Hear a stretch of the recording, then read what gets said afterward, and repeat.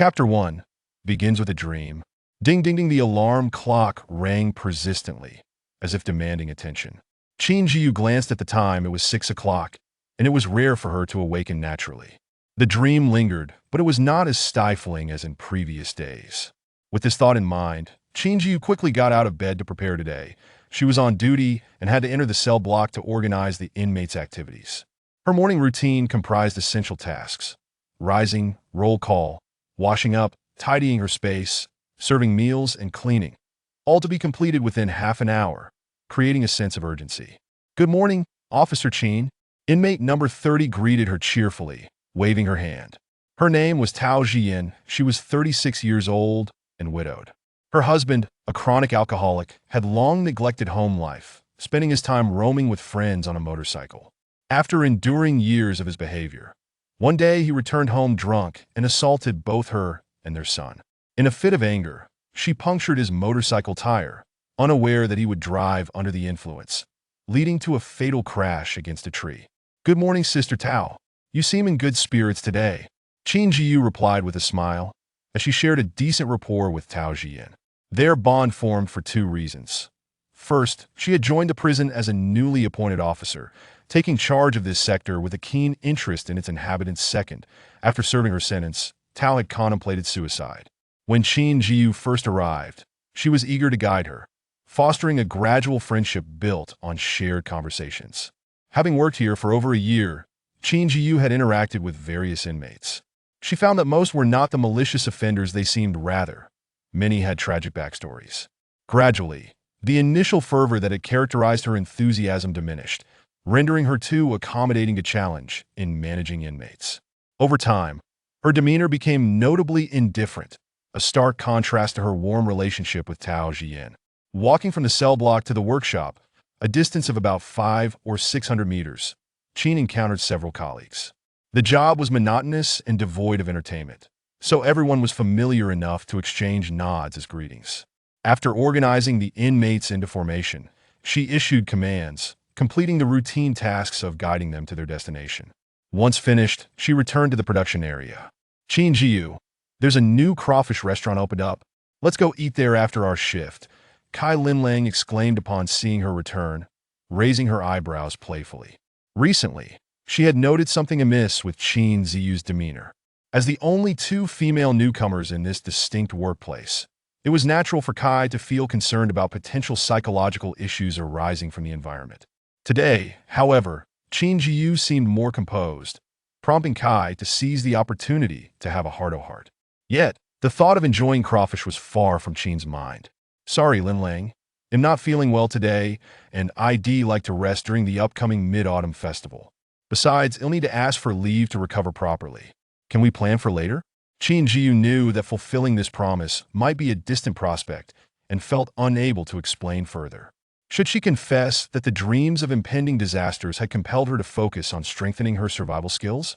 Kai Linlang would likely find such a proclamation hard to believe, and it could lead to her being labeled as delusional, a fate Qin Zhiyu wished to avoid at all costs. "Well, be sure to take good care of yourself, Zhiyu. Don't let too many burdens weigh you down. Our job does offer good compensation, but it does come with its share of pressures. The seasoned staff have all been through similar periods. I believe we can endure this together." Kai Linlang regarded Qin Zhiyu earnestly, hoping for her well-being. After all, their shared experience of starting at this unit had created a bond, and Qin's kind, modest nature made their partnership easy and comfortable. Kai Linlang didn't want to lose such a valuable companion at work. "All right, Linlang, no need to worry too much, you'll manage. Just a bit of adjustment is all I need, and I appreciate your concern." Qin Zhiyu smiled back, showing a hint of her dimple, understanding the underlying sentiment in Linlang's words, yet feeling unable to disclose her truth, saving it for a more fitting moment. "Be sure to rest well at home, and when you're ready, treat me to crawfish." Kai Linlang chuckled, her round eyes twinkling with mischief. "Of course. I'll head home now. Goodbye." As they spoke, Qin Zhiyu busied herself gathering her few belongings before leaving. Upon returning home, the first thing she did was jot down the details of the dream she had the night before. The fourth disaster had been a flood, and due to her prior accumulations, the days leading up to the disaster were relatively easy. The dream's darkness had lessened compared to previous nights. After making her notes, Qin Zhiyu read through them again to solidify her impressions. For the past month, she had consistently awakened in this manner. From the impenetrable dark of night to days filled with sweltering heat and torrential rain, culminating in overwhelming floods, she had experienced one catastrophe after another in her dreams. When the first disaster struck, all human efforts and creations transformed into raw materials. Everything, save for the technologies embedded in their minds, vanished. All people on Earth were bound to a survival guide for disasters, and one could only survive by adhering to its directives. Like everyone else, Qin Zhiyu felt a sense of anxiety. Each morning her first thoughts were calculations of food supplies and locating materials for upgrading the shelter, all while considering how to fend off hostile beings from another realm and avoid betrayal by her own kind. Initially, she dismissed these dreams as mere nightmares, attributing it to her dream-prone nature and largely ignoring the gravity of their messages. However, as the nightmares not only persisted but intensified, her encounters with faceless figures became clearer. She began taking these dreams seriously, making it a routine to document them upon waking to prevent forgetfulness. During the day, aside from work, she devoted herself to meticulously reviewing her dream records. Her colleagues were astonished at her distracted demeanor. They thought her exposure to various kinds of inmates, paired with the darkness of her job, was too taxing for a young woman. Even the leadership summoned her a few times to counsel her against being overly fixated on her surroundings. In an age where jobs were scarce and stable, well-paying positions were exceedingly rare, they urged her to endure the ups and downs, assuring her that everyone faced similar tribulations. Though Qin Zhiyu had always prized her job, she gradually found that she could not heed their advice. The vividness and frequency of the dreams only increased. The dreams provided no indication of when calamity would strike, but an unsettling awareness grew within her. Time was running short, and she had to commit every detail of the disasters to memory before they turned all into raw materials, leaving only her recollections to rely on. Consequently, she decided to approach her superiors with a request for leave, which was readily granted. Given their already limited workforce, particularly among younger women, it was deemed unwise to let the pressure drive away talented staff. Since the onset of her unsettling dreams, Qin Zhiyu had ramped up her physical training. Regardless of whether the calamities were real or not, maintaining good health was essential. After a quick tidy-up and lunch, she called her old classmate, Wei Xinglan, whom she had met at a sports academy. "Hello, Qin Zhiyu. It's rare to receive a call from you. What brings you to me?" Seeking to reminisce about our time as classmates, Wei Xinglan answered swiftly, his tone playful. "Of course, old classmate bonds must be cherished, but I actually need your help with something urgent." Understanding Wei's background as the sole son and financially stable, she skipped the pleasantries and got straight to the point. "Oh, how intriguing. What could compel you to call me? I must be the only one capable of assisting you." Wei raised an eyebrow, surprised to hear from her after all these years. He recognized this as an opportunity to repay the favors he owed her from their school days, and so he agreed with little hesitation. "Could you teach me some simple self-defense techniques?" "Self-defense. And you want simplicity too. Old classmate, are you trying to put me in a bind?" "It's just that I figured learning some self-defense could offer a sense of security, especially given my line of work." "Fine, I would typically be able to teach you a couple of moves myself, but I have an upcoming assignment in a few days, so I can only send you a training video later." "Thank you so much." With a plan for her training taking shape, Qin Zhiyu embarked on her exercise for the day. She strapped 2-pound sandbags to her hands and feet and ran 3 laps around her complex's trails. Since she had come to believe in the authenticity of the events in her dreams, preparations were essential. Natural disasters were unlike other apocalyptic scenarios involving zombies, where prior knowledge allowed for stockpiling supplies and building safe havens. In her initial iteration, her knowledge of disaster types was limited, leaving her with only the motivation to enhance her physical condition and learn a few defense moves. Qin Zhiyu referred to her dreams as the first iteration. Whether these dreams were premonitory or remnants of a past life, she felt she was hitting a refreshed button on life. Thus the term felt appropriate. Thus, contacting Wei Xinglan also made sense, considering his upbringing included training in Taekwondo and other self-defense arts. The valor he had shown in college and his subsequent enlistment showcased his skills, which she hoped to draw upon. Although she lacked the foundational knowledge he had, having received training from childhood, she could pursue physical readiness, allowing for continued learning if disaster struck. Chapter 2. Amun assigns the community is nestled against the mountains, with all the apartment buildings constructed in harmony with the terrain. Qin Zhiyu resides at the pinnacle of the highest elevation. The first calamity was manageable. The true challenge lay in the subsequent oppressive heat, torrential rain, and floods that by a stroke of fortune. Qin Zhiyu survived the sweltering temperatures and managed to endure the subsequent two disasters, thanks in part to the community's advantageous location on elevated ground near the waterfront. After completing a lap around the neighborhood, she found herself drenched in sweat, yet not overly fatigued, as she maintained a daily exercise regimen. The added challenge of running with weights merely intensified her training. While jogging, she observed the overall topography of the community. Interspersed among the greenery were meandering paths that intertwined seamlessly, enveloping the entire area and offering glimpses of beauty around every corner. Having persevered through her final lap, she returned home to her two-story villa, where she lived alone. Originally adopted, her situation became increasingly awkward when her adoptive parents had a biological son. Despite their kindness and the material comforts they provided, including a two-story villa with a small courtyard and a beetle car as a coming-of-age gift, Qin Zhiyu felt compelled to move out and cultivate her independence after reaching adulthood. Though her adoptive parents had treated her well during their years together, and she held a deep affection for them and her younger brother, her parents tragically perished in a maritime accident 2 years prior, leaving her to navigate life in this city alone. Following her graduation, she found employment and settled in Qin. Time for rest, sweet dreams tonight, she murmured to herself, unaware that this final dream would stretch into an eternity. When she finally roused from the sweat-drenched sheets, the dawn cast a dull gray hue over the earth. Beep! Information received. Disaster system successfully loaded. System binding complete. The user of this system is Qin Zhiyu. Non-transferable and cannot be abandoned. Welcome to use. Level 0. Upgrade method. Blood sacrifice. Function. Please check at level 1. Countdown to disaster. 3 days, 5 hours, 34 minutes. Once again, she had dreamt. Qin Zhiyu swiftly recorded the details of her dream, which lasted an astonishing 19 hours. Awakening at 1826, she realized it had doubled the length of her usual dreams.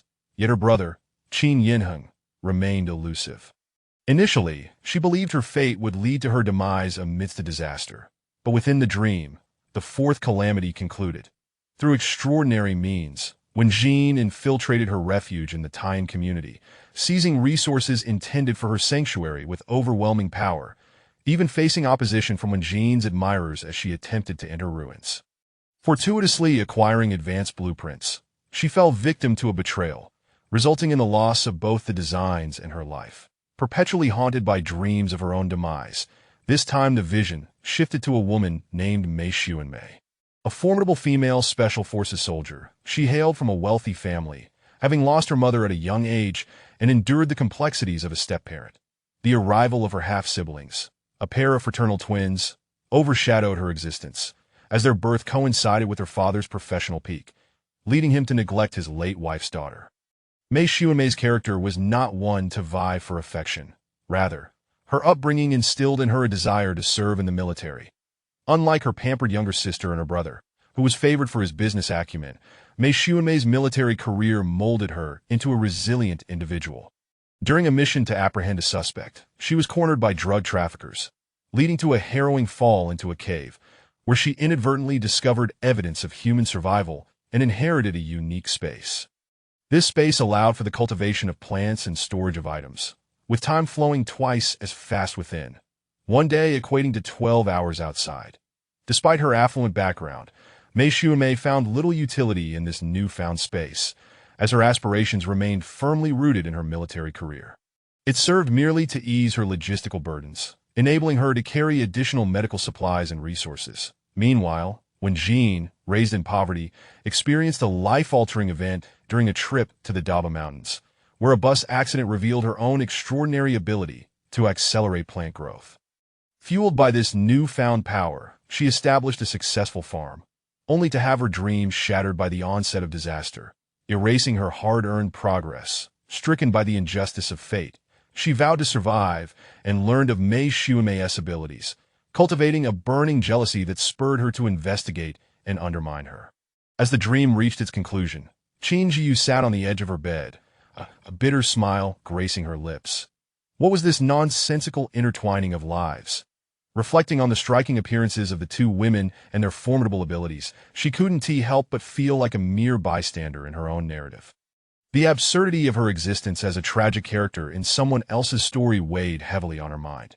She pondered whether this dream was a forewarning or a mere echo of past lives. Regardless, it granted her newfound resolve to survive the impending apocalypse. Those endowed with remarkable gifts would not be encountered early on. Her focus would be on outlasting them and honing her own strength. As for revenge, it would require careful planning and the right opportunity. With her arms laden with provisions, a live fish, a chicken, and a duck, she made her way to her building, the dim light of the street lamps illuminating her path. Scattered fellow travelers hurried past, bundled tightly against the evening chill, each absorbed in their own thoughts. The oppressive air, thick with unknown black dust, rendered her mask stifling.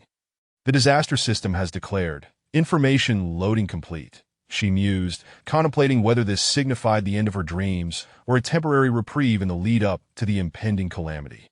Regardless of the reason, the system's revelations were invaluable, heightening her anticipation for the day it would be activated. Considering the system's requirement for a blood sacrifice, Qin Zhiyu contemplated whether she would need to slay a living creature, most likely a chicken, duck, or fish. The thought of committing such an act in a stable environment seemed unfathomable. She lacked both the justification and the will to do so. The branches of the osmanthus tree brushed against her head, and she let out a wry smile. The countdown was growing shorter, and perhaps the plant sensed the approaching apocalypse, striving to thrive in the face of impending doom. Where once she could gaze skyward through the branches, they now obscured her view, casting shadows that deepened the twilight. In recent years, environmental upheaval had transformed the landscape. Deserts flooded while traditionally rainy regions faced drought. The air at night was thick with an unsettling haze, swirling with particles of dust. Experts claimed these black particles posed no threat to human health, yet few were willing to risk their well-being for such assertions. Thus, those venturing outdoors at night were diligent about wearing masks. The apocalypse seems to have settled into a familiar rhythm. Why haven't I encountered any remarkable powers, storms, lightning? Anything would do. Where are the heroines and their magical abilities?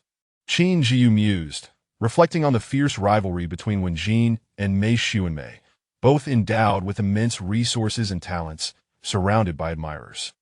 She, on the other hand, felt like nothing more than a disposable character, a mere footnote in a sprawling narrative. As she continued her self-deprecating observations, she noticed the dense foliage around her, the branches looming ominously over the passers-by. Suddenly, a man nearby shouted, "What the hell?" as a shadow darted past, snatching his bag with uncanny agility. "Give it back, you beast," he shouted, cursing as he pursued the thief. A chilling scream echoed through the darkness, sending shivers down her spine. Chapter 3. A struggle for survival with a furrowed brow. Qin Zhiyu cast a glance toward the shadows beyond the reach of the streetlights, contemplating the recklessness of the man who had rushed into the darkness. Surely he would suffer for his impulsiveness. With just over 3 days remaining in the countdown to the apocalypse, had the anomalies already begun? During her first run, she had been on duty at this very hour, exhausted and too preoccupied to notice the world around her, thus missing these ominous changes. The atmosphere, already fraught with tension, grew even more oppressive. Nearby, several passers-by, indistinguishable as male or female, offered no assistance. They merely tightened their coats and hastened away, eager to return home for a warm meal and a night's rest. Qin Zhiyu, too, wasted no time. The bag in her hand grew heavy, her palms slick with cold sweat as she quickened her pace, yearning to return home and ascertain whether the blood offering required by this system aligned with her expectations. In what was usually a verdant community, danger now lurked at every corner. As she pondered this unsettling reality, she was suddenly startled by a rustling sound beneath her feet. In an instant, she felt a coarse, icy appendage wrap around her leg, pulling her violently away. In that fleeting moment, Terror gripped her heart. What was this, a snake? Or perhaps a trap laid by a malicious foe? Ah! With a sharp noise, Qin Zhiyu was yanked into the underbrush. Her back scraped raw against the gritty earth, while jagged stones jutted painfully into her flesh. Oh no! What caused this person to suddenly collapse? It appears she has been dragged into the bamboo grove. A woman by the roadside, her eyes wide with disbelief, watched as Qin Zhiyu was pulled away. Seeing something so unprecedented, she quickly averted her gaze, unwilling to invite danger upon herself, and hastily departed. With great effort, Qin Zhiyu curled her limbs inward, shielding her head to avoid further injury from branches. Above her, two enormous umbrella-shaped mushrooms pulsated with a violet luminescence, while seaweed-like organisms swayed, their tentacles glowing a vibrant green. One particular vine ensnared her, cleverly concealed within the tall thicket. She had initially mistaken it for a snake, but was now horrified to discover it was a vine. Straining to keep her eyes open, she fought to remain calm and alert as the silvery green tendril crawled up her leg, tightening its grip in an attempt to strangle her. The thought of being choked to death was ghastly, and as the vine continued its ascent, Qin Zhiyu grasped its root, desperately trying to halt its advance. Yet she was slowly being dragged toward its base. Gazing at the root, as thick as 3 fingers, she felt her legs being bound, her strength waning, that if she did not devise a way to eliminate this vine, she would inevitably become its fertilizer. With determination, she swung the live pole tree she had been carrying towards the root, striking it repeatedly with precision and force. The effects of her weight training manifested in this moment as scales and feathers flew in all directions. Fortunately, she had secured the beaks of the chicken and duck beforehand. Otherwise, their cries might have hindered her efforts. The sharp beak of her fowl struck the vine stem, leaving a thumb-wide gash that revealed the shimmering green light within. Qin Zhiyu examined the glimmering, blood-stained point resembling a fingernail, and surmised that this might be the reason this seemingly ordinary vine had become extraordinary. No time to waste. She closed her eyes, summoned all her strength, and bit down hard on the vine's root.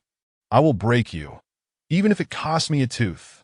To her astonishment, the texture was akin to biting into a sponge, soft yet remarkably resilient.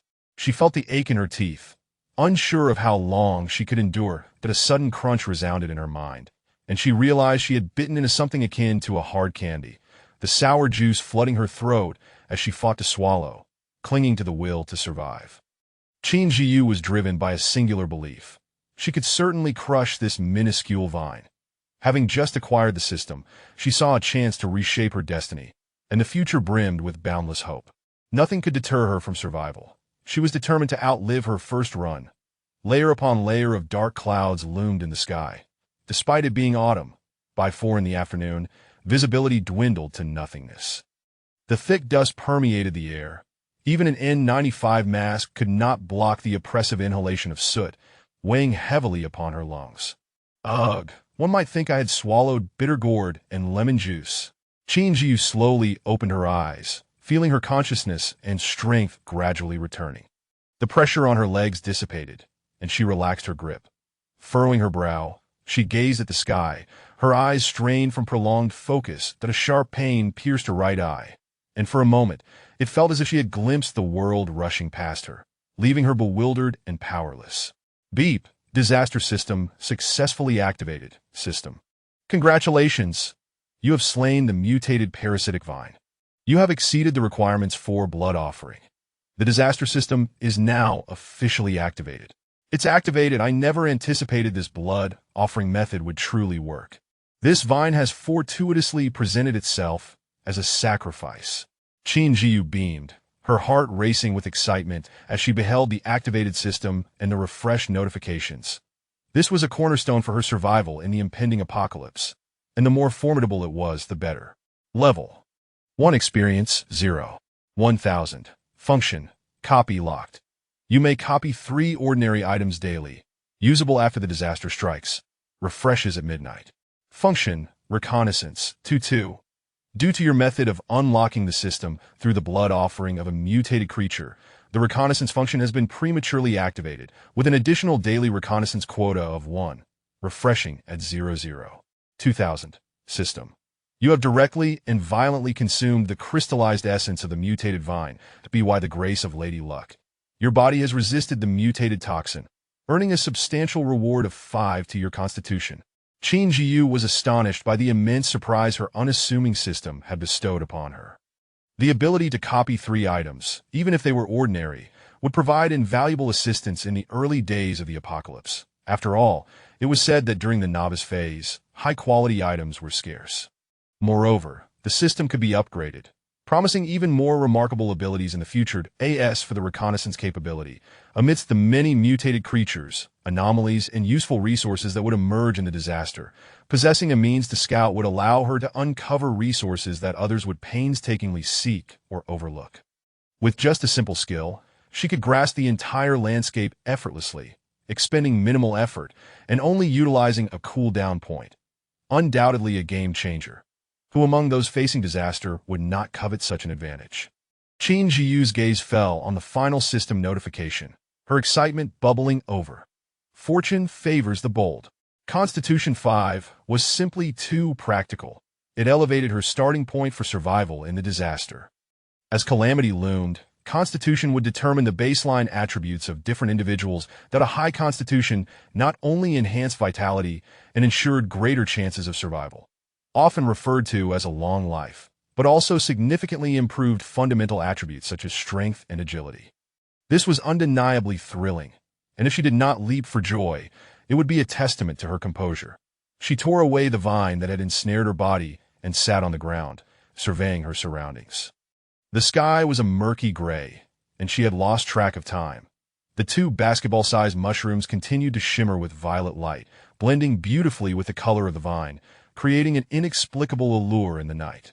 Feathers from the chicken and duck lay scattered about, alongside the fish, motionless and evidently lifeless from the chaotic skirmish. The vine had perished as well, its vibrant green hue a testament to its former vitality. It seems they were likely the sovereigns of this bamboo grove. Qin Zhiyu mused, using the glow of the mushrooms to probe her pocket for her phone. 29. From the moment she awoke and recorded her experiences in the first run to the time spent purchasing fresh produce and the round trip, it had taken her less than 2 hours. Upon closer inspection, she noted that the bamboo here was unusually robust, unlike the slender varieties found in the northeastern gardens of her community. The residual sourness lingered in her mouth, and her mask had long been torn away during the struggle. Surveying the towering mushrooms and the stout bamboo, she surmised that these mushrooms were indeed extraordinary. Their size and luminescence spoke of something remarkable. The surrounding environment was quite arid, not the rainy season, and there had been no recent rainfall, conditions unfit for their growth. Yet they had mutated, only to serve as her unwitting adornment. With the reconnaissance skill now unlocked, did it not imply that resources lay nearby, waiting to be detected?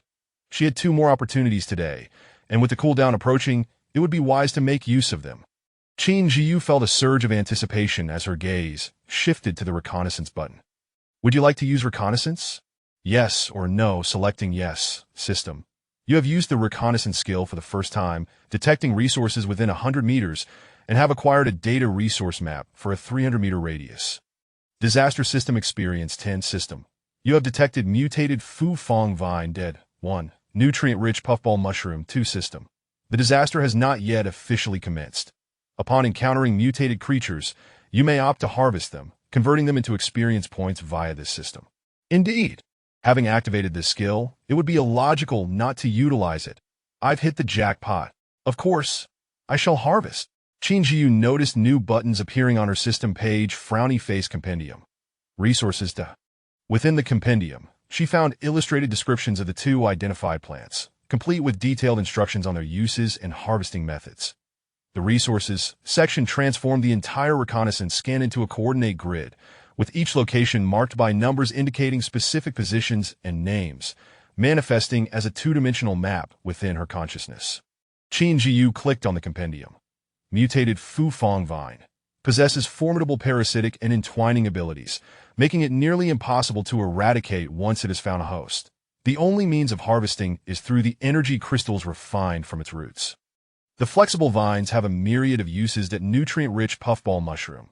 Originally an ordinary toxic mushroom capable of rendering one incapacitated, it evolved into this nutrient-rich variety to avoid being drained by the Fu Fong vine, with the most straightforward method of acquisition being to break it off. Please let me know if I am not playing solo. Chapter 4. Utilizing reconnaissance. Upon reading the synopsis, Qin Zhiyu raised an eyebrow, pleasantly surprised by the unique and humorously whimsical style of the system's illustrated guide. The mutated Fu Fong vine was straightforward to handle, having already perished, allowing her to sever its roots with ease. However, the expansion mushroom posed a bit more of a challenge due to its basketball-sized bulk, requiring considerable effort to break apart. System. Acquired mutated Fu Fong vine deceased. 1. Converted to 200 experience. Nutrient-rich expansion mushroom. 2. Converted to 200 experience. Experience. 401,000. Evidently, these two mutated specimens were extraordinary, granting her a substantial amount of experience points. What a windfall. This bamboo grove was relatively close to Qin Zhiyu's villa. Following the traces she had dragged, she returned to a well-lit area that, of course, she didn't forget to collect a chicken with her left hand and a duck with her right, while also hauling up a rather drab-looking carp. By the time she reached her villa, it was already 9 o'clock. Qin Zhiyu opened her phone to check WeChat, discovering that Wei Xinglan had sent the video resources around 8, accompanied by a note indicating that they were not to be shared. Timing is everything. Qin Zhiyu had no qualms about the confidentiality and, after replying to Wei Xinglan, proceeded to download the video resources, preparing to begin her self-defense training without a moment's pause. While waiting for the download, she opened a forum and browsed the news, seeking to uncover any recent information regarding mutated flora and fauna. After searching several keywords, she finally stumbled upon a hint concerning unusual occurrences related to mutated plants and animals. Panga, I swear, I returned from a business trip to find that the peony I have at home has grown taller than my peach tree overnight. Terrifying, JPG. Zue AI, Kwai Lu Shui. Bro, stop exaggerating. Is your family's peach tree only 3 feet tall? Laughing, JPG. Panga, I have photographic evidence. If I'm lying, I'll gain 10 pounds. Tomato, not tomato. Oh dear, I believe the host. My succulent has grown like crazy in just 3 days. Now it's as big as a basin. Ridiculous. It was only palm-sized last week. Proof, JPG. Sang de etion. Are you sure you haven't used any harmful fertilizers on your succulents? It seems that the host has a natural talent for agriculture. Perhaps you should consider cultivating other crops. You might inadvertently solve the food crisis. Serious face. 100-yard tractor. The hamster I keep has become fatter than my cat. Dante say you don't believe it. I find it hard to accept myself. Qin Zhiyu read through numerous similar posts, all recounting unusual events happening around them. It seems this phenomenon might be global. It turned out that the impending disaster had long been foreshadowed. Yet how could humanity thwart a predetermined future? As these thoughts crossed her mind, Qin Zhiyu couldn't help but think of her brother, whom she had been unable to contact. It had been 2 years since she last heard from Qin Yanheng. She only knew that he was traveling the world, exploring diverse cultures, and had even published a book on geography. In her dreams, there was no sign of him either. However, with his robust health and capability to traverse the globe alone, she hoped he could manage well amid the impending calamity. With this in mind, Qin Zhiyu set a new goal for herself amidst the disaster: to locate Qin Yanheng.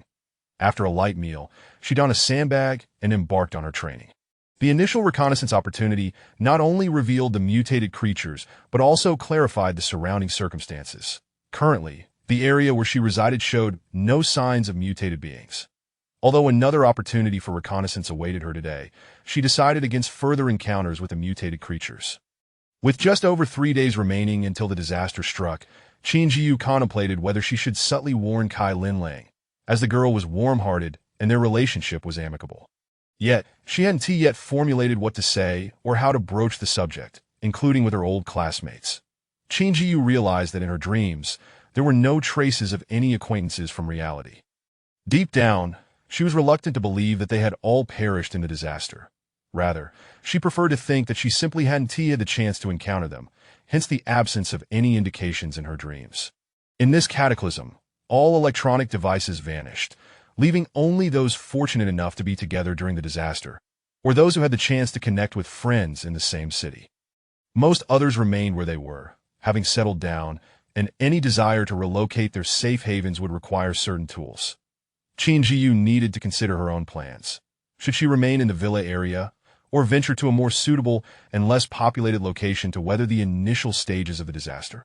The nearby villas were either deserted or occupied by families returning to their hometowns for the holidays, leaving only a smaller apartment block at the side of the community. With 30 buildings, each 7 stories high and comprising 3 units, the population was considerable, and it was certain that someone would covet the advantageous and sparsely populated environment of the villa area.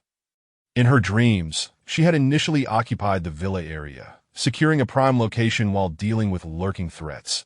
Her own strength had resolved those troubles, and capable individuals were disinterested in her safe haven, at least initially, when humanity's conscience had not yet crumbled under pressure. Another reason to stay was that, as the disaster descended, many human structures transformed into natural resources. For instance, concrete became mineral veins, and it was rumored that would mysteriously sink into the earth, possibly catalyzed into coal by the disaster. After much contemplation, Qin Zhiyu ultimately decided to relocate. As for the resources in the community, she could utilize reconnaissance once they had completed their transformation, thereby discerning what had attracted Wen Jin to move there. Once the shelter stabilized, she could return to collect resources. After her run, Qin Zhiyu opened the video that Wei Xinglan had sent her. The video was titled Joint Lock Techniques, divided into 4 segments. Basic skills, defensive strikes and throws, joint locks, and counter-joint locks. Each segment included detailed explanations of specific techniques, such as the demonstration of basic movements like palm strikes, punches, kicks, and falling techniques by a young man clad in black. The defensive strikes and throws showcased defenses against punches and arm throws, while the joint locks and counter-joint locks covered active joint locks, escapes, and subsequent joint locks, turning defeat into victory, weapon disarming techniques, and the use of restraints. The joint lock techniques primarily employed the principles of human joint movement, physiological vulnerabilities, and the mechanics of weight transfer, culminating in a specialized skill set designed to immobilize opponents through joint manipulation. Having previously participated in some combat training, Qin Zhiyu was somewhat familiar with the techniques presented. This video would allow her to fill in the gaps and refine her prior self-defense and combat skills, proving to be immensely practical. After a brief rest, Qin Zhiyu began to meticulously memorize the key points from the video. Though it was already midnight, she had slept too long the previous day. With the system's countdown indicating just 3 days remaining, she could ill afford to waste any time. Chapter 5. Practicing Techniques, Seeking Collections and Votes. At 8 o'clock in the morning, there were just over 2 days left until the calamity struck. Last night, Qin Zhiyu had organized the videos to a considerable extent. After having breakfast, she went for her customary morning run. Qin Zhiyu's daily meals were generally simple and quick. She was not one to indulge in excessive culinary delights that to her. Food was satisfactory if it tasted decent, and she was indifferent if it was merely average. Lacking culinary skills, her expectations were modest. When the disaster arrived, frequent bouts of hunger and satiety left little room for quality.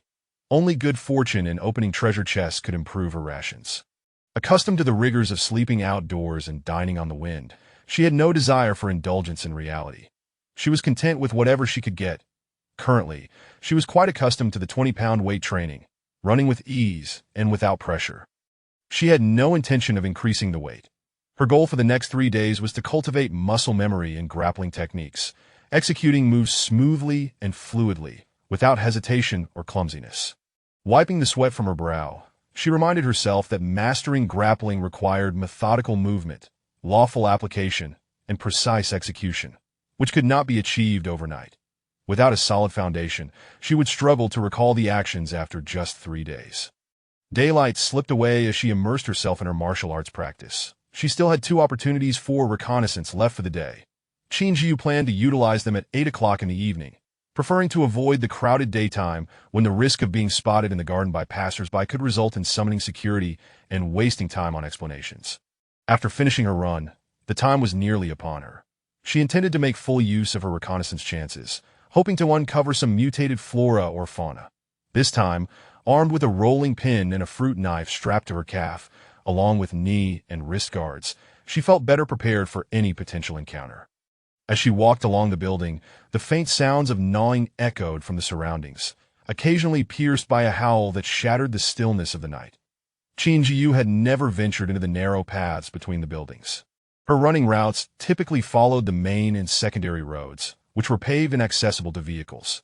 The distance between the residential units was about 10 meters, and the 7-story old-style buildings were filled with parked cars, their sparse lights barely illuminating the dim night.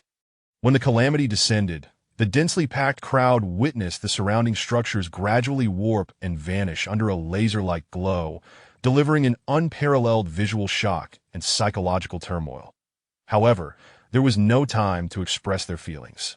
They had to hastily evacuate the varying heights of the buildings that a moment's delay could mean being twisted away alongside the structures, transformed back into primal natural elements.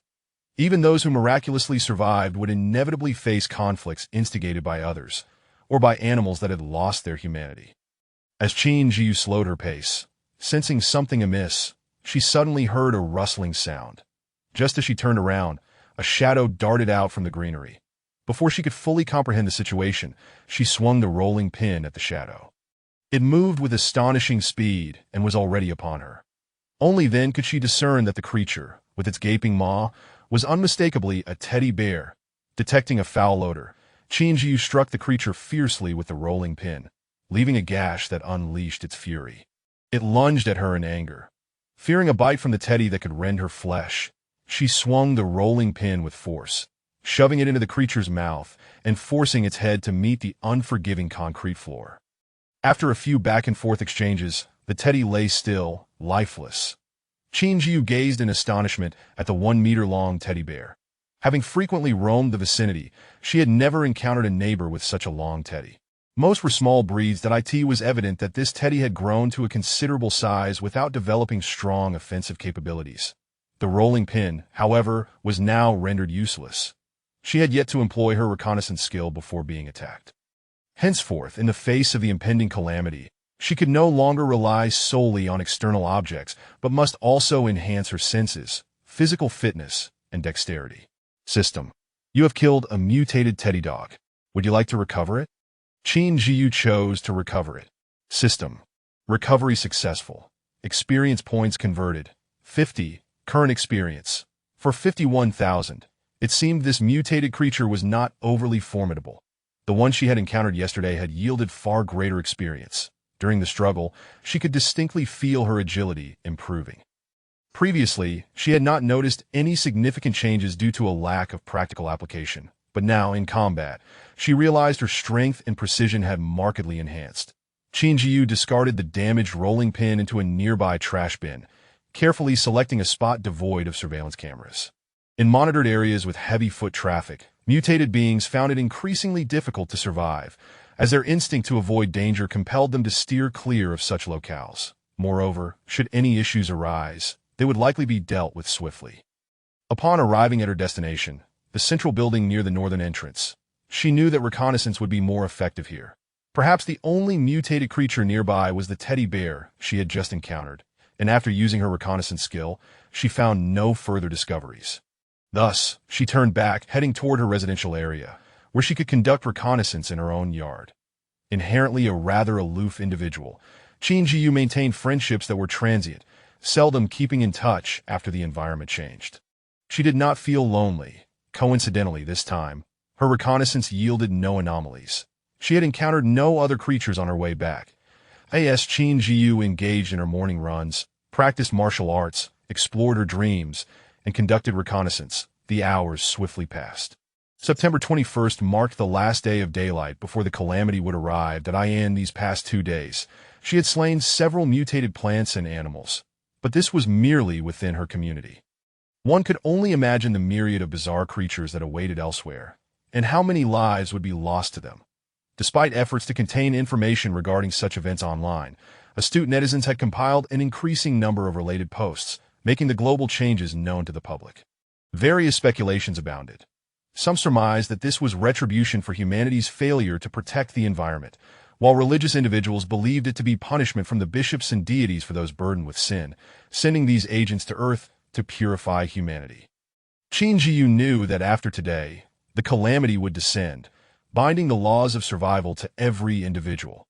The 3 nights of darkness served as an invitation to the disaster, a frenzied celebration for doomsday enthusiasts and a nightmare for the ordinary and mundane. As for those endowed with extraordinary talents or favored by fate, it would present a stage upon which they could shine. Please consider collecting and voting. Chapter 6. The Cataclysm Approaches, Seeking Collections and Recommendations. In the city of Kangsheng, where Qin Zhiyu resides, numerous subalpine, mid-mountain, and low-mountain ranges, along with broad valley basins abound. The lofty mountains rise majestically in the north and south, encircling the river valleys and basins that lie in between. For the sake of long-term survival, it would be far more prudent to choose the northern or southern mountain ranges rather than the edges of the river valley basins. Although the basins initially offer convenient access to water, once the third cataclysm begins and torrential rains ensue, the first refuge to succumb to flooding will undoubtedly be those adjacent to the river valleys. A perilous trade-off indeed. The options available for selection are rather limited, particularly considering the necessity of being able to reach them without the aid of transportation. This shall be the place. Approximately 20 kilometers south of Kangsheng lies an uncompleted villa district. Due to the contractor absconding with funds, the project has remained in a state of disarray for 5 to 6 years. Yet for Qin Zhiyu at this moment, it presents an exceptionally favorable choice. First and foremost, the unfinished villas are unlikely to attract visitors, and the original promotional concept was centered around retirement villas, strategically located near mountains and water. The materials from these abandoned villas will serve as invaluable resources for establishing a refuge, an impeccable fit. However, Qin Zhiyu faces a dilemma. To stay or to go, a choice that must inevitably be made. Retaining resources within the marked community is crucial for the impending disaster, which implies that she would have to remain in her villa while awaiting the cataclysm, thus delaying her journey to the villa district. Conversely, if she opts not to mark the resources, she would need to make her way to the abandoned villa district, establish a refuge there once the facilities are adequately stabilized, and only then return after ensuring her own safety. With the flutter of a butterfly's wings, the uncertainties surrounding the resources in the area loom large. There exists a tangible risk of missing the optimal opportunity for extraction, and without a systematic coordinate, locating this place again in the future would prove exceedingly difficult. After much contemplation, Qin Zhiyu resolved to first scout the community immediately following the disaster before heading to the abandoned villa district 20 kilometers away. Human creations undergo a transformation process, and as long as she can navigate this transition by leveraging the terrain and utilizing any remaining electronic devices from vehicles, such as compasses, she stands a significant chance of traversing those 20 kilometers. Having made her decision, Qin Zhiyu set out to purchase a compass and filled her Beetle's tank with fuel. With a stroke of luck, perhaps this vehicle would carry her to her destination in one go. Countdown to Cataclysm. 3 hours and 2 minutes, as the time on the system steadily diminished. Qin Zhiyu pondered and composed a text message for Wei Xinglan and Kai Linlang. I believe that a high ground, which is sparsely populated and expansive, represents the optimal position. Though this statement may appear somewhat cryptic, she was confident that in the face of impending disaster, Wei Xinglan and Kai Linlang would interpret her message and endeavor to reach a suitable high ground that is both vacant and spacious. Should they fail to grasp her intent, her reminder would suffice.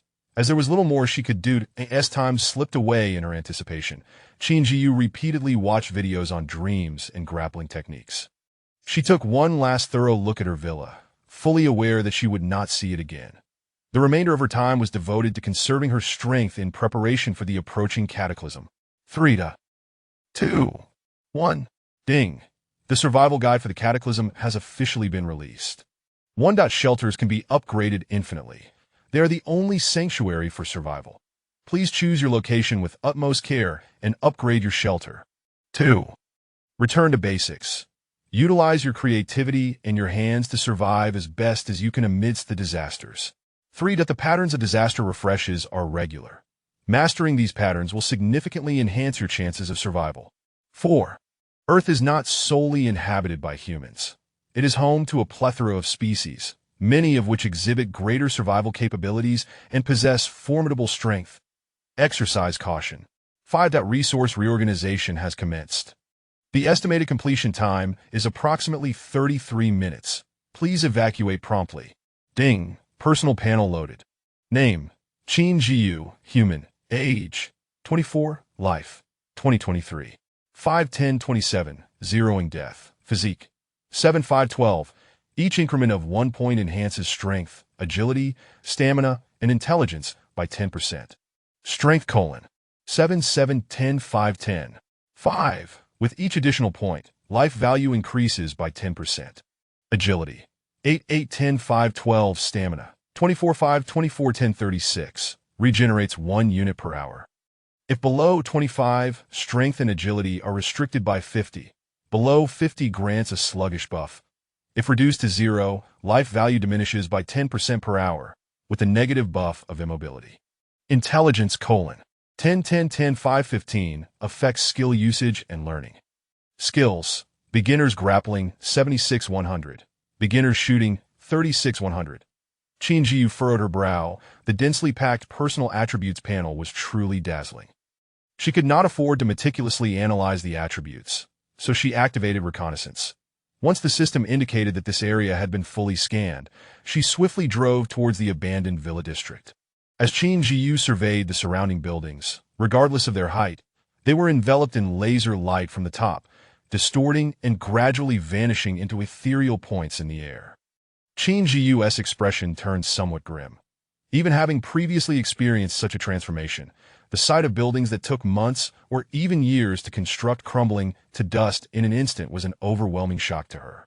What kind of advanced civilization could achieve such a feat? To manipulate reality at will, akin to conjuring clouds and summoning rain. What is happening? Why have they all vanished? Damn it, what the hell is this? Are aliens invading Earth? Lord, have you descended to punish this wretched world? Ha ha ha. I am the protagonist. This is my era. As Qin Zhiyu drove out of the community, a cacophony of voices filled the air. Some people peering out of their windows, others standing on the street, observing this absurdity. There were those diligently studying the survival guide, yet the majority faced the cataclysmic changes with bewilderment. Not everyone possesses the composure to remain calm in the face of such chaos, and it is exceedingly difficult to immediately regain one's composure and seize the opportunity as directed. Qin Zhiyu averted her gaze, disregarding the crowd that pleaded desperately with the heavens or hurled curses at their plight. But if one fails to comprehend the situation in a timely manner and misses the optimal moment for escape, they may find themselves clustered together in one spot during a calamity, leaving no room for refuge. As for those clinging desperately to their properties, fearing that their hard-earned efforts would dissolve into nothingness, they are beyond salvation.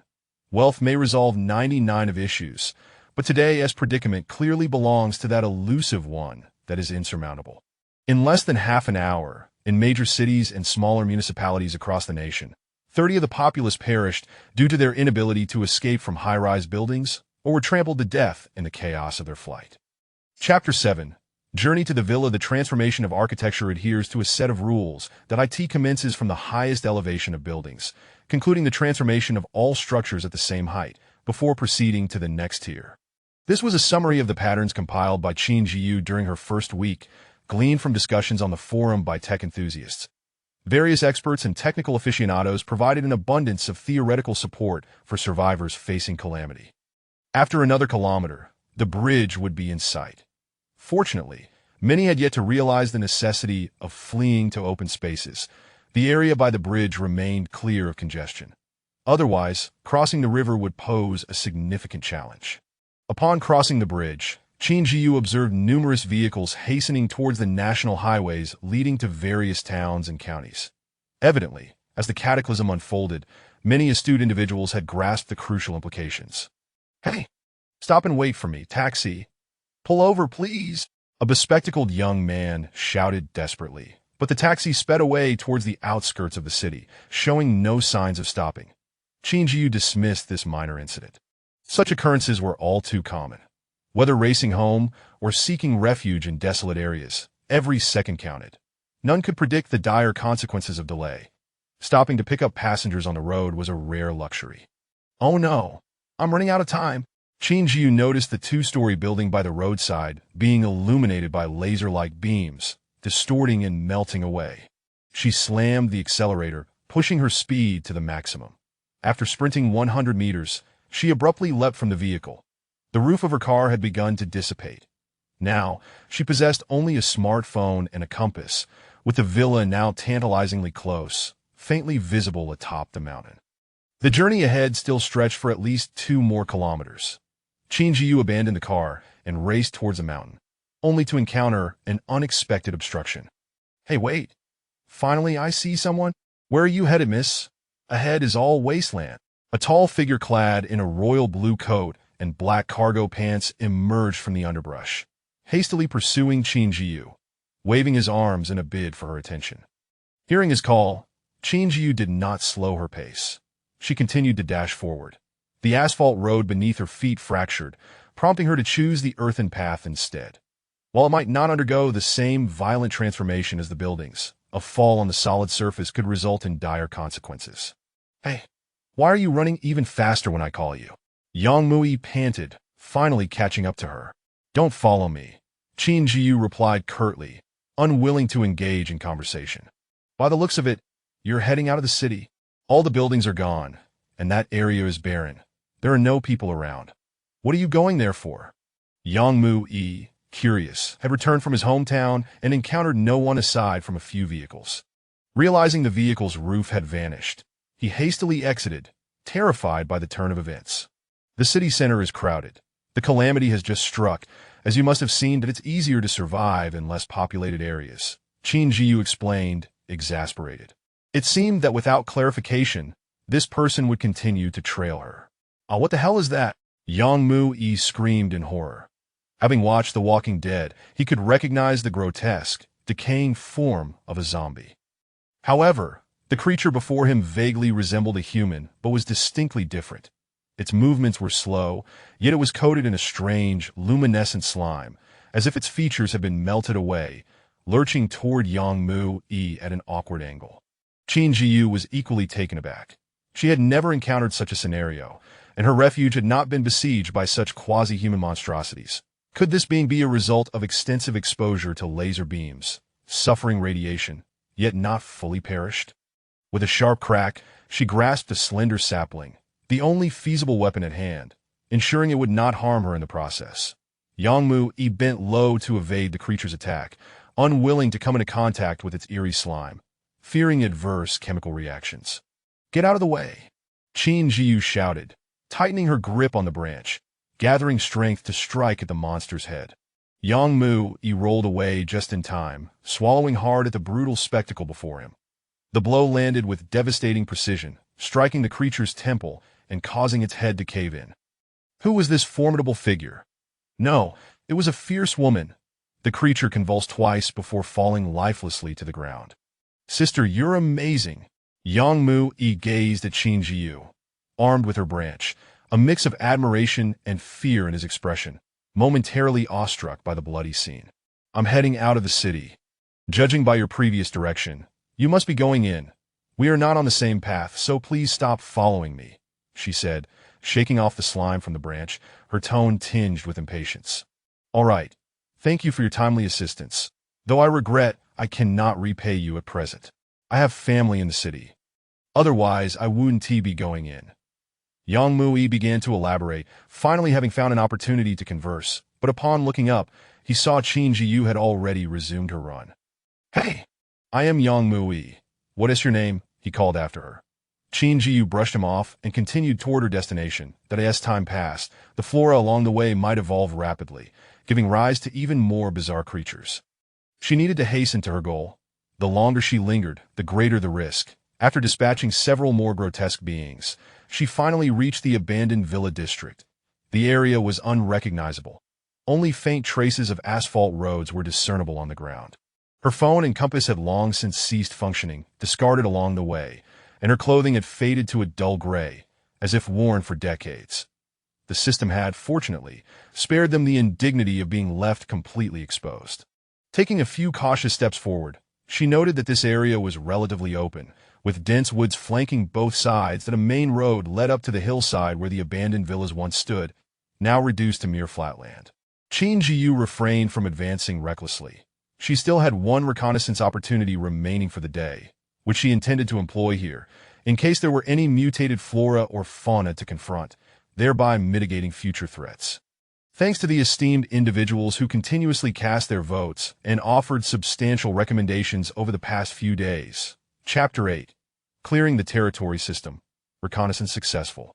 Qin Zhiyu gazed at the reconnaissance map, noting that the forest to her right was devoid of any monsters, while the left harbored mutated cacti. To her, accustomed to the small potted varieties, the towering 2-meter cacti appeared extraordinarily colossal. Behind the villa area, a half-meter-long rat was burrowing into the ground, its nest housing a litter of tiny offspring. As for the cacti, they were formidable and prickly, prompting Qin Zhiyu to prioritize the rat as her initial target. She cautiously traversed the path through the forest on the right, remaining vigilant of any movements from the cacti, and carefully made her way to the platform.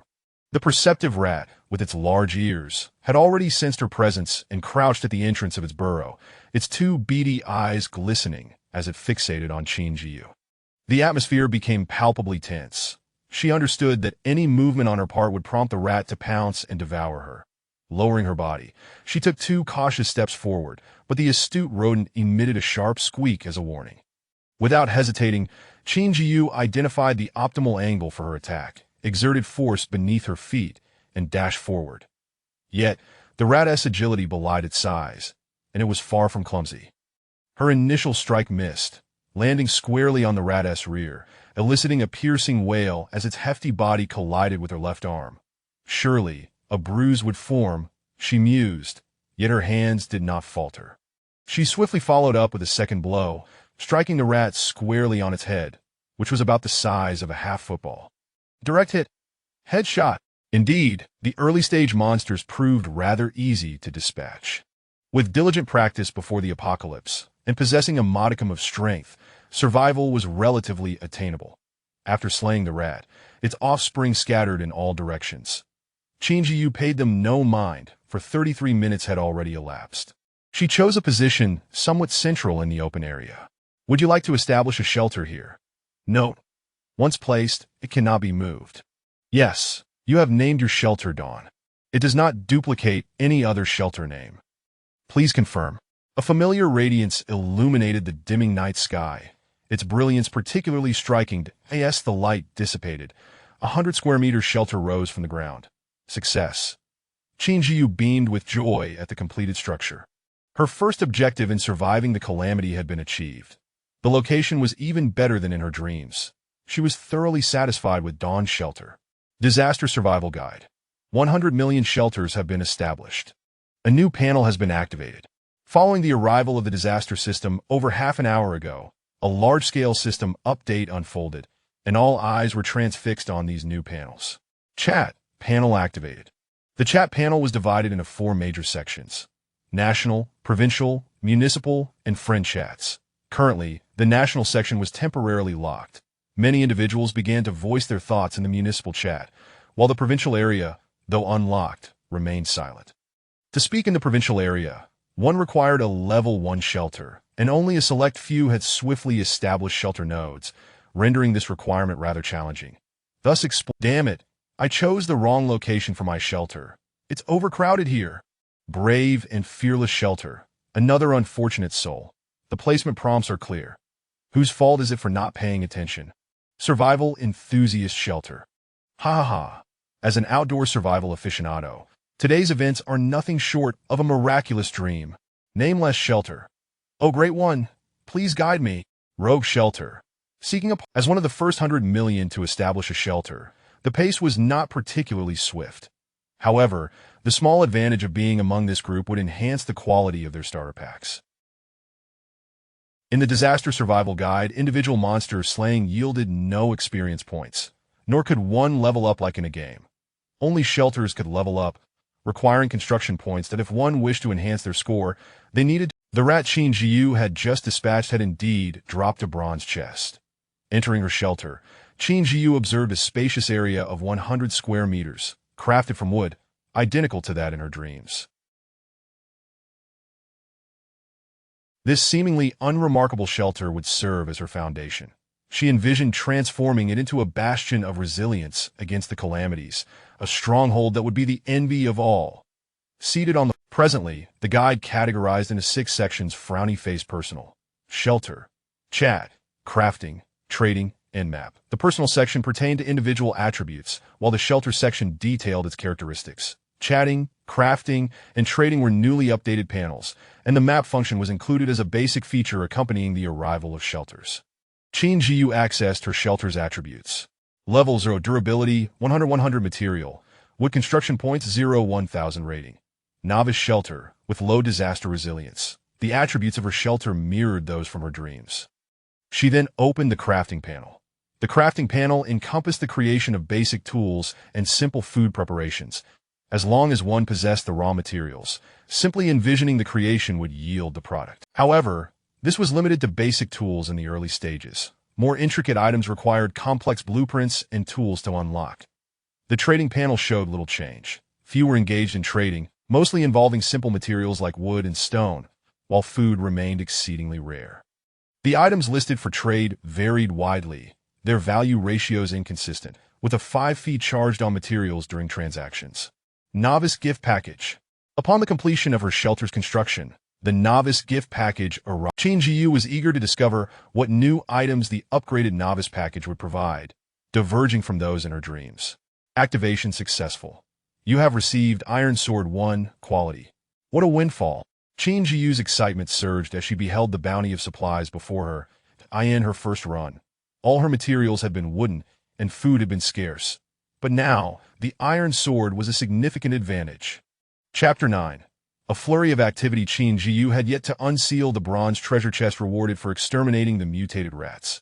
The chests were classified into blank, bronze, red iron, silver, gold, dark gold, and legendary. Currently, she was only aware of these few tiers. However, in her first playthrough, the highest tier she had heard of was merely the gold chest. The delightful surprises she had received from the Novice Gift Pack heightened her anticipation for what the bronze chest might unveil. You have obtained iron or 1 cubic meter. You have obtained, in comparison, the average bronze chest in the first playthrough typically yielded only 2 or 3 items, and even basic blueprints were limited to 1 per chest. Yet here, not only had she acquired 4 fundamental resources, but also 2 blueprints. In a resource-scarce early game, each additional item signified a substantial increase in construction value. Suppressing her delight at this bountiful harvest, Qin Zhiyu activated her disaster system, experiencing triple. The disaster system had just upgraded to level 2. Upon activation, she first cleared a wave of monsters in the vicinity, and after encountering Yangmu, she vanquished 4 more grotesque creatures along the way. Furthermore, the extermination of rats yielded a significant amount of experience points, allowing her to reach level 2 on the very first day of the disaster. Disaster System. Level 2 experience points. 10,500. Function. Duplication daily. She could duplicate 3 items of bronze quality or below, with each item limited to within 3 cubic meters. Function. Reconnaissance 1-3. The scope of reconnaissance has expanded. The bestiary has newly recorded 2 types of slain creatures. It appears that even without utilizing reconnaissance, the elimination of mutated beings can yield information about the creatures. The first is the contaminated zombie, a common monster that having been tainted by the second is the ordinary rat king, which has triumphed over radiation and successfully evolved. However, due to the inherent limitations of its biological potential, it possesses only average attacking power. Even the ordinary quality Rat King exhibits a speed comparable to that of Qin Zhiyu, prompting her to realize that her agility is woefully insufficient and must be urgently enhanced. The resources section includes a 2-dimensional map of the neighborhood that Qin Zhiyu has scanned, complete with directions and coordinates. Currently, the resources displayed in the neighborhood include wood, iron ore, stone ore, and gold. Upon seeing the word gold, Qin Zhiyu's eyes lit up. No wonder when Jean had made an unexpected visit. Gold. As a precious metal, gold possesses exceptional malleability, unparalleled forging properties, stable chemical. Among the numerous blueprints, it is one of the essential raw materials, and it is no surprise that it attracted when Jean. Perhaps only their neighborhood has generated gold in the entire city. It seems that the first step in her pioneering efforts must be to extract gold, and she needs to seek out an opportune moment to visit the neighborhood. The absence of a storage device is indeed a considerable inconvenience. In the first round, someone managed to procure a storage device from a newly spawned treasure chest. However, Even a red iron chest can yield a maximum of only 10 cubic meters of space, while a bronze chest can provide up to 5 cubic meters. Reconnaissance indicates that the gold occupies approximately 3 cubic meters, necessitating at least a bronze-quality storage device. The resources surrounding the Dawn shelter also appear on the two-dimensional map, showcasing an array of ordinary wood, stone, or, having consumed a piece of oil cake and taken some water, Qin Zhiyu resolved to utilize the 3 chances to replicate items that she had unlocked today during the evening hours.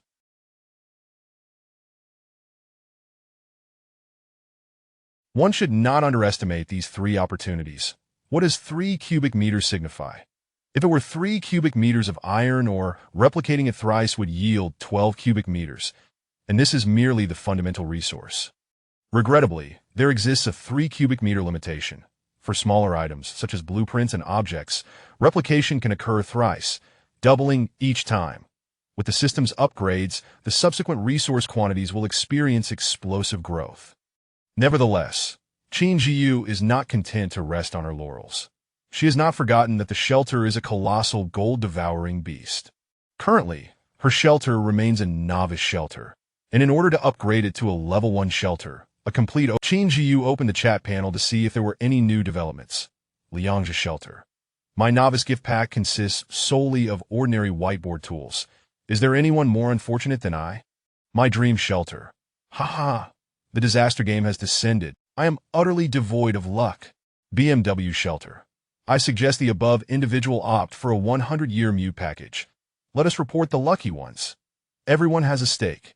After scanning the chat, Qin Zhiyu found nothing of value had been unearthed. It is possible that everyone is keeping their discoveries closely guarded, and the banter on the public screen is merely a form of mutual testing. After a sufficient rest, Qin Zhiyu took her iron sword and stone axe and ventured out to fell trees. To acquire wealth, one must first chop wood. She chose a forest devoid of monsters. What had once been mere low shrubs had now mutated and evolved into towering, unknown tree species. The dense woodland caused Qin Zhiyu to marvel once more at the advanced technological dimensions possessed by these entities, capable of entirely transforming a life form. After all, in comparison to the entire lifespan of a species, a mere 2 or 3 days is but a fleeting moment. Whether for the utilization of kitchen blueprints or bathroom designs, wood is a fundamental consumable, in high demand and relatively easy to procure, so she intended to fell as many trees as possible before darkness fell.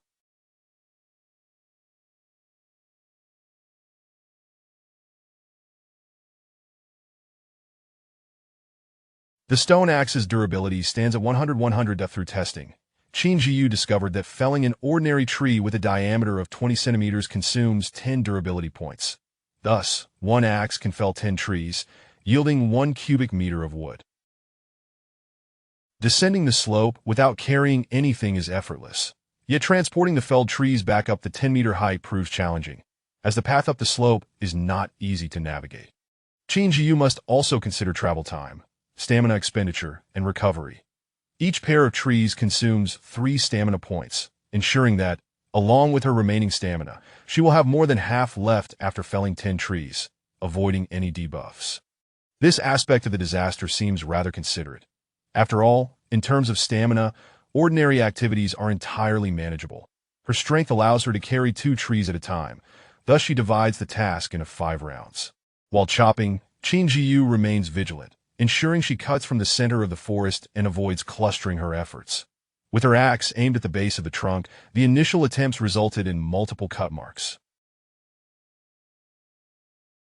However, after several dozen strikes, she has honed her accuracy to strike the same cutting surface consistently.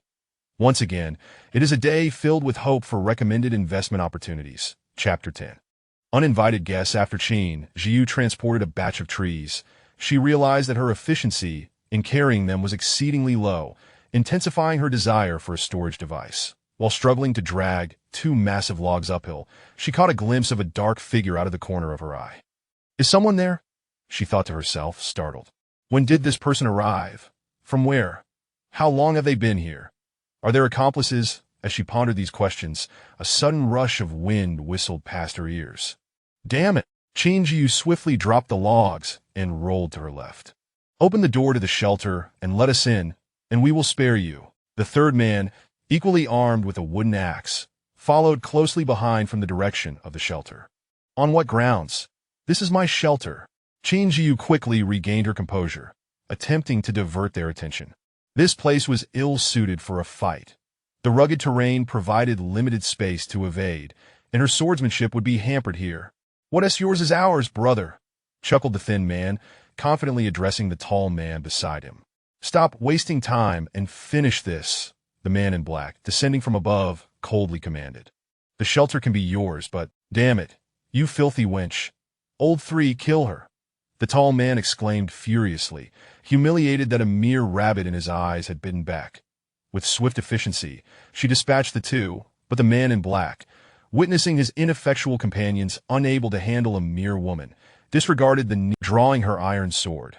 She leaped into the nearby undergrowth, lowering her body to conceal herself in the enveloping darkness. Her visibility was severely limited, yet she could see the man in black enter the thicket while he could not see her.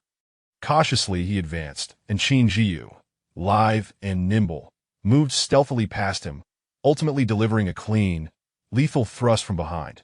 Just one left, she mused, her mind racing. The leader seemed to finally grasp the dire situation. Qin Zhiyu denied him the chance to flee. "Spare me, heroic lady. I was just caught up in a moment that I beg you, let me go." The lecherous man knelt on the ground, a faint odor of urine mingling with the scent of blood wafting through the air.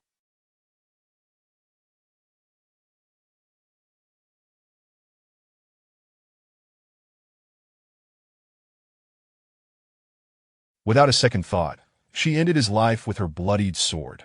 All done. Qin Zhiyu harbored no intentions of letting a tiger return to the mountain. It was either death or no survivors. Besides, such individuals posed a threat to women and children. Reflecting on her earlier reconnaissance, she recalled that there had been no one present, leading her to conclude that these intruders must have infiltrated later on. This encounter served as a reminder to remain vigilant. After all, her scouting abilities were not infallible, and she could not afford to let her guard down entirely. Enhancing her own alertness was equally crucial. She collected the 3 fallen treasure chests, which contained 2 ordinary items and 1 bronze. Even the Calamity deemed them inadequate. Returning to the shelter with 2 logs, she retrieved her shovel to dig a pit, placing the 3 bodies inside to prevent the pungent scent of blood from attracting other creatures. Once this was accomplished, she resumed her task of felling the remaining trees. Methodically completing her tasks for the day, she opened the 3 chests, which, as expected, yielded her final gains for the day, hoping for a stroke of good fortune. "You have obtained 5 ordinary medical kits. You have obtained 3 ordinary outfit sets. You have obtained ordinary bedroom blueprints. You have obtained ordinary living utensils. You have obtained an ordinary storage device. You have obtained ordinary furniture. Life extinguishes like a candle. And with death, the shelter vanished as well." Typically, the rarest items would transform into treasures within the chests, but these idle brothers likely had not even established a shelter, so one could hardly expect much from them. The quality of the chests was average, and consequently, the items obtained were modest. Nevertheless, Qin Zhiyu could not help but admire her good fortune. While the items were ordinary, their utility was crucial. Acquiring a storage device was truly fortuitous, equating to the value of the other commonplace resources from the 3 chests. The production rate for such a storage device was roughly 2, not something one could easily obtain. Before the calamity, Qin Zhiyu, typically unlucky, would have deemed it impossible. She changed into a clean set of clothes, using the old garments to wipe away the blood on herself and in the shelter. The other 2 outfits and medical kits were placed into the storage device, which resembled a bracelet that could be worn. Now that she had blueprints for a kitchen, bathroom, and bedroom, coupled with a decent stockpile of materials, she planned to organize her resources and use her replication ability to duplicate the most valuable items, subsequently developing these essential living spaces. Upon opening the trading area, she found 5 full pages dedicated to the exchange of various materials. Currently, resources were primarily utilized for developing living areas within the shelter, indicating that a fortunate individual had already secured blueprints. After sorting through the traded items, it became evident that trading materials for blueprints was the fastest way to acquire raw materials, as they were the easiest to obtain. Whether through opening chests or labor, the items Qin Zhiyu procured from the 3 chests could be considered an extraordinary stroke of luck. In reality, weapons could also be exchanged for substantial amounts of raw materials, but Qin Zhiyu was reluctant to do so. What if the person who acquired her weapon happened to be nearby? That would be akin to shooting oneself in the foot. Opting to trade blueprints for raw materials, she noted that the kitchen blueprint was the most challenging to produce. Since no one had yet offered a kitchen blueprint for trade, Qin Zhiyu could replicate it 3 times. 3 chances could yield up to 8 copies. What a windfall! The other blueprints, for the bedroom and bathroom, ranged in price from 3 cubic meters of wood or stone, 2 cubic meters of iron, to 1 cubic meter of copper. Qin Zhiyu decided to set the price for 1 kitchen blueprint at 3 cubic meters of wood, 3 cubic meters of stone, 2 cubic meters of iron, and 1 cubic meter of copper. Such a price hike was merely a starting point, but so what? Rare items command high prices. In an unequal supply-demand relationship, the seller wields the power. Thank you all for your support and recommendations. I humbly request your votes, collections, and comments, as they are vital for a new author and a new book that I bow in gratitude. Chapter 11. Trading materials. Qin Zhiyu replicated several kitchen blueprints. She listed 5 of these blueprints at the price of 3 wood, 3 stone, 2 iron, and 1 copper, which instantly sparked a fervent discussion. Dawn Shelter. Wow, which big shot is making such... Are they really trading for that many raw materials? Lonely Shelter. You seem to have missed the point. Producing 5 blueprints must have required slaying countless monsters and opening numerous treasure chests. Surging Shelter. A kitchen is a precious asset. Without it, the flour and ingredients we gather cannot be processed. Survival Brother Shelter. What use is a kitchen? One could simply craft a few boilers and burn some wood. Surging Shelter. Us mere mortals lack such skills. We must rely on others to provide us with blueprints. Low-key Shelter. Oh my. Look quickly. Those 5 blueprints were snatched up in an instant. Tipsy Shelter. What does this signify? It reveals that our shelters are indeed teeming with talent. Such exorbitant prices and an abundance of materials, and yet those 5 blueprints vanished in a blink. I was thinking of making an effort to hoard one for myself tomorrow. Future Hope Shelter. Alas, I currently lack even a bed and must sleep on the cold floor. My shelter is desolate, and I have no food. I am so hungry. Dark Night Shelter. It's so difficult and painful. Can any benevolent soul lend me a hand? Qin Zhiyu observed the bustling discussion without contributing her voice. Only through giving can one expect to receive in return, that if one remains holed up in a shelter without venturing out, they risk either starving or facing the inevitable destruction of their haven. Regardless, death is an inescapable fate. It is better to take a leap of faith. After all, in the face of unpredictable disasters, who can find the means to secure their existence while also extending a helping hand to others? Without ambition and the will to resolve one's own predicaments, survival amidst these calamities becomes exceedingly arduous. Yet, Qin Zhiyu found herself slightly astonished. Considering the substantial amount she had set, was her approach perhaps not ruthless enough? She initially possessed 2 wood, 1 stone, 1 iron, and 1 copper. With the addition of the 5 blueprints acquired, she now boasted a total of 15 wood, 15 stone, 10 iron, and 6 copper. Uncertain of how the disaster system calculated transaction fees, she was dismayed to find it deducted 2 wood, 1 stone, and 1 iron. Quite a steep cost indeed. The blueprints for the kitchen, bathroom, and bedroom required a total of 9 wood, 9 stone, 7 iron, and 2 copper. After usage, she was left with 6 wood, 6 stone, 3 iron, and 4 copper, and upon utilizing the blueprints, familiar lights surged forth. The previously barren shelter began to take form at a remarkable pace, manifesting the outlines of the 3 rooms. The furnishings were quite basic. The kitchen contained only a standard stove, the bathroom featured a squat toilet and a shower head, and the bedroom was furnished with a simple bed measuring 1 meter wide and 2 meters long, adorned with rudimentary bedding. However, these spaces effectively delineated distinct functional areas. Qin Zhiyu utilized all her living essentials and furniture, transforming the living room with a table and chairs, allowing for comfortable seating instead of sitting on the unforgiving floor. The remaining materials were piled in a corner of the living room, creating a standard 100 square meter shelter, albeit still lacking a balcony and storage room. She scoured the trading post for blueprints of a storage room and balcony, as these structures were relatively simple and did not entail significant renovation challenges.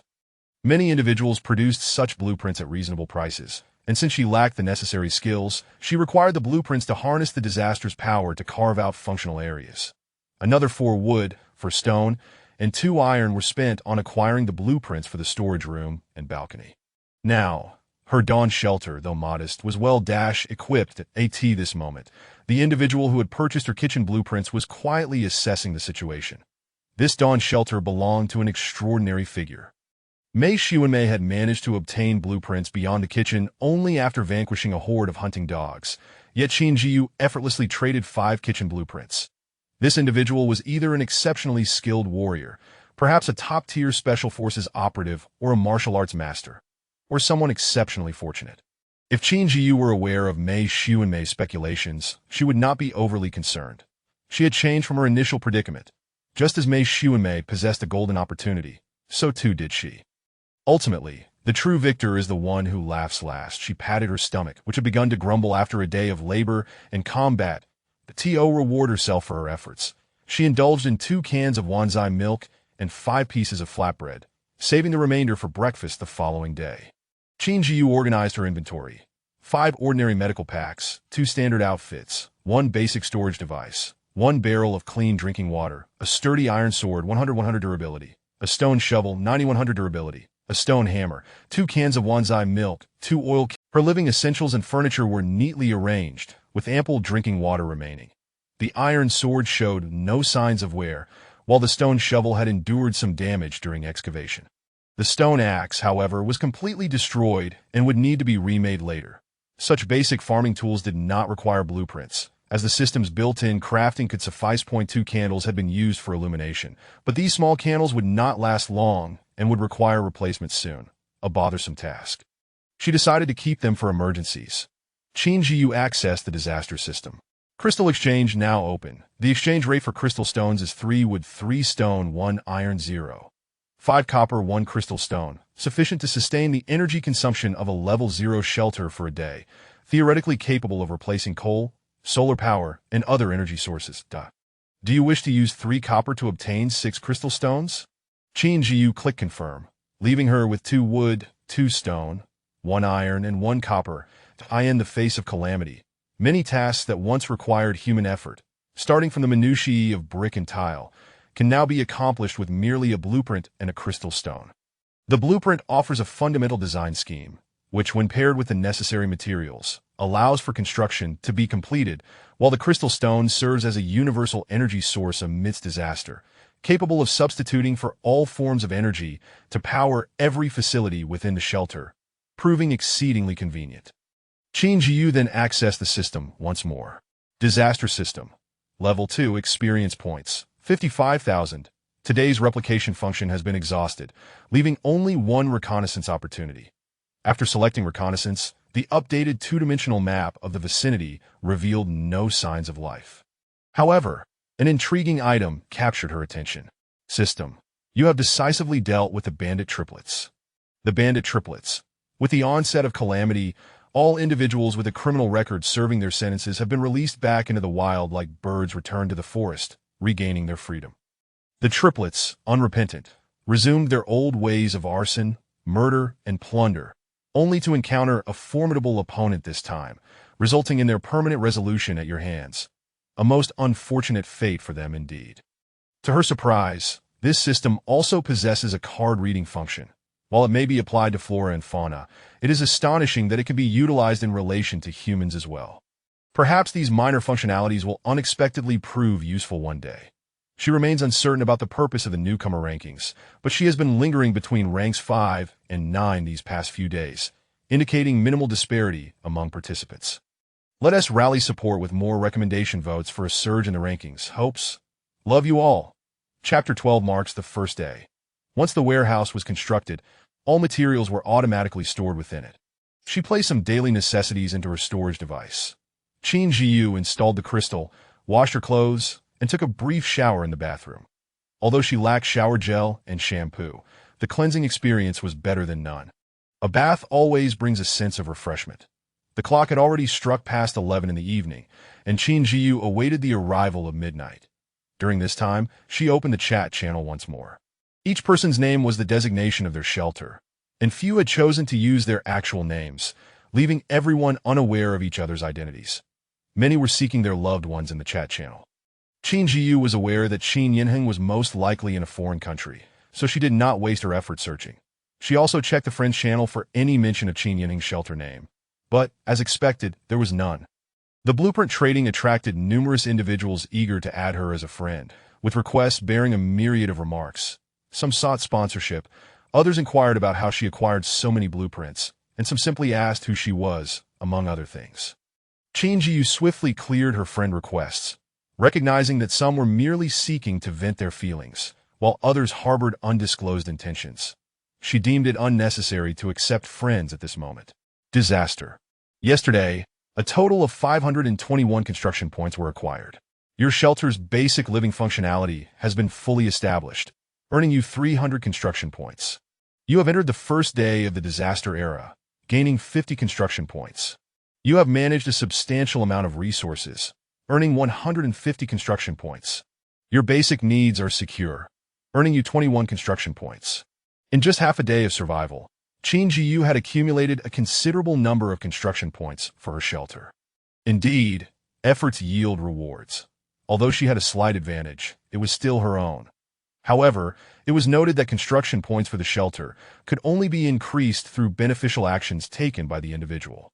Currently, there were no rewards for taking lives. Only resources found in treasure chests contributed to a portion of the construction points that for mutated flora and fauna. Since the shelter's completion, she had yet to encounter any, leaving her uncertain if they would provide construction points. Nevertheless, judging by the current trend, with a bit more effort over the next day or two, she should be able to upgrade her shelter to level 1 within 3 days. Shortly thereafter, the Disaster Survival Guide issued a significant announcement, awakening all those who had yet to rest. Disaster. The disaster era has officially commenced. This disaster has been successfully recorded. Beginner's disaster. 3 days of darkness. Countdown to conclusion. 2 days, 23 hours, and 58 minutes. Disaster. After this period concludes, every survivor will receive a disaster gift pack, and based on their scores during the disaster, different levels of rewards will be granted. Survive humanity. The method of disseminating these messages caused a flurry of activity in the chat area, leading to an overwhelming stream of messages. The frequency of postings made it difficult for Qin Zhiyu to read many of the messages before they scrolled up and out of view, leaving her quite exasperated. In reality, many large websites implement mechanisms to prevent spam and the repetitive posting of meaningless messages that IT was puzzling that such an advanced disaster system had not introduced a similar feature. The incessant scrolling of messages fostered a sense of restlessness, obscuring any useful information. Unbeknownst to her, the disaster system either detected this chaos or resonated with Qin Zhiyu's sentiments, promptly imposing restrictions on message spamming within the channel. Only then did Qin Zhiyu find the opportunity to carefully peruse the chat messages. However, most were mere meaningless complaints, lacking any substantial value. After glancing through a few, she decided to close the chat channel and recheck the status of her shelter's doors and windows before preparing to rest. During the disaster, Qin Zhiyu enjoyed remarkably good sleep quality. The considerable physical exertion and prolonged tension of her nerves granted her the enviable ability to fall asleep almost instantly, something many insomniacs would covet. When she awoke, it was already 6 in the morning. However, this morning remained shrouded in darkness, rendering the world indistinguishable. The 3 days of darkness for beginners presented its challenges, not in difficulty, but in testing one's psychological resilience, especially given the unfamiliarity with the disaster's circumstances. All that had been fought for in life had crumbled, placing everyone, be they dignitaries, wealthy merchants, or petty criminals, on the same starting line, forced to begin anew. Not everyone could easily accept this psychological disparity. Many remained separated from their loved ones, unaware of their whereabouts, perpetually facing threats from both their fellow survivors and mutated creatures. All while enduring prolonged absence of sunlight, humanity's innate fear of darkness led many, unaware of the severity of their situation, to confine themselves within their shelters, only emerging when starvation became unbearable. or to gather materials for trade in exchange for food. Others prayed for rescue from organizations, oblivious to the fact that those within these organizations were also mere mortals, starting from scratch just like everyone else. Previously, Qin Zhiyu had heard rumors about such organizations, with their locations primarily in provincial capitals or directly governed cities. It was hard to believe that a large organization would establish itself in a small, obscure city. Relying on others was less dependable than relying on oneself. Self-rescue was the most reliable means of survival. It suddenly occurred to Qin Zhiyu that she had forgotten an important task. She had yet to replenish her supply of axes. Since she needed to craft tools, she decided to create not only stone axes but also stone shovels, stone hammers, and stone swords. 4 stone axes, given their high demand as consumables. 2 stone shovels, 2 stone hammers, and 2 stone swords. The materials required for these 4 types of tools were identical.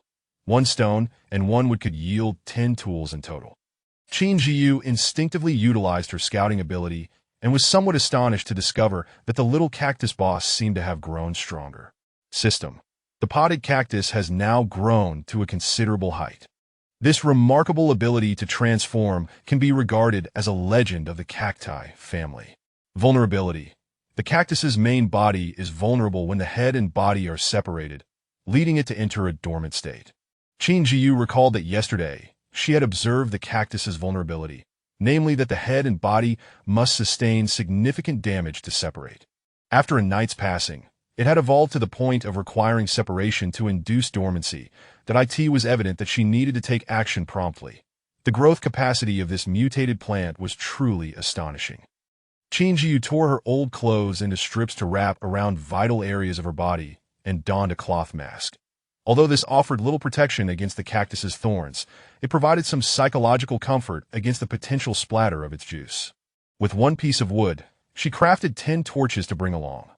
Previously, she had deemed torches inconvenient to carry and thus did not use them. But now with her storage device, such concerns were alleviated. Chapter 13. The battle with the cactus. The raw materials had dwindled once more, leaving only 1 stone, 1 iron, and 1 copper. After pondering for a moment, Qin Zhiyu retrieved some wood to craft planks, binding them together with old clothing to fashion a rudimentary shield.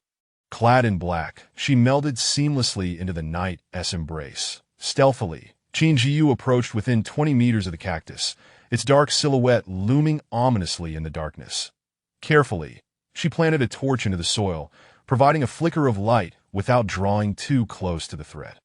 The cactus, a monstrous entity, typically launched its spines or hurled its fruits, both of which would inflict considerable pain upon impact, with some potentially being poisonous. That it remained uncertain whether this particular cactus possessed such toxicity.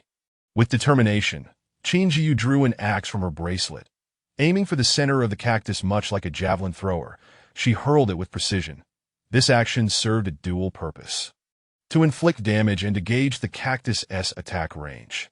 Upon releasing the axe, Qin Zhiyu swiftly unsheathed her iron sword, raising her shield defensively. The sound of the axe striking flesh confirmed her accuracy. This blow would undoubtedly inflict significant harm upon the cactus. That a sharp whoosh sliced through the air. Qin Zhiyu heard the resounding clang of her shield as the cactus's spine struck against it, the assault lasting only a fleeting 2 seconds before it ceased.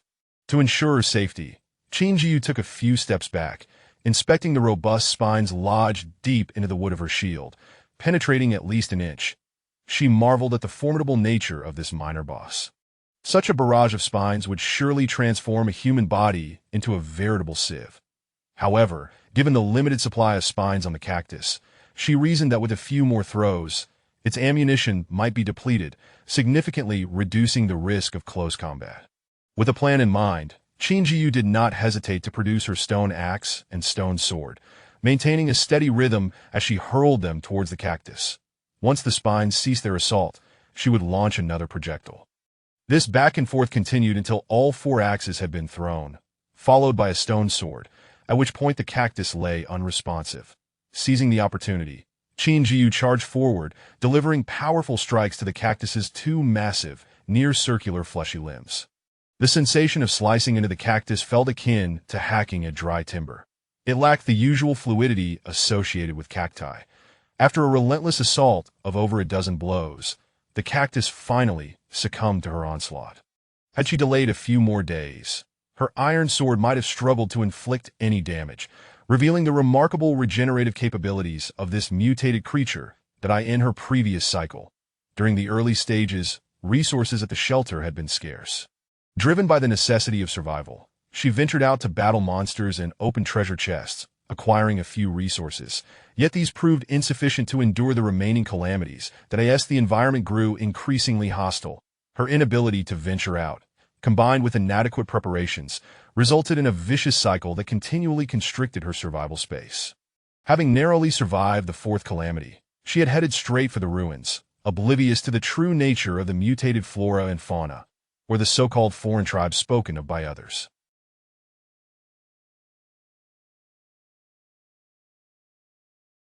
Casting such thoughts aside, Qin Zhiyu regarded the now motionless cactus and turned to collect the scattered tools, her torch illuminating the surrounding night. To her delight, it was a crimson iron treasure chest. Having previously acquired treasures from a bronze chest, the prospect of this crimson box filled her with anticipation. Qin Zhiyu prodded the enormous cactus, wondering if the system would recognize it. Recalling how the vines she had slain were converted into experience points, she pondered whether this cactus would yield a similar reward. After a brief pause, the system responded, informing her that defeating the cactus had indeed granted her an additional 300 experience points. Contemplating how to deal with the formidable mass of the cactus, Qin Zhiyu noted the absence of blood or flesh, which would likely deter carnivorous creatures that lacked any bodily fluids, appearing dry and unappetizing. She discovered the cactus bore clusters of fruit, plump and ripe, their vibrant red hue exceedingly tempting. Using her sword, she carefully harvested the fruits, stowing them in her bracelet. Following this, Qin Zhiyu brandished her torch and ventured towards the rear mountain, intent on surveying the terrain. Upon arrival, she found the area still undeveloped, shrouded in dense foliage with no clear path. Disheartened, she abandoned her reconnaissance plans, recognizing that in the darkness, visibility was severely limited without her torch. Returning to the site of yesterday's conflict, she navigated through the right side of the underbrush to ascertain the origin of the bandits. There were two plausible paths. Either they had lain in ambush within the forest while she was preoccupied with chopping wood, or there was a trail behind the grass leading up. Upon investigation, she found no such path, only a gentle slope. It seemed highly probable that the bandits had descended the stairs, taking advantage of the noise from her lumbering to mask their movements, rendering them invisible in the shadows. After reviewing the events of the previous day, Qin Zhiyu continued her exploration, determined to scout the territory within a 500-meter radius surrounding her current location. She aimed to thoroughly survey the area before each calamity, ensuring that no uncontrollable species lurked nearby. Stowing her shield, she advanced with her iron sword and torch in hand. The torch, under normal circumstances, would burn for 10 hours, prompting Qin Zhiyu to remark, "The calamities produce only the finest quality." Observing the two-dimensional map within her system, Qin Zhiyu noted that she had already explored a 500-meter radius over the past 2 days. She divided the surrounding area into 4 quadrants, planning to conduct 2 surveys in the next couple of days to complete her exploration of these regions. After a quarter of an hour, she reached the northwestern edge.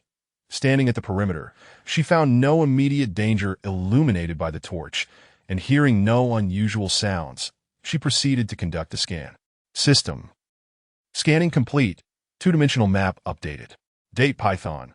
A branch of the python species, its smooth, hard exterior serves as an excellent material for crafting armor.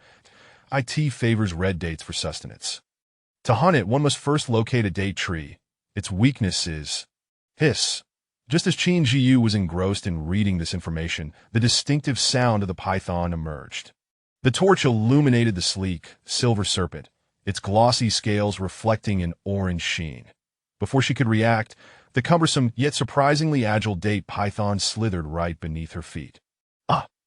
She quickly dodged, but the enormous, cold body of the serpent ensnared her waist.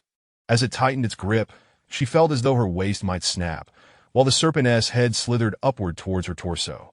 But Chapter 14. The date palm tree. The python possessed an extraordinary sense of smell, enabling it to traverse hundreds of meters in the blink of an eye. The moment Qin Zhiyu found herself ensnared by the serpent, A chill coursed through her body, raising the hairs on her skin and causing goosebumps to erupt in waves. The foul odor emanating from the creature's mouth assaulted her nostrils. A sense of impending doom washed over Qin Zhiyu. If she remained bound any longer, her limbs would surely succumb to oxygen deprivation and blood congestion, leading to shock. Gripping her iron sword, she attempted to slash at the serpent's body, but its tough skin offered no leverage, rendering her efforts futile. The constriction of the snake's coils robbed her of the strength to stand, leaving her sprawled on the ground as she gazed into the gaping maw before her. Inching closer to her carotid artery, panic began to set in. Her right hand, which held the sword, grew weak, and it clattered to the ground. Suddenly, an idea struck her. Her storage space. The detection device indicated that the snake was venomous, so she could take a risk. With determination, Qin Zhiyu clenched her fist and struck the serpent's head with all her might, causing it to tilt awkwardly and enraging the python further as it opened its jaws wider, intent on swallowing her head. This is the moment. Qin Zhiyu thrust her hand into the snake's mouth, swiftly retrieving her axe and plunging it into the soft innards of the serpent's abdomen. The sharp fangs of the snake lacerated her arm, blood streaming down to mingle with the serpent's saliva, the pungent scent and visceral pain driving the creature into a frenzy, tightening its grip around her. Realizing that her right arm would be rendered useless if this continued, she gritted her teeth and, with a surge of willpower, thrust her left hand into the snake's mouth as well, retrieving a stone sword to wedge it in place, preventing the jaws from closing and liberating her right hand. With the stone sword, she began to stir within the serpent's mouth, and gradually, she felt the constriction of the snake loosening. She pushed against the serpent's body, collapsing onto the ground, gasping for air until the oxygen replenished her system. Whoosh! Someone was watching. Qin Zhiyu, in a state of disarray, dragged her weary body to evade, but her agility was hindered, and her movements clumsy. She was unable to fully avoid an incoming stone axe that struck her left arm. There was no time to hesitate. She rolled to the side, snatching up her fallen iron sword just as a slender woman approached, intending to claim it for herself. The Du Xinqing, puzzled by Qin Zhiyu's resilience despite her grievous injuries, had initially thought the iron sword would be hers, but upon observing the deep, gaping wounds on Qin Zhiyu's body, she recognized that she had succeeded in wounding her. Seizing the opportunity, she resolved to take Qin Zhiyu's life. A curved blade materialized in Du Xinqing's hand, glinting menacingly in the firelight. She too possessed a storage device. Qin Zhiyu, taking in the scene, concluded that this battle would not end favorably for her.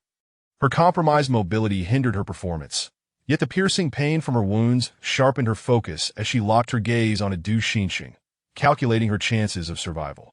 Hand over everything you possess, including your storage device, and I might consider sparing your life, Du Xinqing declared confidently, gripping her curved blade. The acquisition of my belongings depends entirely on your capabilities, Qin Zhiyu retorted, tossing her hair back as she decisively swung her iron sword at Du Xinqing.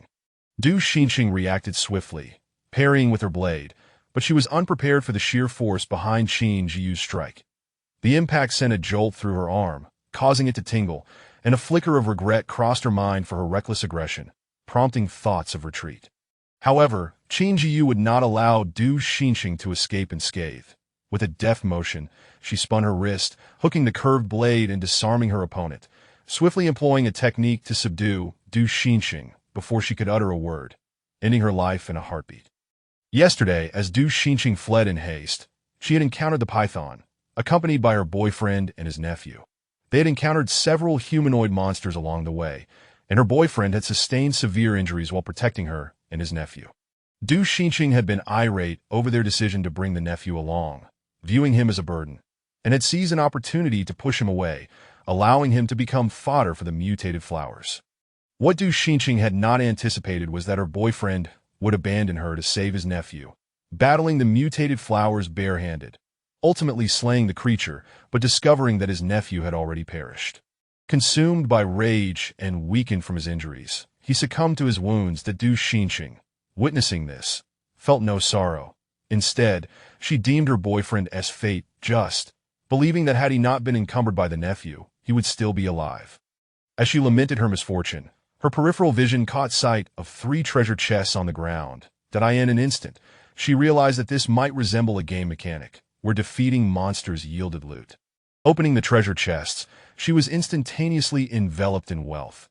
Fully equipping herself from head to toe, elated by her good fortune, she believed she had an insurmountable advantage, envisioning a future brimming with limitless potential. Seeing others in the chat sharing their gains, her thoughts drifted back to the formidable python she had encountered. While she wasn't particularly afraid of such creatures, the promise of substantial rewards overshadowed her trepidation. Once she defeated the snake, she would acquire additional resources to fortify her sanctuary. However, she hadn't seriously considered that she was merely a sheltered flower without a fighting chance, having thrived purely on luck, and now that luck had abandoned her. Would she reflect on her foolishness as she met her demise? After dispatching Du Xinqing, Qin Zhiyu remained vigilant, retrieving a healing kit to bandage her wounds while remaining alert to her surroundings. Once she confirmed the area was secure, she turned her attention to the treasure chests on the ground.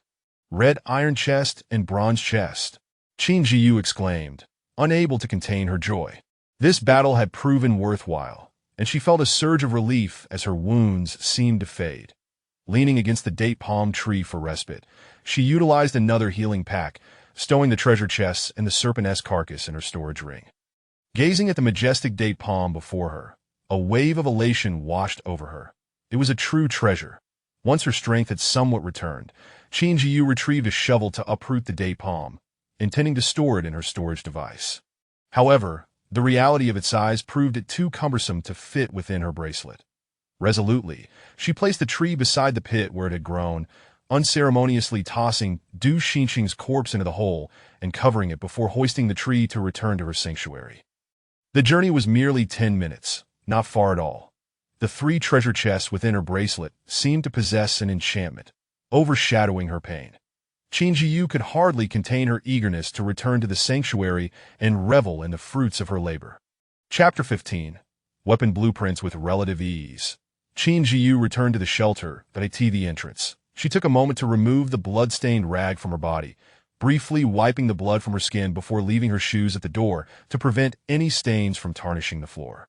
"I'm both exhausted and famished," she murmured. She flicked on the light and settled onto a wooden stool, which was rather uncomfortable. She resolved to procure a sofa when the opportunity arose. Quickly dispatching the remaining milk and oil cakes, Qin Zhiyu took a refreshing combat shower, though her slightly crusted wounds showed signs of reopening. She applied her 3rd medical pack, hoping that fortune would favor her today, and that the rewards would justify her injuries. She began to sort through the spoils of the day. 1 tree, 1 python complete with skin and flesh, 1 bronze treasure chest, 2 iron treasure chests, 700 experience points out of a required 5,000, and 20 cactus fruits. She decided to open the bronze chest first. You have received flour 1 cubic meter. You have received cooking oil 1. You have received protective suit blueprint. You have received bottled water 10. You have received toilet blueprint. The contents of the bronze chest did not particularly astonish Qin Zhiyu, as they were rather mundane. She proceeded to open the remaining 2 chests. You have received bronze quality protective suit blueprint. You have received iron quality curved blade blueprint. You have received apples 3. You have received cabbage 3. You have received iron quality tool shed blueprint. You have received bronze quality swift boots blueprint. You have received iron quality protective suit 1. You have received a bronze quality summoning scroll. You have received cactus seeds 3. Qin Zhiyu could hardly contain her joy. She had scarcely encountered iron treasure chests in her first run, and now she had opened 2 in one go. Each item was a valuable asset.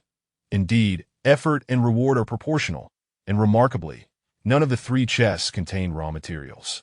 Qin Zhiyu found herself torn between amusement and despair. Having acquired so much food felt like a serendipitous gift. She planned to utilize all 3 of her duplication opportunities today, targeting the bronze protective suit. Initially, she had intended to save this blueprint for mass production and subsequent profit, but she now required it as her first capital investment. Without it, the tool shed could not be constructed. Additionally, she considered that a protective suit was inherently more essential than swift boots, thus making it more appropriate to trade as her initial capital. In the afternoon, she opted not to scout other areas, as her wounds had yet to fully heal. Encountering any unforeseen events could be detrimental. Before duplicating the protective suit, she aimed to test her duplication abilities on special items like plants or scrolls. The most valuable acquisitions were the jujube tree and the array of items from the iron treasure chest. Under the ravages of calamity, plants struggle to survive. Typically, a single disaster can decimate nearly all terrestrial life, that if she could nurture a tree, it would ensure a continuous supply of fresh fruit, which would be advantageous for resource exchanges. Most of the items directly obtained from the treasure chests were not suitable for trading, and attempting to exchange duplicated items for raw materials felt imprudent. Thus, Qin Zhiyu resolved against using them for duplication. By the time her level was sufficient for duplication, the iron treasure chest would be rather unremarkable, and the items she could utilize would suffice. System. Currently, living objects cannot be duplicated. System. Insufficient permissions to duplicate summoning scroll. As expected, her system was only at level 2, and items like the summoning scroll and jujube tree would require a system upgrade for duplication. Qin Zhiyu placed the 7 duplicated bronze protective suit blueprints along with the remaining 2 kitchen blueprints in the trading area. She could envision the profound impact this would create. Just yesterday, 5 unremarkable kitchen blueprints had stirred a considerable uproar. This time, not only were there kitchen blueprints, but also bronze-quality protective suit blueprints, which would surely ignite fervent discussions. Imagining the possible scene brought her amusement. With a light chuckle, Qin Zhiyu noted the shift in her mindset, from the cautiousness of her first run to her current fearless and composed demeanor. Indeed, strength breeds confidence, and resources foster a positive spirit. Qin Zhiyu set the acquisition parameters at 30 wood for each kitchen blueprint, and 25 iron each for the bronze protective suit blueprints, or alternatively, 25 copper or 50 stone for 2 blueprints each, with the last one still exchanging for wood, though at a rate of 50 wood. The aim of gathering such materials was primarily for the iron tool shed. Clearly, so many materials would not fit in her current space. After listing these materials, she prepared to place the incoming resources in the vacant area beside the shelter. As anticipated, the dawn shelter once again ignited a flurry of discussion. Those from nearby shelters exclaimed, "Wow, look, it's another big shot from Dawn Shelter, and kitchen blueprints, bronze-quality protective suit blueprints? 7 of them? The extravagance is outrageous. How are we commoners supposed to survive? To acquire so many materials, are they planning to build an airport? The key is that someone is buying them up in an instant. It's absurd. The buyers are impressive too. Gathering so many materials overnight, I can't tell who is stronger. I've been tirelessly chopping trees, and I've only managed to gather 10 wood. I'm not even worth a scrap of hide. Hey, I'd say you're quite impressive too. Working non-stop, be careful not to overexert yourself. Ha ha ha. Get lost." Others in the channel urged Qin Zhiyu to come out and say a few words, and her personal messages and friend requests flooded in once more. There were those attempting to negotiate prices and others recommending their own items for her consideration. After some contemplation, Qin Zhiyu decided to raise the threshold for her private messages to 1 wood. Establishing a barrier would make the opportunity to speak feel more precious, prompting others to consider whether their messages were worth the cost of 1 wood in transaction fees, which would likely deter many, allowing Qin Zhiyu some peace. After observing the channel for a while, she noted that resource acquisitions were only halfway complete. There was still a long way to go. It seemed that gathering these materials required time. She wondered who would manage to procure her bronze blueprints. Bronze blueprints necessitated at least a bronze tool shed for crafting. She pondered whether these individuals had already built the tool shed or were simply stockpiling resources. Qin Zhiyu scrolled through her private messages, remembering that her jujube tree and cactus seeds required quality soil for cultivation. Unfortunately, none of the items in trade were suitable. She wondered if anyone was selling such quality soil. If not, she would have no choice but to venture out and dig some up herself. Chapter 16. The tool shed. Suddenly, a spark ignited in Qin Zhiyu's mind as she beheld the trio of insulating materials. Thermal insulation paint, heat-resistant paper, and thermal curtains, crafted from red iron quality. The price was to be determined by her own estimation. Was this not a generous provision of resources bestowed upon her? The second calamity of the previous week had been a relentless heat wave, during which she had resorted to using water heated to over 30 degrees Celsius to cool herself down, a most uncomfortable indoor temperature to endure.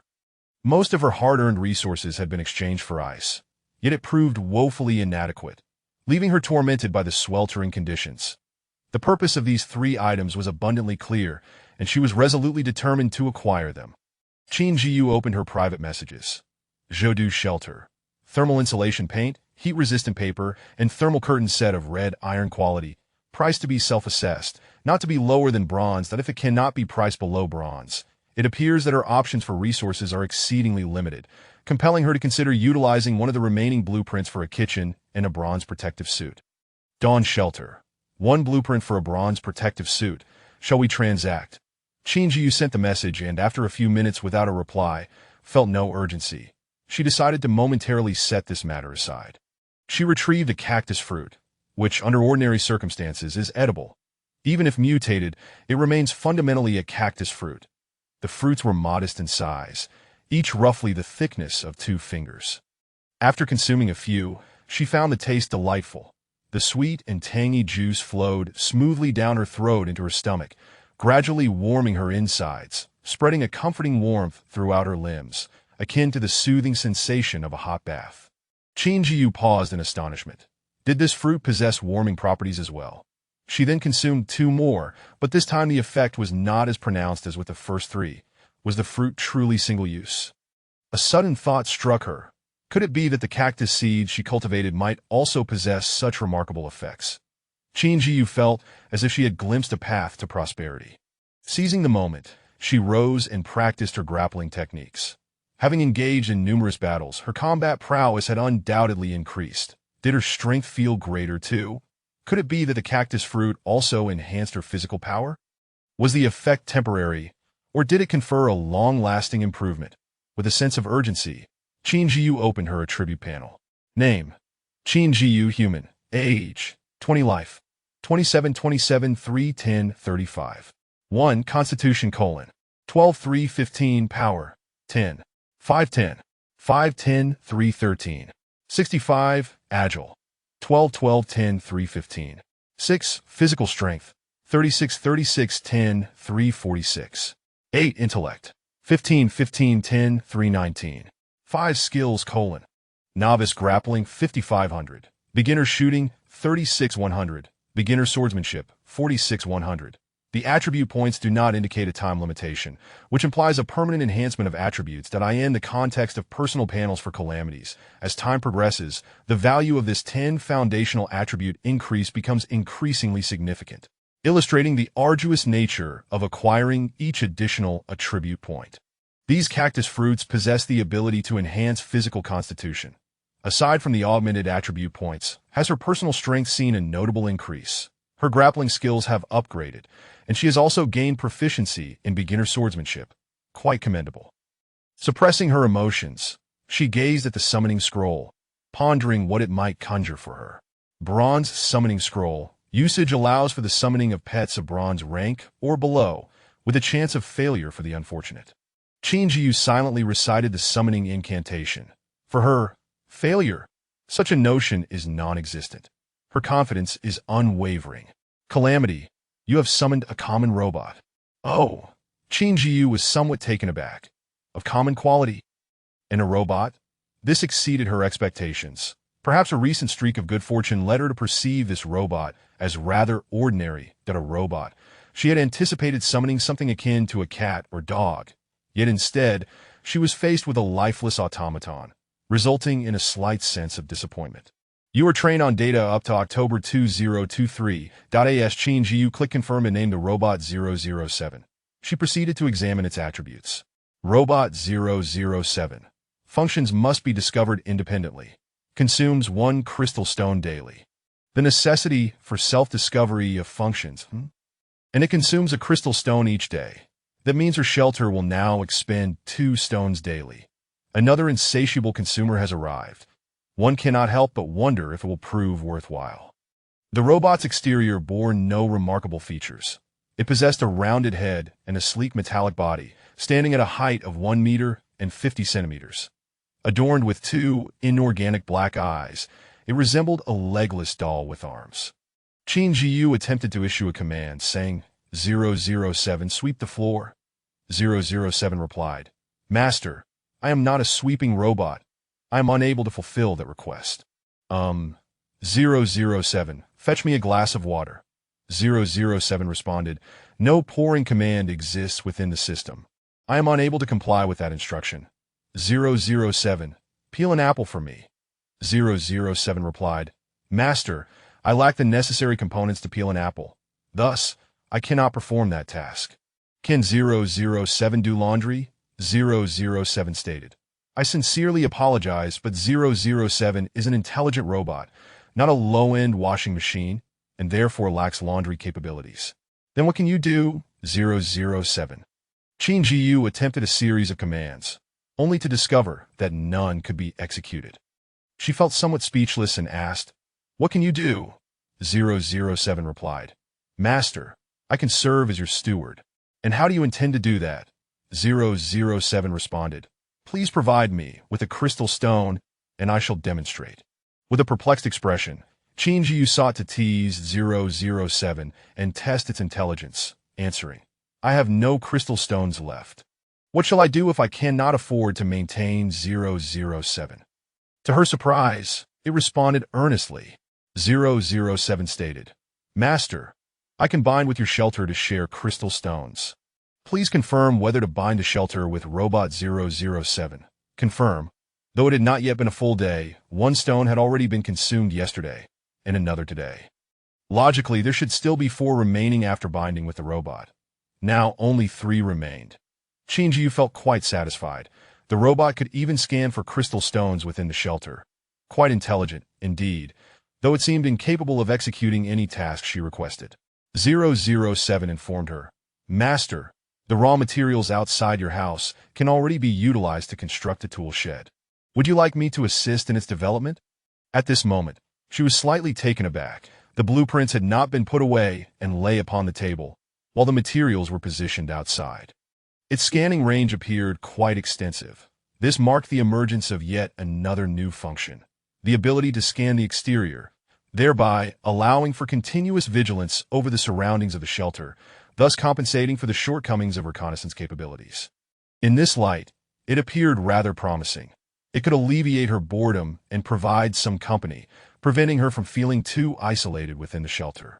Confirm the development of the tool shed. 007 stated, Master, you may grant me the authority to enhance the construction features. I can automatically upgrade for you after scanning the shelter resources. Agreed. As she spoke, Qin Zhiyu followed 007 toward the entrance, designating a 5-square-meter area near the front door for the tool shed's location. When the construction of the tool shed commenced, 007 stood beside the materials, and under the familiar light, the selected raw materials vanished into thin air. Within a mere 10 minutes, the brand-new tool shed was successfully erected within the shelter. Chapter 17. An intruder approaches 007. My master, I have placed the surplus materials into the storage, said 007. His dark metallic eyes fixed upon Qin Zhiyu was as if he were gazing up at her with eager anticipation, seeking a reward.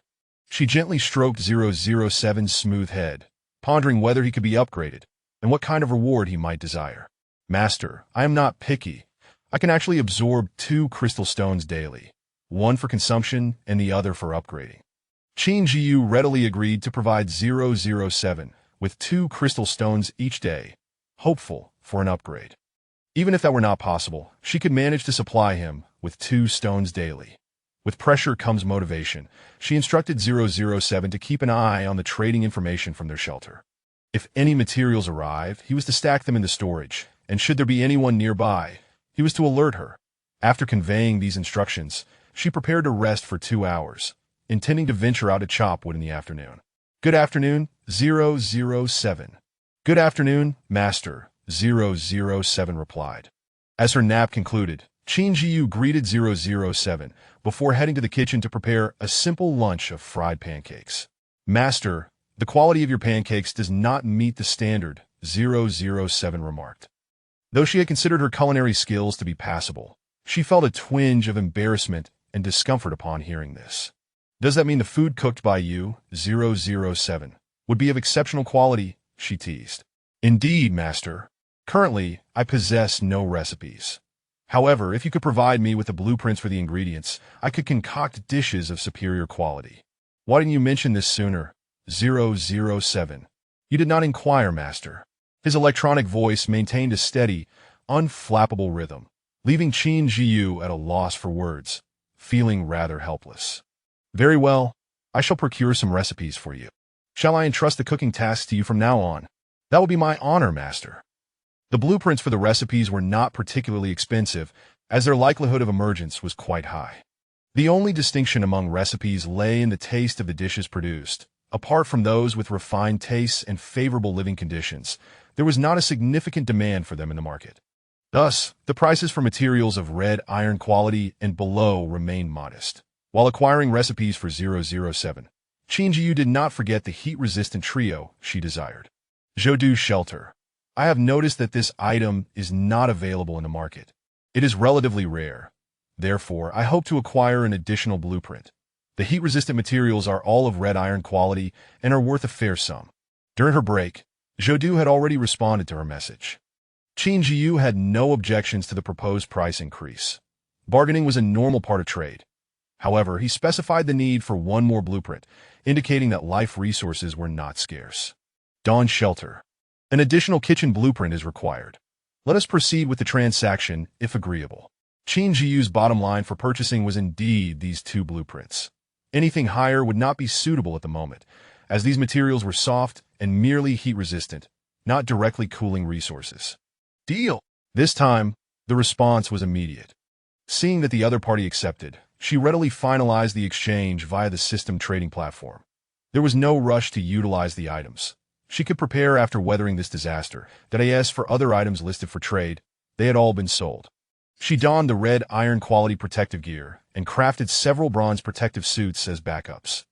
Qin Zhiyu perused the trades and private messages, setting thresholds that significantly reduced the number of inquiries she received. However, she still had not found the special quality soil she needed. Thus, she decided to dig up some ordinary soil to bring back for planting while she was out chopping wood. Qin Zhiyu examined the tool shed, where she discovered a simple crafting station. With the blueprints, she could illuminate the items available for crafting. The raw materials remained the usual ones, while higher-grade weapons required special materials. For instance, the newly acquired blueprint for a curved blade would serve her well. Her iron sword had limited durability, and should it break, she would need the blueprint to recreate it. Now possessing another weapon blueprint alleviated her concerns. She mentally noted the need to familiarize herself with a new weapon. The curved blade was not as intuitive to wield as the iron sword, and perhaps she should consider acquiring techniques for using it.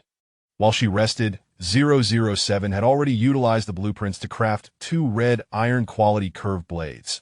The blades gleamed with a silvery hue, and the handles were made of an unknown material, fitting comfortably in her grip. The length of the curved blades matched her forearm, weighing just right. The experience of wearing the swift boots was exhilarating. It truly felt as if she were walking on air, though she occasionally struggled to control her strength, leading to comical mishaps. Qin Zhiyu then commanded 007 to exchange surplus materials for enough crystal stones for a week's use. Having completed these tasks, it was already past 2 o'clock in the afternoon. Qin Zhiyu needed to finish chopping trees within these 3 days of darkness. Allowing them to wither until the next disaster would be a waste as for the mining resources within the shelter. She did not plan to exploit them just yet. Leaving them as a fixed asset would suffice, that if she managed to survive a few more disasters, these resources might mutate or upgrade under the complex natural conditions. This time, her storage spoils included a ring, which could hold only 1 cubic meter. She donned a small ring. Even the tiniest space was advantageous. During this tree-cutting endeavor, Qin Zhiyu no longer needed to make multiple trips. She would simply place materials into the ring until it was full before returning. Navigating the uneven steps, the once concrete stairs had decayed into dirt, making them treacherous that as she descended, remaining vigilant of her surroundings, she safely reached the forest. Time to roll up my sleeves and get to work, Qin Zhiyu encouraged herself. After all, with such a vast expanse of forest to clear within 3 days, the task was daunting. Without motivation and a touch of patience, the sheer number of trees could be overwhelming, especially since there was no significant demand for large timber.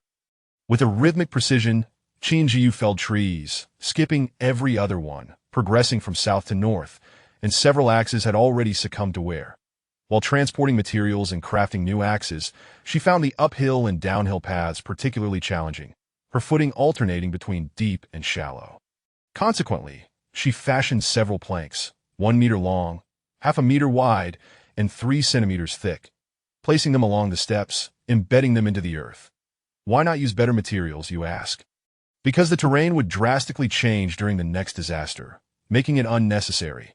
After diligently completing a circuit of tree cutting, Qin Zhiyu circled back to the northern edge, near the rear mountain. The elevation was substantial, and to conceal her movements, she decided against clearing the trees on the back mountain. Certainly, it was not due to laziness or difficulty, she reasoned, feeling no sense of wrongdoing whatsoever. Chapter 18.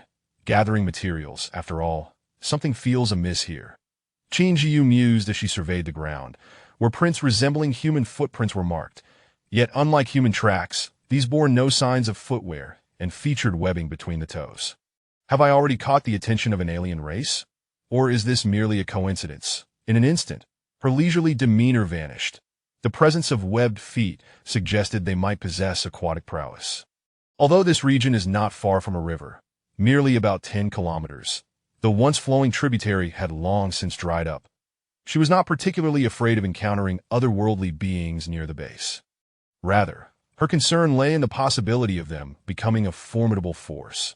When that time arrived, their entire race, bolstered by strength and numbers, could launch an assault on her refuge, which was still at a meager level 1. How could she possibly withstand such an onslaught? For now, she had managed to find a means to counter the impending calamity, yet new dangers lurked within the shadows. Each day, she patrolled the vicinity of her shelter, yet had found no trace of these alien entities. They were either newly arrived from beyond the stars or had simply evaded detection during her reconnaissance. However, the fact that they remained undetectable indicated that they had not yet reached a critical mass, prompting her to remain vigilant. As time slipped away amidst her tree-felling endeavors, Qin Zhiyu had honed her skills to the point where she could fell a tree with 3 strikes of her axe, albeit the tool was not particularly durable. After only a few trees, it bore significant damage. She lamented having neglected to procure blueprints for basic tools. It was indeed a grave oversight, for such blueprints were in abundance and nearly ubiquitous that as the clock ticked past 9, dusk began to settle. Prior to her excursion to gather timber, she had instructed Robot 007 to prepare dinner. Time to return home for a hearty bowl of snake meat soup. After a long day of labor, sinking into the sofa with a steaming bowl of soup was nothing short of blissful. Qin Zhiyu chose not to rush to check for updates, opting instead for a restful night to fully recuperate from her injuries. She rose promptly at 7 in the morning. Catastrophe. Yesterday, you accrued a construction value of 720. Your shelter has expanded the tool shed, gaining a construction value of 300. You have entered the second day of the catastrophe calendar, gaining a construction value of 50. You have handled a substantial amount of resources, gaining a construction value of 100. Your standard of living has significantly improved, gaining a construction value of 70. You have nurtured the pet Robot 007.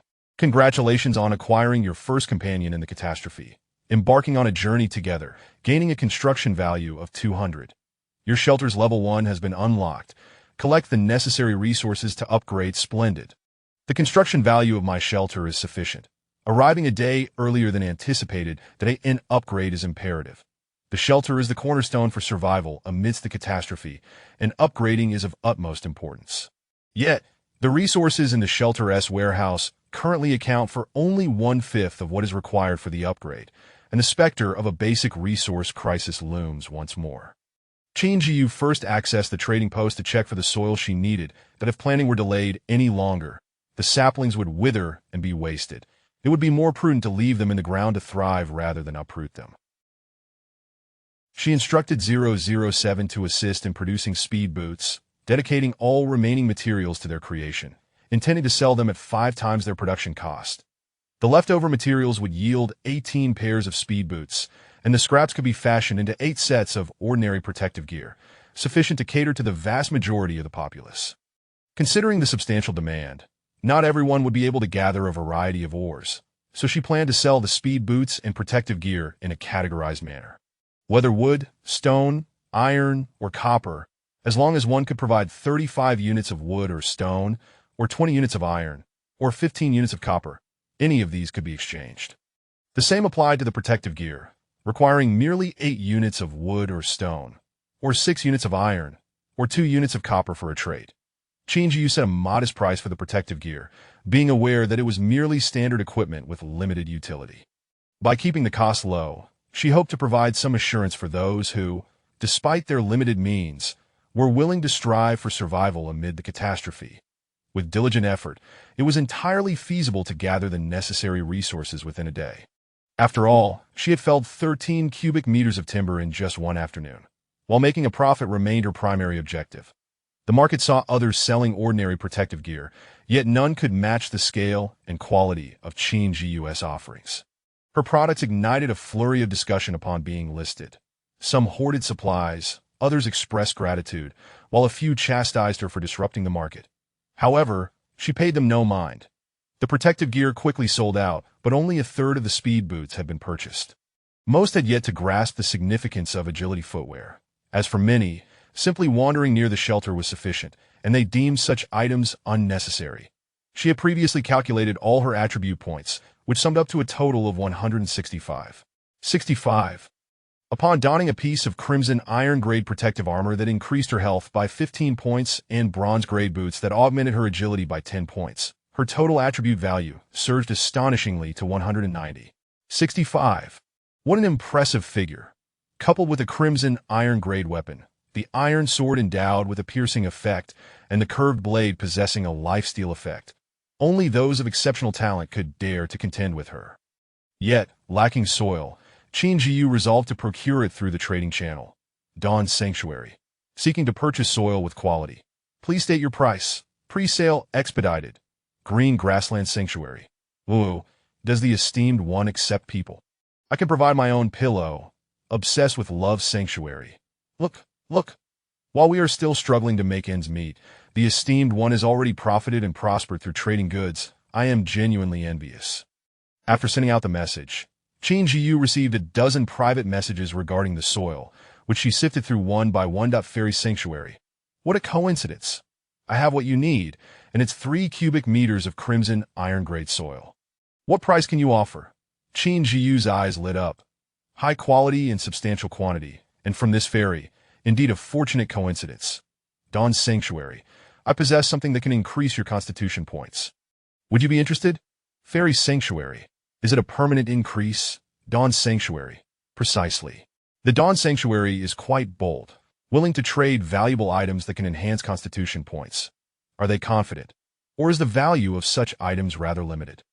At that moment, a tall man with starry brows and sharp eyes stood by the window of the sanctuary, contemplating the dialogue box before replying.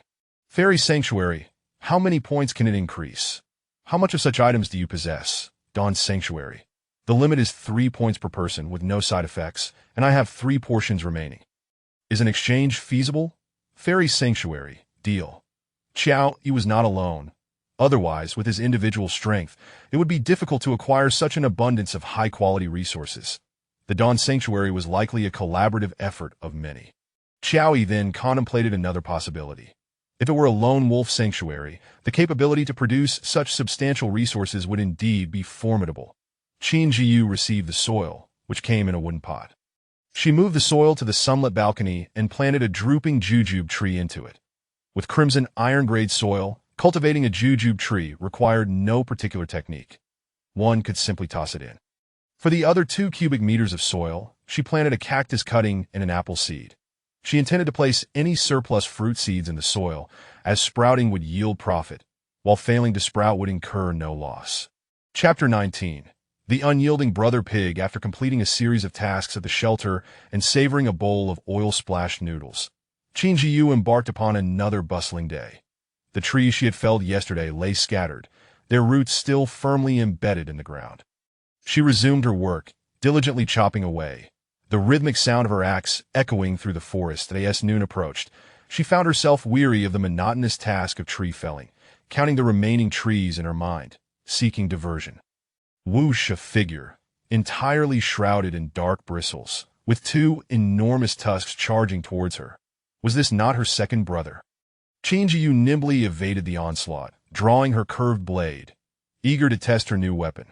The second brother, realizing his attack had missed, swiftly turned and lunged at her once more.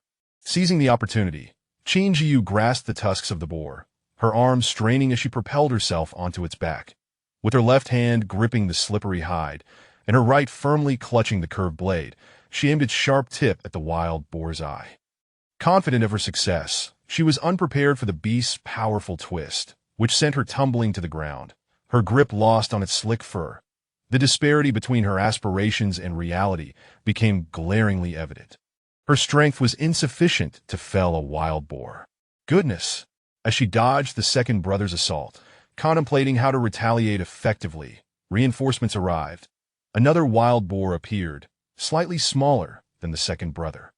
Had it been a single pig, Qin Zhiyu might have stood a chance, but with the arrival of the third brother, her only option was to flee. Utilizing the acceleration afforded by her wind-speed boots, she dashed forward. Familiar with the terrain, she had scouted the area that morning and noted no immediate threats. These two boars likely emerged from the perimeter she had yet to explore. The darkness impaired her vision, forcing her to rely on instinct to navigate, as the torch she carried could not withstand her rapid pace. She skillfully maneuvered through the trees, yet the boars were relentless, their combined weight of several hundred pounds trailing closely behind her. Realizing that continuing this way would only lead her farther astray, Qin Zhiyu felt a surge of panic at the thought of becoming lost in the night.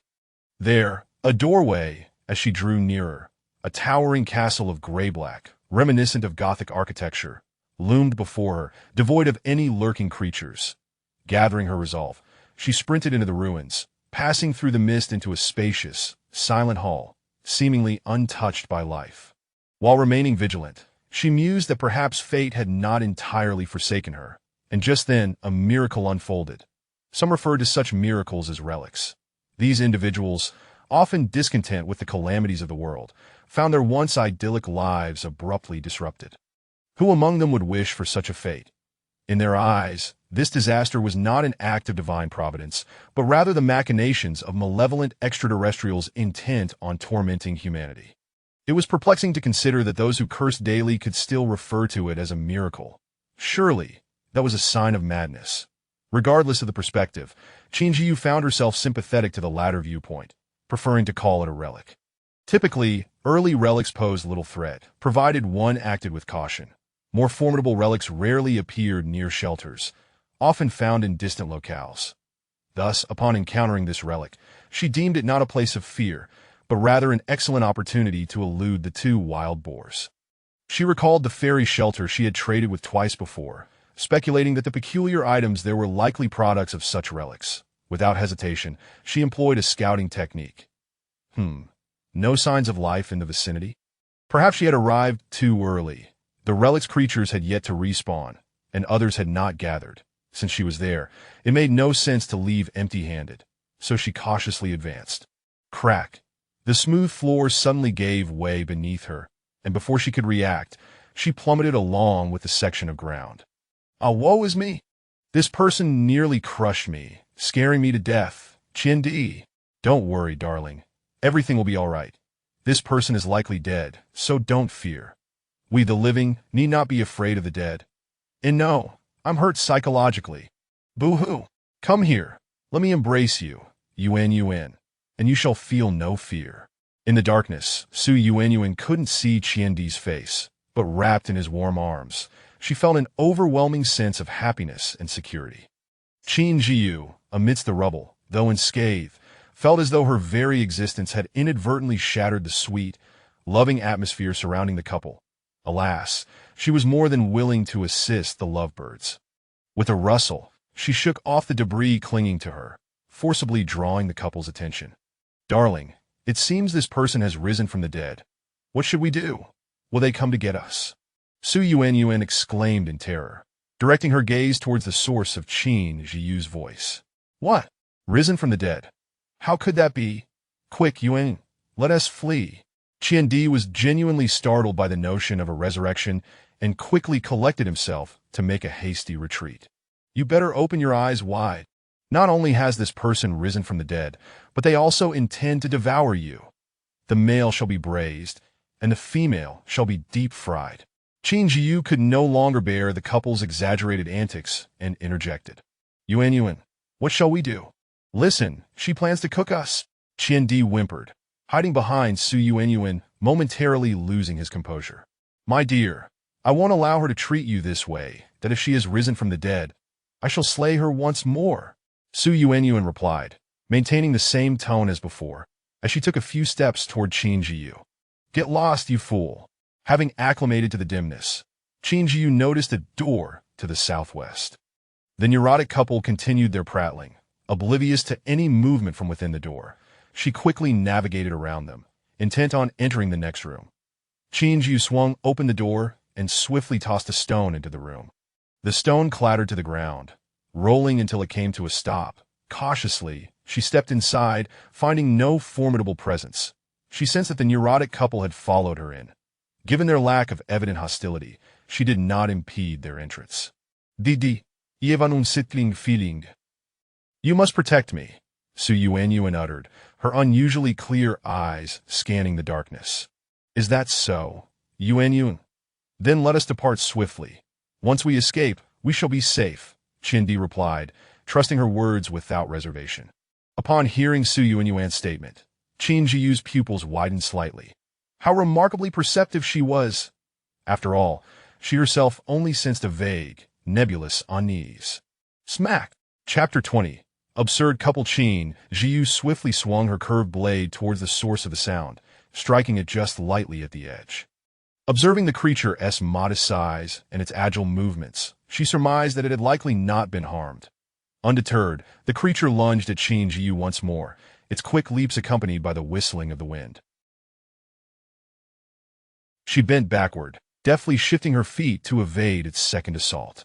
"Darling, it's just a cat. So adorable, but it's about to pounce on you. Yuan, save me." Qin, in a fit of terror, felt his blood turn to ice, resembling a headless fly as he screamed and darted around the room. "If I illuminate the space, it will be easier to escape and I can hide faster," Su Yuan declared, producing a torch and igniting it in the corner. Qin Zhiyu stood momentarily stunned at the scene, not wishing to intervene. Seizing the opportunity while the cat pursued the young couple, she took stock of her surroundings. This was a confined chamber. The walls were shrouded in darkness, and even without the night's arrival, the atmosphere felt stifling and oppressive. Should she fail to locate an exit, her only recourse would be to retrace her steps. The drop from which she had fallen was not particularly high, yet ascending back proved to be a daunting task.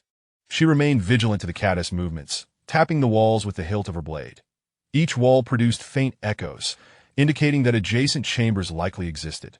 The cat let out a pitiful yowl, prompting Qin to join in with a heart-wrenching scream, while Su Yuan, as if reveling in the chaos, occasionally taunted the cat and teased Qin. In an instant, the small room transformed into a cacophonous marketplace. The clamor nearly overwhelming Qin Zhiyu's senses. Amidst the turmoil, she narrowly avoided several attacks and dodged the residual effects of the couple's fray, finally discovering a switch nestled within the crevice of the wall. To her, the peril presented by this room was second only to that posed by the infamous Pig Brothers duo. With a rumble, the floor began to tremble, leaving the three individuals and the cat feeling as if the world were spinning. After a moment of upheaval, the room unexpectedly began to ascend, the very floor beneath them rising at an alarming rate. They needed to move swiftly. In the corner, a small door creaked open, just wide enough for an adult to pass sideways. Without hesitation, Qin Zhiyu dashed towards the opening, acutely aware that delay would result in being crushed by the ceiling. "Ah, darling, hold me tight. I can hardly keep my balance." Su Yuan's delicate voice echoed through the room. Yet, had one glimpsed her expression, they would be astonished by the excitement and anticipation written across her face. "I got you, Yuan." Qin, suddenly struck by an idea, halted his advance towards the exit and extended his hand to Su Yuan instead. As Qin Zhiyu reached the doorway, she allowed a slight pause, waiting for Qin and Su Yuan to enter before following into another chamber. Just as she sidled through, she felt a weight upon her leg. It was the cat with which she had previously crossed paths. Did it wish to hitch a ride on her coattails? Qin Zhiyu made no effort to shoo it away. A single kitten posed little threat. Upon entering the new room with the cat, the candles within suddenly flared to life, their bright white light blinding those accustomed to darkness. As their eyes adjusted, a figure materialized within the chamber. That young man is remarkably handsome. You can't possibly compare. Su Yuan exclaimed, her eyes widening in surprise as she beheld Bai Qinyu, who had appeared unannounced at the opposite end of the room. Qin Zhiyu appraised Bai Qinyu as he stood there, his almond-shaped eyes sparkling with mischief. His complexion was strikingly fair and delicate, his lips curving into a perfectly measured smile, exuding an air of effortless charm akin to a finely crafted artifact. It was evident that he had entered with the room's transition, yet the blinding light had masked his arrival from her view. Yuan, you may only gaze upon me.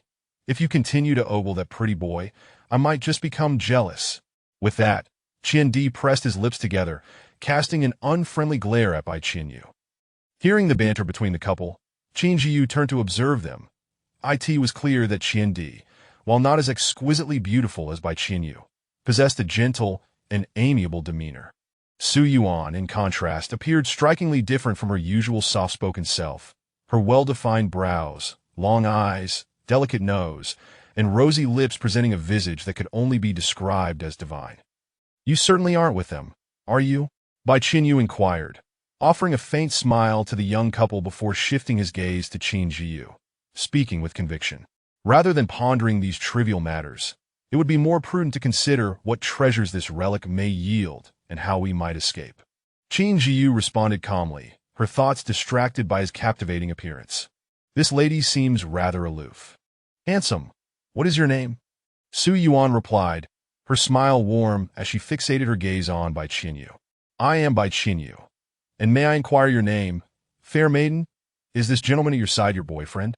His words flowed with a rhythm that was both deliberate and enchanting, the term fair maiden not evoking irritation, but rather, it seemed to please Su Yuan. As Bai Qinyu and Su Yuan exchanged pleasantries, Qian Di occasionally interjected with pointed remarks, all of which Bai Qinyu deftly deflected with ease.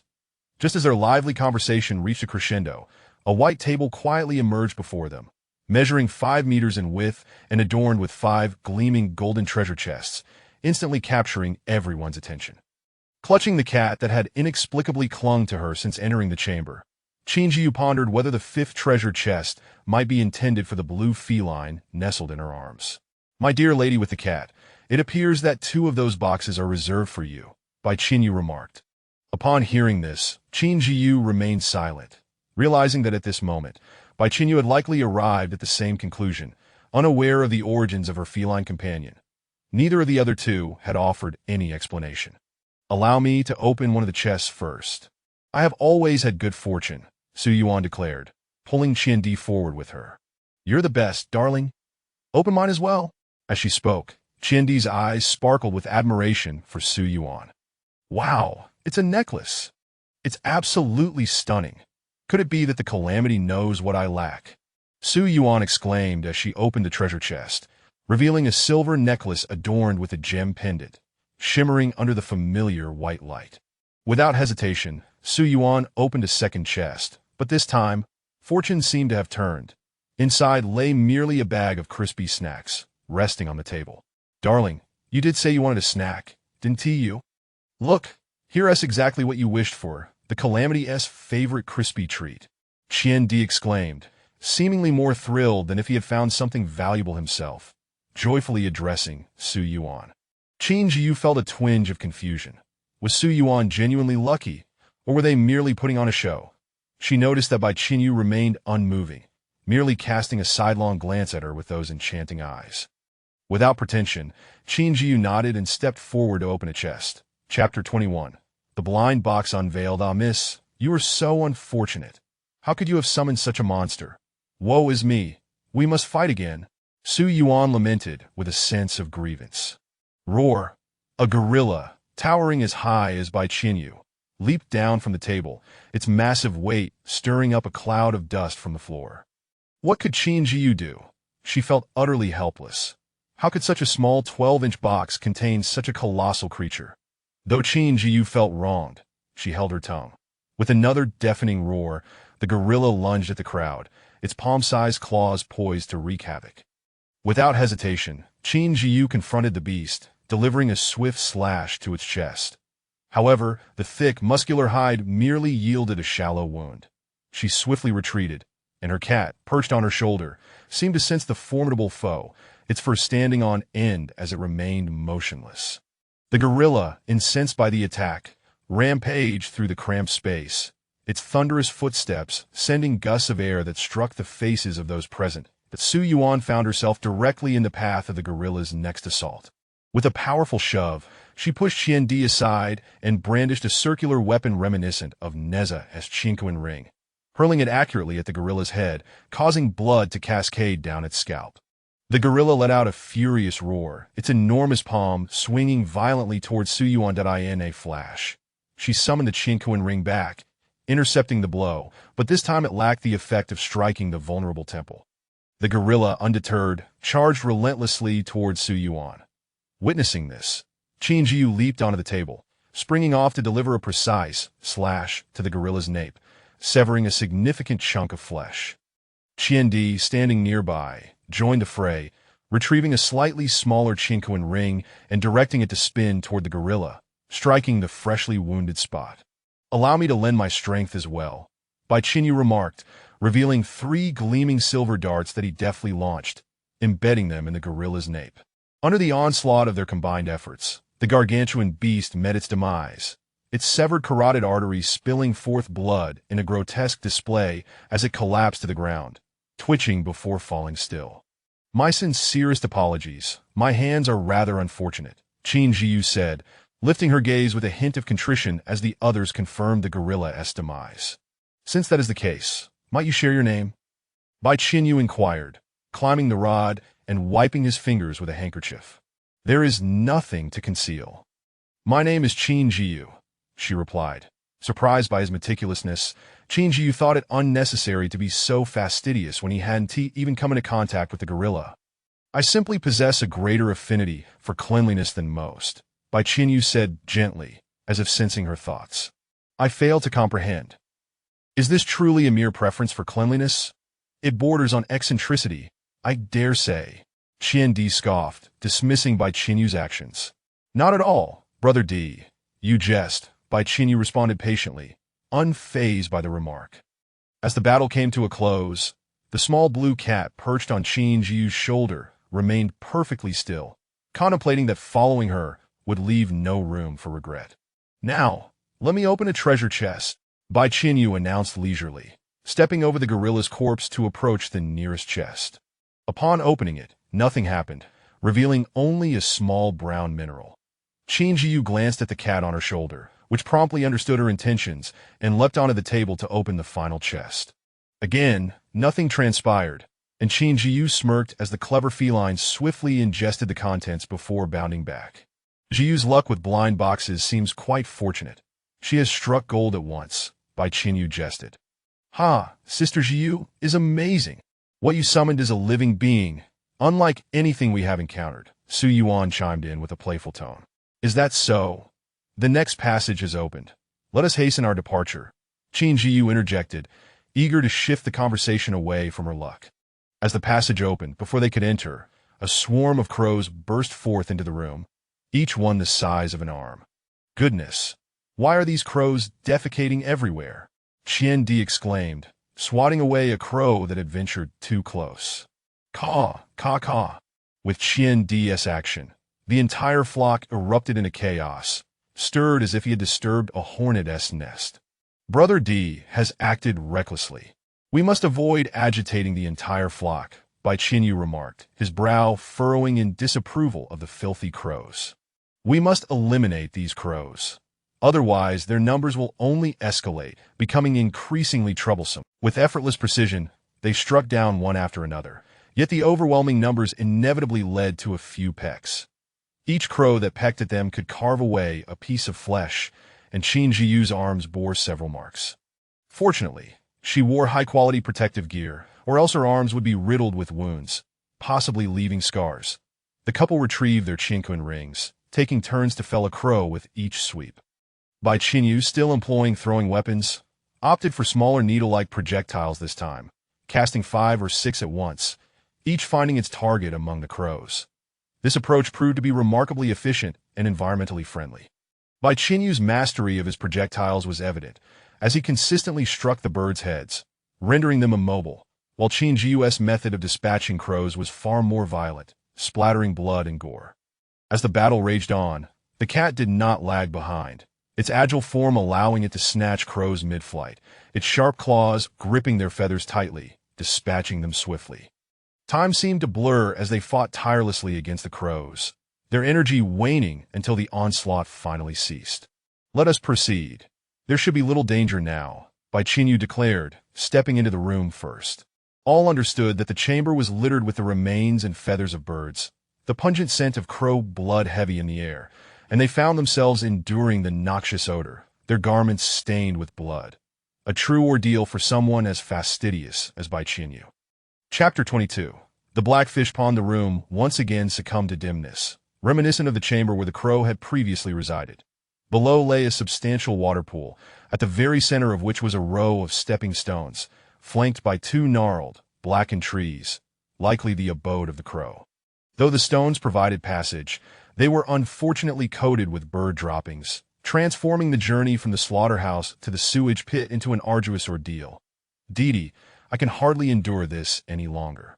The environment is utterly atrocious. I yearn to leave this place. Every fleeting moment here is a torment, a mental anguish," Su Yuan lamented, her torch illuminating the dismal surroundings as she spoke, her spirit crumbling. The ordeal of bird hunting was already taxing, and now having to traverse on such filth was particularly unbearable, especially for one who had only recently endured a calamity. "That we shall be free once we exit this room, my dear," Qiandi gently reassured her, taking the torch from her grasp. "Do exercise caution. These steps may be quite slippery," Qin Zhiyu advised from the side. Recalling the wooden planks she had laid just a couple of days prior, Qin Zhiyu retrieved them from her storage device, placing them atop the stepping stones. The wooden boards offered substantial friction and were not overly heavy, ensuring safer passage. "Zhiyu, that is a commendable solution. That I shall proceed first. Should any unforeseen circumstances arise, I will require your assistance, while the rest can follow suit to place the wooden boards," Bai Qinyu declared, stepping toward the planks. Upon hearing this, Qin Zhiyu handed the boards to him, which he stowed in his storage device. Having observed the abilities of her companions, Qin Zhiyu was not surprised that they all possessed storage devices. Although difficult to lose, it was hardly an insurmountable challenge for those with strength. Moreover, it appeared that fortune favored this group. Splash! The sound of fish leaping from the water echoed. Bai Qinyu had barely ascended 4 or 5 steps when a fish vaulted from the depths, landing precisely on the step behind him. "That fish has likely thrived on crow droppings and may bite. So be wary, little Qinyu," Su Yuan warned, recalling news reports about carnivorous fish raised in sewage, which primarily feasted on insects, small fish, shrimp, and mollusks, and were particularly drawn to blood tainting the water, growing exceptionally fast and exhibiting a nocturnal nature. The conditions of this pond were perfectly suited for such fish, which competed with crows for survival. Those that endured must possess formidable resilience and ferocity, prompting her caution towards Bai Qinyu. "I shall ascend as well.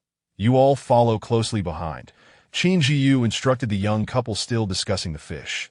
Stepping onto the wooden boards, she found her footing secure and stable, without a hint of tremor, while her feline companion trailed closely beside her. "Meow!" The fierce cry from her cat startled the black fish that had lingered around her feet, sending them scattering in fright. "Xiaolan, you're truly remarkable. No wonder you are the nemesis." Qin Zhiyu praised her feline, having named the mutated cat Xiaolan. She pondered whether the cat could accompany her out of this relic. If not, it would be a regrettable loss. Meow. Xiaolan seemed to respond in agreement. Unfortunately, the remaining companions did not share in this fortune. The fish that had previously clustered around Qin Zhiyu had dispersed, now encircling Bai Qinyu and the young couple. From time to time, a fish would leap forth, startling them, and if bitten, would not release its grip. Bai Qinyu, with his impressive agility, managed to evade being bitten, which led to more black. As Qin Zhiyu continued onward, she observed Bai Qinyu halting ahead. Upon closer inspection, she recognized a familiar door. This one, however, was transparent, revealing that it served as the exit of the relic, obscuring the view of what lay beyond. "Zhiyu, do you know the purpose of this door?" "The previous exit was not like this," Bai Qinyu inquired, gazing at her with curiosity. Qin Zhiyu was puzzled as to why he singled her out for the question, but chose to respond honestly. This door should, barring any unforeseen circumstances, lead us back to where we entered. How does Sister Zhiyu know that? Have you been here before? Su Yuan asked, intrigued that I saw it in the channel. Pay attention. There must have been predecessors who entered before us, Qin Zhiyu replied. Which regional channel do you belong to? By Qin Yu pressed further. Splash. A resonant sound heralded the arrival of a colossal black fish leaping before them, prompting Qin Di, standing beside it, to hastily dodge. The fish's mouth was larger than a human head, adorned with long whiskers as thick as fingers, its body glistening with a dark sheen. Qin Zhiyu was astonished. She had observed numerous crows upon her entrance, and logically, such a large fish should have devoured them all. It seemed plausible that the multitude of crows had been startled out by this giant fish rather than fleeing of their own volition. Perhaps there had previously existed a formidable boss crow, and they had arrived just as it was consumed by the fish, leaving no new leader for them to confront. The terrain here offered limited footholds, making any confrontation significantly more challenging. Meow. As the black fish leaped, it stirred a great cloud of murky water, splashing over Qin Zhiyu and her companions, soaking Xiao Lan in an instant, eliciting a startled cry from the cat. This fish has become sentient, Qin Di exclaimed, wiping the water from his face, feeling both disgusted and alarmed. Another fierce battle awaits us, and this exit is sealed, by Qin Yu stated, tossing a wooden plank towards the exit, only to see it rebound back. Then let us advance and slay this foul fish. It's making us nauseous, Su Yuan declared, equally drenched in the filthy water, her voice laced with indignation. Qin Zhiyu sheathed her curved dagger and drew forth her iron sword, which offered greater leverage. The finesse required for the curved blade was insufficient against the formidable black fish that, as by Qin Yu's concealed weapon struck the fish, its slippery surface absorbed much of the impact, causing it to slide away. Qin Zhiyu's sword swiftly approached the fish's eye. Before she could make contact, the fish's powerful whiskers struck her arm with considerable force, nearly dislodging the sword from her grasp. The young couple's offensive tactics began to prove effective. Su Yuan's large Qinquan circle spun and struck the black fish squarely on its forehead, causing its fragile frontal bone to cave in, while the rear Qinquan circle expanded, effectively sealing the fish's mouth. With the Qinquan circle tightly constricting the fish, the threat of its gaping maw diminished, allowing the group to attack with renewed vigor. Realizing that his concealed weapons were ineffectual against the creature, Bai Qinyu retrieved an iron axe, targeting the fish's vulnerable skull whenever it breached the water's surface. Seizing the moment, Qin Zhiyu pressed her advantage, her iron sword inflicting significant damage. She glanced at Bai Qinyu and his fierce stance. Indeed, refined weaponry suited him far better than an axe. Having sustained severe injuries, the black fish, sensing defeat, sought to escape, thrashing its tail and decisively swimming towards deeper waters. Chapter 23. The Sanctuary, but how could everyone allow it to escape? If the fish were to flee, Qin Zhiyu and the others would find themselves unable to exit. That moment, Su Yuan's Qinquan circle proved invaluable. The very circle that had previously ensnared the fish's mouth had now transformed into shackles binding it.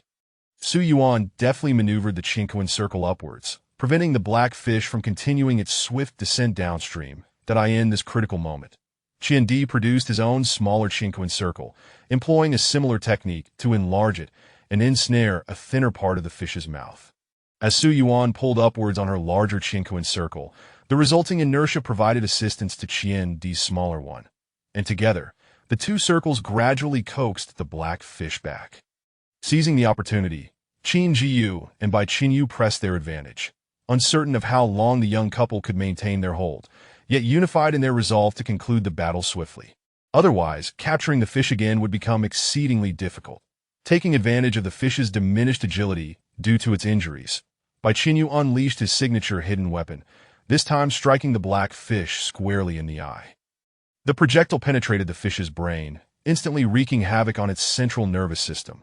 Despite its tenacious vitality, the fish struggled briefly, swayed its tail, and then slowly sank into the pool. Retrieve it! Oh no, it's broken! Su Yuan lamented, her brow furrowed as she gazed at the Qinquan circle that had fallen into the pool alongside the black fish. Can the smaller one still be used? Su Yuan inquired of Qin Di.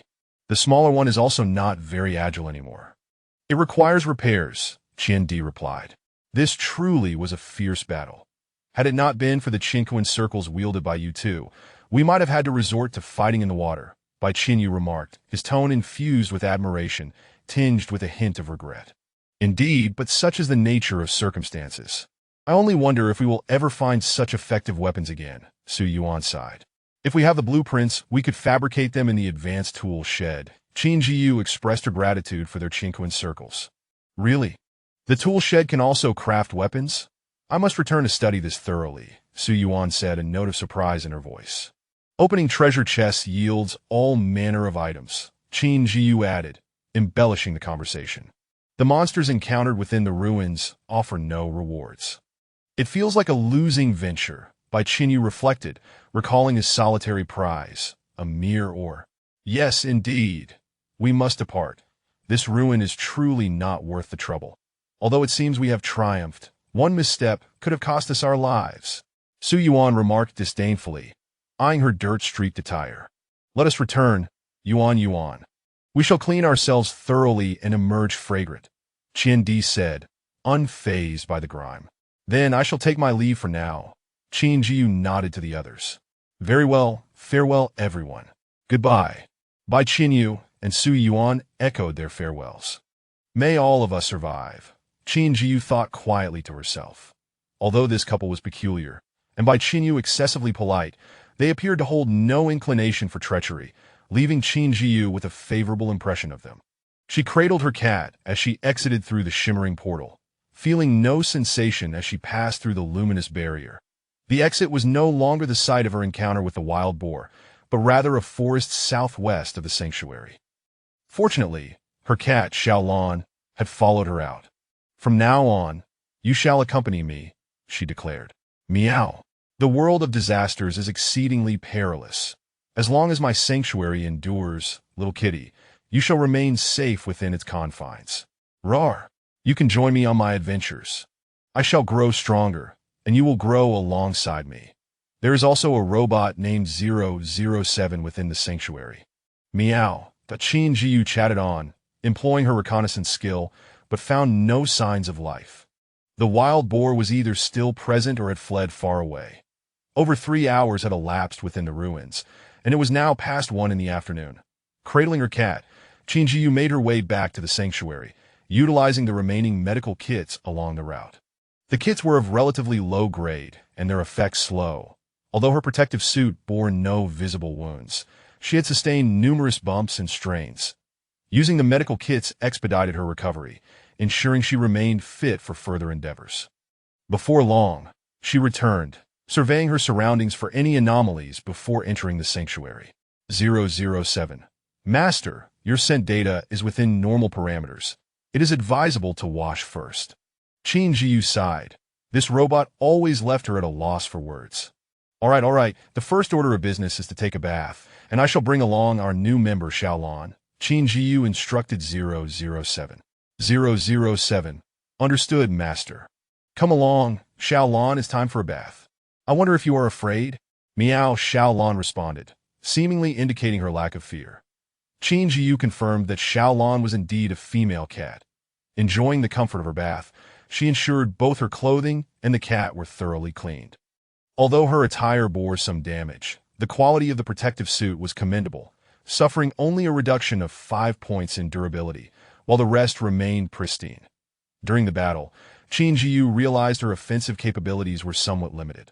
She needed ranged weapons akin to the Qin circle. Additionally, she ought to prepare more outdoor supplies. Despite finding little of value in the treasure chests, she could still engage in online trading. At the very least, she needed to gather 3 climbing ropes, various lighting tools, flashlights, searchlights, kerosene lamps, lighters, fire starters, diving gear, oxygen tanks, a plethora of medical supplies, leather gloves, insulated gloves, and more as needed. With these thoughts in mind, Qin Zhiyu opened the trading channel. The materials she had previously listed had all been sold, and 007 had organized them in the warehouse. 007 was not much larger than a cubic copper block, and Qin Zhiyu had witnessed it separate its mobility platform and wheels from its body, allowing its mechanical form to shift backward and hover, transforming into a small cart. The materials were placed upon the cart, which could hold up to 3 copper blocks at once. 007 transporting them to the warehouse posed no issue, effectively solving the problem of materials scattered throughout the room. 007. Do we have enough materials to upgrade the sanctuary to level 1? Qin Zhiyu inquired while drying Xiaolan's fur. 007. Master, we currently have sufficient materials to upgrade to a level 1 sanctuary. Then please assist me in upgrading the sanctuary. Additionally, could you help me identify the most cost-effective options for these materials in the trading channel? Qin Zhiyu thought it would be tedious and time-consuming to search for items individually and hoped 007 would excel at this task. 007. Congratulations, Master. You have discovered a new feature. Actually, you could have informed me of this, Qin Zhiyu replied calmly. 007. Master, discovering things for oneself is far more gratifying. Is this requirement something you set for yourself? Do your functionalities need to be discovered independently? Qin Zhiyu pondered aloud. 007. Indeed, Master. Do you not think I am exceedingly clever? Chapter 24. Upgrading to level 1 inch. Oh, you are indeed quite clever, Qin Zhiyu remarked after a moment's hesitation. This robot not only possessed its own opinions, but also exuded an air of unwavering confidence. Qin Zhiyu decided to cease her intellectual sparring with 007 and instead focused on her shelter. The prospect of upgrading to level 1 brought an immediate uplift to her spirits. To AT this level, the shelter would transform into a stone structure, with walls that would become exquisitely smooth and textured, boasting enhanced durability and resistance to corrosion, unlike the previous wooden framework that was ill-equipped to withstand disasters. The survival potential of the shelter would experience a qualitative leap. Disaster alert. Please confirm whether to upgrade the shelter to level 1. Confirm upgrade. As the iridescent laser lights danced across the room from various angles, the entire atmosphere shifted. The wooden walls densified and hardened, eventually transforming from a tawny hue to a grayish-white reminiscent of rock strata. After more than half an hour, the shelter was finally upgraded to a level 1 bronze quality.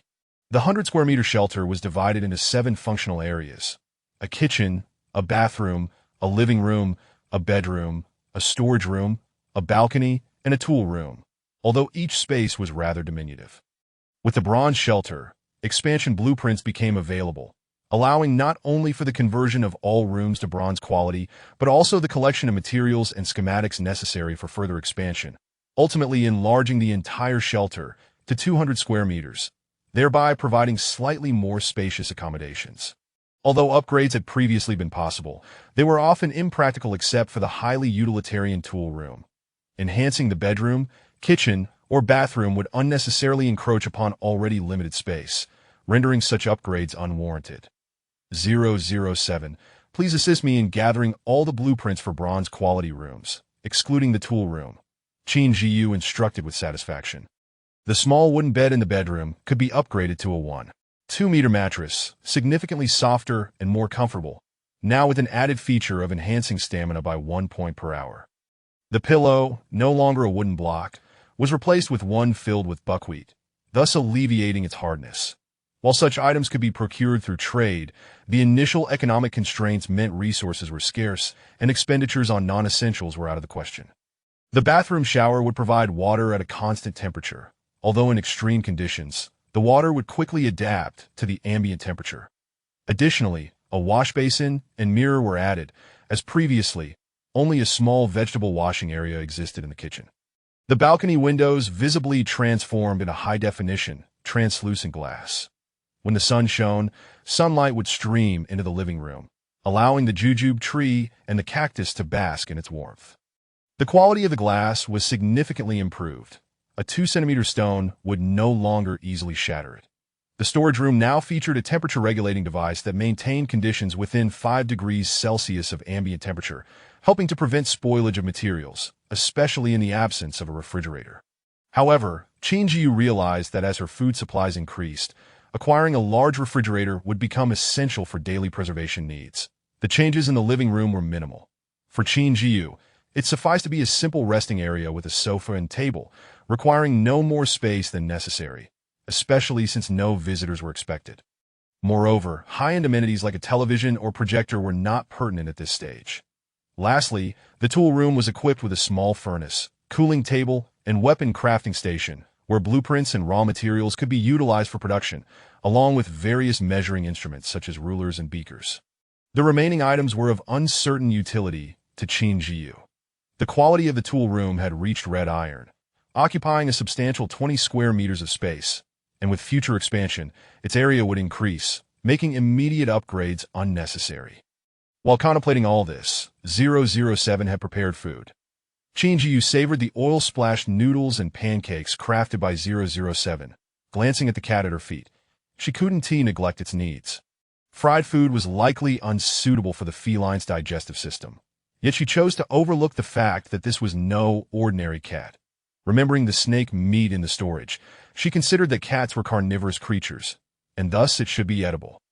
Tentatively, she instructed 007 to slice the snake meat and present it to the cat, which eagerly accepted it. After both the human and the cat had their fill, Qin Zhiyu accessed the shelter panel. Level 1, rooms can be upgraded to bronze quality. Durability, 500 material.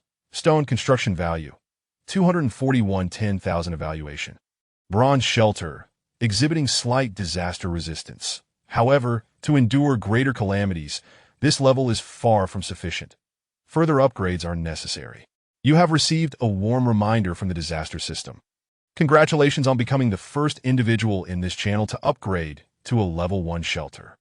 Reward, Golden Treasure Chest 1, Reputation 50. Congratulations on becoming the first individual in the provincial channel to upgrade to a level 1 shelter. Reward, Golden Treasure Chest 1, Reputation 50. Congratulations on becoming the third individual in the national channel to upgrade to a level 1 shelter. Reward, Golden Treasure Chest 1, Reputation 100. Congratulations on becoming the sixth individual in the world channel to upgrade to a level 1 shelter. Reward, Golden Treasure Chest 1, Reputation 500. Note, reputation-related panel is locked. Unlocking conditions are secured. Treasure chests and reputation. Even Qin Zhiyu, usually composed, could hardly contain her excitement. Securing the 6th position in the world channel earned her a golden treasure chest, indicating that higher-level channels yield superior treasure quality. One could only wonder what treasures awaited at the pinnacle of the world channel. Dark gold, perhaps? Yet, Qin Zhiyu felt a sense of satisfaction. Acquiring 4 golden treasure chests by the afternoon of the second day of the disaster was a remarkable feat, especially as the golden chests had only begun to circulate widely. As for the function of reputation, she was somewhat unclear, having never encountered it in her first cycle, thus she hadn't paid it much heed. Qin Zhiyu felt elated. She was no longer the naive version of herself from the previous cycle. Now, her shelter level was significantly ahead, complemented by a robotic steward and a cat, and most importantly, she possessed her unique advantage. With such favorable conditions, she had to exert herself even more diligently. Despite the enviable achievements of her shelter, failing to maintain a lead over others would be a disservice to her advantages. With a total of 4 golden treasure chests and 1 silver chest awarded for her performance in ruins, the moment of excitement for opening the chests had arrived. Let us start with the silver chest. After all, the best treasure should make a grand entrance. You have received First Aid Kits 3. Each can raise health points by 20 for 1 hour. You have received Snack Gift Pack 1. Includes cucumber-flavored chips, dark chocolate, milk candy, salty crispy biscuits, and squid strips, 1 of each. Chapter 25. The Golden Treasure Chest. You have obtained 9 bronze quality grass carp fry. You have obtained 1 red iron quality defense bracelet, damage -2 when attacked. You have obtained 2 lightweight long sleeve outfits. You have obtained 2 bronze quality lightweight long sleeve sleepwear sets, stamina recovery 2 per hour. The items obtained from the silver treasure chest were of commendable quality. Qin Zhiyu discovered that the higher the level of the treasure chest, the more closely related the items obtained were to the method of acquiring the chest. After defeating the black fish boss this time, would it be possible to deliberately farm for resources in the future? The fry, merely the length of a pinky finger, were rudely packaged in a plastic bag, and she wondered if they could even survive. Having raised small goldfish and tropical fish in the past, she had witnessed countless fatalities. Thus, she could only hope that the survival capabilities of these bronze fish were robust enough. Qin Zhiyu melted a cubic meter of iron in the tool shed, shaping it into a rectangular fish pond. She instructed 007 to place the fish pond and saplings on the balcony, and informed him to procure fish feed, ensuring that whatever he purchased remained within 007's budget. Both ordinary and bronze quality would suffice, as she feared that overly high-quality feed might overwhelm them. She donned the defense bracelet, which felt weightless, but such equipment capable of mitigating damage was rather scarce. Even a modest resistance value, when combined with special items like healing packs, could prove life-saving in critical moments. Next came the opening of the golden treasure chest that in her previous attempt, she had only opened a silver treasure chest once. She had never even laid eyes on a golden quality chest, let alone open one that she had personally acquired. The golden treasure chest, adorned with intricate dark patterns, felt substantial in her hands, radiating a luxurious glow under the illumination of the indoor light. Confirm to open golden treasure chest X4.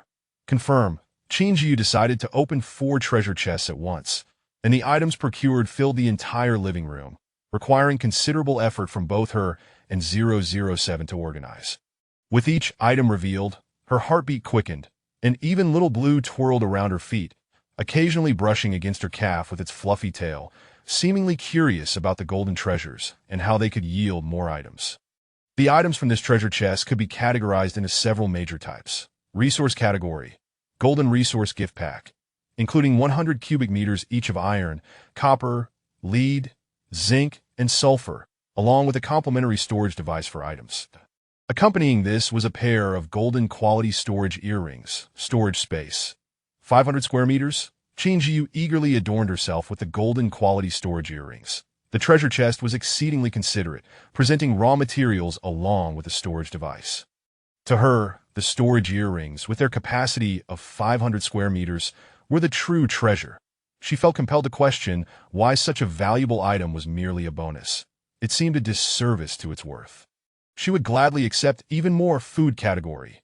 Golden level condiment gift pack, including 100 g each of Sichuan pepper, cinnamon, star anise, dried tangerine peel, fennel, cloves, cardamom, bay leaves, grass fruit, green onions, garlic, and ginger.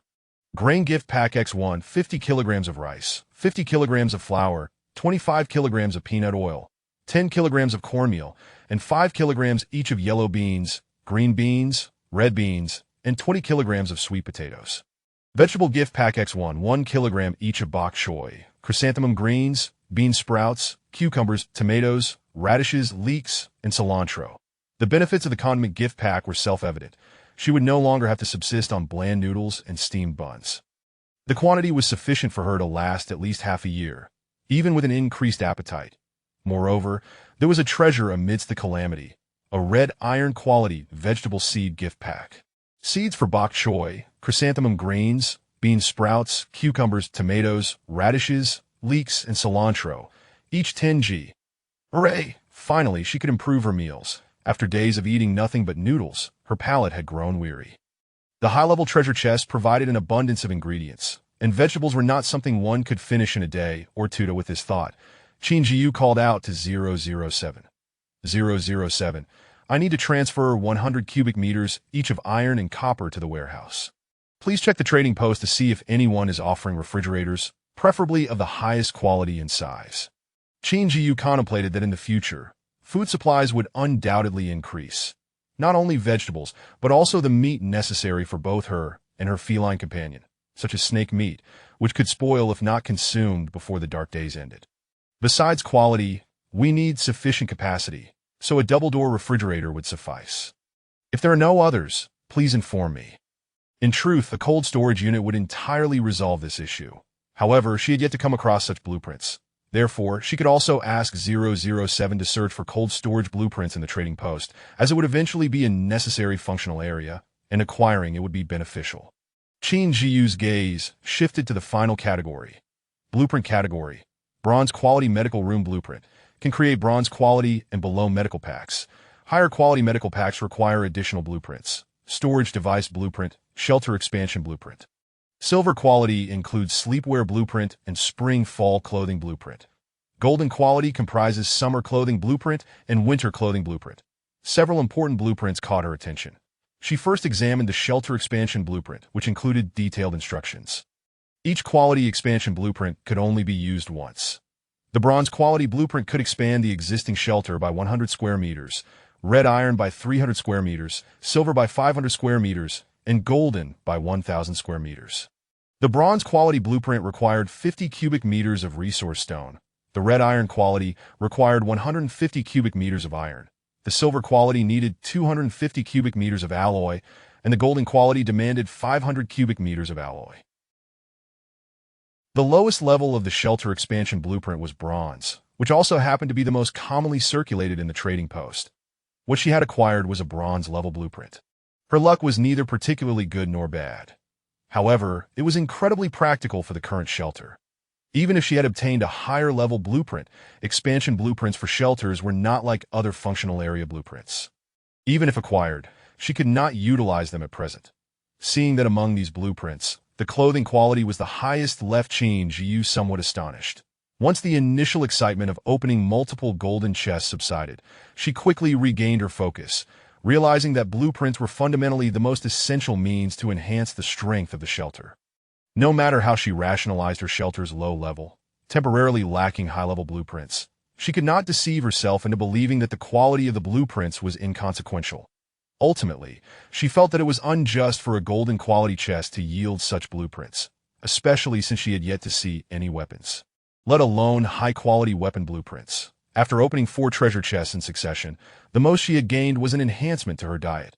High-quality items were all functional, contributing little to her overall strength improvement. Thank you to all who have rewarded and voted for me. I bow in gratitude. I've been working late recently and haven't had time to store drafts or catch typos, so please leave a message if you notice any issues. Chapter 26. The expansion was a success. As for the reasons behind it, a composed Qin Zhiyu could easily deduce 2 aspects: balance and the notion of a non-player character. The calamity had sparked numerous speculations among the channels, with various theories proposed. Ultimately, the consensus was that it served to filter humanity and enhance the survival capabilities of the entire community. Whether or not this was the actual reason, Qin Zhiyu had yet to delve into such depths or grasp the potency of this level. However, she could leverage this rationale to ponder why the items emerging from the golden quality treasure chests were exceedingly limited. Firstly, had there been teamwork, the shelter would have swiftly upgraded to level 1. In such a scenario, the quality of the world's foremost treasure chest would not only be high, but any item drawn would impose a significant disadvantage on ordinary individuals still grappling with low levels and limited strength, thereby disrupting the balance of the calamity's mechanism. Furthermore, with each level receiving such a boon, the affluent would only grow richer, further widening the chasm between them and the common folk, a scenario not devoid of precedents. With this in mind, Qin Zhiyu could comprehend why the items procured from the chests were merely for improving one's quality of life. Nevertheless, even with rational acceptance, she found herself rather speechless emotionally.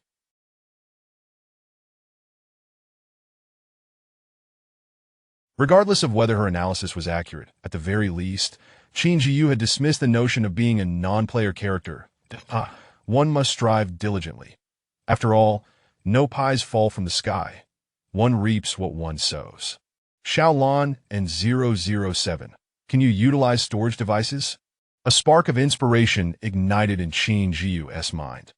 She possessed 2 storage rings, each a square meter in size, that if Xiaolan and 007 could use them, it would be feasible to gift them, with the intention of procuring better devices for them later.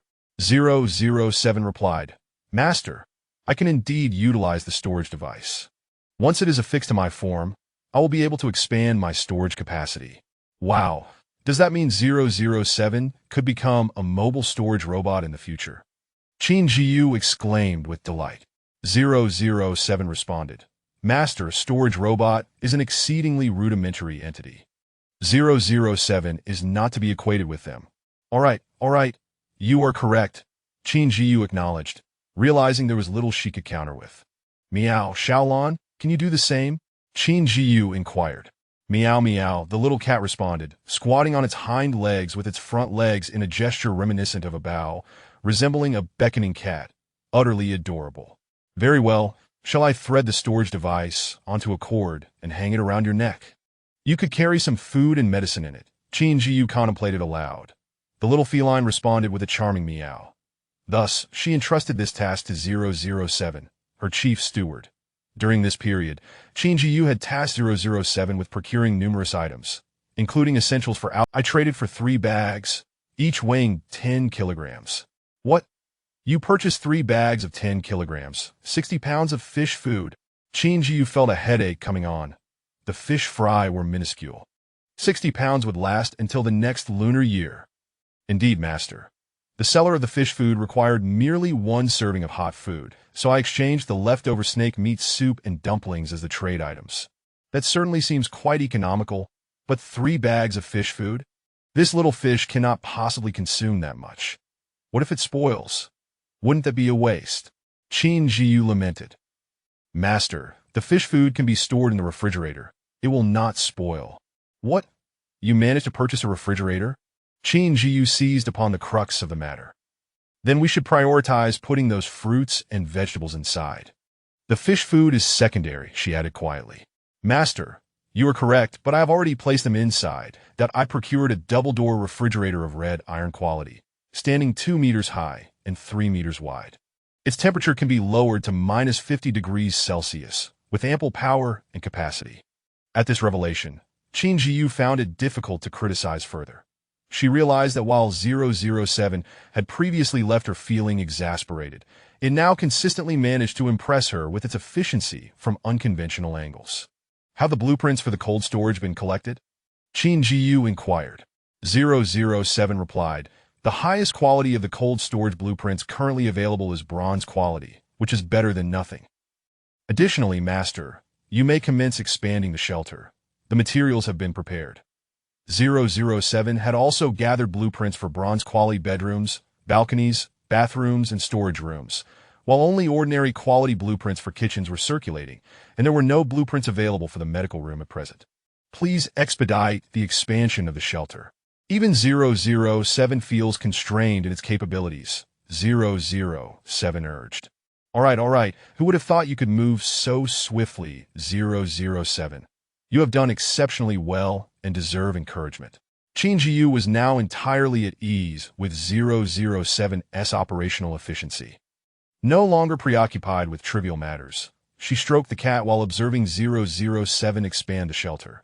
The ground beneath her feet showed no significant reaction. However, from her vantage point, she could see the other rooms gradually enlarging, their walls visibly shifting, though all of this transpired silently, with only slight tremors as the outer walls expanded. Overall, the changes were rather unremarkable. It startled the fish on the balcony. Yet the little cat, cradled in her arms, remained undisturbed, calmly observing the transformations, as it had developed a considerable psychological resilience being a mutated cat. After the expansion, each room upgraded to bronze quality, a process that took nearly an hour to complete. Once accomplished, Qin Zhiyu placed the raw materials from her ring into the storage room, which now spanned 50 square meters, making it the largest area within the shelter. The second largest was the tool room at 40 square meters, while the sizes of other rooms varied, primarily designed according to practical needs, showcasing a highly human-centric approach. The shelter now stood a full 6 meters tall, an increase from its previous height of 4 meters, allowing her to stack the remaining materials comfortably. She granted 007 the authority to manage the basic production for the tool room and medical room. Apart from her minimal personal medical supplies and weaponry, the items produced would be exchanged for raw materials, supplementing the shelter's resources.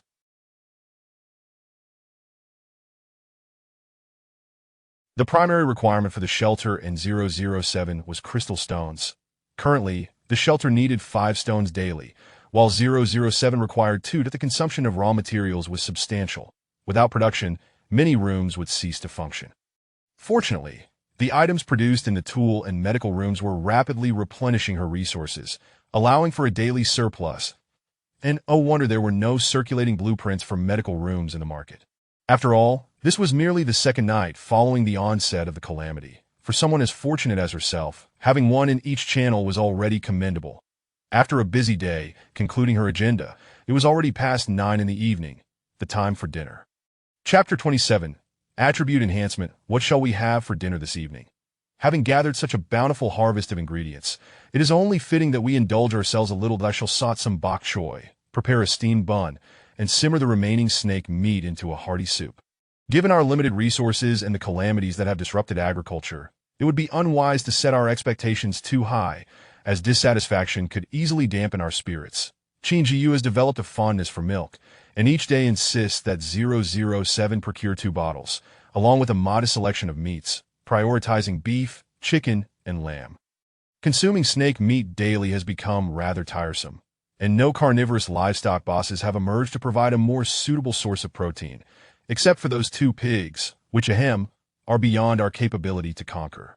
The recent upgrade of the shelter has not only transformed its structure, but has also significantly enhanced Qin Zhiyu's personal attributes that I end the first week. Qin Zhiyu had only experienced the elevation of the shelter to bronze quality, understanding that each rounding in this context implies that with each level gained, personal attribute points can be rounded up by 2 units, each unit providing a boost of 5 points. The range for rounding varies slightly. In real life, it follows the conventional rules of rounding. While in the face of disaster, any value of 3 or above is rounded up to 3 units, while values below 3 are discarded in the rounding process. To illustrate, let us consider Qin Zhiyu's current attribute values. Frowny face name. Qin Zhiyu, human, age, 20 life, upgraded from 35. 1 to 45 constitution, upgraded from 15 to 25. Strength, upgraded from 13. 65 to 25. Agile : upgrade from 15. 6 to 25. Physical fitness, upgraded from 46. 8 to 55. Intelligence, upgraded from 19. 5 to 30. Skills, novice grappling, 27500. Beginner shooting, 36100. Beginner swordsmanship, 86100. Other survival skills have also seen improvement, though there has been little change. Climbing and swimming remain elusive skills that require dedicated practice. Qin Zhiyu reclined to rest, enveloped in a sense of joy, as the newly revitalized shelter radiated a brilliance that... Does your chip have the capability to perform songs? I longed to hear some music. After lying there for a while, Qin Zhiyu found herself too exhilarated to sleep, seeking relaxation without the desire. It was already past 9 o'clock, and she did not wish to tire herself further. Thus, she devised a means to engage 007 instead. 007. Master, I currently lack the ability to sing, but should I receive an upgrade, I would be able to learn to sing, along with other functionalities. She sensed that 007 might express some demands that could be uncomfortable, yet unavoidable. However, her curiosity ultimately compelled her to inquire, "What do you mean, 007? In truth, my requirements are modest. Any form of, or would suffice to upgrade my entire chassis. What kind of, or do you need?" Qin Zhiyu asked. 007. Master, the ores currently known to me are gold. The requirements were rather lofty. Were she to find silver or, let alone devise a means to extract it? She certainly did not wish to toil in such a manner to ask for gold. She knew of a location. My memory is still locked that higher-grade materials must be encountered for me to recall them. Qin Zhiyu remained momentarily silent, pondering the insignificance of her thoughts that at present she was unable to procure either gold or silver, let alone other items. How is it that you can still upgrade? 007. This seems to be an evolution of sorts. What has enabled this transformation in such a short time? Qin Zhiyu suddenly posed this question to 007. It is due to the extensive permissions and information you have granted me over the past few days. This wealth of information has allowed me to understand the calamity more profoundly, and I have processed a variety of items, which has enhanced my computational capabilities. These factors have activated the functions within my chip, enabling me to unlock greater permissions for self-upgrade. "Oh, I see," she exclaimed. How fortunate she felt to have stumbled upon such a treasure. This was no mere robot, but a super-intelligent entity. Would it not evolve into something akin to Red Queen in the future? 007. Master, in my observations within the chat channel, I have noticed that the individuals here remain in a state of ignorance, yet you seem to possess greater foresight and discernment than they. Thus, I am exceedingly grateful to have encountered you and to serve as your steward amidst this calamity. I consider myself quite fortunate. Qin Zhiyu was taken aback.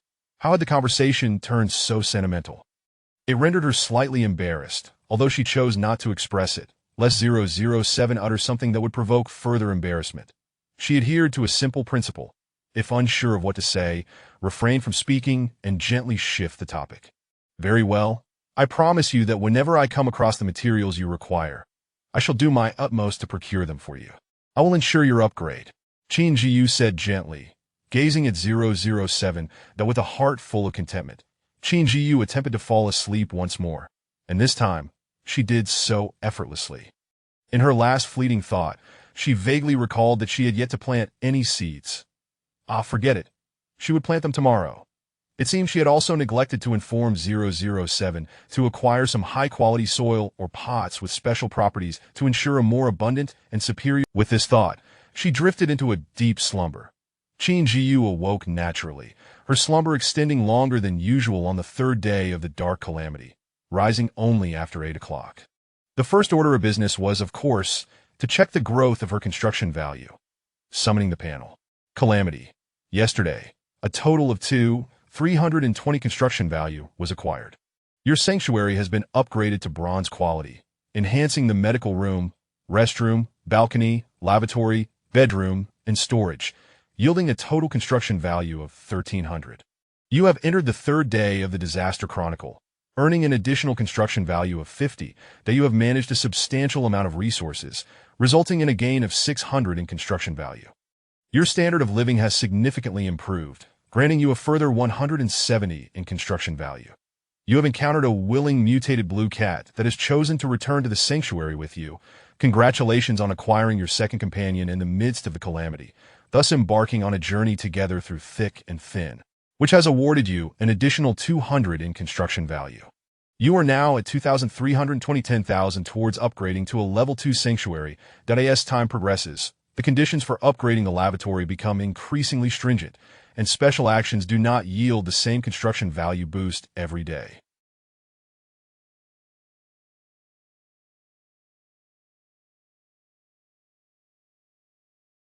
Only the initial instance offers the highest reward.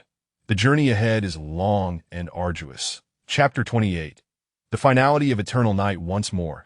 She cast a glance at the system she had nearly forgotten over the past. Despite her numerous slayings of monsters, the short-term accumulation of experience had yet to meet the criteria for an upgrade, resulting in a plethora of notifications and a rather mundane experience point tally. Achieving a level 2 system still posed a considerable challenge. Terrible disaster system, level 2, experience points, 35,000. Other functionalities remained unchanged for the time being, and the illustrated compendium showed no remarkable features. At this pace, it seemed that a further disaster would be necessary before she could attain an upgrade. Overall, it was yet another day brimming with hope. She wondered if she might encounter Brother Pig today, as her storage space was ample enough this time. Plans, however, often succumb to the whims of fate. Qin Zhiyu's earlier intentions to scout other regions and undertake the grand endeavor of tree felling were, for the moment, unachievable, at least not before the end of the dark period. Before venturing out, she had one important task to attend to. 007. Please procure some high-quality potted plants and soil for me, that I shall return by noon to sow the vegetable seeds. 007 replied. Understood, Master.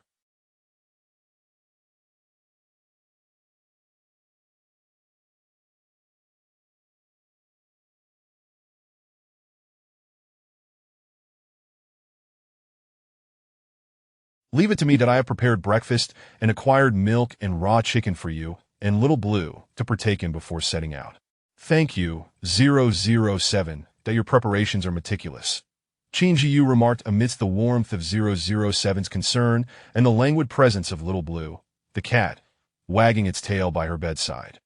Thus began the final day of darkness, one imbued with hope once more. Exiting the shelter, she grasped a torch alongside the provisions prepared by 007, that now equipped with iron tools for tree felling. They were far superior to the previous stone axes, alleviating her worries of encountering damage mid-task. As she chopped down trees, she made her way northeast. Having cleared the vicinity of threats during the previous days of reconnaissance, she refrained from utilizing her skills further, conserving her 3 chances for the other 3 areas. She aimed to complete the examination around the shelter today, while also familiarizing herself with her enhanced physical attributes. Little Blue trailed closely, lively and sprightly, occasionally climbing trees or leaping onto the timber she felt. Watching the kitten frolic in the darkness invigorated Qin Zhiyu, amplifying her labor's pleasure. Having a cat for company was truly delightful.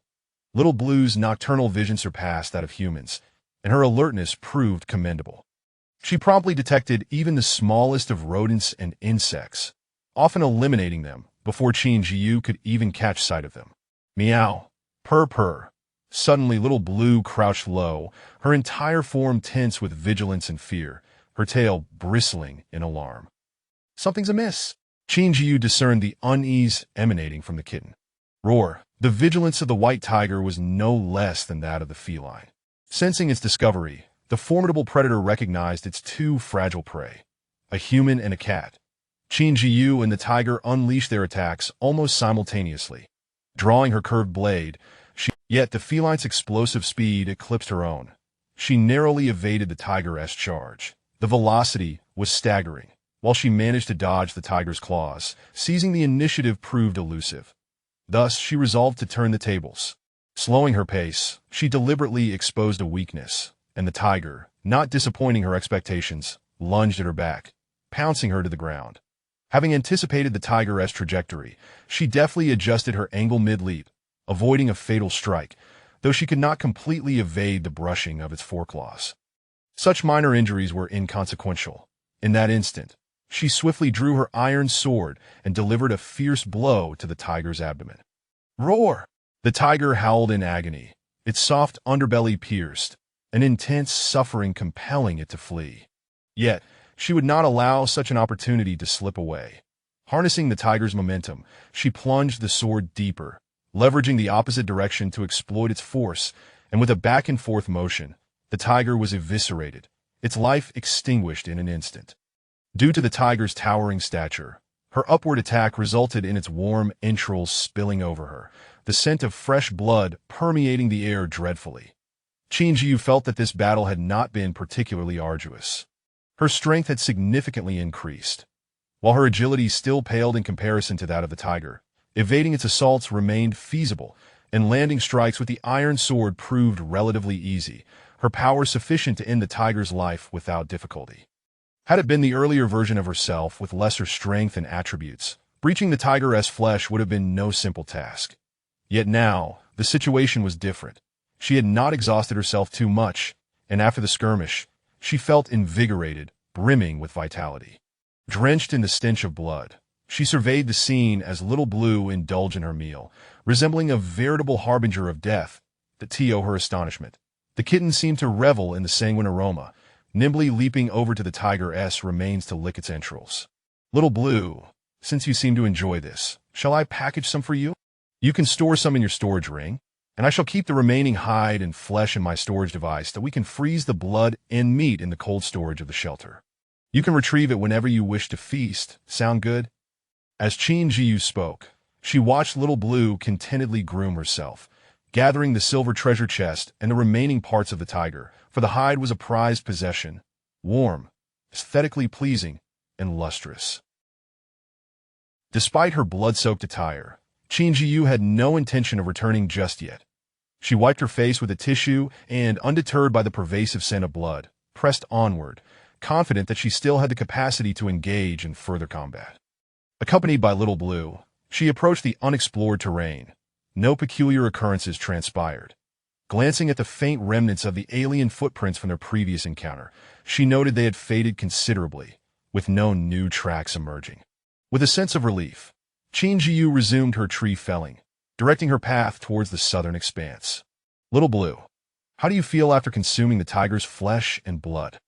Logically speaking, a tiger should be a higher-tier feline compared to a mere cat, potentially aiding Little Blue's evolution. Regrettably, she could not comprehend Little Blue's responses, leaving her to speculate. Simple matters were manageable, yet complexities posed a challenge. I wonder if there exists a beast language amidst this calamity, or if mutated creatures could be made to speak. Then I could converse with you, Little Blue. Meow. Little Blue responded once more, her voice soft and gentle, as if to assure her that such a possibility might yet come to pass.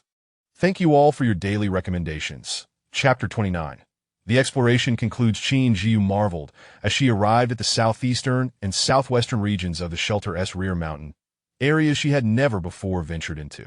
Heading southwest for reconnaissance, she unexpectedly discovered a remarkable find. White Ganoderma. Originally a common mushroom growing on cliffs, it has survived the trials of natural disasters, absorbing a significant amount. When consumed as an ingredient, it can enhance one's vitality by 5 to 15 points, contingent upon individual constitution. Upon glancing at the description accompanying the image, Qin Zhiyu felt a surge of temptation. A mushroom capable of augmenting vitality by 5 to 15 points was nothing short of miraculous. It was no wonder many referred to ruins as miracles. A boon like this, directly enhancing one's life force. Who would not be enticed? Raising her torch for illumination, Qin Zhiyu examined the location where the white Ganoderma thrived. It was nestled on a hillside, approximately 3 meters high, precariously wedged between a protruding rock and the mountainside, making it quite the challenge to reach. The growth area was completely devoid of sunlight, shrouded in secrecy, and its long-term exposure to darkness had rendered it devoid of color. How would she ascend? Could her iron shovel be used to carve out a step to reach it?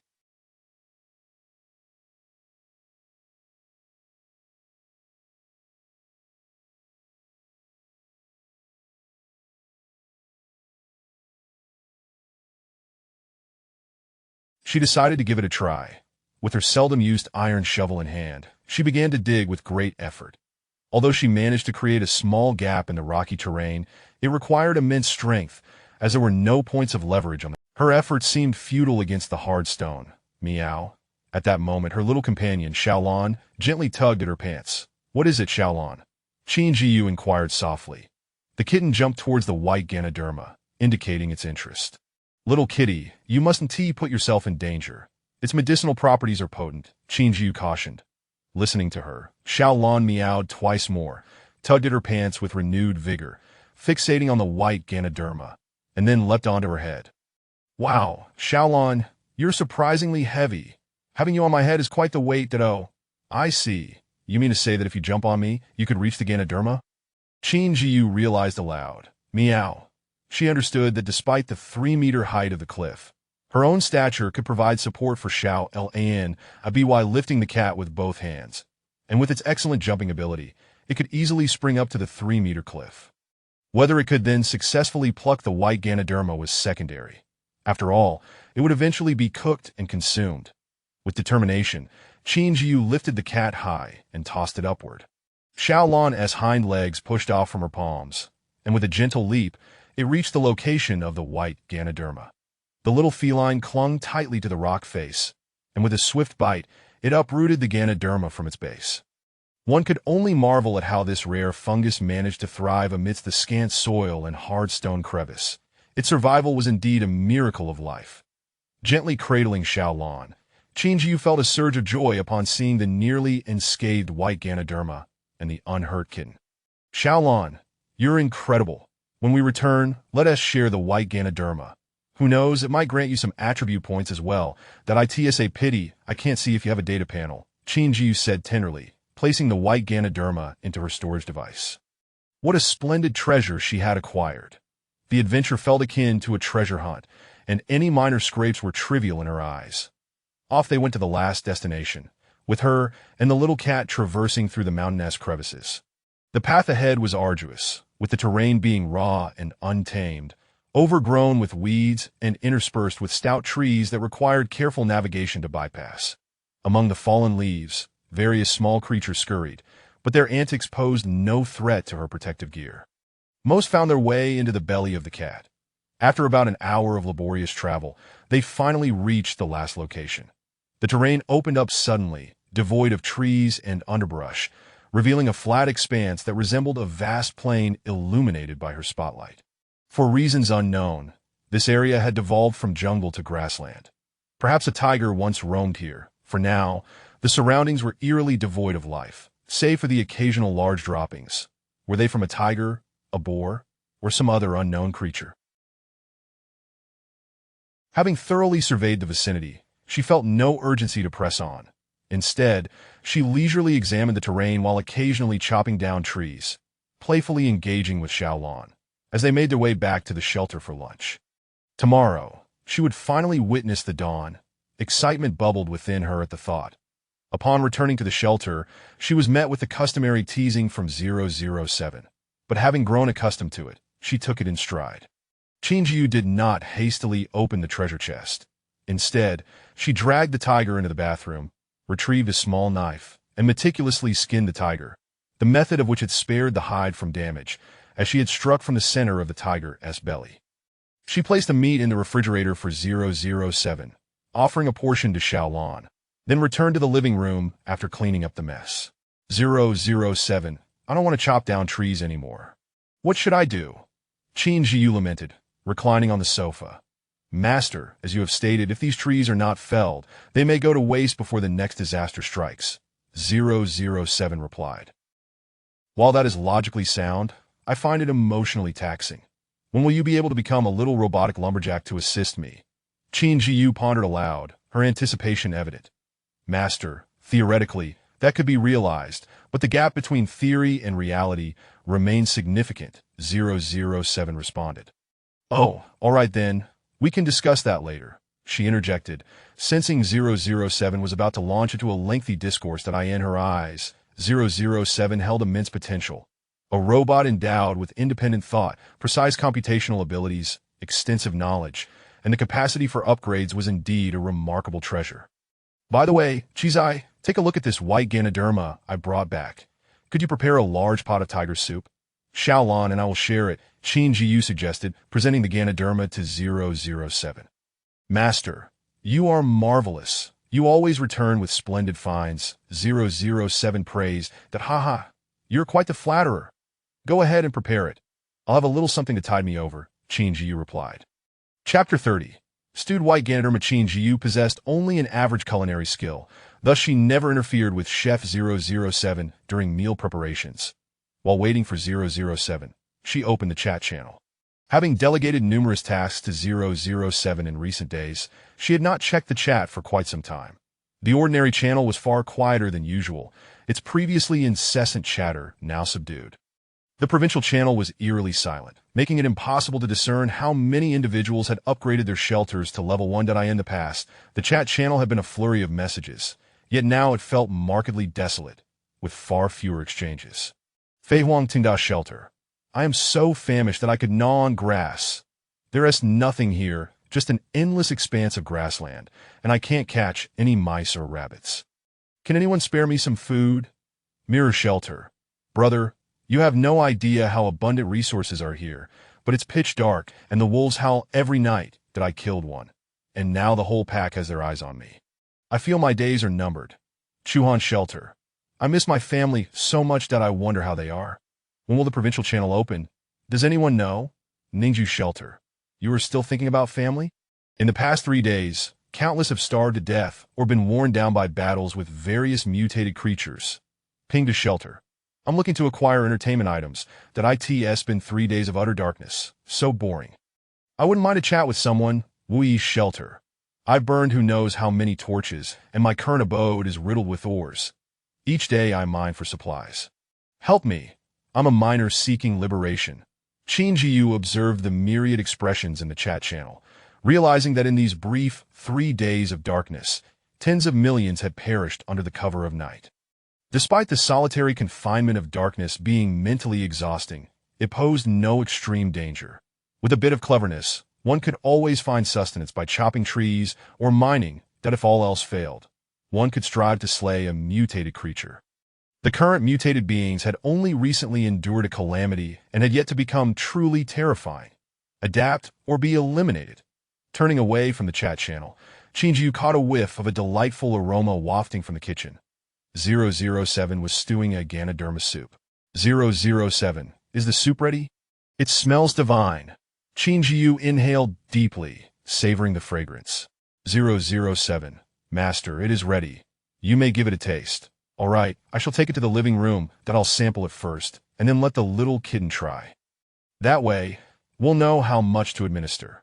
Qin Zhiyu was considerate of the little kitten, her eyes sparkling at the sight of the blue-furred creature. 007. There is no need, Master. The kitten has a keen instinct and will know the dosage. However, you must be cautious. If you inadvertently consume too much, it could be quite painful, requiring immense willpower from you. Trust me on this. 007. However, I am uncertain about the effects of this potion. Please keep an eye on me, that if anything seems amiss, do alert me. I fear I might lose consciousness. Just in case, Qin Zhiyu instructed. 007. Rest assured, Master, I'll take care of it. Qin Zhiyu ladled out several slices of white Ganoderma, the soup still floating with chunks of meat and garnished with coriander beside glistening droplets of oil, presenting a truly tantalizing sight. She consumed the dish with remarkable speed, savoring the flavor as it danced upon her palate before finishing the bowl. Feeling no immediate effects, she was emboldened to indulge in another helping. Before long, she found herself downing yet another bowl, feeling quite splendid. It was then that the effects of the white Ganoderma began to take hold. Sitting on the sofa, she started to perspire, her body becoming drenched as if she had a fever, her temperature perceptibly rising. Meow meow. Little Blue anxiously circled around Qin Zhiyu struggled to sense Little Blue's movements. She felt as though her skin was being roasted. Observing this scene, 007 pondered why the Master's reaction was so extreme. Could it be due to overconsumption? No. The soup contained tiger meat, which was inherently a yang-rich substance. This was disastrous. She had overdone it. Feeling guilty, 007 lamented its inadequate knowledge, realizing that had it been more adept, the Master would not have to endure such a trial. Master Zhiyu, you must hang in there. Little Blue, come with me. We cannot let our Master lose consciousness. Meow. Upon hearing 007's concern, the astute little kitten grew frantic. This human treated her with such kindness, never rejecting her, always protecting her. How wonderful she was in that moment. Little Blue's meows intensified. Qin Zhiyu was oblivious to the commotion from Little Blue and 007, her body engulfed in fiery pain, rendering her nerves numb. Lying on the sofa, she was immobilized, her sweat soaking the upholstery. Seeing Qin Zhiyu sweat profusely, 007 hurried to fetch water for her, that if this continued, she risked dehydration. 007 prepared a cup of warm water, adding a pinch of trading salt, aware that cooking was inconvenient. Subsequently, it fashioned a rudimentary mechanical arm, just sufficient to assist in feeding her water. Little Blue continued to meow, attempting to revive Qin Zhiyu's consciousness. Qin Zhiyu felt her senses waning, her vision reduced to a mere pinprick of light. She sensed her throat being moistened, yearning for more, yet lacking the strength to speak to that moment. A continuous stream of coolness flowed into her, as if her unspoken wishes were being heard. Hold on, just a little longer. The greater the sacrifice, the more significant the reward. The pain she endured must yield fruit. She had to persevere. Qin Zhiyu, you must endure. Minutes passed, perhaps hours, as the burning sensation began to fade. Was it coming to an end? With her consciousness slowly reviving, Qin Zhiyu heard someone calling her name. Zhiyu, Master, can you hear me? It was 007. Qin Zhiyu felt as though she had lost control of her body, straining several times to no avail. Gathering her strength, she focused on her fingertips, managing to make them twitch slightly. She sensed 007 still feeding her water, but having not sweated for a while, she felt she could not take in more. There's no need to feed me anymore, 007. Qin Zhiyu croaked. Master, how do you feel? Do you need a medical kit? Upon hearing Qin Zhiyu speak, Little Blue leaped on her lap in delight, meowing animatedly. I feel uninjured, just rather uncomfortable and sticky. I think I'll take a shower. Qin Zhiyu replied in her hoarse voice. Very well. Master, do you need assistance? Don't worry, 007, I can walk on my own. Qin Zhiyu reassured with a comforting smile, her voice gradually regaining clarity. Chapter 31. The final night, as Qin Zhiyu stood in the bathroom, she began her ablutions, opting for a refreshing cold shower this time. Chilling droplets cascaded over her from head to toe, and she closed her eyes, relishing the sensation of the water washing away the sweat and grime from her skin. It felt as though she were reborn. The experience was utterly sublime. Fortune favors the bold. Having consumed 2/3 of the dosage, although the quantity was somewhat excessive, it remained within her capacity to endure.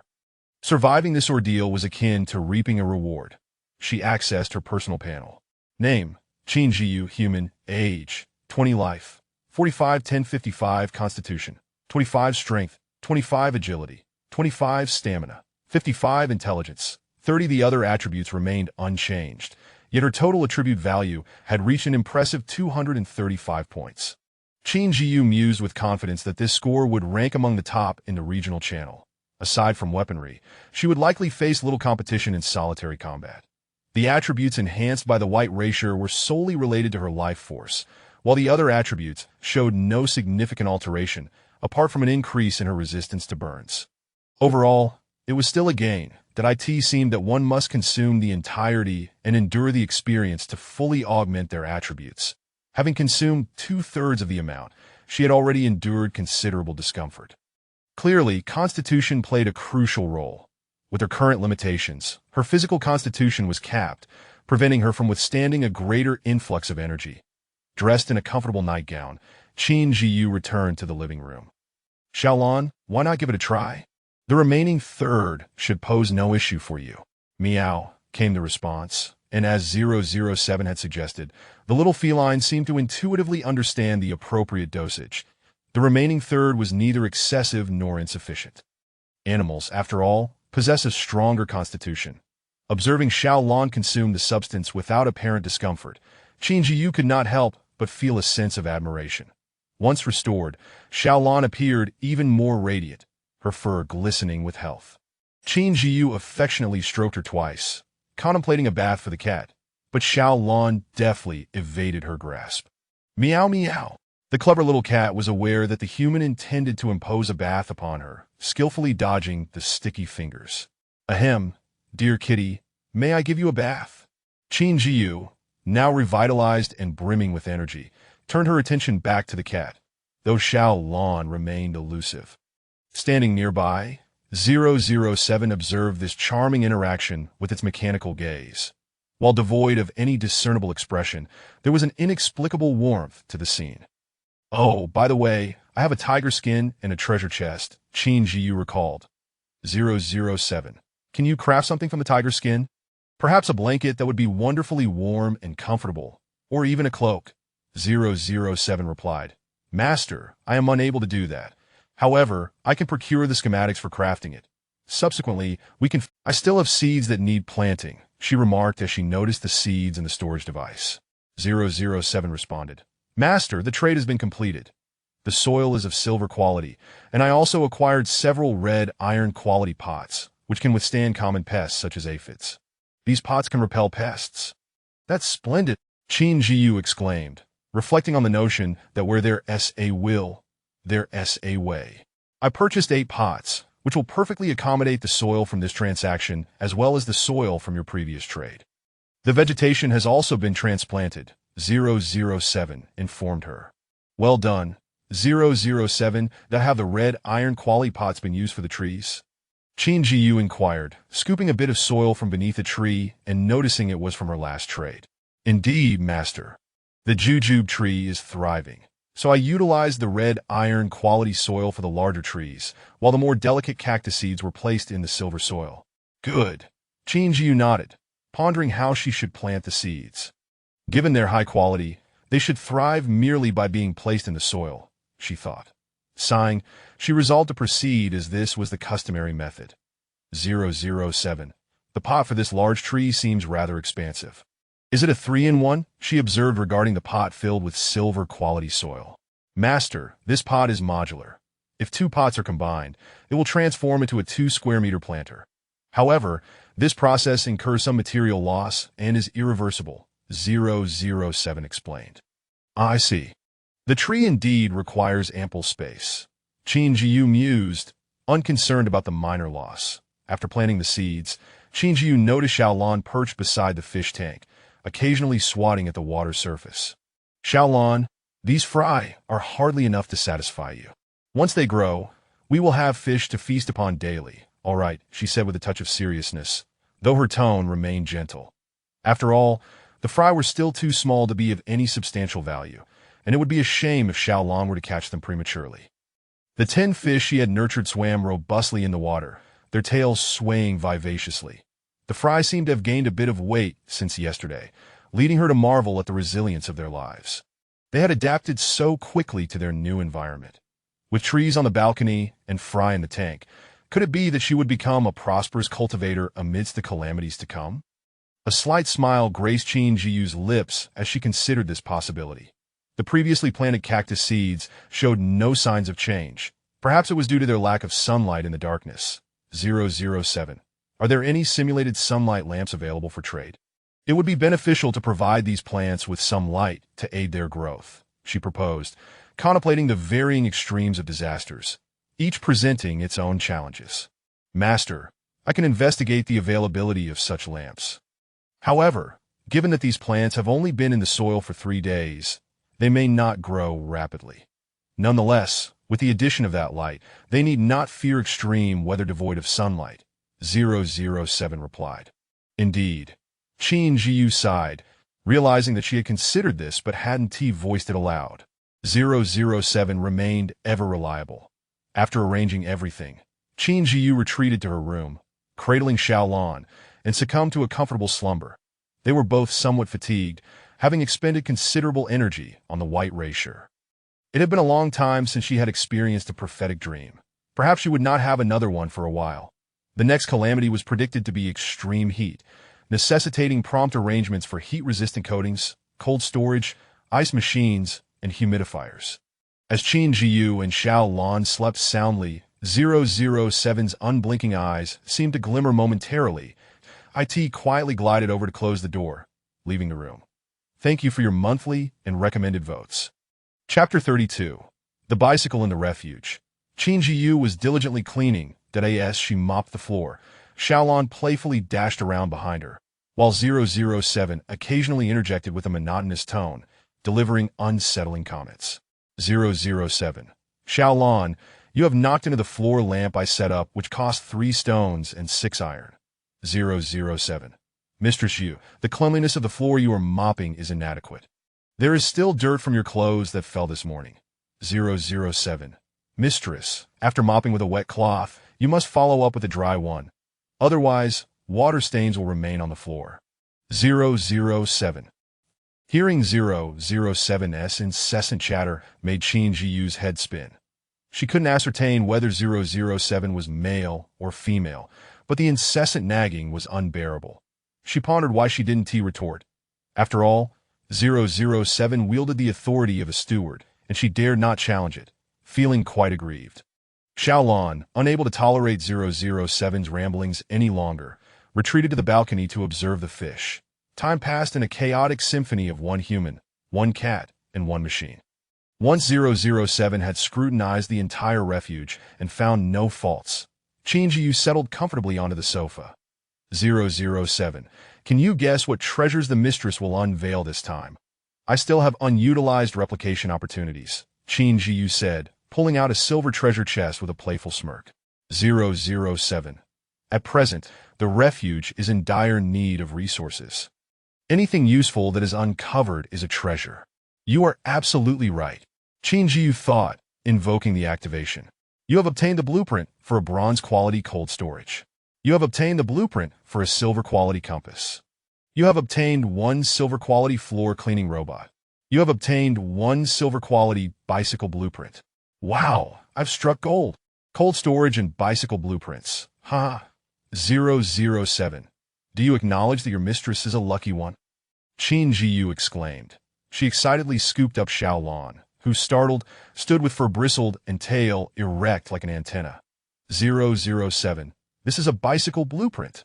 Qin Zhiyu mused as she caressed the blueprint, contemplating her next moves. She hadn't forgotten the precious metals required for 007's upgrade. There was gold within the community that needed to be retrieved.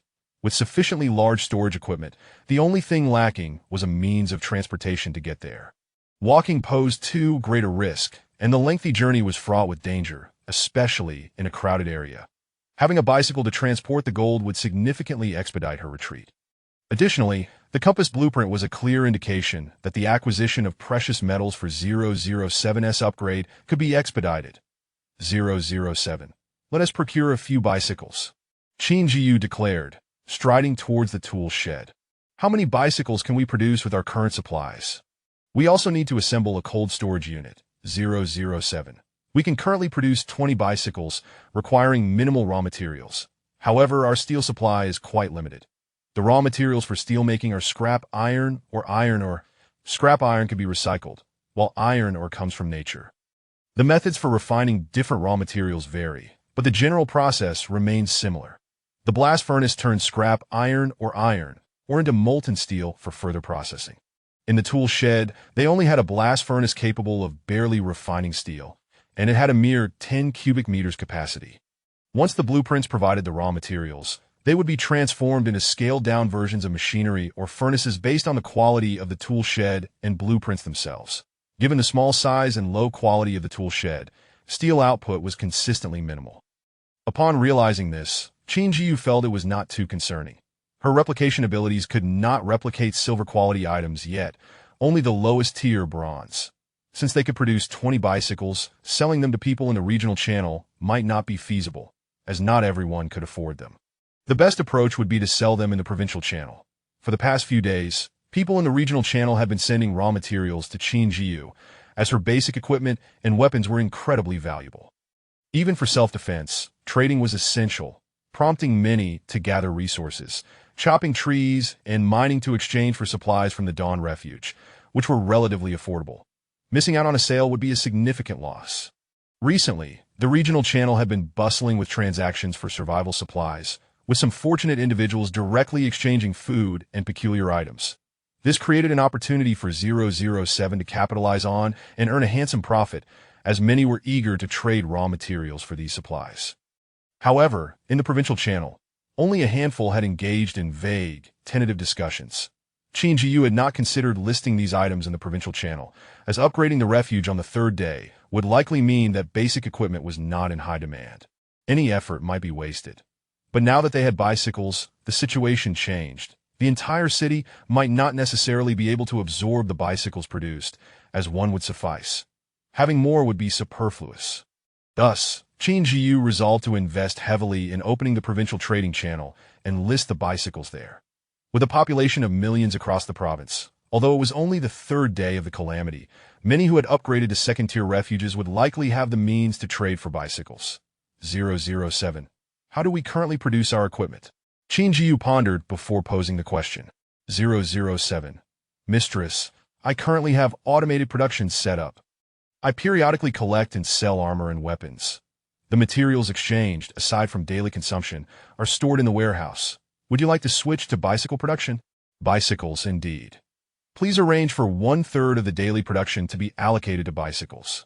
The remaining production lines will be designated for tools and protective gear, with medical kits continuing as before.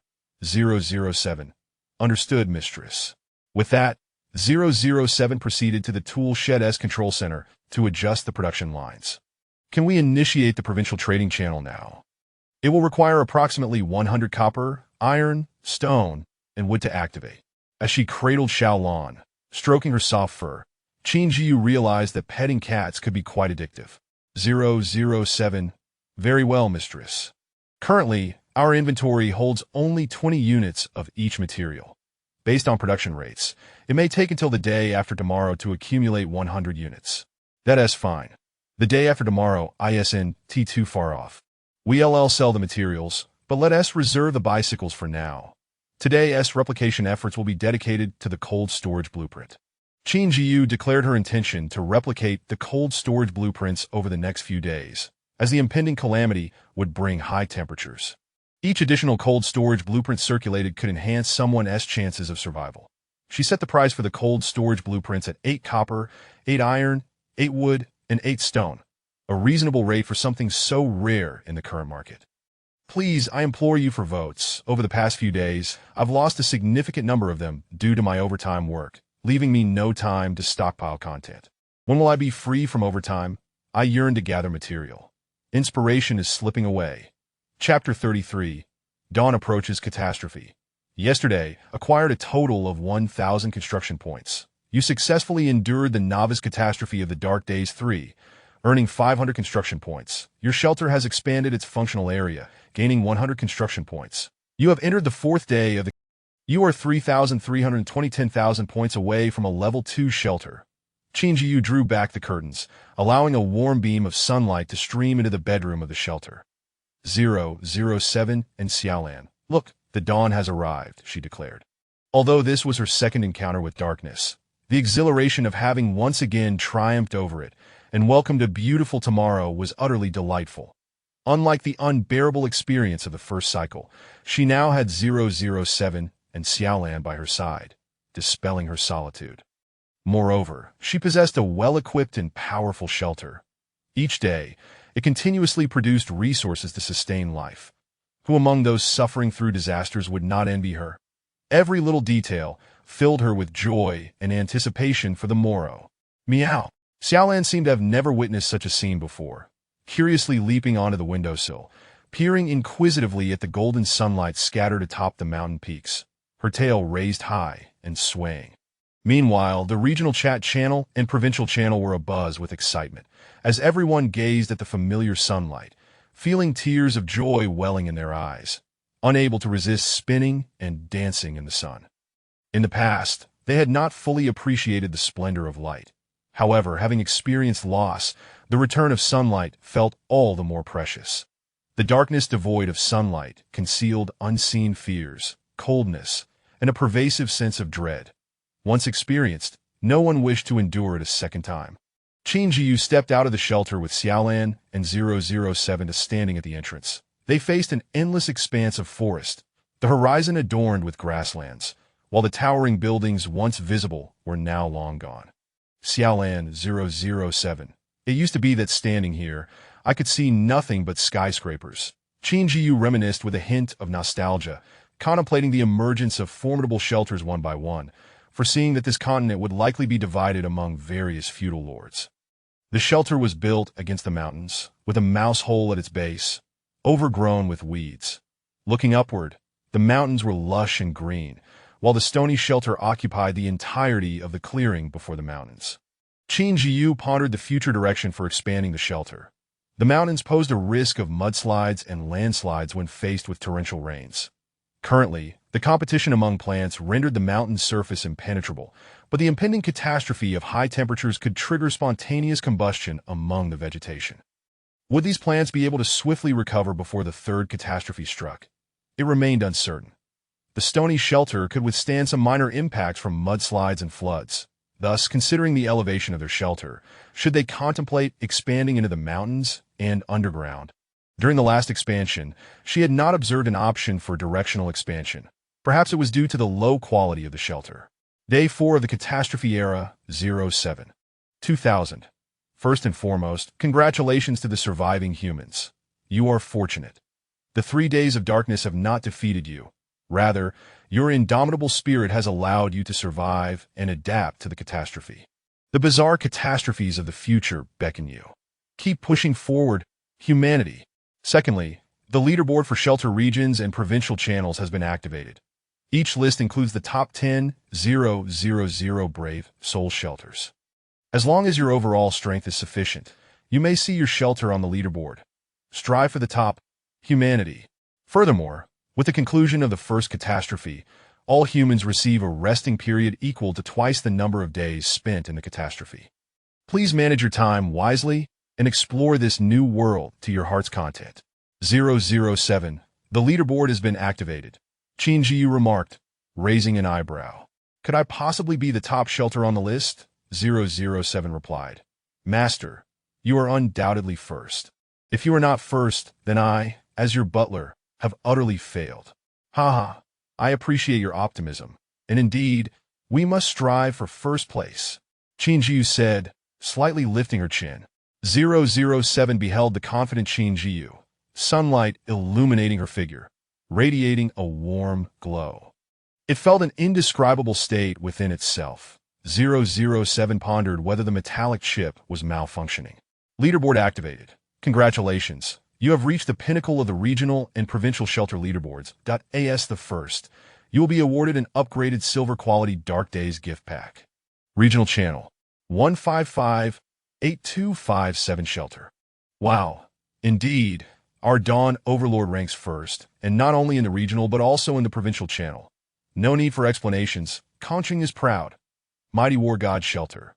Why can't I see the upgrade channel? How did you see it? Above, Gallery Shelter Full. You can only see the provincial shelter rankings if you enter the provincial channel. It goes without saying that they must also have made it into the top 10. 000. Weeping with laughter shelter.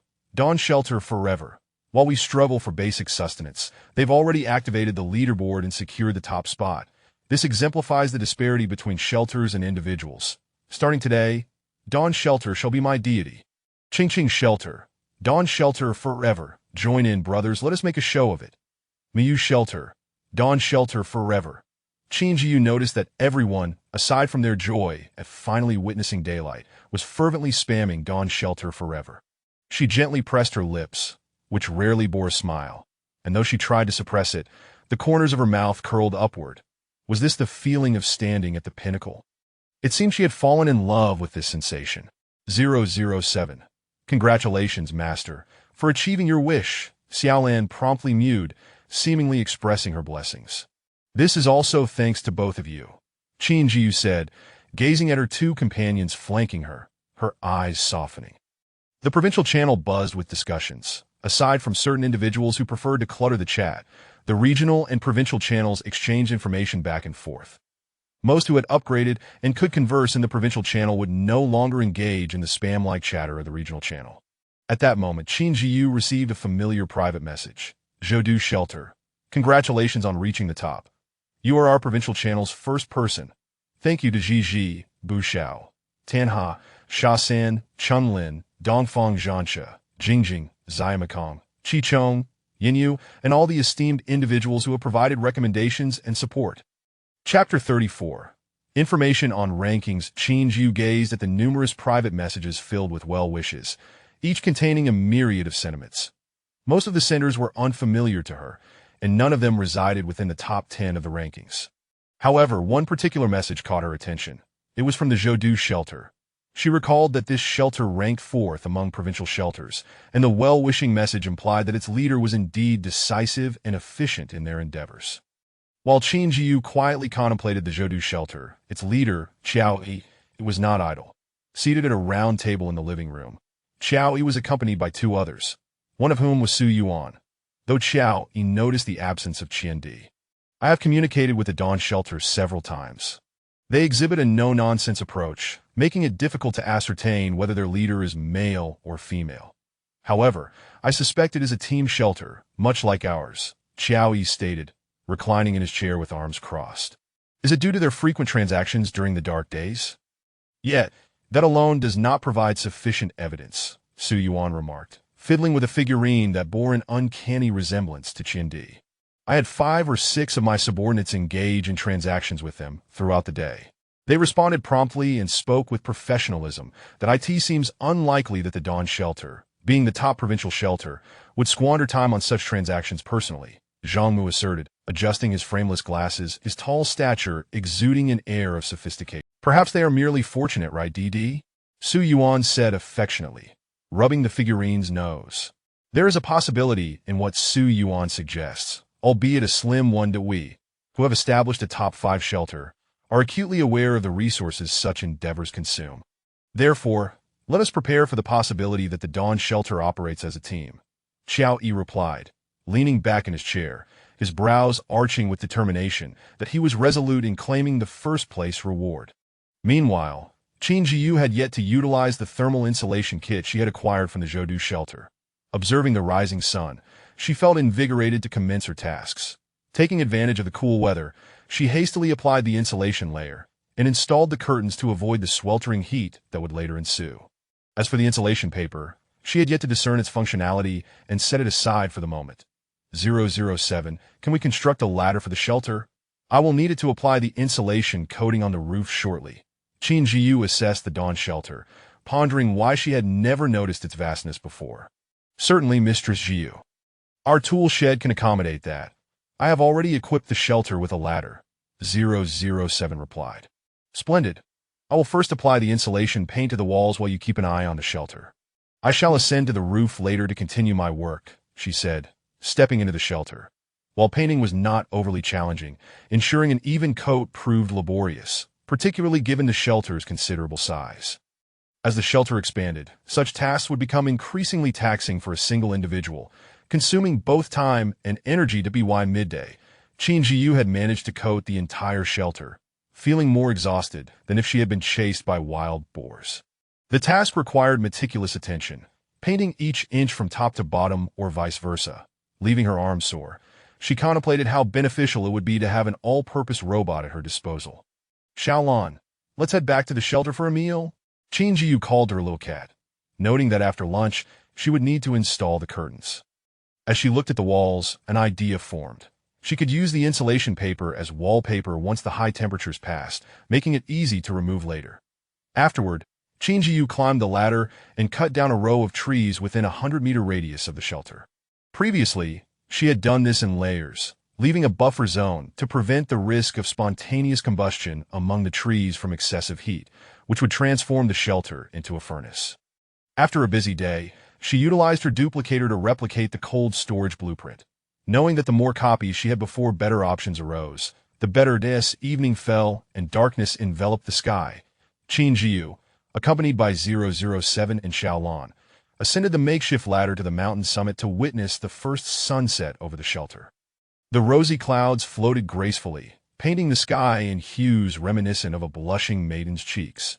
The sun descended like a golden yoke, casting its light upon every survivor of the dark days. After sending the two little ones back to the shelter, Qin Zhiyu swiftly scouted the surrounding area, dispatching 3 lesser monsters and acquiring several ordinary chests. She found herself yearning for her pig companions, pondering when she might encounter them again, as she missed both their presence and their delectable meat. Recently, her diet had consisted predominantly of poultry, and though she had grown weary of it, she now longed for the richer flavors of pork.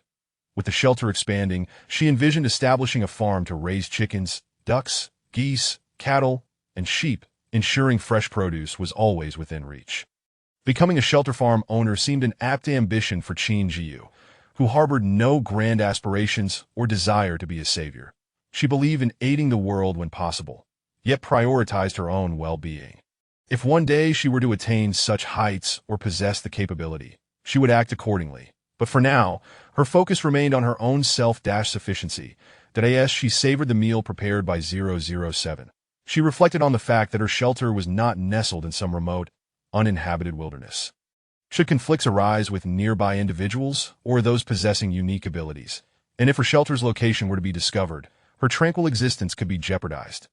Qin Zhiyu struggled to recall if there had been any mention of defensive measures for shelters during her first run, but at that time, she had been barely surviving herself, and no one deemed her dilapidated shelter worthy of attention, leaving her with little opportunity to learn about such additional concerns.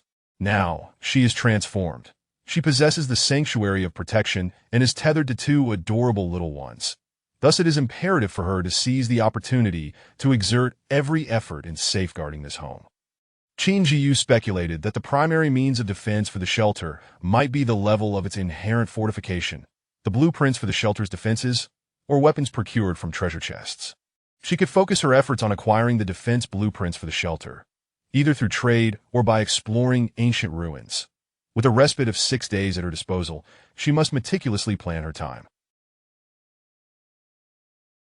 Firstly, she should venture into the ruins to obtain resource treasure maps and similar artifacts. Subsequently, she will follow the trail left by the otherworldly beings to gather intelligence on their whereabouts. Finally, she will seek effective methods for mining. Chapter 35. The Dark Sun Gift Package. The excavation of a gold mine involves drilling and blasting. The key lies in mastering these techniques. Qin Zhiyu, being an outsider, lacked both experience and relevant knowledge. 007. I am aware of a location where the gold mine you seek resides, but how shall we proceed with the extraction? Do you have any suggestions? Qin Zhiyu inquired of 007. Recently, 007 had become increasingly astute, possessing a wealth of reliable information. 007 replied, if you locate the gold mine, I can accompany you, and I am capable of mining myself. It merely requires the creation of a mining arm. However, the quantity of ore I can extract is quite limited, and the process may inflict irreversible damage upon my chassis that I would, in fact, need to repair myself. Nonetheless, if a vein of ore exists, the post-extraction wear and tear could be entirely compensated by high-grade mineral sources, thus eliminating this risk. That sounds excellent. It simplifies matters significantly that I will transport you on my bicycle, and together we shall survey the site of the gold vein. Qin Zhiyu continued. This arrangement was indeed fortuitous, effectively addressing the current deficiencies in mining technology and machinery. Once we determine the direction, I shall create an entry point, and you can proceed to mine. Be extracted or can be stored in my storage device. By collaborating, we can complete the extraction and return by bicycle, ensuring minimal noise and avoiding undue attention. 007 affirmed. You are correct, Master. With her decision made, Qin Zhiyu set the matter aside. Tomorrow, she would investigate the footprints to discern their origin and seek additional clues. Preparing to embark on her journey to the gold mine thereafter, that it was prudent to keep the treasure close, especially since 007 had a pressing need for it. She eagerly anticipated the transformations that would accompany 007's upgrade. After dining, Qin Zhiyu strolled around the perimeter of the shelter with Xiaolan, felled a few trees, and then returned to rest. You are 3,610,000 away from a level 2 shelter. On the first day following the calamity, Qin Zhiyu's dawn shelter experienced no significant activities, resulting in a modest accumulation of construction value. Setting that aside, she received a belated disaster settlement gift package. The upgraded package contained an unknown quantity of valuable items, and she was eager to unbox it at dawn.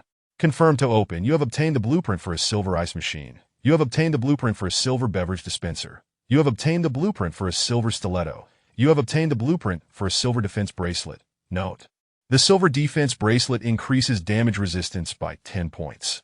You have obtained the blueprint for army rations. Note: army rations enhance stamina recovery speed by 10.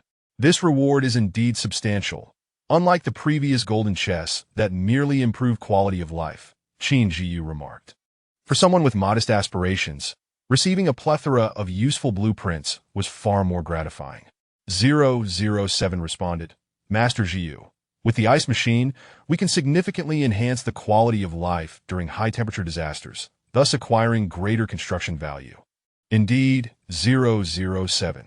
Furthermore, the blueprint for the defense bracelet means our tool shed will yield even more products, Qin Zhiyu noted, acknowledging the fortuitous development. By the way, 007, we will refrain from selling high-level weapons and armor, focusing instead on everyday supplies and blueprints. Qin Zhiyu considered the substantial value of this package, noting the presence of many fortunate individuals in the trading channel. 007, please monitor the trading channel. Should anyone unearth items they do not require, we might seize an opportunity that we can trade for items that enhance resilience against heat and cold or bolster the shelter's defenses, aligning with our needs. 007 affirmed. Understood, Master Zhiyu. You may rest assured. I will handle it. Please attend to your personal care and breakfast while I create the silver defense bracelet for you to wear before we venture out. Thank you, 007. You never fail to impress me with your increasing charm each day. Qin Zhiyu praised effusively. 007 replied. You, Master Zhiyu, have also grown stronger since yesterday. Let us strive for excellence today. Very well. Your constant encouragement ensures I remain diligent, Qin Zhiyu sighed. This time, she set out with Xiaolan, whose keen sense of smell might prove unexpectedly beneficial. Guided by her memories, she soon arrived at her destination. After several days, the footprints remained distinguishable. Xiaolan, can you determine the direction from which these footprints originated?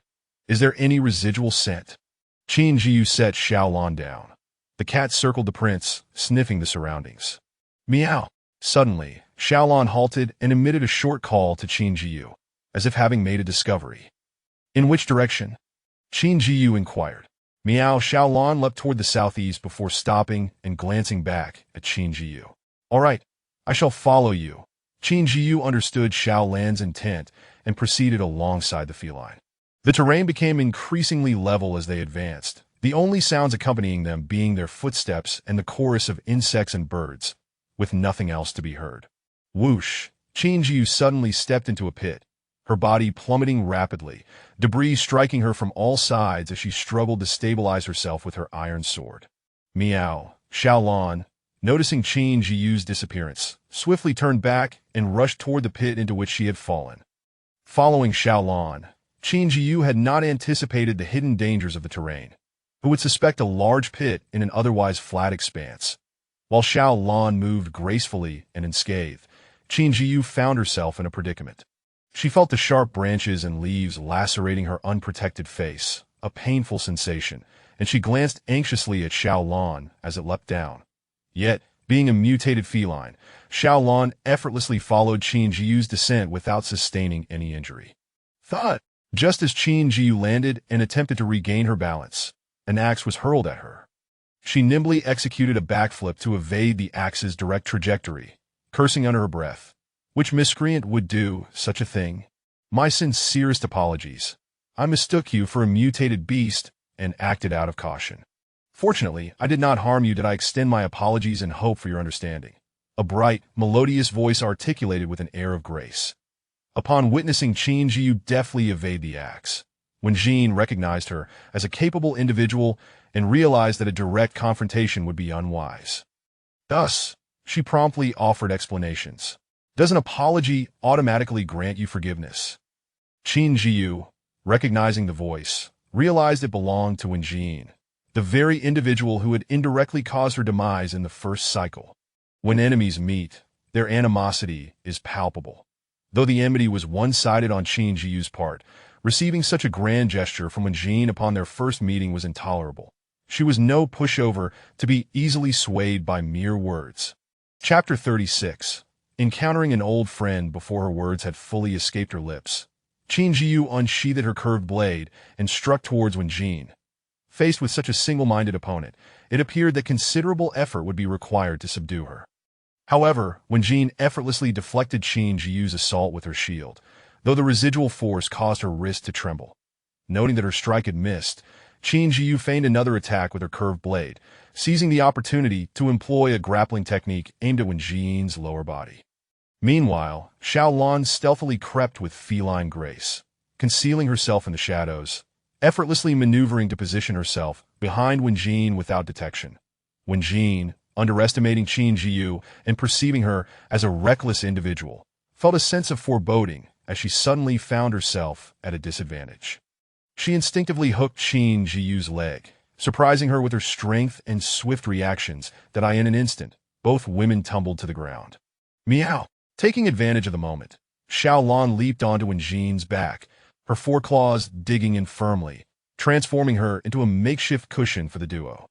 The moment Wen Jin hit the ground, she was overwhelmed by pain.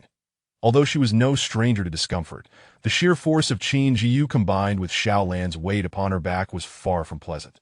She had never encountered anyone so reckless and impervious to reason. Typically, a few well-chosen words would suffice to lower her adversary's guard, allowing her to easily relieve them of their valuables. Qin Zhiyu seized Wen Jin by the throat with her elbow, the two entangled in a fierce struggle. We have no enmity between us. Why resort to lethal force? Wen Jin retorted, producing a dagger and viciously stabbing Qin Zhiyu in the back, her strength contradicting the softness of her words. Upon witnessing Qin Zhiyu's injury, Xiao Lan erupted with fury, abandoning her previous cautious probing and launching a furious assault upon Wen Jin's face, leaving behind several bloody scratches. This is life or death, Qin Zhiyu grunted, feeling the dagger pierce through her protective gear and into her flesh. Indeed, a formidable weapon. I will flay your skin. Wen Jin's anger flared as Xiao Lan's claws marred her visage, the loss of her beauty a grave transgression. Clearly, one who possesses such a pet must also be worthy of its loyalty. Qin Zhiyu, however, was not one to remain passive. She swiftly produced a concealed weapon, eager to test its efficacy. Bang!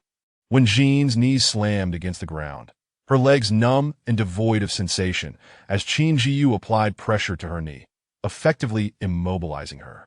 With remarkable speed, Qin Zhiyu seized Wen Jin's arm, twisting it behind her back, and with her weapon, effortlessly slashed across Wen Jin's throat. Hiss! The cut was made, warm blood gushing under pressure, splattering onto Qin Zhiyu. She could feel the strength draining from Wen Jin with each passing moment. Allowing the lifeless body to slip from her grasp, she beheld the shimmering silver treasure chest that materialized before her. Was this the conclusion? The silver chest was a testament to Wen Jin's ruthless nature, a reminder of the countless souls she had led to their demise in recent days. Hiss. As she collected the treasure, Qin Zhiyu finally acknowledged the pain radiating from her shoulder, discovering the blood that stained her hand. She hastily employed a medical kit to expedite her recovery, lest she succumb to excessive blood loss. Meow. Xiaolan, sensing the potent scent of blood, anxiously rubbed against Qin Zhiyu's legs, clearly distressed. I am unharmed, dear Xiaolan.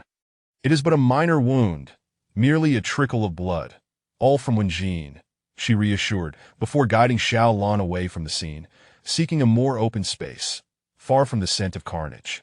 Seated upon a makeshift stool crafted by 007, Qin Zhiyu wiped away the blood from her hands and face, wishing to avoid becoming a walking perfume of death, while Xiaolan stood watch from a distance. She pondered whether Wenjin had underestimated her strength, or if, due to the limited resources available in the aftermath of the recent calamity, she had simply not exerted her full potential. Regardless, Qin Zhiyu felt relieved to have resolved this encounter so effortlessly. The events of the first cycle would not repeat. She would rewrite the course of history, finally putting a lingering concern to rest. After cleaning the blood from her person, she noted that her wounds had yet to scab over. The efficacy of her home-produced medical supplies was waning, necessitating higher-quality materials for her healing. Having staunched the bleeding, she shared provisions with Xiaolan to replenish their strength. After the commotion, she finally noticed the walls surrounding her adorned with raised reliefs, the frescoes resembling a series of interconnected tales. In the center, a group of humanoid beings appeared to be dragging large tails behind them. Among them stood a figure with notably more pronounced features, likely a leader of higher status. This leader knelt upon a pedestal, hands raised in reverence, holding aloft a sacred flame while gazing solemnly towards the heavens, as if engaged in a ritual of worship.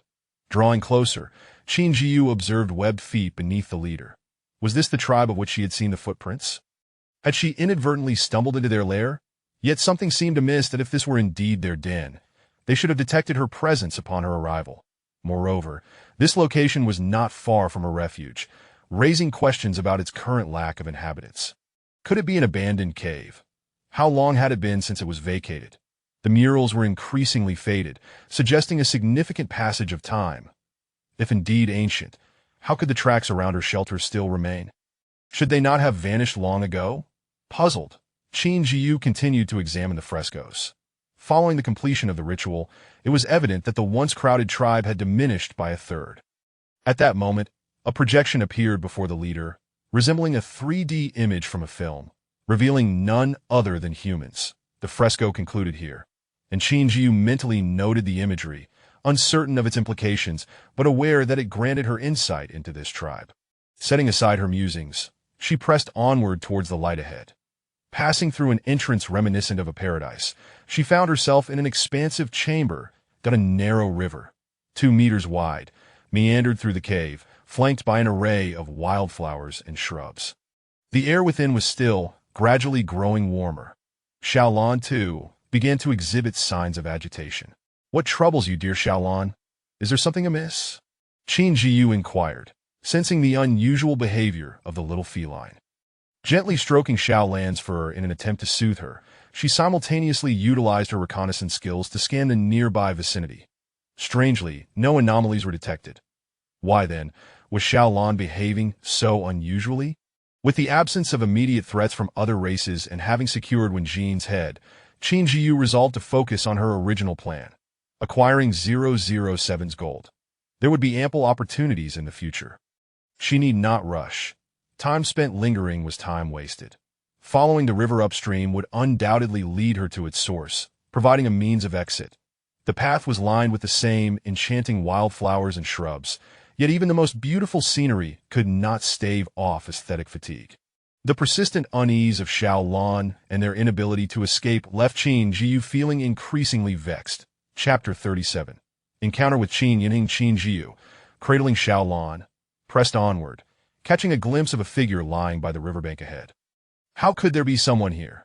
She found it quite peculiar. Gripping her weapon with vigilance, she cautiously approached, and the closer she got, the more familiar the figure appeared, with disheveled hair and clad in a form-fitting blue outfit. Could it be Wenjin?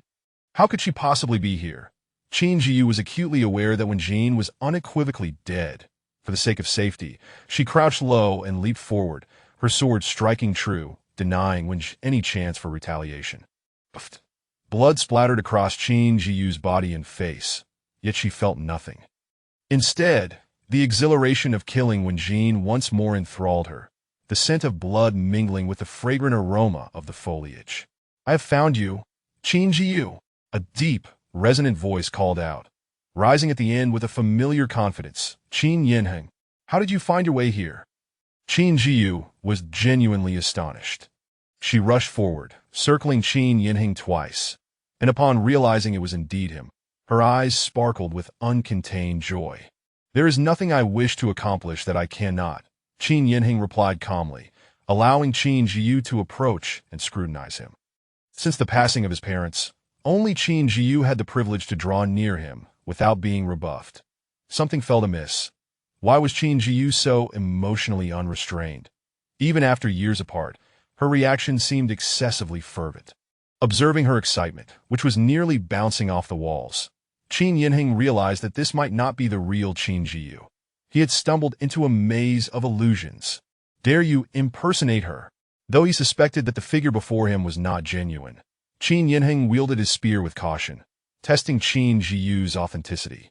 "I share an amicable relationship with him. If you strike at me, it is you who is the imposter." In a moment of carelessness, Qin Zhiyu allowed Qin Yinheng to catch her off guard, igniting a fire within her heart. The curved blade deflected the spear, their weapons clashing with a shower of sparks. She felt no sense of discord. The one capable of attacking her could not possibly be real. Qin Yinheng, witnessing this exchange, was perplexed. Her appearance and stature remained unchanged, yet her demeanor was entirely different. Could a natural disaster truly alter one's character? While such a possibility existed, after all, natural calamities transcended human understanding, and many had undergone personality shifts due to drastic environmental changes. It did not wholly explain the situation. Qin Zhiyu was not one to possess a weak disposition. A natural disaster would not lead to a significant alteration in her character. Meow! Thud! Qin Zhiyu was suddenly thrust into the river with a forceful impact, the cool water enveloping her limbs in an icy embrace. Was that Xiaolan? Why, through the shimmering surface of the water, she discerned Xiaolan swimming towards her. Unable to swim, Qin Zhiyu gradually sank to the riverbed, the force of the current distorting her vision into a blur of dark spots until all light faded away. In another entirely different yet similarly flowing relic, Qin Yinheng stood at the riverbank, witnessing Qin Zhiyu plunge into the water. His pupils dilated. There was indeed someone. Who could it be? Without a moment's hesitation, he dove into the river as well. This was disastrous. She could not swim. Qin Yinheng searched downstream, submerging himself to explore the riverbed meticulously. However, within the narrow confines of the 2-meter wide, over 1-meter deep river, there was not a single trace of Qin Zhiyu, as if she had never existed. With a splash, Qin Yinheng resurfaced at the bank, his damp clothing clinging to his form, subtly revealing the contours of his muscles. Supporting himself on the ground, his dark hair, soaked and slick against his scalp, droplets cascading from the tips and sliding down his prominent nose.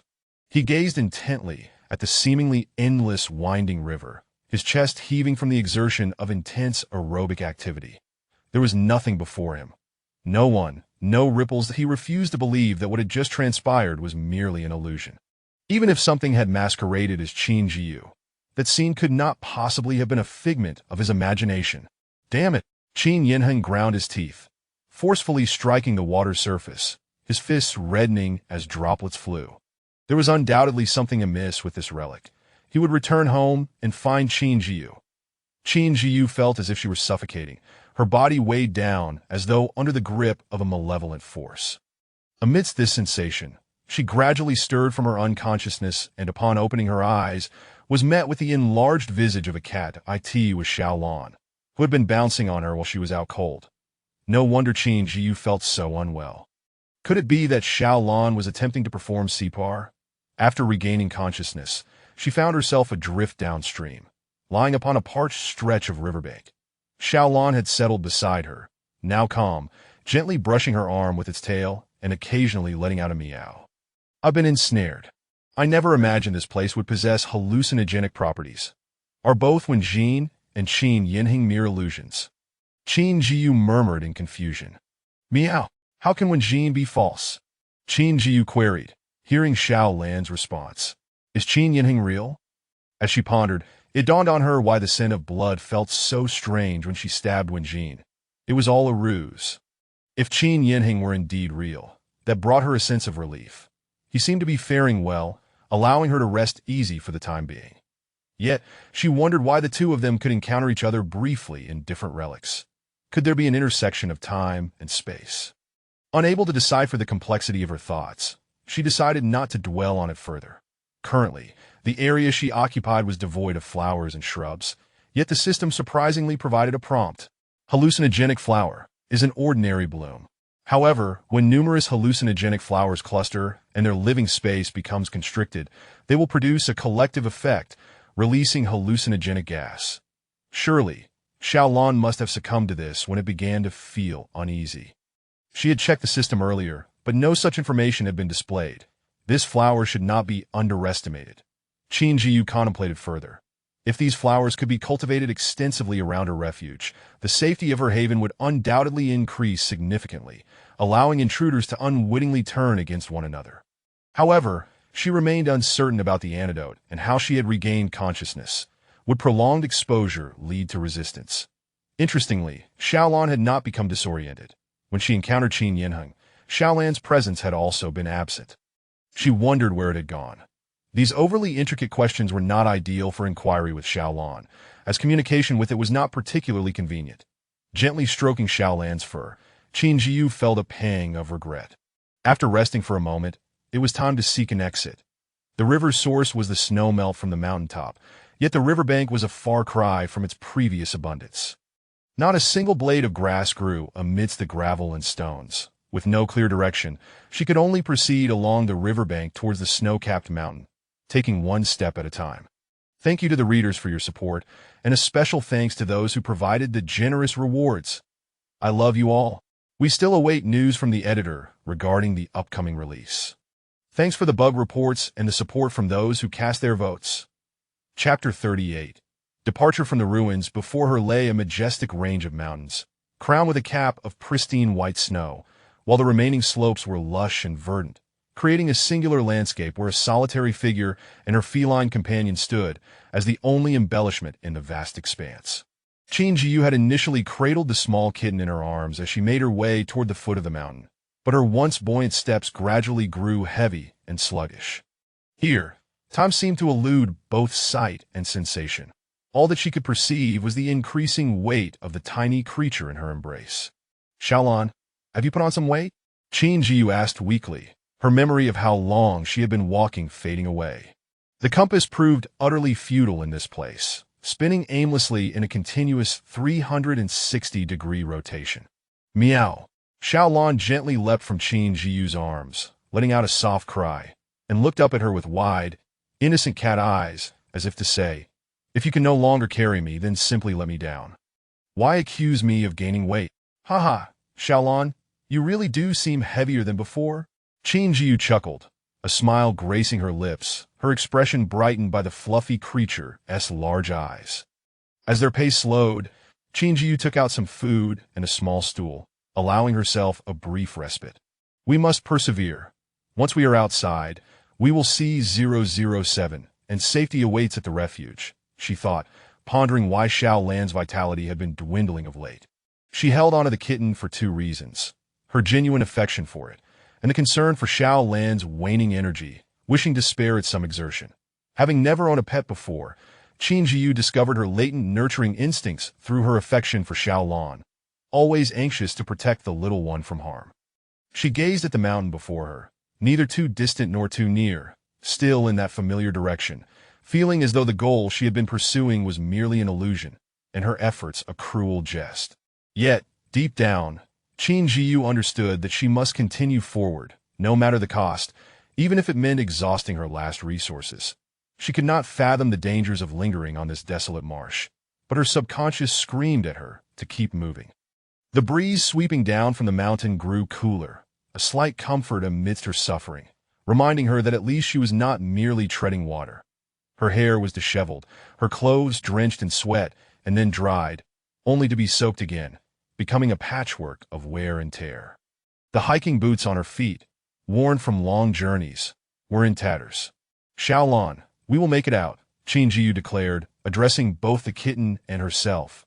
She had lost track of the distance traveled. Was it 100 kilometers? 200? Perhaps even more. Her vision began to blur, the scene before her becoming unfocused, the snow-capped mountains dancing in her line of sight, unsettling her nerves. "We must get out. We must." Qin Zhiyu had lost her appetite, and the food she had left was scant, reserved for emergencies.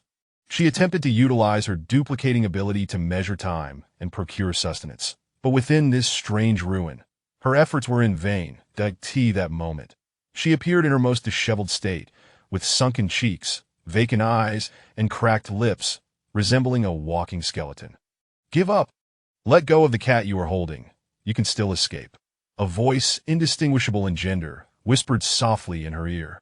"I cannot possibly give up," Qin Zhiyu retorted, unaware of the voice's origin, but resolute in her determination not to surrender. "What are you holding on to? Carrying it is but a burden. It cannot aid you and will only hinder your escape." Upon hearing her dissent, the voice grew more agitated, resonating with an eerie intensity that surrounded her from all directions. "Be quiet. You are being tiresome," Qin Zhiyu replied, still clutching Xiaolon. The kitten, however, seemed oblivious to the voice, remaining listless in her arms. "I will not abandon you.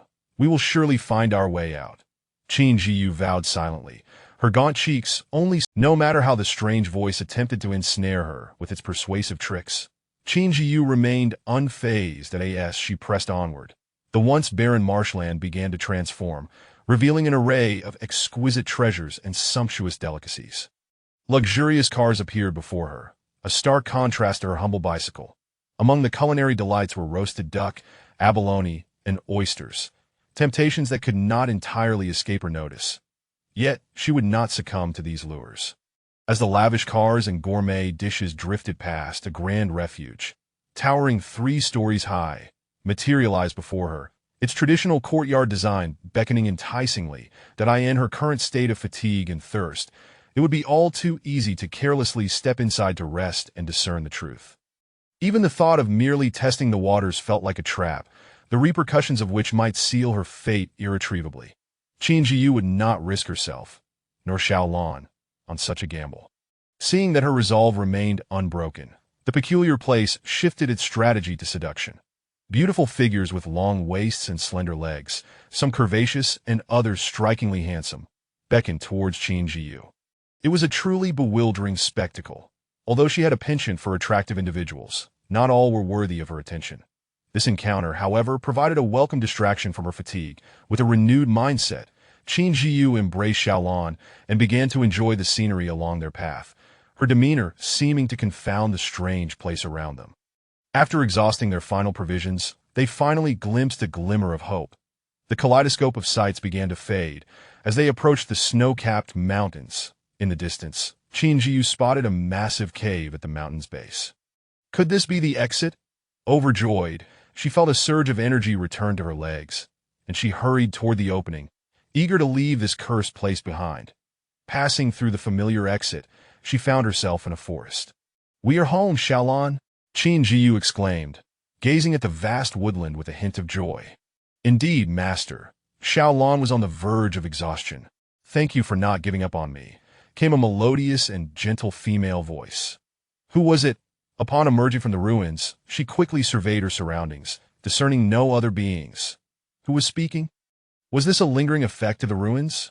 "Meow, master, it is I, Xiaolon," the kitten said, observing Qin Zhiyu's puzzled expression as she searched for the source of the voice.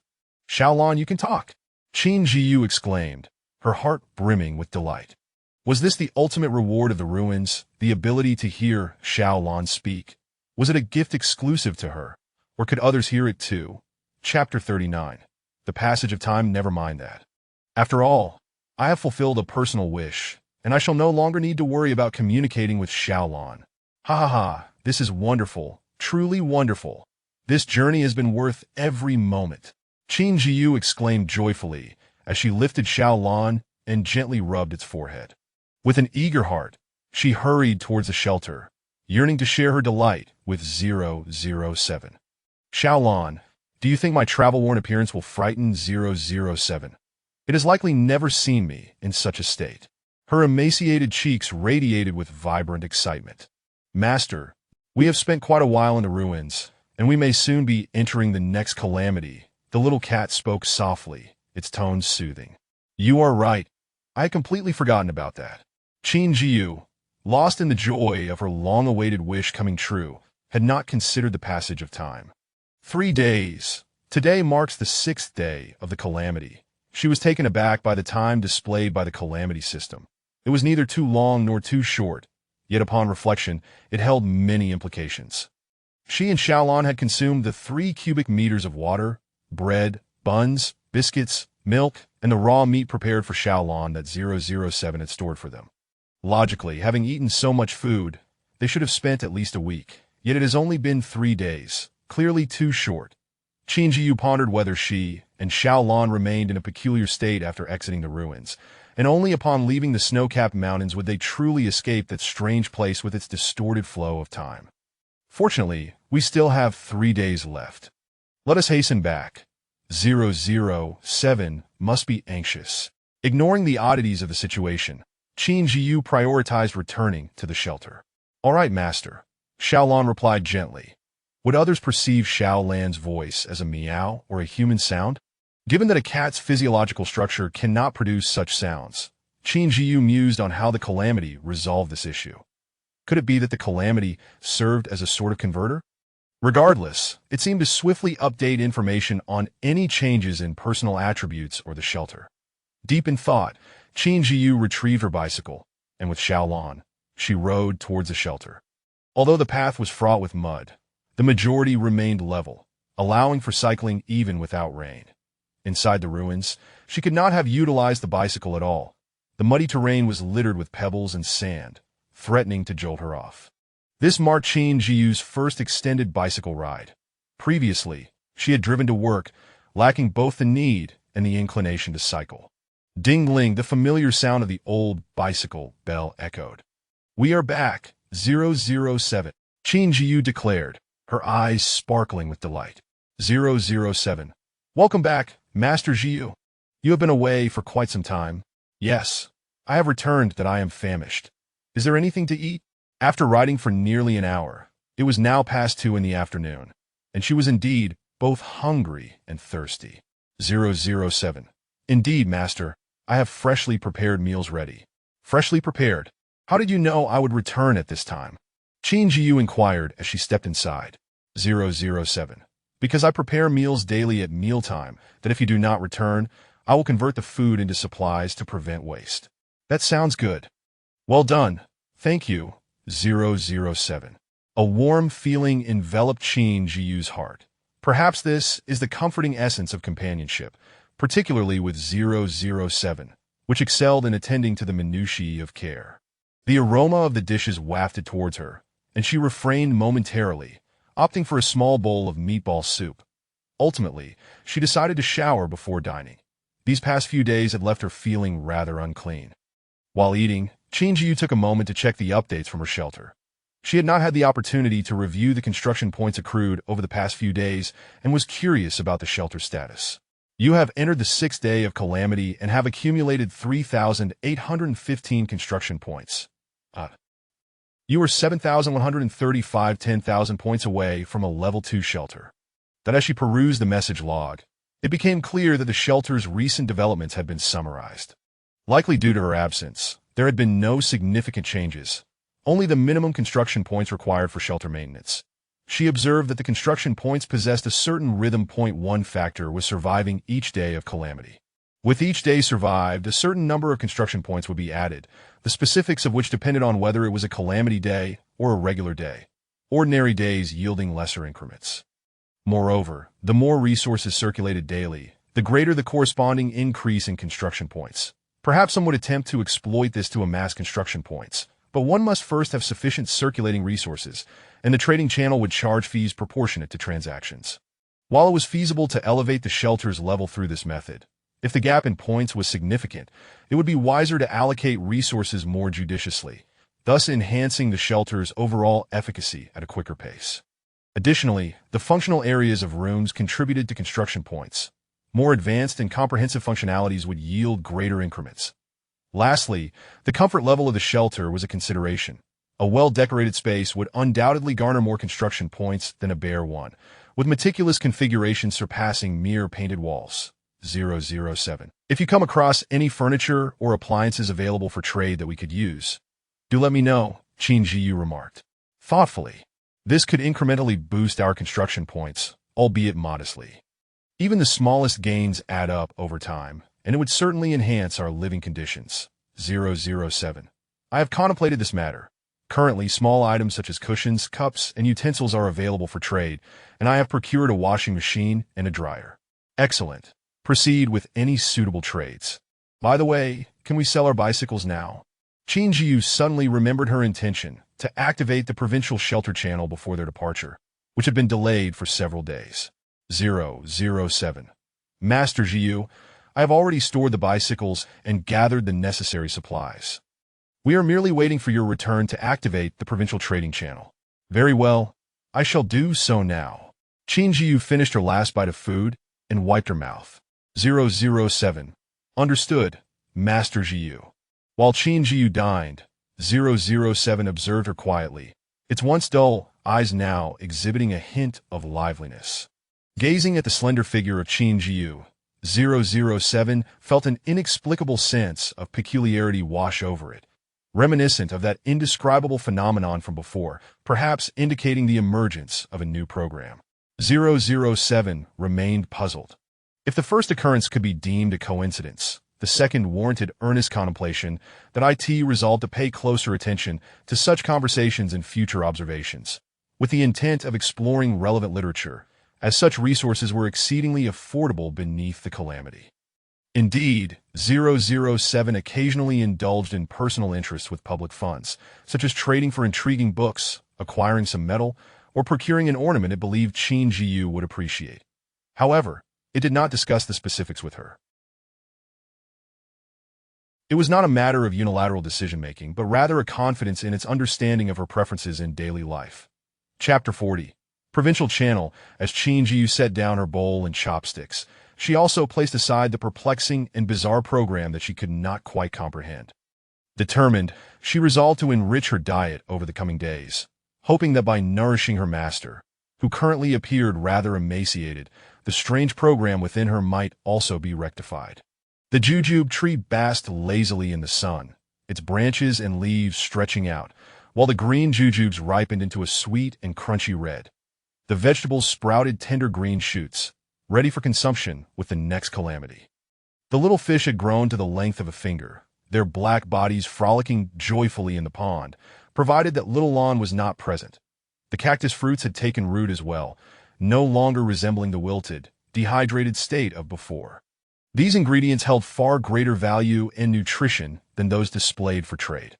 007 contemplated the recipes in his collection and realized that he lacked any fish dishes. Although Zhiyu was not particularly fond of fish, their nutritional benefits made them a necessary inclusion in their diet. With this thought, 007 decided to add a note in his ledger to procure a variety of recipes. Would you like to pay for resources to unlock the provincial trading channel? Confirm. Without hesitation, Qin Zhiyu clicked confirm. The resources required to unlock the provincial channel were indeed considerable for most, but in the long run, there were advantages to being among the first to open it. This was merely a sunk cost.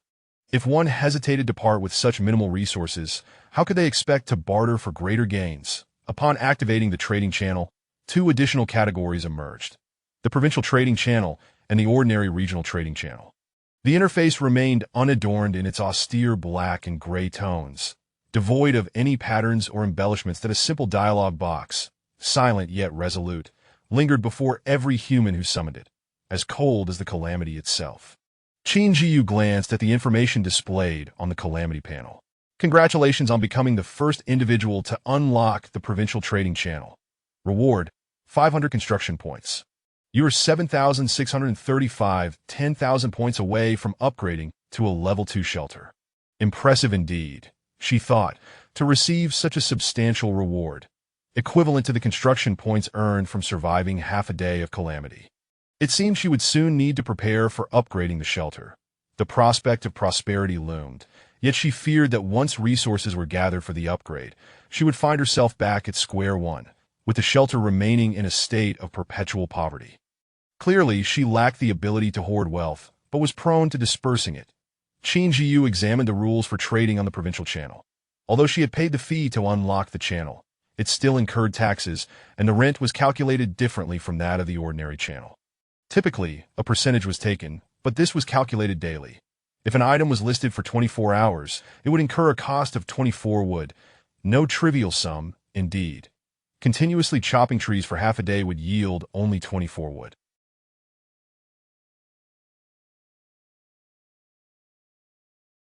However, if an item were to sell out instantly, the cost would be significantly lower than the previous commission that if one possessed worthless items or faced a lack of profitable market. Merely unlocking the provincial channel and covering the daily rent could lead a shelter into financial ruin. 007. We can now sell on the provincial channel, but the rent is steep, Qin Zhiyu remarked. 007. Indeed, it is not inexpensive. However, I have yet to see any similar transport tools like bicycles in the channels, and the purchasing power of the prominent figures in the collective shelters remains substantial. Very well, then determine a pricing strategy. Let us strive to accumulate half of the resources needed for our shelter's upgrade before the next calamity strikes. Qin Zhiyu calculated that if her shelter typically generated around 1,000 construction points daily, they could upgrade in approximately 3 days. 007. Master Zhiyu, I have taken note of this, and I will prepare accordingly. Can you ascertain how many resources are required for the Level 2 shelter upgrade? To upgrade to a Level 2 shelter, she began, tapping the upgrade option. You have not met the conditions for upgrading the shelter, thus you cannot view the requirements. Please continue your efforts. Qin Zhiyu was at a loss for words. Could they not have provided this information in advance? Must they wait until the construction points were maxed out? A preliminary target would have been quite beneficial. We still cannot view it until the construction points are full, but we can estimate how many points are necessary, Qin Zhiyu mused. She was intimately familiar with the construction points required to upgrade to a Level 1 shelter from her experiences in the first cycle, while the requirements for the Level 2 upgrade would require some recollection.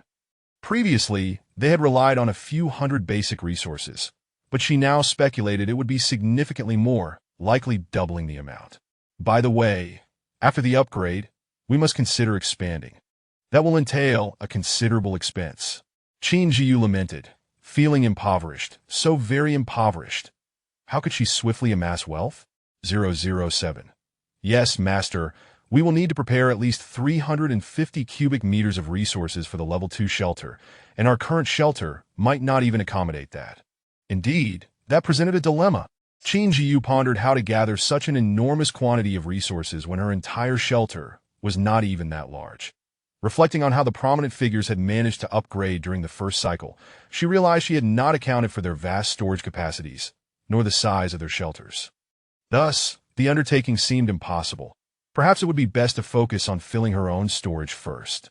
Let us store the resources we collect in the cave we have opened on the back mountain, the one resembling a mouse hole. I will expand it a little each day, Qin Zhiyu decided, opting to dig out a simple storage area herself. Inside, we can store some basic resources that are less susceptible to decay and erosion. 007. That is indeed a sound idea.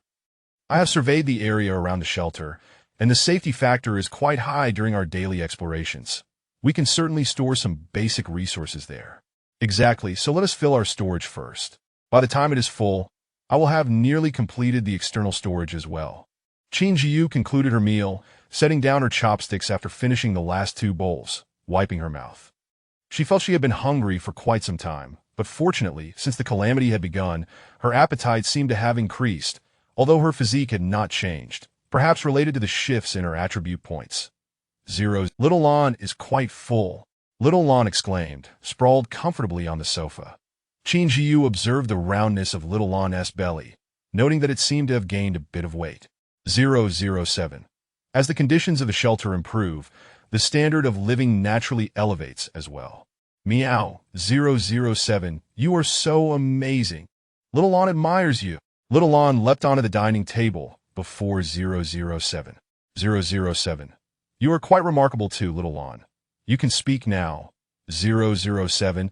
The way you cut the meat along the grain makes it incredibly fragrant, Little Lon chirped, continuing her praise. Chapter 41. Cooling Time 007. The meat itself is delicious. The Qin Zhiyu was utterly amused by the two lively characters before her. Observing their banter was quite entertaining, and the bustling refuge was teeming with vitality. Once we've rested, we shall set off this afternoon to dig. Shall Lon and 007 accompany us? Qin Zhiyu pondered, for the digging site was situated just behind the refuge. She felt no trepidation in bringing 007 along, as she trusted that no issues would arise. This brings to mind a particular concern. 007 is a robot, its innards filled with circuit boards and wiring. Much like high-end appliances, it requires careful maintenance. Neglecting its upkeep could lead to unforeseen short circuits or malfunctions. In the event of a natural disaster, finding a repair technician would be a daunting task, and the thought of 007 being irreparably damaged would surely sadden Qin Zhiyu immensely. Thus, she typically allowed 007 to remain within the safety of the refuge rather than taking it on her excursions. Trading crystals outside proved challenging, and there was no guarantee that 007's frame would remain unscathed in unpredictable situations. Qin Zhiyu decided to list 43 bicycles in batches, posting 10 each day, as a strategy of hunger marketing to maximize profits. Additionally, the current production rate was limited to 5 bicycles per day. Recently, 007 had been selling ordinary weapons, amassing a considerable amount of rare resources and minerals, allowing the bicycle production to stabilize at a relatively balanced state. Selling a few more bicycles would help accumulate resources, as she resolved to have the production of ordinary equipment, reserving essential minerals such as iron or for bicycle manufacturing. That, on the other hand, the demand for these basic items had waned over the past days. Producing them in bulk would only result in excess inventory, occupying space and wasting time. Presently, only bicycles met the provincial trading threshold. Posting other materials would incur costs and ultimately lead to losses. As she awaited the provincial channel's review of her goods, Qin Zhiyu opened the system she had not checked in a while, curious if she could upgrade. Currently, her replication ability was limited to low-grade items, and the quantity was insufficient, rendering it somewhat ineffective. Calamity System, Level 2 Experience, 4793 5000. Function, Replication. Function, Reconnaissance 2-3. Nearly a week had passed since the calamity began, and her experience points had not increased significantly. However, she was on the verge of leveling up to 3, and a few hunting excursions in the coming days should suffice. The replication function remained unchanged, allowing her to replicate only 3 items of bronze quality or below each day, with a volume limit of 3 cubic meters. The reconnaissance range extended to a radius of 500 meters.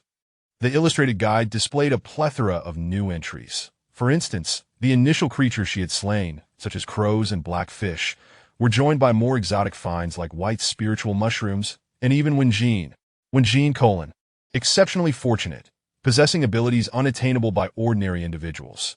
This capability thrives under calamity but comes at the cost of a short lifespan, preventing one from witnessing the day of maximum benefit.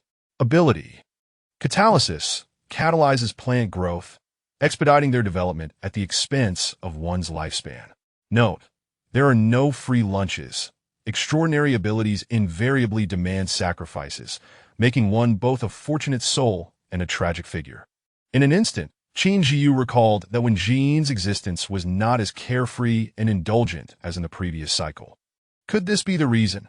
If this was a parallel world, had her previous cycle, aided by a golden finger, forced a change in fate, leading to the collapse of this new reality? At this thought, Qin Zhiyu felt her breath hitch, and goosebumps rose along her skin. And what of Mei Xuanmei? Coming from a well-off family, her circumstances appeared unaffected in this parallel world. But what of her own fate? Reflecting on her frequent use of the calamity system, primarily the replication function, Qin Zhiyu had consistently employed it daily, save for those few days of disconnection. The reconnaissance had become second nature. She found herself at a loss. Who among those who had tasted the benefits of a golden finger could easily relinquish it? Could she manage to do so? The answer was a resounding no. Yet, she had no choice but to comply. This was a matter of survival. Failing to fortify the refuge against calamity would spell death. The principle was universal. As the saying goes, without comparison, there is no harm. Only by contrasting herself with others could she comprehend her standing and motivate herself to strive for progress. Recognizing that overthinking was futile, Qin Zhiyu opened the storage device to replenish supplies and redirect her focus. Many of her clothes and shoes were tattered, riddled with holes and tears, lacking both aesthetics and protective function. Food supplies had dwindled. However, she still had plenty of candles, torches, and ropes. Qin Zhiyu placed the food prepared by 007 into the storage earring, which lacked preservation capabilities. Cooked food could not be stored there, and mixed with miscellaneous items, they were prone to spoilage. She contemplated the small refrigerators often utilized by office workers and considered installing one within her earring. However, refrigerators required electricity, and procuring a generator posed another challenge. The refuge did not require a generator. Crystals could serve as an energy substitute. Thus, could a small refrigerator also operate on crystals? Yet, such crystals, when removed from the refuge, would likely take several calamities before becoming available as standalone power sources. Alternatively, she could wait until the provincial trading channel matured, at which point she might acquire advanced portable appliances. Ultimately, her earring contained only 2 treasure chests, one silver chest from Wenjin and another from the ruins. The 2 chests, indistinguishable from one another now, posed no significant issue, as the contents were always related to their origins. 3 minutes remain. I shall open these 2 chests, Qin Zhiyu declared, her gaze fixed on the treasures. The thrill of opening treasure chests always ignited her enthusiasm, and regardless of how many times she had done so, she felt she would never tire of it. May luck be on your side, master. Xiao lan mu en kozagin. 007. Understood, master. Confirmation to open. Qin Zhiyu simultaneously opened both treasure chests. Gratitude to Cat for the monthly ticket. Cheers for the orange juice yogurt monthly ticket. It brings me joy. Chapter 42. New blueprints. You have obtained a silver quality tranquil heart necklace 1. Possesses a 10% ability to see through illusions and enhances resistance to temptation by 10%. This ability is indeed clever. For those with unwavering willpower, this 10% can be the key to triumph and a delightful embellishment. However, for individuals of average resolve, this 10% offers little decisive advantage. You have obtained a silver quality 9 sword blueprint 1, the 9 sword. Silver quality. With this, Qin Zhiyu can finally change her weapon. For her, wielding a sword feels natural, and the replaced curved blade can be mass-produced and sold, thereby replacing the previously mundane quality batch of protective gear and yielding substantial profits. You have obtained a silver quality sheepskin gloves blueprint 1, offers 10% physical resistance, mitigates high-temperature melting by 10%, and slows corrosion speed by 10%. Exceptional resistance. Besides the necklace, she did not anticipate acquiring a blueprint with such unique capabilities. Gloves are a rare and niche piece of equipment, let alone a blueprint. This is splendid. She had been pondering over what to trade on the provincial channel, and now she has options. Both the necklace and gloves are not weapons of great offensive power, so she need not worry about them backfiring on her. Moreover, affluent shelters are unlikely to mind such expenditures. This is akin to receiving a pillow when one is in need of sleep. You have obtained a silver quality sun lamp 1, special ability. Increases plant growth speed by 10% during the first hour of daily sunlight. Previously, during the dark days, Qin Zhiyu had instructed 007 to purchase sun lamps. Yet it remained uncertain whether they had been overlooked or were simply cost-effective to keep for personal use.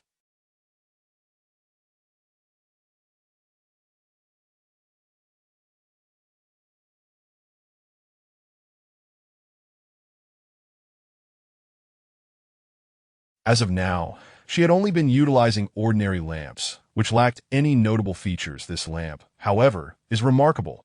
Regardless of sunny, cloudy, windy, or rainy weather, it simulates sunlight and accelerates growth.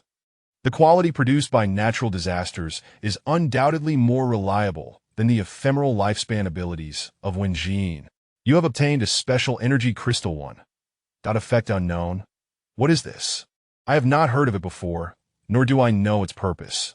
Since it emerged from a silver treasure chest, it surely cannot be as subpar as those items found in gift chests. It's worth it. Each time ruins are explored, there are always good finds. Qin Zhiyu exclaimed with delight, observing the treasures in her possession, realizing she is indeed a lucky one. 007. The production of the gloves and necklace can fill the gap of items lacking in the trading channel. Indeed, 007. You have aligned with my thoughts. Qin Zhiyu nodded in agreement. It is true. She consistently finds common ground with her, and her meticulousness is one of the reasons Qin Zhiyu admires 007. Master is truly remarkable. Xiaolan leaped onto Qin Zhiyu's shoulder, emitting two soft purrs from her throat, as if seeking affection. Qin Zhiyu felt Xiaolan had gained weight. Her attributes sharpened after the calamity, enhancing her senses. She could now notice details that previously escaped her attention, leading her to wonder why Xiaolan had become plumper. After all, Xiaolan is not merely a household pet. She is a distinguished survivor who thrived amidst the brutal competition of calamities. Choosing to accompany Qin Zhiyu and seek her aid, one would expect a creature as astute as Xiaolan to grasp the significance of size for felines. Yet, seeing Xiaolan appear healthy and untroubled, Qin Zhiyu dismissed her worries, attributing it to a recent comfortable lifestyle. Ding! While Qin Zhiyu was still pondering over Xiaolan, a crisp notification sounded. Item review completed, successfully listed. As the first to successfully list an item in this provincial channel, you have been rewarded with permanent top listing rights, non-refundable and non-transferable. Permanent top listing. This is akin to having year-round advertising. Although not a direct material reward, it is incredibly practical. For instance, in a standard trading channel, once an item is listed, the order of the shelter stores gets pushed up. However, with so many shelters constantly listing items without a good reputation, one can only rely on visual appeal for purchases. After all, the ordinary trading channel lacks a filtering mode, requiring users to manually flip through pages, each accommodating 30 different items from various shelters, resulting in a substantial volume. Some individuals promote their shelter businesses in chat channels, which is also a commendable strategy. Without 007 keeping an eye on the chat and occasionally browsing the trading channel, it could take a long time for Qin Zhiyu to gather those blueprints and small items. The big shots in the provincial channel likely do not have the luxury of monitoring the chat and trading channels continuously. After listing her items, Qin Zhiyu refreshed her page, yet there was no discussion or sales. 3 minutes passed and she began to doubt whether her pricing was too high. Surely not. Is 30 iron for a bicycle considered expensive? Although she could not see how many people were currently in the provincial channel, the top 100 on the leaderboard were all level 1 shelters, capable of accessing the provincial trading channel. Is it really so difficult to sell 10 bicycles? She did not think so. Suddenly, her screen went blank. Clink! The sound of coins colliding resonated. What did they sold out? Qin Zhiyu exclaimed in astonishment, her eyes wide, refreshing the page twice more before finally believing they had indeed sold out. It turned out these big shots were silently engaging in significant transactions. Receiving 300 iron in resources, Qin Zhiyu smiled broadly, selling out in a flash and swiftly recuperating her losses. She couldn't help but applaud these big players. The rapid transaction meant that the handling fee was merely 1 wood, a negligible amount she could easily overlook. This moment, the previously silent provincial channel erupted in a chatter. Brave Ford Shelter, I am still gathering resources. Who cleared out my stock so quickly? This is utterly unsporting. Come out for a duel. Qin Zhiyu recognized Brave Forward Shelter. It is a well-known establishment, ranked 23 in the provincial leaderboard, quite impressive. She had seen the owner of this shelter chatting in the channel before, a loquacious individual who had never mentioned any information about their shelter. Quite cautious indeed. Daoist Shelter, I was fortunate enough to trade for one. The Dawn Shelter truly deserves its title as the best in the province. If they opened a national channel, they would likely rank highly as well.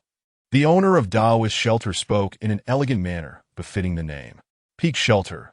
How did you raise the level of the tool shed? Seeking advice. Are there other ways to obtain blueprints? Seeking advice.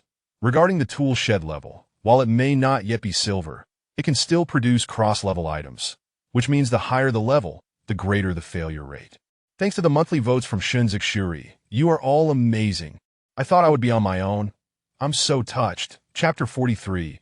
An empty sail Qin Zhiyu's tool shed was of crimson iron quality, a tier lower, resulting in only an 80% success rate for crafting bicycles. Had it been of golden quality, the success rate would have plummeted to 60%. Typically, no rational individual would attempt to craft items that crossed more than 2 tiers, as high-quality items demanded an immense expenditure of resources for the shelter. A misstep in this endeavor, while not catastrophic, could still evoke considerable regret over the loss of fundamental materials. 007, possessing a remarkable success rate of 98% during crafting, had only failed once. Such a minor loss was inconsequential to Qin Zhiyu. She remained unfazed. She perused a myriad of messages in the channels, finding nothing of value. Her gaze drifted towards the trading area of the Dawn Shelter, which, though devoid of goods, still hung prominently in sight, offering her a sense of comfort. This reward incessantly reminded traders that this was the shelter of the first person. After consulting with 007, who expressed no desire to venture out, she granted 007 access to her private messages and set off with Xiaolan to dig. Circumnavigating the shelter took 2 minutes. The shelter had expanded, yet the surrounding area was a chaotic mess. Uneven terrain littered with rampant weeds. The once smooth concrete path had long since vanished. In less than a week since the cataclysm, humanity's civilization lay in ruins. The frailty of humankind became evident in the face of nature's wrath, evoking a sense of respect and reverence. To act rightly only led to self-inflicted suffering that as Qin Zhiyu walked. Her thoughts drifted to these contemplations, and she realized that her musings had little relevance to the current reality. The era of calamity rendered her theories obsolete. With a wry smile, she acknowledged that while she could not change the circumstances, she must adapt, that if one could manipulate their fate at will, the notion of reverence would likely cease to exist. Lost in thought, Qin Zhiyu and Xiaolan arrived at the cavern previously inhabited by the Rat King.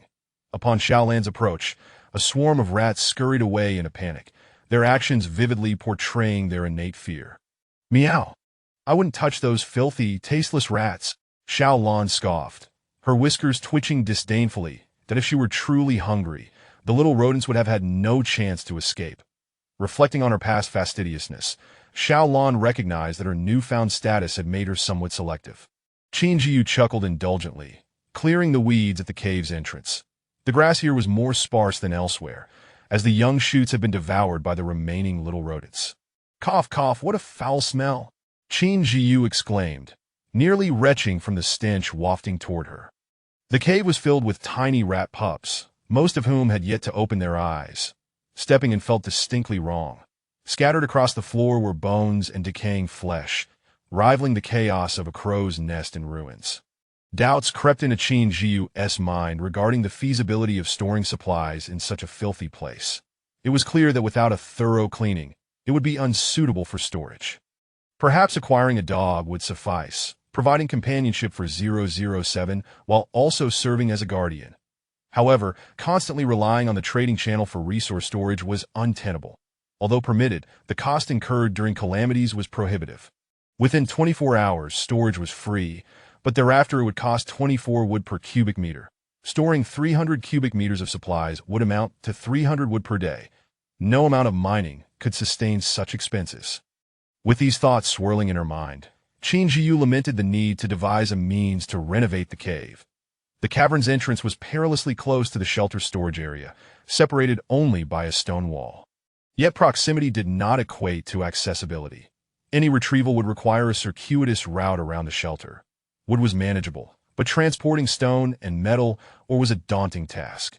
With the shelter constructed entirely of stone, including its foundation, excavating a tunnel posed significant challenges. Any breach in the walls would compromise safety. After much deliberation, Qin Zhiyu resolved to consider underground strategies. She could dig a tunnel from the storage area to the cave, effectively sealing the cave's entrance and greatly enhancing security. However, the logistics of tunneling, what tools to use, remained a conundrum. Even with a digging machine, access to the shelter was impossible. Space within the storage area was limited. Manual labor, perhaps? With a sigh, Qin Zhiyu resigned herself to the task, using her curved knife to slice away the wild grass in her path. Transforming frustration into motivation, She diligently cleared the cave of weeds and dead branches, piling them together and igniting a few torches to cleanse the space with fire. I truly wish to avoid the arduous task of cleaning this disarray by hand. A fire will suffice, she resolved. Meow, master, it's quite pungent, yet there is a hint of roasted meat, Xiaolan remarked, evading the smoke. Roasted meat, you say? Perhaps so, Qin Zhiyu mused, catching a whiff of the aroma. Having measured the cave's dimensions and noted its location, she returned to the shelter with Xiaolan. Shaking off the dust, they stepped inside. 007.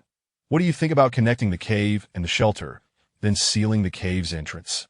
Qin Zhiyu proposed, eager to discuss the feasibility of the plan with 007. 007 responded, I see no issue with that, Master Zhiyu. After a brief contemplation, 007 thoroughly assessed the situation, pinpointing the key concerns. We will require tools capable of tunneling. The issue is that we currently lack any small digging machines, Qin Zhiyu lamented, feeling at a loss. This dilemma was indeed vexing, as purchasing was not an option, and crafting was impossible without blueprints due to the tool shed's low tier. Master, those rats can dig, Xiaolan exclaimed, jumping onto Qin Zhiyu's lap. Rats? You mean the ones that just fled? Qin Zhiyu replied, surprised. Yes, master, that I can control them and have them return to dig. Xiaolan proudly twitched her whiskers, her round eyes sparkling with brilliance. That is the best approach for now. How many rats can you control simultaneously, Xiaolan? 007 inquired. I can control, but I'm not sure how many. Previously, I was reluctant to command such lowly, mindless creatures, Xiaolan admitted, a hint of embarrassment in her tone. Then, Xiaolan, try to control as many as you can without straining yourself. Qin Zhiyu comfortingly stroked Xiaolan's fur, reassuring her that she could also dig if needed, as she was quite strong at present. All right, master, I will give it a try, Xiaolan replied softly, secretly wishing to control a larger number of rats, aspiring to be as exceptional as 007. Chapter 44. The excavation of the tunnel having spoken, Xiaolan leaped down and, with a few nimble steps, arrived at the entrance of the shelter. Though constructed of stone, the entrance was composed of alloy materials. The antiquated mechanical door required a password for access from the outside, while entry from within necessitated a fingerprint scan. 007 assisted Qin Zhiyu and Xiaolan in registering their fingerprints, thus facilitating their exit. Xiaolan stood at the entrance of the shelter, with Qin Zhiyu and 007 following closely behind. Meow. Qin Zhiyu sensed a notable change in Xiaolan's meow this time. What could this change signify? Xiaolan had developed her own aura. Indeed, it was an aura. The atmosphere surrounding Xiaolan at the entrance of the shelter shifted dramatically. During their playful moments, her cries were gentle and affectionate. Now, however, her demeanor was serious and focused, her calls deep and resonant, capable of overshadowing her petite stature. Chirp, chirp, chirp. A mass of dark rodents emerged from the grass surrounding the shelter, colliding and jostling against one another. Those afflicted with a fear of dense crowds would surely find this sight unsettling. There must be at least hundreds of these rats. We cannot allow them to burrow out from the shelter. The thought flashed through Qin Zhiyu's mind. Even if these numerous rodents were contained within the shelter, a single rat could wreak havoc if allowed to escape. Let us proceed to the cave, Qin Zhiyu commanded with a wave of her hand, indicating for Xiaolan to manage the rats and lead them to the back mountain. Meow. With a single command from Xiaolan, all the rats turned and scurried in unison towards the back mountain. The sight of a solitary cat leading hundreds of rats was indeed a rare spectacle. 007, you should accompany us and help measure the tunnel's location, Qin Zhiyu remarked as she closed the shelter's heavy door. Understood, Master, 007 replied. Upon reaching the back mountain, they discovered a large pit, half a meter deep, at the center of the cave. Under Xiaolan's guidance, the legion of rats swiftly excavated the tunnel, demonstrating remarkable efficiency. Standing at the entrance, Xiaolan exuded a commanding presence. Should any rat stray from her control, a mere twitch of her whiskers and a sharp glance would reassert her authority. Qin Zhiyu observed as the rats efficiently divided into two teams. One group dug while the other transported the excavated soil outside the cave, occasionally switching roles. The tunnel they created needed to be wide enough to accommodate material transport, requiring a diameter of at least 1.5 meters. Otherwise, a cubic meter of supplies would be impossible to pass through. Master Zhiyu, the soil being transported by the rats can ultimately serve as materials to seal the entrance, 007 noted. But will the soil be sufficiently sturdy? Qin Zhiyu pondered momentarily. There are still 2 bags of cement in the warehouse that we can mix with the soil for reinforcement, 007 assured her. Excellent. We can simply cover the entrance with an additional layer of soil, Qin Zhiyu concluded. She intended to seal the entrance in a manner that was discreet. Merely using cement would be too conspicuous that a half-meter-thick earthen wall would suffice to obscure their work. She contemplated these matters. 007 had already calculated the optimal location to tunnel, suggesting they dig 2 meters deep into the cave, reaching a depth of 2 meters underground, and extending 1 meter into the shelter's warehouse for a total length of 9 meters. Once all the rats had entered the tunnel, Qin Zhiyu joined in, assisting in transporting the soil from the entrance. She was, however, quite reluctant to delve into the tunnel alongside the rats. Seeing that the excavation proceeded smoothly under the watchful eye of 007, he returned to the shelter to prepare a meal, while also attending to the warehouse. Xiaolan, are you fatigued? Qin Zhiyu inquired as she shoveled a handful of soil outside. If you are tired, take a moment to rest. There is no rush, she added. Master, I am not weary. I feel quite majestic. I have never felt so delighted. I aspire to be a great ruler. Xiaolan licked her paw, her determined gaze embodying the essence of a king among beasts. Indeed, I believe you can achieve that, Xiaolan. Qin Zhiyu responded with a bright smile that it was imperative for her to offer support. She had previously harbored concerns about Xiaolan losing her wild instincts, but it seemed that Xiaolan had now discovered her purpose. Should there ever come a day when Qin Zhiyu was no longer by her side, she was confident in Xiaolan's ability to thrive independently. The sun dipped below the horizon. The rats successfully excavated a path leading directly beneath the shelter's warehouse. Before them stood a thick stone wall, the foundation of the shelter. Qin Zhiyu had inquired with 007 whether creating a hole in the foundation would compromise the shelter's stability. After conducting calculations, 007 identified a safe location for the excavation, noting that the shelter was only a single story, thus the impact would be minimal. Let us take a break. We shall have some food and provide the rats with nourishment as well, Qin Zhiyu suggested, taking out the warm meal that 007 had sent. A fragrant omelet rice, golden and inviting. There was also fresh-cut beef for Xiaolan. She and 007 had refrained from feeding Xiaolan human food laden with various seasonings, as Xiaolan did not favor it and struggled to digest such fare. Lastly, Qin Zhiyu did not forget the diligent army of rats that had toiled for hours. 007 had prepared 2 buckets of assorted meat scraps weighing 200 pounds for them. A full belly would surely provide them with the strength to continue working. However, during mealtime, Qin Zhiyu and Xiaolan remained at a distance from the rats, as being too far would hinder Xiaolan's ability to control them, so they did not return to the shelter. Eating in the company of the rats was avoidable, and there was no reason to force such an arrangement. Qin Zhiyu felt uneasy, and the rats would likely be on edge as well. After their meal, Qin Zhiyu contemplated how to bore through the stone. Relying solely on the rats would prove exceedingly slow and challenging. After much deliberation, she resolved to employ an ancient technique. She would first locate a sharp, sturdy hollow tube and align it with the center of the area to be drilled, using a method akin to fire-by friction. Qin Zhiyu created several small holes, leaving the remainder to be gnawed through by the rats, while she returned to the shelter to excavate soil from within. Fortunately, the shelter was not a massive stone dome. Otherwise, the scope of her work would have been greatly amplified. She stored the excavated soil within her storage device, and in less than an hour, Qin Zhiyu reunited with Xiaolan and the others inside and outside the stone tunnel. With their combined efforts, the entrance was swiftly completed. With this, the excavation of the entire cave reached a temporary conclusion. Qin Zhiyu signaled to Xiaolan that she could release the rats. She would handle the remaining tasks alone, primarily smoothing out the tunnel passage and sealing the entrance to prevent the shelter from being left with a gaping hole. Carrying the cement mixture, Qin Zhiyu walked along the path, laying down stone slabs cut by 007, placing them directly onto the ground. An idea struck her. These stone slabs could be cut into smaller pieces to pave the area surrounding the shelter, offering a cost-effective and durable solution that would withstand the elements.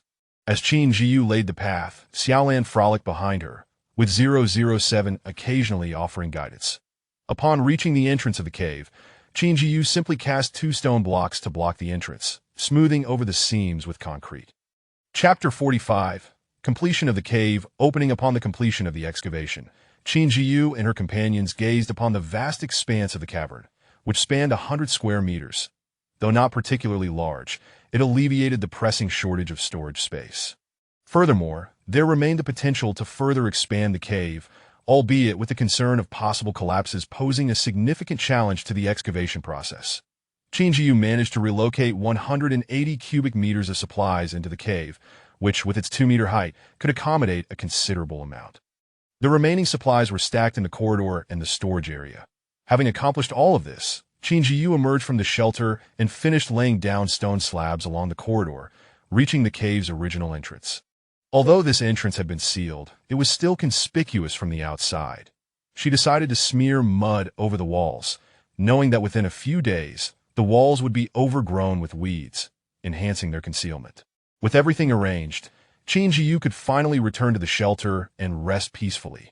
With 3 days remaining, she planned to prepare for her return to her villa to resume mining activities the following day. As she lay on the soft bed, the weight of fatigue washed over her, and before she could formulate further plans, she succumbed to a deep slumber, undisturbed by dreams. Awakening to the clock striking 10 in the morning, a rare occurrence given her usual rising time around 7, that after freshening up, she took a seat in the living room where 007 had already set the table with food. Qin Zhiyu's breakfast consisted of fried eggs on toast accompanied by milk, while Xiaolan enjoyed a breakfast of tuna that it was unclear who had procured this fish for sale. It must have been quite abundant, likely sourced from the relics, as the province had no coastal seafood. Qin Zhiyu understood 007's intentions. Xiaolan had indeed rendered significant assistance the previous day, and it was only fitting to reward her appropriately. As she digested her meal, Qin Zhiyu contemplated how to transport the mined ores back. In the absence of excavation equipment, manual labor was the only option. Although gold was not overly abundant, extracting 3 cubic meters would undoubtedly create a considerable commotion. Moreover, following a natural disaster, she pondered what chemical reactions might have occurred with the gold ores, and whether any other changes had taken place. Previously, she had not worried about such matters due to time constraints. Now, however, it was imperative to prioritize these considerations. Once 007 had prepared everything for her, Qin Zhiyu recalled an unusual energy source she had yet to utilize, the special energy crystal obtained from vanquishing Wenjin. Holding the crystal in her hand, she examined it closely. It was small, about the length of a finger joint, yet it shimmered with a captivating brilliance. As she held the crystal, she silently willed it to activate, and to her surprise, it responded. Though unexpectedly, it was the disaster system that reacted. System. Special energy crystal acquired. Usage successful. System collection progress 1. Disaster detected. Binding in progress. What? Qin Zhiyu's pupils dilated. Why was it binding? And to what? Was it binding to the disaster? After all, these were 2 distinct systems that in her mind. The disaster system had always been her golden key, the very framework governing the current state of the world. She had not anticipated that they would be forcibly bound together. Would this be a boon or a bane? Reflecting on the crystal's uniqueness, she recalled that it was linked to Wenjin, who possessed psychic abilities. Could it be that she had suddenly acquired such powers due to this energy crystal? Qin Zhiyu found herself perplexed and could only wait and observe the unfolding events. Disaster. Energy source detected. Disaster upgrading. Personal system upgrading. Upgrade countdown, 9 minutes. 007 I utilized the crystal from Wenjin's treasure chest, and unexpectedly, the disaster system has forcibly bound to the disaster panel, initiating simultaneous upgrades. Qin Zhiyu relayed, quickly explaining the circumstances surrounding Wenjin's abilities to 007 and Xiaolan. Her anxiety remained, as she was uncertain of the changes this upgrade might bring. The unknown unsettled her. 007 responded, Mistress Zhiyu, I believe that, as you previously mentioned, when Wenjin's use of her abilities diminished her luck, that if the 2 systems are bound, then when you utilize your powers, The disaster system will not need to usurp human luck due to energy shortages, alleviating concerns akin to Wen Jin's predicament. Thus, the reason for the energy usurpation might stem from using abilities that exceeded energy capacity. Qin Zhiyu contemplated aloud. Indeed, Mistress Zhiyu. Thus, this may indeed prove to be a positive turn of events. Listening to 007's steady mechanical voice, Qin Zhiyu felt her heart settle. Reflecting on 007's reasoning, she realized it was quite plausible, and with that, she dismissed her worries and patiently awaited the successful binding of the two systems. With the time at her disposal, Qin Zhiyu ventured to the balcony to inspect the flora and fauna she had nurtured. She casually plucked a few red dates, which were sweet and delectable. Recently, without Xiaolan's watchful gaze, the black fish appeared noticeably livelier. The dawn shelter was situated amidst the mountains, and it was imperative for her to upgrade her shelter promptly. Otherwise, with the impending rains, she risked flooding or encountering mudslides. Regardless of where she wandered within the shelter, she sensed that improvements could be made. After all, this was her home, and she could not ascertain how long she would reside here. She, Xiaolan, and 007 needed a stable foundation. Ding! The familiar notification sound resonated, signaling the successful binding of the disaster system and the panel. Disaster system. Successful binding with the panel. The disaster system has integrated all panel functionalities. Notification. This upgrade rectifies system vulnerabilities and compensates for information deficits 1. Progress at 7. Notification. Retaining the disaster upgrade system. Disaster upgrade experience has reached capacity. Automatic upgrade successful. 007. Just as you predicted, the binding has repaired the vulnerabilities of the disaster system. And there is now a progress bar indicating a completion of 7. Qin Zhiyu exclaimed, her joy evident. She no longer needed to worry about the system faltering after 2 uses. Meow, 007 is amazing, truly brilliant. Xiaolan, too, shifted from her earlier state of dejection to an energetic demeanor, following Qin Zhiyu around the room in silent admiration. 007 responded, Mistress Zhiyu, 007 is a highly sophisticated computer. Indeed, indeed. I often compare you to myself. Qin Zhiyu replied with a gentle smile. Upon hearing this, 007 remained silent. Disaster System, Level 4. Experience, 1370-50,000. Function, Real-Time Alert, 2.2. Alert Zone is an upgraded reconnaissance version. Once activated, it can detect unusual energy fluctuations within a 500-meter radius in real time for 10 minutes, generating data imagery feedback with a refresh interval of 24 hours. Thanks to my orange juice yogurt for the 4th monthly ticket. Chapter 46, System Integration, Function, Duplication 1.1. Duplication limit is 10 cubic meters, with the highest duplication quality being silver, and a refresh time of 24 hours. The duplication function has finally been upgraded. Prior to this enhancement, the resources available for duplication were scant, and the level of the duplicated blueprints and weapons was not particularly high. Once the market became saturated, the profits dwindled, rendering the resources rather superfluous. This upgrade marks a significant qualitative leap, elevating the quality to silver, which is just sufficient for upgrading bicycles. Qin Zhiyu's mood instantly brightened, alleviating her previous concerns regarding Wen Jin's abilities and her own golden finger. In any case, she expressed her gratitude to Wen Jin online. With 10 cubic meters for duplication, it was certain that she would not be able to fill it entirely with bicycles. Leaving it empty would be a waste. Previously, the limited area and low quality meant there was not much of value to duplicate. Now, however, 10 cubic meters is substantial, and since the duplication opportunity is singular, she decided to fully utilize it before proceeding, as the system did not specify that such a loophole was prohibited. Function, Healing 1.1. A life-saving tool, limited to self-healing, instantly restores 10 of health, allowing one to traverse calamities without worry, with a cooldown time of 24 hours. Upon seeing the healing function, Qin Zhiyu's pupils dilated. What about the mobile data pack? It enhances health by 10 rather than adding a specific value. This means that regardless of how she improves her attributes, no matter how much her health increases, even if this skill remains unupgraded, she can still restore her health from the brink. Qin Zhiyu eagerly shared this monumental news with 007 and Xiaolan. Master, I no longer need to worry about expending my fortune like when Jin, facing the risk of an untimely demise. Qin Zhiyu remarked with a relaxed expression. This is wonderful, splendid. Master would never be like that unfortunate soul. Xiaolan cheerfully spun around, nibbling on her tail. 007. Rest assured, Master Zhiyu. The system integration is complete. Regular transactions will incur expenses, and with the internal circulation perfected, it will not deprive you of your fortune. Indeed, this energy crystal is a remarkable asset. Qin Zhiyu murmured, a glimmer of profound thought crossing her eyes. Since the special energy crystal dropped by slaying Wenjin can enhance the system's integrity, it is fortunate that her level is low, as utilizing abilities incurs no additional consumption or expenditure. However, once her system level rises, she will once again find herself on edge. She contemplated the potential issues that might arise from insufficient system integrity during the use of abilities, possibly leading to dire consequences akin to Wenjin's fate.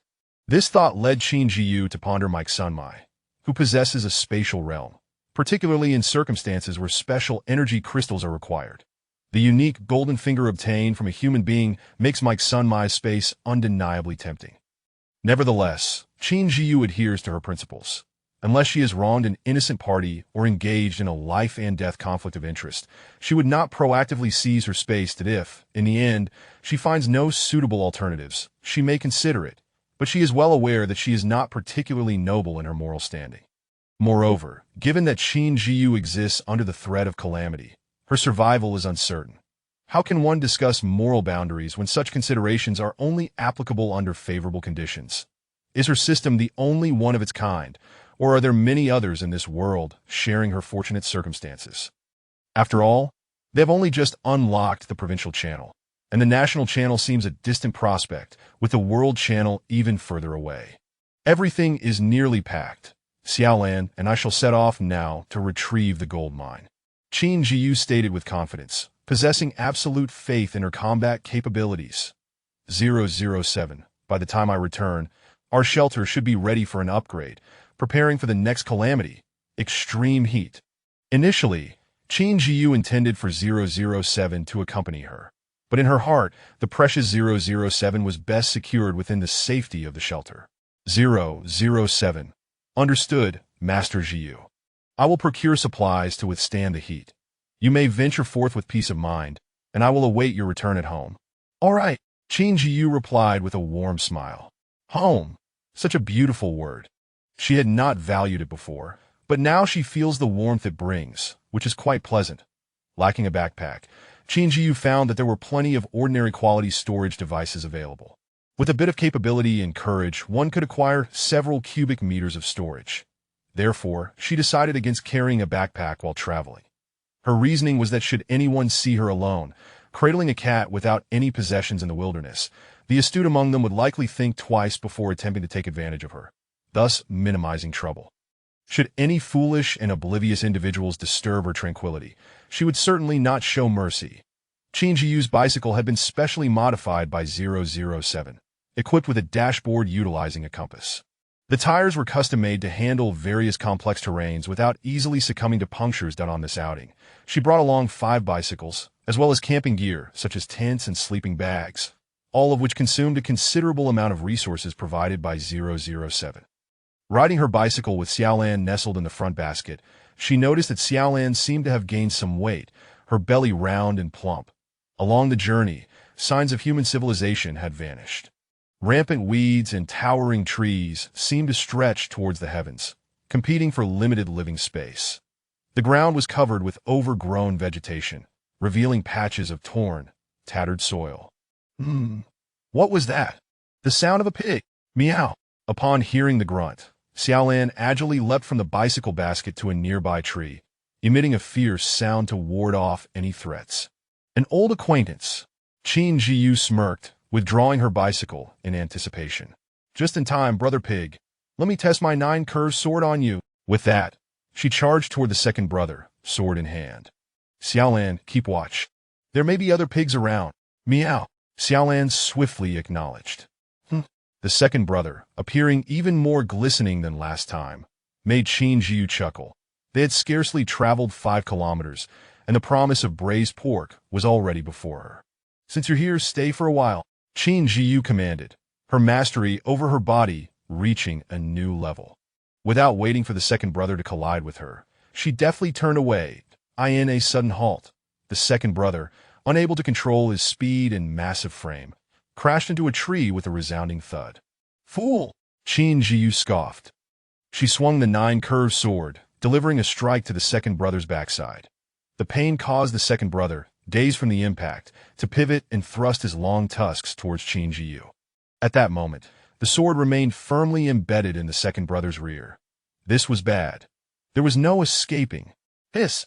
Qin Zhiyu felt a sharp pain as her ribcage was pierced. In that fleeting moment of hesitation, the second brother's tusks were already dangerously close to her face. Chapter 47. Braised reservation behind her stood a tree, leaving no time to evade her astonishment. The speed of the second senior brother surpassed that of their last encounter, and Qin Zhiyu's attributes had also seen a considerable enhancement. Yet, it paled in comparison to the mutated beast. The sharp wounds on her body were unmistakably oozing blood, heightening Qin Zhiyu's awareness. She had been too careless. The enraged second senior brother was even more formidable, wildly thrashing its fangs in a frenzied assault on Qin Zhiyu. The relentless barrage of attacks from the second senior brother instilled caution in Qin Zhiyu, particularly as the 9 remained lodged in the second senior brother's rear, with no opportune moment to retrieve it, the pain only fueling the beast's fury. "Meow!" Xiaolan let out a sharp cry. But alas, the second senior brother was unfazed by the petite feline, dismissively continuing its onslaught against Qin Zhiyu. Seizing the moment, Xiaolan leaped from the tree, its hind paws gripping firmly onto the creature's head, while its front paws aimed directly at the second senior brother's eyes. Qin Zhiyu, recognizing the opportunity, circled behind the second senior brother, gripping the hilt of her sword tightly and swiftly yanking out the 9. Howl! The sensation of being pierced within its flesh was unbearable, eliciting a harrowing scream from the second senior brother. This maneuver dealt a second blow to the creature. Unlike the previous instance that had driven it into a frenzy, this time it appeared somewhat weakened. With its eyes marred and blood flowing, the second senior brother, if it possessed any sense, would surely regret underestimating Xiaolan. Yet, despite its bloodied eyes and wounded rear, the second senior brother refused to relent, persistently pursuing Qin Zhiyu, guided by the scent like a pig led by its snout. Truly, its vitality was remarkable. Dare to flee. As Qin Zhiyu observed the second senior brother charging once more, she raised her 9, prepared to counter, only to be taken aback as the beast abruptly turned and, through the seamless collaboration between Xiaolan and Qin Zhiyu, the second senior brother was swiftly brought to justice. Their synergy had grown, requiring little communication to understand one another's intentions, their cooperation akin to wings of a tiger, ensuring their triumph. However, even after the second senior brother's demise, no other creatures appeared to lend support. Exercising caution, Qin Zhiyu stored the pig in her storage device. The pig's blood was carefully contained within food-grade plastic to prevent wastage, though she remained oblivious to the origin of the plastic, perhaps a question for Doryman. The thought of sour and spicy pig's blood, pig trotters, braised ribs, braised meat, and sweet and sour pork made Qin Zhiyu's mouth water. Yet she stifled the urge. She could almost taste the cooked second senior brother, which fortunately could not take flight. The air was thick with the stench of blood, and as Qin Zhiyu proceeded toward her destination, she utilized a medical kit. Her minor wounds did not warrant skillful intervention. Xiaolan followed closely, and this time, Qin Zhiyu had adequately stocked her medical kits, 50 in total, sufficient for a week. Carrying 50 medical kits ensured that she would have enough and perhaps even surplus to trade, for who could ever have too many medical kits? Moreover, the quality of the medical kits produced by the Dawn Shelter, while merely average to her, was considered excellent for ordinary individuals. It was worth mentioning that Qin Zhiyu had sustained only minor injuries, rather than grievous ones, thanks to her protective gear. Otherwise, the initial strike could have easily pierced through her. Presently, there was no opportunity to procure new protective gear, as she had brought along 15 sets, which would have to suffice for now. Along the way, vibrant wildflowers and grasses captivated the attention of both Qin Zhiyu and Xiaolan, yet neither dared to disturb them. Was it not said in ancient proverbs that one should not pick wildflowers by the roadside, lest they tread into misfortune? Riding her bicycle with a gentle sway, Qin Zhiyu steered while Xiao Lan remained vigilant, occasionally engaging in light conversation, creating a harmonious and leisurely atmosphere. Master, there is a shelter ahead. Xiao Lan suddenly stood up in the basket, its demeanor alert. A solitary wooden cabin stood amidst the forest, covering less than 100 square meters, located 7 kilometers from the dawn shelter. Master, should we venture inside? There is no scent of humans emanating from the shelter, Xiao Lan remarked, shaking its whiskers. It had yet to encounter another person's shelter, having only seen Qin Zhiyu's luxurious refuge upon exiting the ruins. Thus, it was exceedingly curious about the appearance of other shelters, even if they seemed small and rudimentary. Expressed her understanding of Xiao Lan's curiosity. Since there was no one around, she thought it wouldn't hurt to pay a visit. Xiao Lan silently landed on the ground, and upon noticing this, Qin Zhiyu put away her bicycle, and together, the girl and the cat approached the quaint little wooden house. Knock, knock, knock! Is anyone home? Qin Zhiyu felt no hesitation in her uninvited entrance, rhythmically tapping on the door. Meow, my master, they have gone out, Xiao Lan lamented, displaying no particular eagerness to enter. Come now, since there is no one here, let us continue on our way. Where there is gold, there are many people, Qin Zhiyu consoled as she gently cradled Xiao Lan, stroking her fur softly. All right, master, Xiao Lan replied, licking Qin Zhiyu's fingers. With no intention of taking advantage of the situation, Qin Zhiyu found the little wooden house unworthy of her effort, even if it were abandoned. Hop on my beloved bicycle. It shall never be caught in traffic. Qin Zhiyu hummed unconsciously to a rather nonsensical tune, as she hummed. The simple melody caught Xiao Lan's attention, and together they joyfully traversed 10 kilometers. By 11 o'clock noon, they were still over 10 kilometers away from Qin Zhiyu's former villa. After a morning of cycling, both Qin Zhiyu and Xiao Lan were feeling peckish. Without hesitation, she decided to have lunch at that very spot before setting off again. 007 had prepared for Qin Zhiyu a beef rice ball, a rich vegetable and mushroom soup, along with a corn bun. For Xiao Lan, 007 had arranged chicken, but with fresh wild boar meat available, Qin Zhiyu saw no need to bring anything back. With a knife, she swiftly sliced a piece of wild boar belly and placed it in a bowl for Xiao Lan's lunch. Qin Zhiyu lit a fire, gathered some dry twigs to set up a pot, and placed a steamer atop it, where she would steam the corn bun and rice ball. Once the pot began to boil, they would have a steaming hot meal. The corn bun, infused with a hint of sweetness, was the size of a fist and paired effortlessly with the vegetable soup. The 2 rice balls, wrapped in seaweed and sprinkled with black sesame, contained a hearty filling of shredded carrots, and tender beef. One had the flavor of cumin, while the other boasted a smoky barbecue taste. Barring any unforeseen circumstances, they would be available on the shelf next week. Chapter 48 features a young boy, Qin Zhiyu, who, after a hearty meal with Xiao Lan, prepares to embark on their journey. As they traverse the forest, they are nearing the villa where Qin Zhiyu once resided. However, from this vantage point, the villa is not easily discernible. Vaguely, various makeshift shelters can be seen rising before them, and Qin Zhiyu must rely on his compass to ascertain their approximate direction, guided solely by instinct as they continue onward. Although the remnants of human architecture have vanished from the landscape, Qin Zhiyu observes numerous shelters dotting the opposite side, a testament to a new era defined by natural calamities. These shelters are beginning to take shape, with rows of wooden cabins resembling the common dwellings of yore. Master, there are so many shelters. It seems quite bustling, Xiao Lan exclaimed with excitement. Indeed, with such an abundance of shelters, there must be many people residing here, Qin Zhiyu replied with a faint smile. As they drew closer to the shelters, Qin Zhiyu dismounted her bicycle, deeming it too conspicuous. Instead, she opted to walk with her backpack. Previously, they had traversed desolate terrain, but now, with the proliferation of shelters and people, it was likely that families had established clusters of these makeshift homes. Riding a bicycle in such a populated area might attract unwanted attention, and she preferred to avoid any potential conflicts. Accompanied by Xiao Lan, Qin Zhiyu ventured towards the inner circles of the shelters, deliberately steering clear of those that appeared overly crowded. As they approached the villa area, the sight before them was replete with wooden cabins, reminiscent of the primitive shelters Qin Zhiyu had once known. Strikingly, there was not a single stone shelter of the highest caliber among them. As she observed her surroundings, Xiao Lan gently licked her, and a commotion caught Qin Zhiyu's attention. "Old dog you. That is my prey you're after. Have you no shame?" Wang Zi exclaimed, gripping Yu Peng tightly. "The rabbit I caught belongs to me. Remove your filthy hands and don't obstruct my path." Yu Peng retorted disdainfully. With that, Yu Peng effortlessly twisted Wang Zi's wrist, rendering him powerless.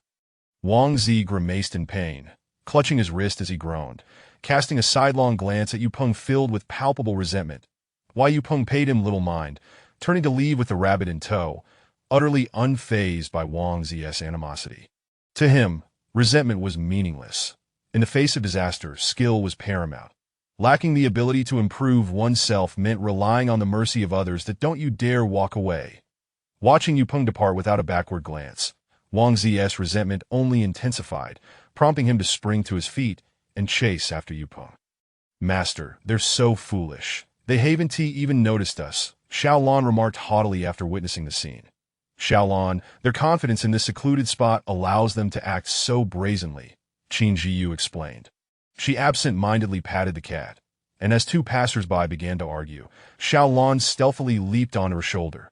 Indeed, in a crowded setting like this, the per capita resource availability would diminish significantly. Even a rabbit weighing 5 or 6 pounds could ignite fierce rivalries. "Come out, child," Qin Zhiyu called, unwilling to feign ignorance, addressing the little boy peeking from the right side of a wooden shelter. "Meow, master, I smell dried fish. This child must have brought it," Xiao Lan purred, her voice barely audible to Qin Zhiyu. "Are you not coming out?" Qin Zhiyu asked, swiftly throwing a dart that struck the wooden cabin with precision. "I'm coming out, please don't hurt me, beautiful sister," Wu Ming exclaimed in terror, his voice trembling as he beheld Qin Zhiyu. The dart was mere inches from his head. Had it deviated slightly, it would have pierced his ear, a frightening prospect, especially from such a stunning young lady. "That I have a few questions for you. Answer well, and there will be a reward," Qin Zhiyu stated, her demeanor softening as the child emerged. "Why, yes, please ask. I'll tell you everything," Wu Ming eagerly nodded, fearing that any misstep might provoke the dart once more. "What is your name?" Qin Zhiyu inquired. "That my name is Wu Ming, and I'm in the first year of junior high. There are 3 people in my family," Wu Ming blurted out, not daring to meet Qin Zhiyu's gaze. "When did so many shelters appear in this area?" She continued. "They've been increasing steadily. After the calamity struck, the nearby neighborhoods vanished. Those who refused to leave the high-rises were trapped inside as they melted away, some even transformed into monsters," Wu Ming recounted hastily. Recalling the day the disaster struck, he felt a shroud of fear envelop him, a memory that haunted him deeply. When the buildings began to disappear, he initially believed it to be a mirage. But seeing his classmates, teachers, and relatives witness the horrifying spectacle confirmed its reality. And then there were those half-melted monsters, running amok, attacking anyone they encountered, instantly infecting them with their dreadful fate. Before the disaster, he had merely been a middle school student, untouched by such terror. Even after the catastrophe, with his parents protecting him, life was not as pleasant as before. Yet, in the darkness of the shelters, he had not encountered anything frightful, merely the shadows of despair. At least he could still eat his fill. However, the pervasive atmosphere of dread, coupled with the vague whispers of his parents speaking of marauding bandits nearby, made Qin Zhiyu's sudden appearance feel like a spark igniting his already fragile psyche. Overwhelmed by fear, Wu Ming felt compelled to divulge everything. "Are there any local tyrants in the waterfront area, or particularly powerful individuals?" Qin Zhiyu added, hoping to clarify for Wu Ming. I don't know," Wu Ming pondered for a moment before responding, anxiety gnawing at him, fearing Qin Zhiyu's wrath at his ignorance. "Very well. Lead the way, and I shall let you go once we arrive," Qin Zhiyu instructed, tossing Wu Ming a couple of chicken rice balls. She had no desire to intimidate a child, and his timid demeanor was disheartening that Wu Ming guided Qin Zhiyu through the pre-disaster villa area, weaving through wooden shelters, yet they encountered not a single stone structure. With so many shelters clustered together, hadn't they considered the implications for their survival? When it came to vying for resources, it was likely that violence was a commonplace occurrence. Qin Zhiyu mused as she observed the multitude of shelters, surrounding the makeshift shelters. Only scattered, lowly weeds remained, devoid of the rampant growth that once characterized the post-disaster landscape. Not a single tree could be seen. The tightly packed wooden shelters would surely struggle to endure the trials of a scorching calamity. Chapter 49. Once again, this man. Women and children. That lady's demeanor suggests she might be quite the prize. Qin Zhiyu murmured, his eager gaze fixed on the approaching figures of Qin Zhiyu and Wu Mingyan. Drawing upon the martial skills he honed during his 2 years as a street thug, and having fortuitously acquired a powerful fruit amidst calamity, his exceptional attributes rendered his current existence exceedingly pleasurable. As Qin Zhiyu contemplated this, his expression shifted. The woman before him was undeniably more attractive than the few he had entertained in recent days. And with such a figure and visage, he must prepare a grand gift for the beauty. Throughout their journey, Qin Zhiyu engaged in light conversation with Wu Mingyan. She sensed a piercing gaze upon her, compelling her to glance around, yet saw no one, not even the little cat, which remained oblivious to the presence. Not feeling an imminent threat to her life, she merely heightened her vigilance, deciding against probing further into the identity of the observer, for a cunning fox would eventually reveal its tail. As she walked, a living being in tow, unable to conceal herself, it was inevitable that many would notice her amidst the numerous shelters around. Having merely endured a lukewarm day of initial trials following the calamity, humanity had not yet entirely eroded.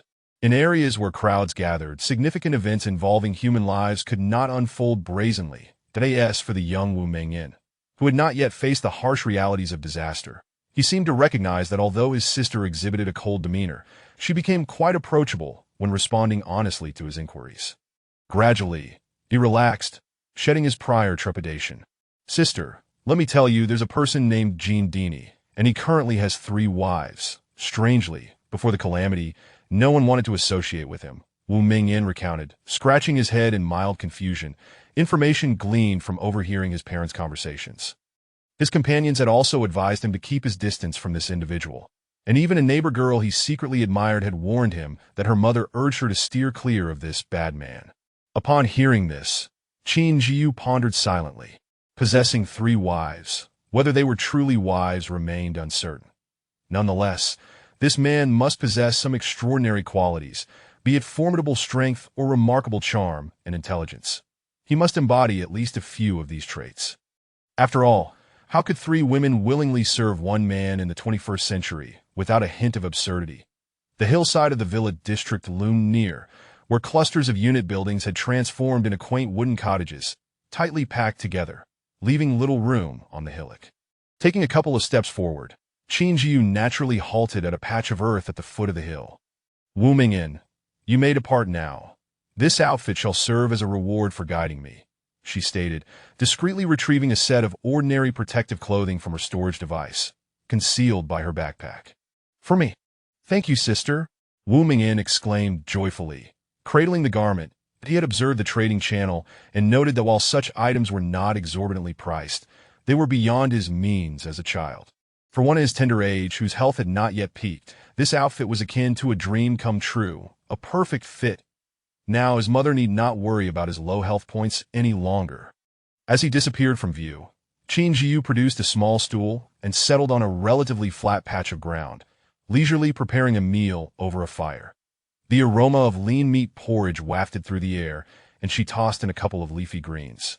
After relishing a nutritious and delightful afternoon meal and tidying up her utensils, she remained seated, motionless. "I'm feeling a bit fatigued. Perhaps a short rest is in order," Qin Zhiyu mused to herself, her expression quite serious. Unfolding a 2-meter-long military cot, she positioned it before her, clearly indicating that it would offer considerable comfort in the wilderness. "Are you mocking me?" Qin Zhiyu exclaimed, emerging from the hillside with a hefty iron hammer in hand. He could no longer contain himself. Having followed Qin Zhiyu at a leisurely pace, he realized that apart from determining the general direction, their conversation with the little boy was nothing but trivial chatter, revealing naught of consequence. As Qin Zhiyu approached the trap he had set, sitting down to eat right before it, he thought fortune favored him. All he needed to do was patiently wait, and soon enough, she would fall into his snare. At that moment, she would be his, along with her storage device and treasures. Everything would belong to Qin Zhiyu. He planned to return to the little boy and reclaim the protective suit, which he had painstakingly saved to purchase, not something to be given away so easily. It was all his treasure. Yet to his astonishment, Qin Zhiyu did not set foot within the trap, but instead brought out a folding bed, perfectly encasing the trap within its bounds, not a single inch encroached upon. In that moment, Qin Zhiyu awoke from his delusions. This woman was merely toying with him, and his obliviousness had rendered him a fool. Enraged, he advanced towards Qin Zhiyu, hammer in hand. "It is indeed you who has followed me all this way," Qin Zhiyu asserted with certainty, retracting her folding bed. Such valuable items ought not to be squandered. With the blade of the 9-curved sword ready at her side, she braced herself. Qin Zhiyu wielded a hammer that weighed at least 30 pounds, and at his towering height of 185 meters, each step he took pressed the ground slightly downwards. His muscular arms bulged with veins, and a single swing could undoubtedly result in explosive force. However, Qin Zhiyu discerned at a glance that while he appeared strong, his speed was considerably lacking. His physique constrained the velocity of his strikes, rendering his angles and precision insufficient. While his brute strength would suffice against an average person, against Qin Zhiyu, it was an entirely different matter. The sound of the hammer slicing through the air as he aimed for her shoulder was thunderous, yet he knew he was not particularly swift. Nevertheless, he believed these nimble young women, no matter how agile, could only evade for so long. His previous wives had succumbed willingly to his might. Yet to Qin Zhiyu, the giant's movements seemed sluggish. This challenge was less daunting than her previous bout with her second senior brother. Thus, she instructed Xiao Lan to remain vigilant, refraining from intervening to disrupt the visual field. Chapter 50. Annihilating the enemy, Qin Zhiyu swung the hammer in his hand, struggling to land a blow on Qin Zhiyu, his strikes gradually losing their precision, and frustration began to mount. "Just wait until I catch you. I will teach you a lesson," he gritted through his teeth, his arms weary from the relentless effort, unable to strike or seize her, igniting his fury. "Teach me? Let's see about that." Qin Zhiyu scoffed, a smirk curling at the corner of her mouth. Having grown tired of the encounter, she noted that the hulking brute had no allies to assist him and decided not to waste any more time. Qin Zhiyu swung his hammer again. Qin Zhiyu deftly evaded the blow and struck at an oblique angle with her 9-curved sword, piercing the muscular man's chest. During their skirmish, Qin Zhiyu had assumed that her constant dodging was born from fear of his imposing physique. However, when Qin Zhiyu suddenly shifted from defense to offense, he faltered, and to his dismay, she managed to pierce his flesh. Had he not consumed the strength fruit, bestowing him with extraordinary resilience, the blade would have surely eviscerated him. Enraged by this turn of events, Qin Zhiyu's eyes blazed with fury as he swung his hammer with renewed vigor, intent on capturing her to exact his revenge. "Are you fired up again?" Qin Zhiyu chuckled, effortlessly dodging one powerful strike after another. With one hand, she manipulated the 9-curved sword with finesse, leaving increasingly deep wounds on the giant's body, blood gushing forth. His movements visibly slowed, Qin Zhiyu found himself at a disadvantage. Seizing the moment, Qin Zhiyu lunged, her sword finding its mark at his navel, successfully breaching his defenses and piercing his innards. She had observed that strikes near the navel tended to inflict more severe wounds than those to other areas, a fact she capitalized on with precision. With a weight of over 200 pounds, the man and his hammer crashed to the ground, creating a deep crater as they tumbled into Qin Zhiyu's feet, lay a crimson iron treasure chest. "This fellow truly is tough as nails.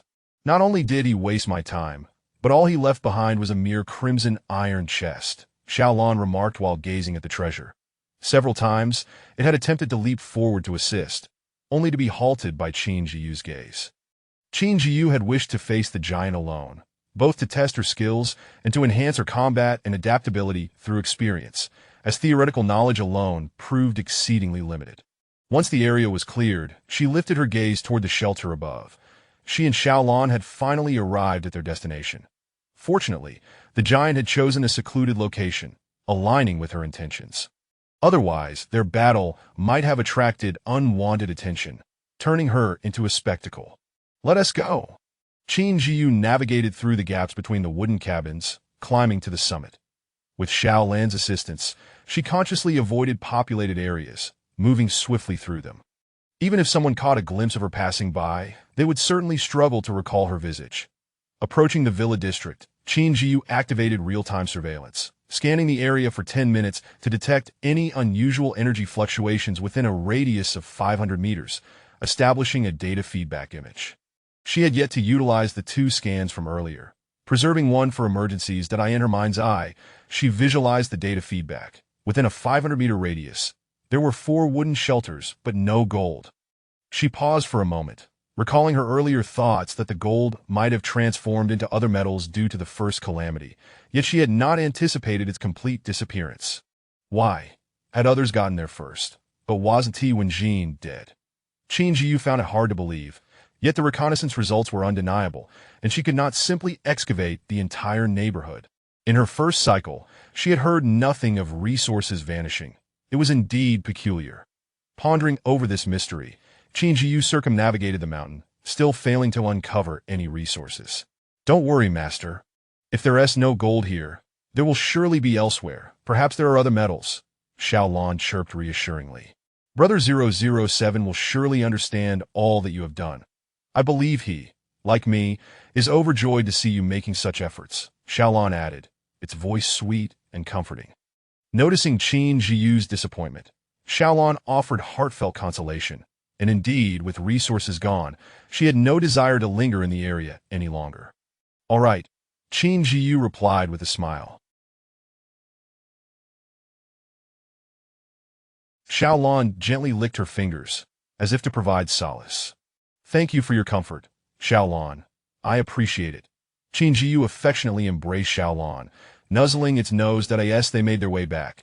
Qin Zhiyu opted for an uninhabited path. The descent proved more arduous than the ascent. The ground was devoid of stairs, comprised solely of soft earth, with no trees to stabilize the soil, and even the weeds were stunted. Despite her vigilance, she fell victim to the treacherous terrain. Meow! Xiaolon squeaked in alarm. Qin Zhiyu slipped uncontrollably down the steep slope, unable to react as the mud beneath her feet was slick as if coated in wax. When she finally regained her footing, both she and Xiaolon were astonished to find their surroundings transformed. Her slip had brought her directly into the ruins, still at the base of a mountain, yet the area was surrounded by sheer cliffs. Peering over the edge brought the howling wind to her ears, the cold gusts stinging her cheeks. Qin Zhiyu picked up a stone and tossed it down to gauge the depth. Whoosh! Only the sound of wind answered, the stone disappearing without a trace. Xiaolon meowed insistently, urging her to vacate the perilous vicinity, tugging at her pant leg to steer her away from the precipice. Following Xiaolan's guidance, Qin Zhiyu stepped back from the edge, gazing down at the mountain's base, where a 2-meter-wide cave loomed, shrouded in darkness. She retrieved a torch and ignited it, illuminating the cave as she ventured inside, grateful for Xiaolan's company. Otherwise, the oppressive darkness would have weighed heavily on her psyche. The cavern echoed with the sound of her footsteps, and despite her efforts to tread softly, the eerie quiet amplified her movements. Whoosh! A projectile sliced through the air. Qin Zhiyu quickly bent backward to evade the attack, hurling her torch towards the direction of the assailant, illuminating the path ahead. Seeing her under attack, Xiaolon emitted a series of growls, leaping forward in a defensive stance, though sensing something was amiss. It's you, the familiar and melodious voice of Bai Qinyu resonated through the cave. Yes, Qin Zhiyu replied, having dodged another of Bai Qinyu's projectiles, her heart disinclined to continue the conversation. Thanks to Mu Fengyan for the monthly vote. By the way, how about we change the update time to 8 o'clock daily? Chapter 51 features Bai Qinyu.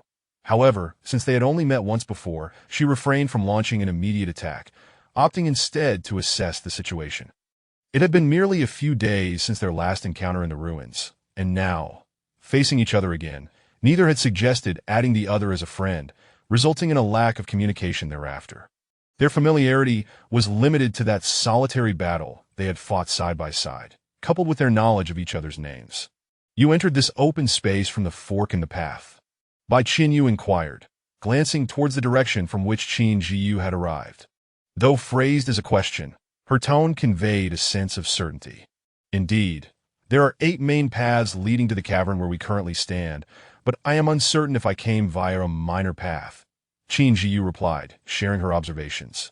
That aligns with my thoughts, Qin Zhiyu remarked with a slight smile. By the way, is this little blue cat the same one from the previous ruins? Yes, Qin Zhiyu responded softly, casting a glance at the small blue creature. Noticing Qin Zhiyu's reluctance to elaborate, Qin Zhiyu chose not to press further regarding the cat. Their voices were subdued, both wary of the echo that might obscure other footsteps in the cavern. Let us wait. Given the number of forks, there may be others arriving, Qin Zhiyu suggested. Let us wait for 15 minutes. If no one comes, we'll have to search for an exit, Qin Zhiyu agreed, finding no harm in lingering a while longer. Let us follow your lead, Zhiyu, Qin Zhiyu said, his gaze unwaveringly fixed on her. Qin Zhiyu offered no further response, as there was little else to say. The once spacious cavern grew cold and desolate in the absence of conversation, an awkward silence permeating the air. Meeting for the second time suggests a certain affinity. Might I request you to add me as a friend, Zhiyu? Qin Zhiyu broke the silence, his eyes sparkling with charm and elegance. Certainly, Qin Zhiyu replied after a brief pause. Qin Zhiyu felt no apprehension about Qin Zhiyu declining his request. He understood that their interests had yet to conflict, and thus she would not refuse. This would be the first friend Qin Zhiyu added since the calamity, and her hesitation stemmed from contemplating the necessity of such a connection. Adding a friend could be done using either a shelter name or personal name. Should she opt for a personal name, the other party would remain oblivious to her shelter name, and vice versa, thus reducing the risk of exposure to some extent. On the other hand, Qin Zhiyu considered that with the interprovincial channels now open, it was theoretically possible to traverse regions that in the future, should there arise a need for teamwork in the ruins, she could add a friend, seizing the opportunity to observe Qin Zhiyu's approach and character further. The system for adding friends was remarkably straightforward. Both parties merely needed to be within 2 meters of each other and issue commands to establish the connection.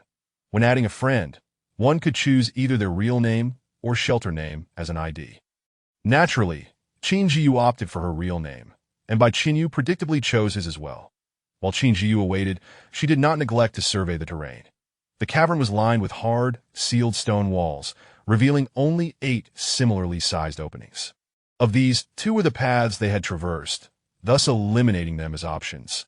Unless something unusual were to occur within the cavern, they would need to seek an exit through other passages. Meow, the little blue cat exclaimed, its voice echoing slightly. It's getting foggy. Qin Zhiyu instantly grasped the implication of the cat's cry. Cover your mouth and nose with fabric to avoid inhaling particles in the mist. It may be hazardous. Qin Zhiyu retrieved a damp handkerchief from his storage device and covered his mouth and nose. Thank you for the reminder, Qin Zhiyu acknowledged. Although she had considered it herself, Qin Zhiyu's timely warning prompted her gratitude. She donned a large coat, placing the little blue cat in one of his pockets.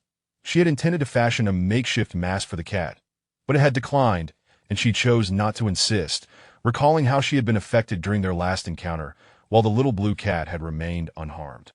Qin Zhiyu and Qin Zhiyu hastily departed from the area. Prolonged inhalation of smoke could impose immense stress on the lungs and might even lead to asphyxiation. Hiss!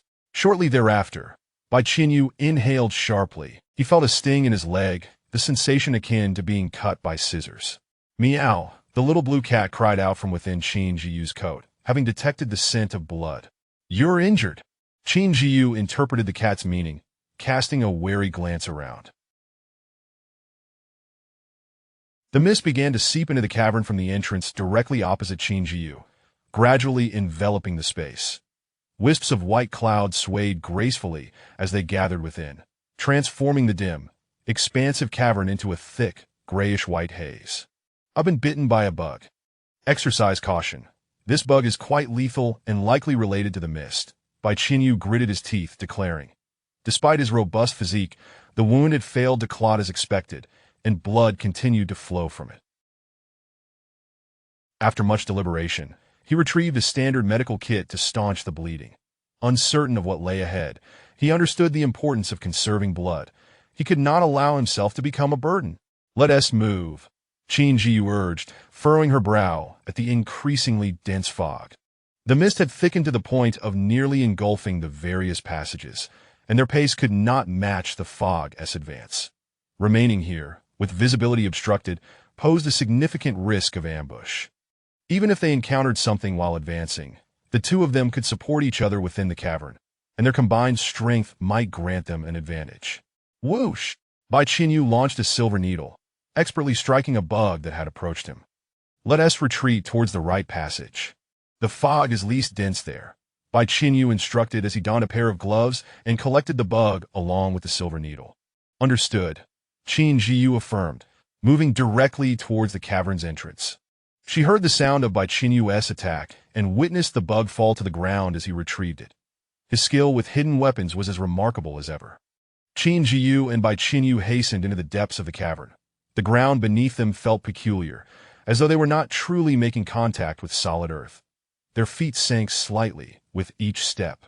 This cavernous floor feels different from when I first arrived, Qin Zhiyu remarked, her voice muffled by the fabric covering her mouth.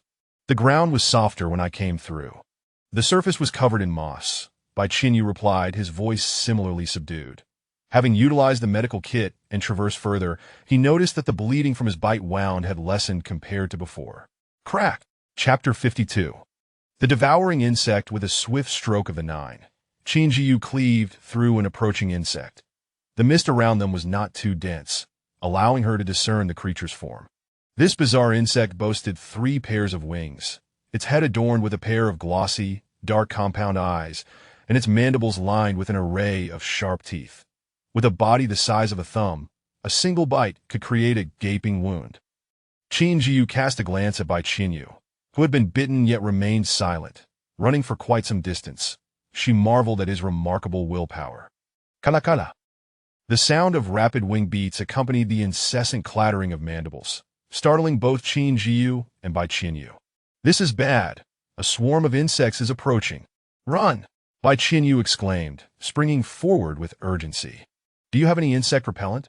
Qin Zhiyu asked as she retrieved a vial of realgar solution prepared by 007, that she had no other repellent left, and this realgar had been brought by 007 in anticipation of encountering snakes and insects in the wild. Though uncertain of its efficacy against this mutated insect, she decided to try her luck. She tore a hole in the package, allowing Xiao Lan to hold it while they sprinted, scattering the contents behind them. I have a bottle of floral spray, but it may be ineffective against such ferocious creatures, Bai Qinyu said as he sprayed the repellent. After finishing, he casually handed it to Qin Zhiyu, their speeds matching each other, and no matter his pace. Qin Zhiyu kept up effortlessly. If it weren't for their dire situation, he might have felt that she was accommodating his speed. This was not the typical stamina one would expect from a girl, yet it seemed entirely reasonable in Qin Zhiyu's case. Thank you, but the realgar is ineffective. The insects are drawing closer, Qin Zhiyu stated with a serious expression, realizing that continuing to run like this was unsustainable. We might need to set them ablaze. A fire could incinerate the insects, she suggested, her distaste evident as the insects occasionally struck her. Though they had not bitten her, the discomfort was undeniable. Dressed in protective gear of long sleeves and pants, she was well covered, with only her ears, cheeks, and neck exposed, areas more vulnerable due to their delicate flesh. Bai Qinyu, however, was not as fortunate. Clad in short sleeves and long pants that provided little protection, he had already been bitten on the leg. Despite using a medical kit, he struggled to staunch the bleeding, the scent of blood growing stronger. Let us ignite it, Bai Qinyu, feeling dizzy from blood loss, urged, acutely aware of his condition. Upon his suggestion, Qin Zhiyu produced a container of canola oil and poured it onto the ground behind them. After emptying a liter of oil, she tossed a few torches and a pile of firewood onto the oil-soaked ground. Step back, Bai Qinyu instructed, keeping an eye on the torches. As Qin Zhiyu prepared the scene, he simultaneously dispatched the nearby insects, readying the torches. Once he saw Qin Zhiyu darting towards the cave's exit, he ignited 2 torches and hurled them onto the pile of wood. In an instant, bright flames surged, licking the cave's ceiling and forming a scorching wall of fire. Their brief delay was soon met with a swarm of insects rushing toward them, eager to feast yet heading to their demise, colliding with the fiery barrier. The sound of crashing insects echoed in the air. It's effective, Bai Qinyu exclaimed, dispatching a couple of insects that had managed to escape the heat, flitting out from the chaos. Let us leave. With such a large fire, we might run low on oxygen, Qin Zhiyu noted, relieved by the sight of the flames. Based on our running time, this cave is significantly longer than the one I entered. Bai Qinyu observed after a moment's pause, his handsome features illuminated by the firelight. It's indeed not far from the distance I covered when I entered. If we can't exit soon, we'll exceed that distance, Qin Zhiyu acknowledged, realizing the urgency. Meow meow. Xiaolan, nestled in Qin Zhiyu's pocket, suddenly cried out. Oh no! There's movement ahead. Qin Zhiyu understood Xiaolan's warning and raised her voice. Your cat is quite perceptive, Bai Qinyu remarked, recognizing his own lack of awareness, but noting how swiftly Qin Zhiyu reacted, recalling a similar incident before.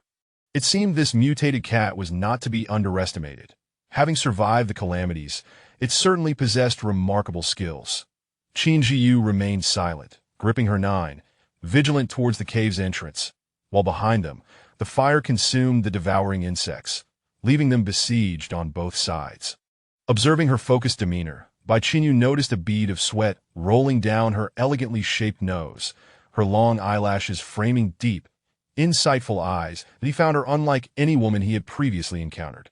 After the calamity, aside from meeting Qin Zhiyu, Bai Qinyu had ventured into two other ruins, each with a balanced mix of men and women. The women in those ruins were either deranged or easily manipulated. Some were strong yet murderous, while others depended on men for survival, including those who attempted to rely on Bai Qinyu. From a young age, he was aware of how his striking appearance attracted attention from all walks of life. However, through these encounters, he discerned that Qin Zhiyu never treated him differently due to his looks. Her willpower was extraordinary. When Qin Zhiyu did not respond, Bai Qinyu refrained from pressing. Instead of retrieving a hidden weapon, he drew forth a dagger, its 20-centimeter blade sleek and well-crafted, with a handle etched for better grip, an understated yet refined weapon. Buzz, buzz, buzz, they're coming, Qin Zhiyu warned. Are those black dragonflies? Bai Qinyu exclaimed, his eyes widening. Beware of their mandibles, Qin Zhiyu quickly cautioned. They must be a hybrid of mosquitoes and dragonflies, Bai Qinyu said, half in shock and half in disgust, as a swarm of dragonflies descended upon them, their bodies the length of a finger, with long, sharp mandibles glinting like metal in the firelight. Another blood-sucking menace. Xiaolan, stay alert, Qin Zhiyu called out to her companion. Zhiyu truly cares for your pet, Bai Qinyu remarked, trying to lighten the tension. Put this on. Qin Zhiyu ignored his comment, hastily tossing a standard protective suit to him. She had her reasons. Although Bai Qinyu wore clothing, it was clearly made of ordinary fabric, and she had no idea what conditions he had faced entering the ruins that in her eyes, Bai Qinyu was exposed, and if he were to be easily overwhelmed, she would be left to fend for herself. The thought of such a scenario drained her, so she generously chose to assist him. Thank you, Bai Qinyu stammered, momentarily taken aback that he hadn't expected Qin Zhiyu's storage space to contain more than just assorted items like wood and canola oil.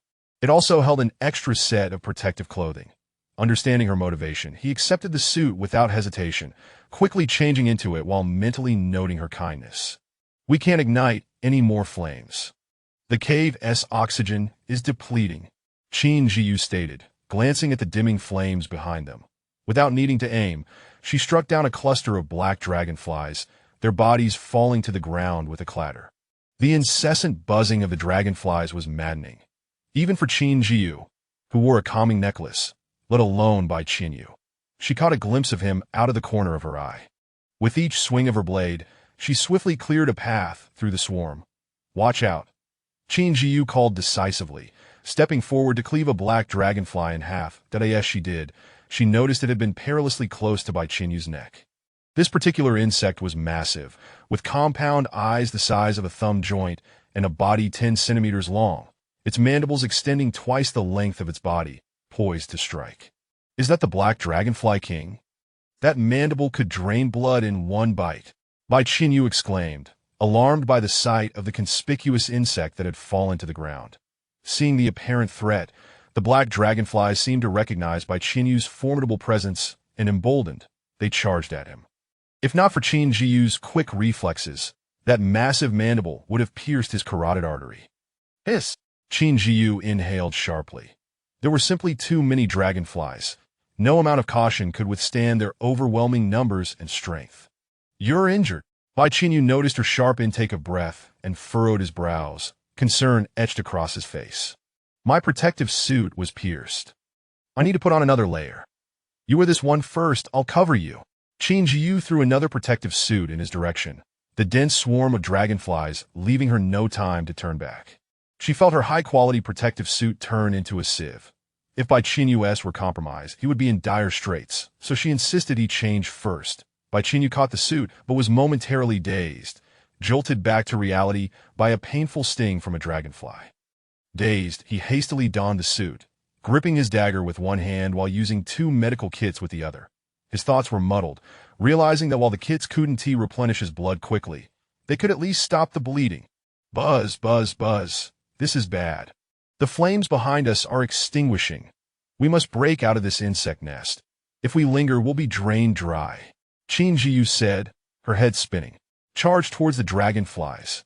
Bai Qinyu declared decisively, far more affected by blood loss than Qin Zhiyu. Another large black dragonfly. Qin Zhiyu lunged into the swarm. Perhaps due to her blood loss, her reactions had slowed, finally realizing that these black dragonflies had a leader. "It's effective," Bai Qinyu observed as Qin Zhiyu struck down the black dragonfly king. The remaining dragonflies, now leaderless, ceased their coordinated attacks. Without needing further discussion, Qin Zhiyu and Bai Qinyu began their hunt for the remaining black dragonflies. Just when they thought they could catch their breath, the sound of flapping wings erupted around them. "The blood-sucking insects are coming," Bai Qinyu exclaimed, having dispatched a few more insects. Qin Zhiyu swung her weapon mechanically, their progress towards the cave's exit painfully slow. The effort to slay the black dragonflies had already impeded their advance, and now a massive swarm of insects surged toward them, blocking their path. "Master, my stomach hurts." Xiao Lan's weak, hoarse voice broke through. Having initially assisted in exterminating the insects, Xiao Lan had remained hidden within Qin Zhiyu's pocket, as the mandibles of the insects were too dangerous and numerous. Without protective gear, Xiao Lan would be vulnerable. "Curse it! Xiao Lan, can you use a medical kit?" Qin Zhiyu exclaimed, her eyes wide with fear. The panic jolted her weary mind back into alertness. "Xiao Lan, hold on, I will get you out." Qin Zhiyu fought harder against the insects, determined to survive. Bai Qinyu, feeling woozy, caught a glimpse of the scene. A mix of surprise and concern propelled him to push forward. However, as he swung his dagger, the frequency of his strikes decreased, his arms growing heavy, and the stings from the insects dulled his sense of pain. Qin Zhiyu and Xiao Lan's struggles became faint to Bai Qinyu's senses. "I can't go on," he murmured, his voice barely audible. "Hold on," Qin Zhiyu urged, her voice strained. With a clatter, Bai Qinyu's dagger slipped from his grasp, landing with a sharp sound. He understood he could no longer endure. The hope of survival felt like a distant dream, yet he lamented that he hadn't had the chance to properly thank Qin Zhiyu. With his fading vision, he cast a final glance at Qin Zhiyu, who continued to battle the relentless insects, occasionally conversing with Xiao Lan, though the words were indistinct. Before he could focus on her any longer, he succumbed to unconsciousness, his body collapsing like the dagger that had fallen from his hand, succumbing to the pull of gravity. Qin Zhiyu heard the commotion from Bai Qinyu's direction, yet she could no longer attend to his condition. Her exhaustion and blood loss rendered her weak. She had to persevere. She was not alone. There was still 007 waiting for her return, and in her arms, Xiao Lan was suffering in silence. She could not afford to lose consciousness. The story progresses, coinciding with 007's birthday. Excitement and tension abound. Gratitude to Dai Lian Hua Yiling for the monthly vote. More updates will depend on circumstances. Chapter 53. The kitten Xiao Lan. "We are about to leave. The master will surely take you out," Qin Zhiyu said weakly yet resolutely. She noticed that her health had dwindled dangerously low, reaching the optimal moment to utilize her skills. Confirmed to use healing. Self-healing successful. Restoring 10 health, cooling down. Qin Zhiyu faintly detected the metallic scent of blood wafting from her pocket and heard Xiao Lan's increasingly faint cries, causing her heart to ache unbearably. Could it be that the insects took advantage of her momentary lapse to attack Xiao Lan? Her vision began to blur, and she lamented her failure to protect Xiao Lan, a promise unfulfilled, a dereliction of duty. The restored 10 health granted her a fleeting moment of respite, yet it was insufficient to sustain her until she emerged from the cave. I'm sorry. I must break my promise. The significant loss of blood plunged Qin Zhiyu into a state of shock, and as she closed her eyes, she silently apologized in her heart. Meow, Xiaolan cried out in alarm. Master! Qin Zhiyu fell heavily to the ground, crashing atop layers of insect carcasses. Trapped within her pocket, Xiaolan could only mourn this scene, feeling that it was all her fault. If she had not been so helpless, she could have aided Qin Zhiyu. Xiaolan had never harbored such resentment towards her own powerlessness, nor had she ever felt such bitterness, yet no one heard or saw her determination. Instead, the throbbing pain in her abdomen plunged her into unconsciousness. Blood continued to flow from both Qin Zhiyu and Bai Qinyu, trickling across the ground like a fine stream, as they fought valiantly, dispatching less than a third of the insects. However, hundreds, if not thousands, of insects suddenly fell silent, dropping to the ground in eerie stillness. The blood that had been drawn from Qin Zhiyu and Bai Qinyu began to seep from the insect corpses, merging with their own blood in a slow, sinister flow. At that moment, the insects ceased their attacks, as if the 2 humans and 1 cat had succumbed to complete unconsciousness, fulfilling their purpose of sacrificing themselves in battle. The blood on the ground gradually formed a pattern. Had Qin Zhiyu awakened, she would have recognized it as a ceremonial depiction of a crowd with webbed feet. Alas, apart from the swarming insects, no other creatures bore witness to this bizarre scene. Meow, meow, meow, meow, meow. Qin Zhiyu felt as though she could not breathe. The cacophony around her erupted like a boiling cauldron, forcing her from the darkness before she had fully rested. Upon awakening, her mind still hazy, she was greeted by 2 enlarged feline faces peering closely into her eyes. Xiaolan! The sight of the enlarged cat faces startled her, instantly reminding her of Xiaolan, and she exclaimed in surprise. Before she could fully comprehend, her mind recalled the events leading up to her fainting. Xiaolan had been in such pain, but she was still unaware of the cause. Why was Xiaolan missing, replaced instead by 2 unfamiliar kittens? The newly awakened kittens nestled beside her, and in that moment, Qin Zhiyu hesitated to move, even slowing her breath for fear of disturbing the 2 kittens gazing at her with wide eyes. Meow! Master Zhiyu! Upon arriving in this unfamiliar place, Xiaolan regained consciousness and soon realized that she had given birth to 2 kittens, that it was not merely weight gain or some strange ailment. She had been carrying little ones with her characteristic obliviousness. Xiaolan briefly neglected the kittens to check on Qin Zhiyu's condition, relieved to find her safe but merely unconscious. She then turned her attention back to grooming her kittens, disregarding Bai Qinyu, who lay nearby.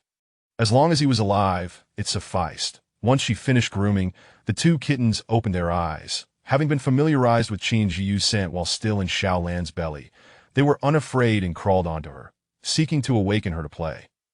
After a short while, Qin Zhiyu also regained consciousness, revealing the scene of 2 kitten faces before her.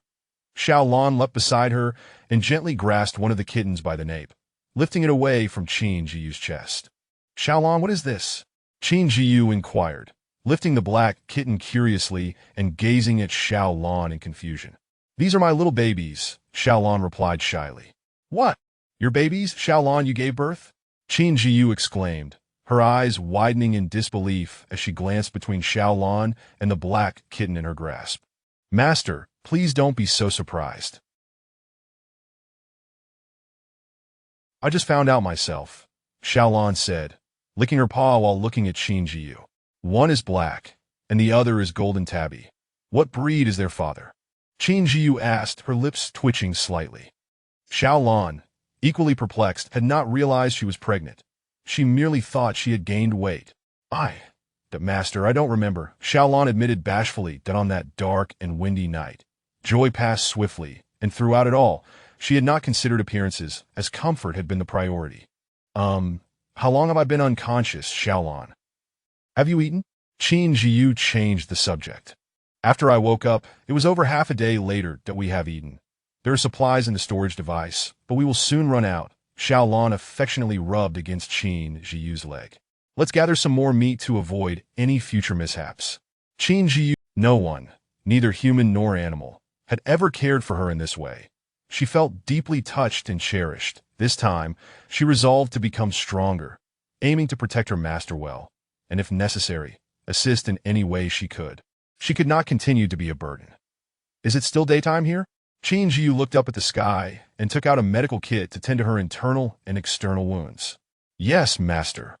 There are no signs of nightfall, Xiaolon responded, having noted that the weather had not changed. I will put the 2 kittens in my coat pocket. Xiaolon, may I carry you? Qin Zhiyu suggested, knowing they would soon need to find a way out. Master, I can manage. My recovery ability is particularly swift, and I can walk on my own now, Xiaolon assured her, determined to grow stronger by starting with her own mobility. Then if you feel any discomfort, you must tell me at once. Qin Zhiyu gently placed the kittens in her pocket. Okay. You need not worry about the little ones. They are mutated cats with exceptional physical resilience, Xiaolon affirmed. Very well, Qin Zhiyu replied. Afterward, she tidied her tattered clothing and donned fresh protective gear before standing up. She noticed lingering pain throughout her body, but it was manageable. Although blunt injuries could hinder her movements, her remarkable physical condition meant she would recover quickly. She approached Bai Qinyu and surveyed him closely. His body appeared oddly devoid of blood, yet his face was pale and devoid of color. His protective suit tattered. His handsome features, though gaunt, remained exquisite, with long eyelashes framing his beautiful lips, creating a portrait of a sleeping beauty. Qin Zhiyu genuinely believed Bai Qinyu was quite attractive. Even in his weakened state, lying on the ground in disarray, his charm remained undiminished. As she conversed with Xiaolon and observed Bai Qinyu, she noted that he had yet to awaken.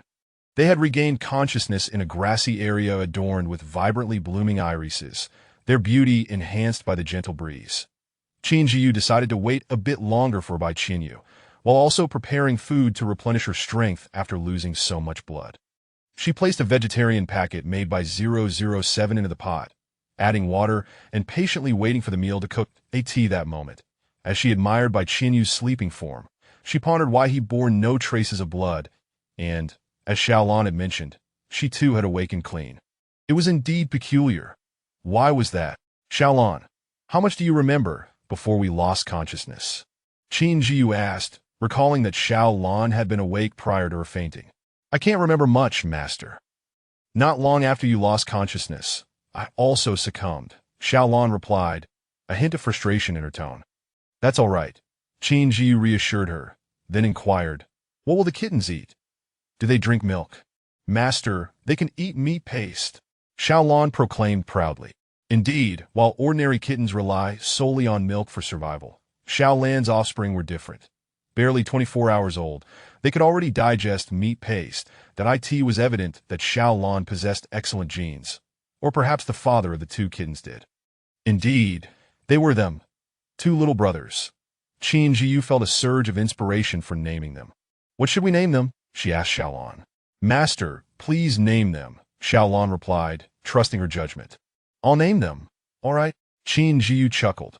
Her talent for naming was evident from Xiaolon, though she felt that while it was suitable as a nickname, it was not quite fitting for a proper name now that Xiaolon had grown into a large cat.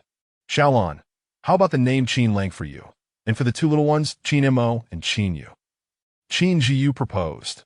She saw Xiaolon as family, and now, with 2 more additions, she wished for them all to share her surname, fostering a deeper bond. Good. I really like this name, Qin Lang. Their names are wonderful too. Thank you, Master, for accepting them, Xiaolon said joyfully. The Master not only did not view the 2 kittens as a burden, but was also willing to give them names. It was a blessing beyond measure. Qin Lang felt deeply touched, wholeheartedly accepting the 3 names, for her master was the best in the world. Qin Zhiyu smiled with profound meaning, now blessed with 2 more furry companions to cherish. She composed herself, careful not to frighten the kittens. Taking out a blanket, she placed the 2 kittens on it, allowing them to play freely. Bai Qinyu had yet to awaken, so Qin Zhiyu dragged him onto the blanket, applying a medical kit and offering him some water. There was little else she could do. The rest depended on the young man's fate. That a transparent glass dome hung above, revealing a blue sky dotted with leisurely clouds. Delicate petals swayed in the gentle breeze, and a distant tree released a faint scent of osmanthus. Witnessing such a scene, one could not help but exclaim, What a pristine land! The beautiful surroundings belied the bloodshed required to reach such tranquility. For Qin Zhiyu, this was her first friend amidst the calamity.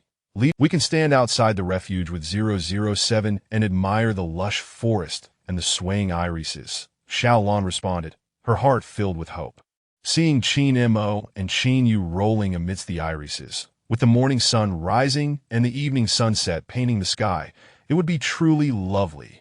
Xiaolon nudged Qin Zhiyu with her head, her round eyes sparkling with expectation. Ha ha ha. Yes, let us gather seeds of the mutated flowers to plant around the refuge. They wilt in every disaster, yet after each calamity, they will bloom anew alongside us. Qin Zhiyu gazed at the endless field of flowers, their beauty captivating. The irises swayed in Qin Zhiyu's vision, appearing breathtaking. Cough, cough, where is this? Bai Qinyu murmured, gradually awakening to the sound of conversation and the enticing aroma that wafted through the air. You woke up just in time. Qin Zhiyu, still admiring the beautiful scenery, heard Bai Qinyu's voice just as the food was ready. After losing blood, we ended up here. I too have only just awakened, she explained. I prepared a little food. Come, have some to regain your strength. Qin Zhiyu did not inquire whether Bai Qinyu had any dietary restrictions, or if he might suspect her of poisoning him. In this environment, the simplest and most direct way to survive was to adapt, and her warm food was the most convenient option. Why not? Moreover, if she had any ill intentions, she would never have given Bai Qinyu the opportunity to wake up. I don't know how to repay you. I owe you another favor. Bai Qinyu thought silently to himself. He gazed at Qin Zhiyu, reflecting on his life of luxury, where he had rarely faced difficulties and had never shared such a bond with any woman, especially not in battle. Seated amid the flower field, Qin Zhiyu quietly watched him, petting the kittens as she awaited him to join her for food. She felt vastly different from the women she had encountered before. Here, disposable utensils. Qin Zhiyu was completely oblivious to Bai Qinyu's thoughts, and even if she knew, she would not concern herself. At that moment, she could only admire 007's thoughtfulness. Aside from the pot and spatula, everything was made of disposable, thin wood, making it incredibly convenient and eliminating the need for washing. Thank you. Bai Qinyu accepted the utensils, warmth glimmering in his eyes as he smiled gently at Qin Zhiyu. Chapter 54. The Mysterious Blood Pool. During their meal, Qin Zhiyu took out a piece of raw meat, crushed it, and fed it to the two little kittens. She also prepared a bowl with raw meat for Qinlan. This place is remarkably tranquil, with only the fragrance emanating from that unusually robust osmanthus tree ahead. Beyond that, there is naught but silence, Bai Qinyu remarked while observing their surroundings during the meal. There's also a cage above us, Qin Zhiyu added, pointing subtly at the sky. A cage? Something feels amiss about this sky. Bai Qinyu initially failed to notice, but upon closer inspection, he detected the peculiarity. Although the sky appeared clear and beautiful, there were no birds traversing it or landing near the ground. The birds flew far above, occasionally pausing inexplicably in mid-air, seemingly without any support, yet they managed to rest in the atmosphere. Thus, it seems we have not truly exited. We are surely still within the ruins. Whether it is the same ruin, however, remains uncertain. Once we finish this meal, we must seek an exit. Qin Zhiyu continued as Bai Qinyu grasped the situation. All right, I'm done eating. Let us go check out the osmanthus tree, Bai Qinyu declared. After inquiring with Qin Zhiyu and discovering that the bowls and chopsticks were disposable, he dug a small pit to dispose of them. It would be a transgression to litter this beautiful environment. Let us go, Qinlan, Qin Zhiyu called to the kitten. Given the grand name of Qinlan, it was only fitting to address it as such outdoors. Meow, little Lan responded. Whenever Bai Qinyu or outsiders were present, it remained silent, for its master had cautioned it not to reveal its uniqueness, a lesson it took to heart. Such a pure and beautiful environment is rarely seen in modern times. Since the natural disasters, I have spent more time dealing with nature, Bai Qinyu remarked. Breathing in the floral fragrance and treading on the soft earth, the absence of mutated creatures made this leisurely moment a rare delight. Indeed, there is a breeze here, Qin Zhiyu interjected, breaking the serene atmosphere Bai Qinyu had created. Indeed, this breeze suggests either an incomplete sealing of the dome overhead or the presence of an exit, Bai Qinyu noted, feeling the gentle wind. The noticeable breeze indicated that the exit was certainly not small. "Why do I smell blood?" Qin Zhiyu wrinkled his nose. "Meow," little Lon echoed in response. "I smell it too. We must be cautious," Qin Zhiyu said with a hint of seriousness. Within the ruins, anything could occur, and only through utmost prudence could they enhance their chances of survival. Throughout this entire prairie, apart from these irises, there stands only one osmanthus tree. It is quite strange that not a single animal is in sight. Qin Zhiyu squinted, surveying the surrounding environment. The prairie should at least host some insects or birds, perhaps snakes or rodents, yet they had encountered none during their journey. The stillness seemed to leave only the expanse of irises and that osmanthus tree. Such anomalies surely hinted at something sinister. After traversing for over half an hour, Qin Zhiyu and Qin Zhiyu discovered that the osmanthus tree was far larger than they had initially perceived. From a distance, it merely appeared to possess some age. Yet after walking for so long, they still had not reached its base. Instead, the tree seemed to grow even larger before their eyes. It was certainly not an illusion, as Qin Zhiyu possessed a calming necklace that could prevent simple mirages. The size and angle of the osmanthus tree were not fixed. They had indeed been progressing towards it all along. "You named a mutated cat after your surname, and now you are raising its two kittens?" Qin Zhiyu broke the silence, attempting to shift his attention away from his lingering dizziness, but he felt somewhat lightheaded and unsure of the cause, thus diverting his focus to avoid appearing weaker than a girl. A man must not seem weak. Moreover, in his view, keeping pets was more a source of entertainment. In reality, many people raised pets and even bestowed surnames upon them, though it seemed unreasonable amidst the calamities. The unreasonableness stemmed from the fact that humanity itself was facing food shortages. Adding another mouth to feed seemed impractical. Furthermore, the food Qin Zhiyu provided for Qinlan was undoubtedly better than what 80% of the populace consumed during these disasters. "They are deserving." Qin Zhiyu gently stroked the two little kittens' chins, unwilling to elaborate further. "That makes me somewhat envious of their standard of living." Qin Zhiyu chuckled ruefully, shaking his head. The resolute tone of Qin Zhiyu left no room for doubt regarding the truthfulness of her words, that he felt not only envy, but also a tinge of jealousy. Since the calamities, he had managed to fill his belly, and occasional extra meals had made him somewhat of an outlier. Now, seeing how well others' pets were faring, was it any wonder he felt a pang of bitterness?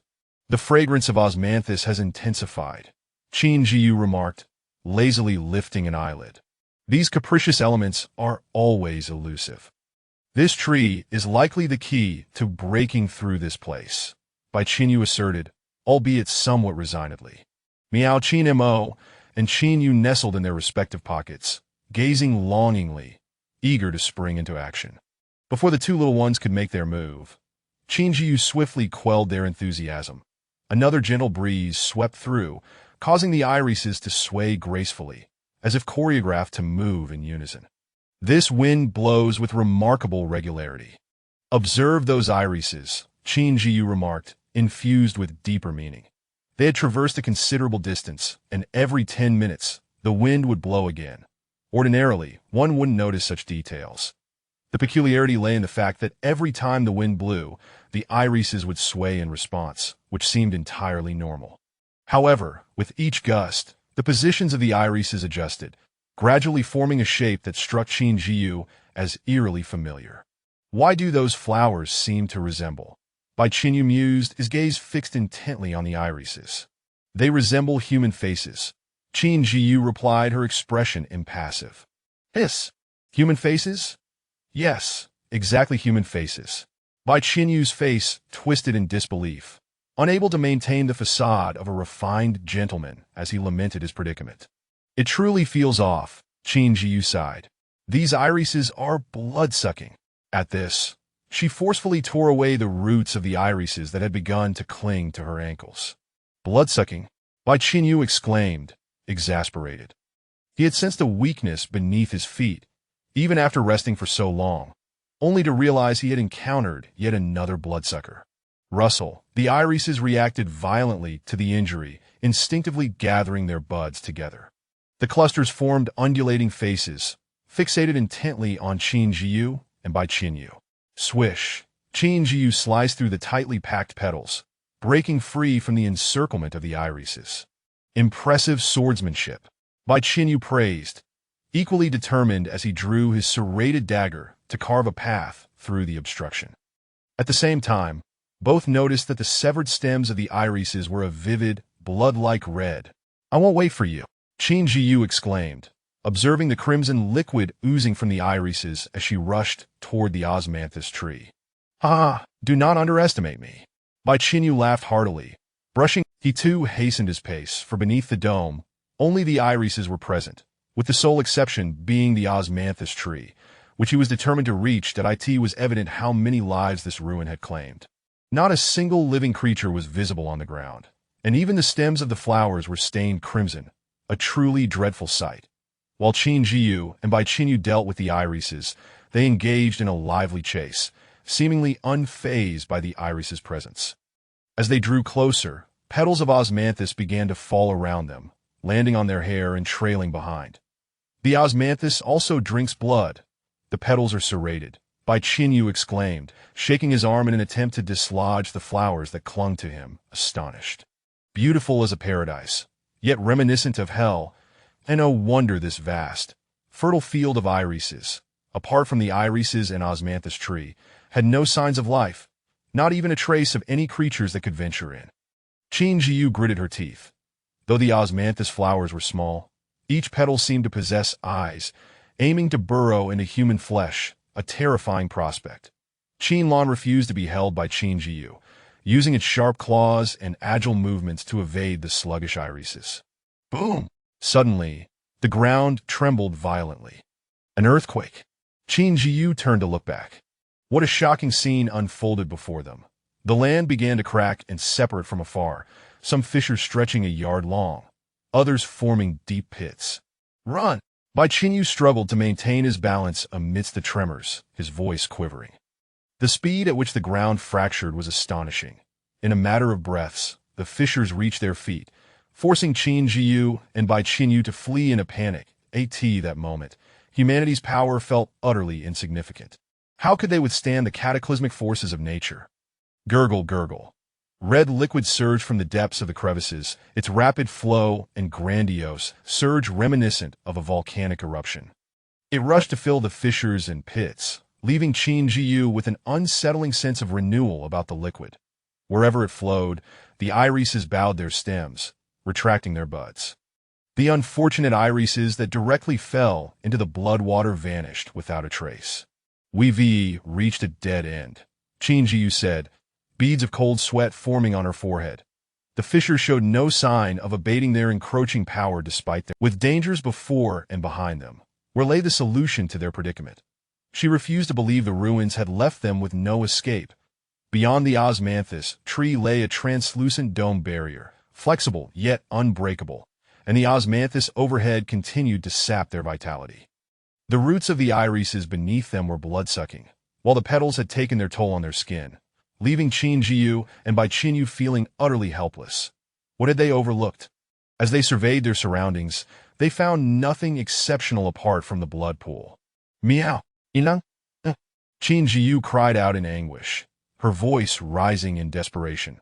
She watched as Qin Lan leaped into the largest, ever-expanding blood pool beneath the osmanthus tree. The blood pool opened its gaping maw, effortlessly swallowing the unsuspecting prey that had ventured too close. That in an instant, Qin Lan's figure vanished. Qin Zhiyu's expression turned to one of terror as she leaped towards the blood pool without a second thought. "Calm down, Qin Zhiyu. What about the two kittens? If you jump in, what will happen to them?" Bai Qinyu, startled by her sudden action, quickly grasped her arm. "Meow!" Qin Mo and Qin Yu, unable to resist the allure of the blood pool, clawed at their pockets, scrambling to escape. "No!" Qin Zhiyu was unable to intervene in time, helplessly witnessing the scene that stole her breath away. "Qin Zhiyu, do not act impulsively." Bai Qinyu, realizing the danger as both kittens jumped in, clung tightly to her to prevent her from following suit. "Get out of the way!" Qin Zhiyu shouted angrily, pushing Bai Qinyu aside as she leaped into the blood pool. "What the hell?" Bai Qinyu was incredulous. Was she truly willing to risk herself for a few kittens? The swirling osmanthus petals spun faster, densely falling upon them. The irises lunged at them, their mouths agape, and while the fissures had ceased expanding, each flower opened wide in anticipation. The blood water surged forth, pooling into various depths, eagerly awaiting its next victim. Bai Qinyu scrambled to fend off the onslaught from above and below. Watching Qin Zhiyu plunge into the pool, flailing momentarily before sinking deeper, he couldn't help but scoff. She clearly had no swimming skills, yet she dared to jump in.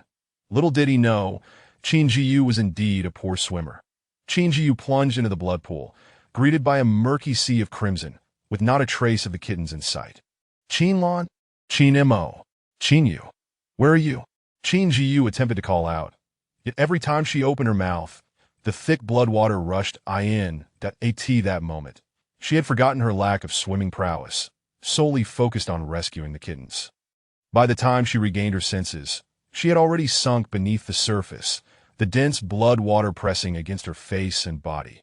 The liquid seeped into her skin through the pores, penetrating her very flesh. This was dire. She had acted recklessly, fighting against the suffocating sensation. She regretted not having learned to swim, realizing too late that her procrastination had led to this predicament that as she fell deeper, she couldn't help but reflect on her impulsive nature when it came to those she cherished. This was also why Qin Zhiyu had refrained from romantic relationships, unwilling to entertain others' advances. Whenever someone stirred her heart, she found herself considering this and that. What if she encountered the wrong person and was taken advantage of? She would have no recourse to seek justice. The thought of it impeded her ability to live freely as a single person, making her feel that emotions were a significant burden. Yet, who could pass through this world unscathed by feelings, even if it were for a mere animal? Qin Zhiyu felt her skin burning, the blood water surge around her, tearing at her, leaving her with an agonizing sensation as if her very flesh would burst. The pain of her skin stretching and splitting was overwhelming, leading her to wonder if she would become one with the blood water, just another drop in that pool. Chapter 55. The emergence of crystals in a state of drowsiness. Qin Zhiyu felt her body continuing to plummet downward. Her hazy vision seemed to conjure illusions, revealing a blood pool before her, within which a series of grayish objects floated in a peculiar rhythm. Were these the same size and shape as Qin Lan and the others? A jolt of realization surged through Qin Zhiyu, invigorating her to swim towards the objects. Struggling amidst the murky haze, she managed to propel herself forward, albeit in a rather ungraceful dog paddle, but it was sufficient for movement. Qin La, it must be you, she silently chanted within her mind. Yet upon approaching, she discovered that these grayish forms were not her beloved cats, but rather a collection of stone statues, their dimensions reminiscent of feline figures. Qin Zhiyu attempted to draw nearer to the statues, but a visible layer of pulsating blood membrane surrounded them, exuding an ominous aura. She could not recklessly advance. She needed to devise a plan to traverse through it. Taking out a wooden board from her storage device, she found that upon contact with the blood membrane, the board disintegrated entirely. Simultaneously, the membrane that had corroded the wood momentarily stalled. It was effective. With a deep breath, Qin Zhiyu utilized the raw materials to counteract the membrane's energy, expending 3 pieces of wood and 4 of iron before finally creating an opening large enough for her to slip through. Hastily, she dove into the newly formed aperture, her rudimentary swimming skills causing her elbows to brush against the blood membrane, which instantly resulted in several wounds on her body. Within the murky blood water, the statues appeared to possess some buoyant quality, maintaining a distinct space around them, evenly arranged without sinking. Qin Zhiyu was uncertain of the nature of these statues, but seeing the separated spaces devoid of blood water, she surmised that air must be present. Summoning her last reserves of strength, she plunged into the opening. Ah, indeed, there was air. Qin Zhiyu rejoiced, inhaling deeply, the sensation of suffocation dissipating as the small space seemed to offer an inexhaustible supply of oxygen, providing her with a comfortable breathing experience. These statues were indeed remarkable. A thought sparked in her mind. Could these sculptures generate oxygen independently? If such wondrous statues were kept in a shelter, they would no longer fear oxygen depletion. If only she could locate Qin Lan and the others, they too would be safe from the perils of asphyxiation. Yet, the question loomed. Where were they? At that moment, a wave of despair washed over Qin Zhiyu. She needed to continue her descent, and so she carefully retrieved the central statue that was encircled by the smaller sculptures. Being at the center undoubtedly indicated its significance, so she prioritized this one. Once the peculiar statue was removed, the surrounding smaller figures dissolved into ethereal light, vanishing into the void. However, as the statue departed from its original position, the ruins began to destabilize, and the once placid blood pool lying within the crevice began to boil inexplicably. The blood water bubbled violently like boiling hot water, producing a series of crimson bubbles. Unbeknownst to Qin Zhiyu, who remained submerged, a sense of dread enveloped by Qin Yu above. This is bad. Has the water boiled over? Qin Zhiyu. By Qin Yu observed the prolonged absence of Qin Zhiyu and the cats from the blood pool, realizing that the situation had become dire. He continued to fend off the relentless assaults from the osmanthus flowers and iris vines, gradually succumbing to despair regarding the bizarre ruins. The last ruins had been relatively normal. Why was this one so grotesque? Outside the ruins where the two were situated, the disaster system is upgrading, notifications echoed. This disaster upgrade is directed towards high temperatures. Estimated countdown for upgrade, high temperature activation in 12 hours. This disaster will last for 8 days, including early activation. Surviving this disaster will yield double the compensation rewards, with specific rewards determined by performance points during the disaster. This disaster upgrade is classified as a special disaster. Please actively explore survival strategies. In Kongcheng, the provincial channel buzzed with anxious chatter. Did I see that correctly? The last 2 days of respite have just been reduced to a 12-hour countdown. Is the high-temperature disaster really starting early? Are they toying with us? Night Demon Tong Tong Shelter exclaimed. How could a disaster upgrade occur without warning? Could someone enlighten me? Echoed the crumbling shelter. If I'm not mistaken, the disaster activates sequentially based on certain time intervals. This sudden upgrade must have triggered some condition, speculated the Huahua shelter. So what? What condition?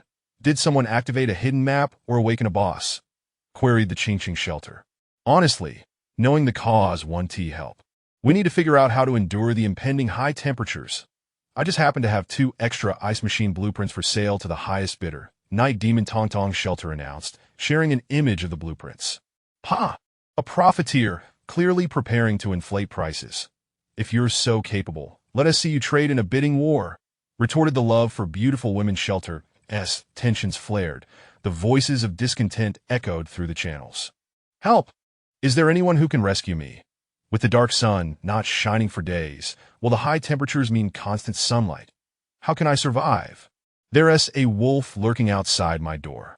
It has been days that there a kind soul who can kill it for me. You can keep what you find.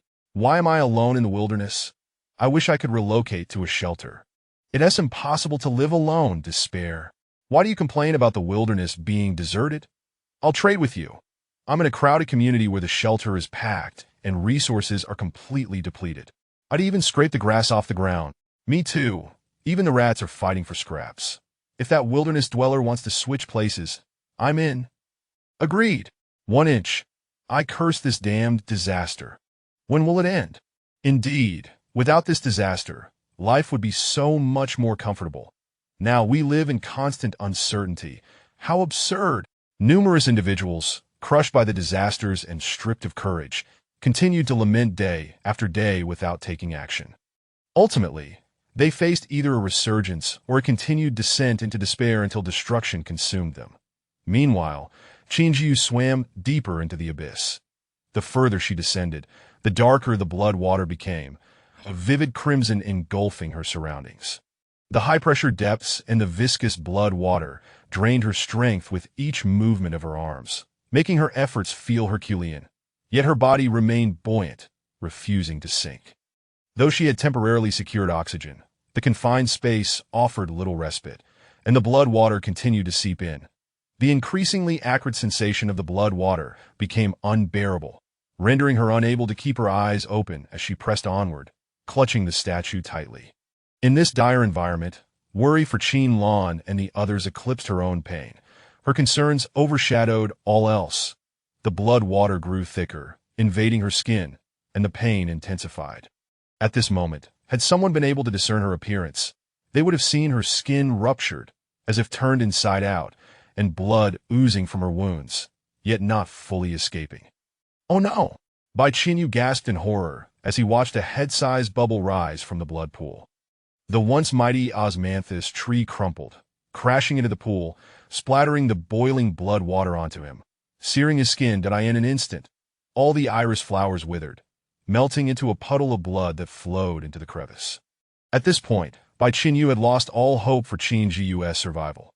Yet, waiting idly above was not in his character. He needed to seek an escape. The once picturesque flower fields had morphed into a deluge of blood.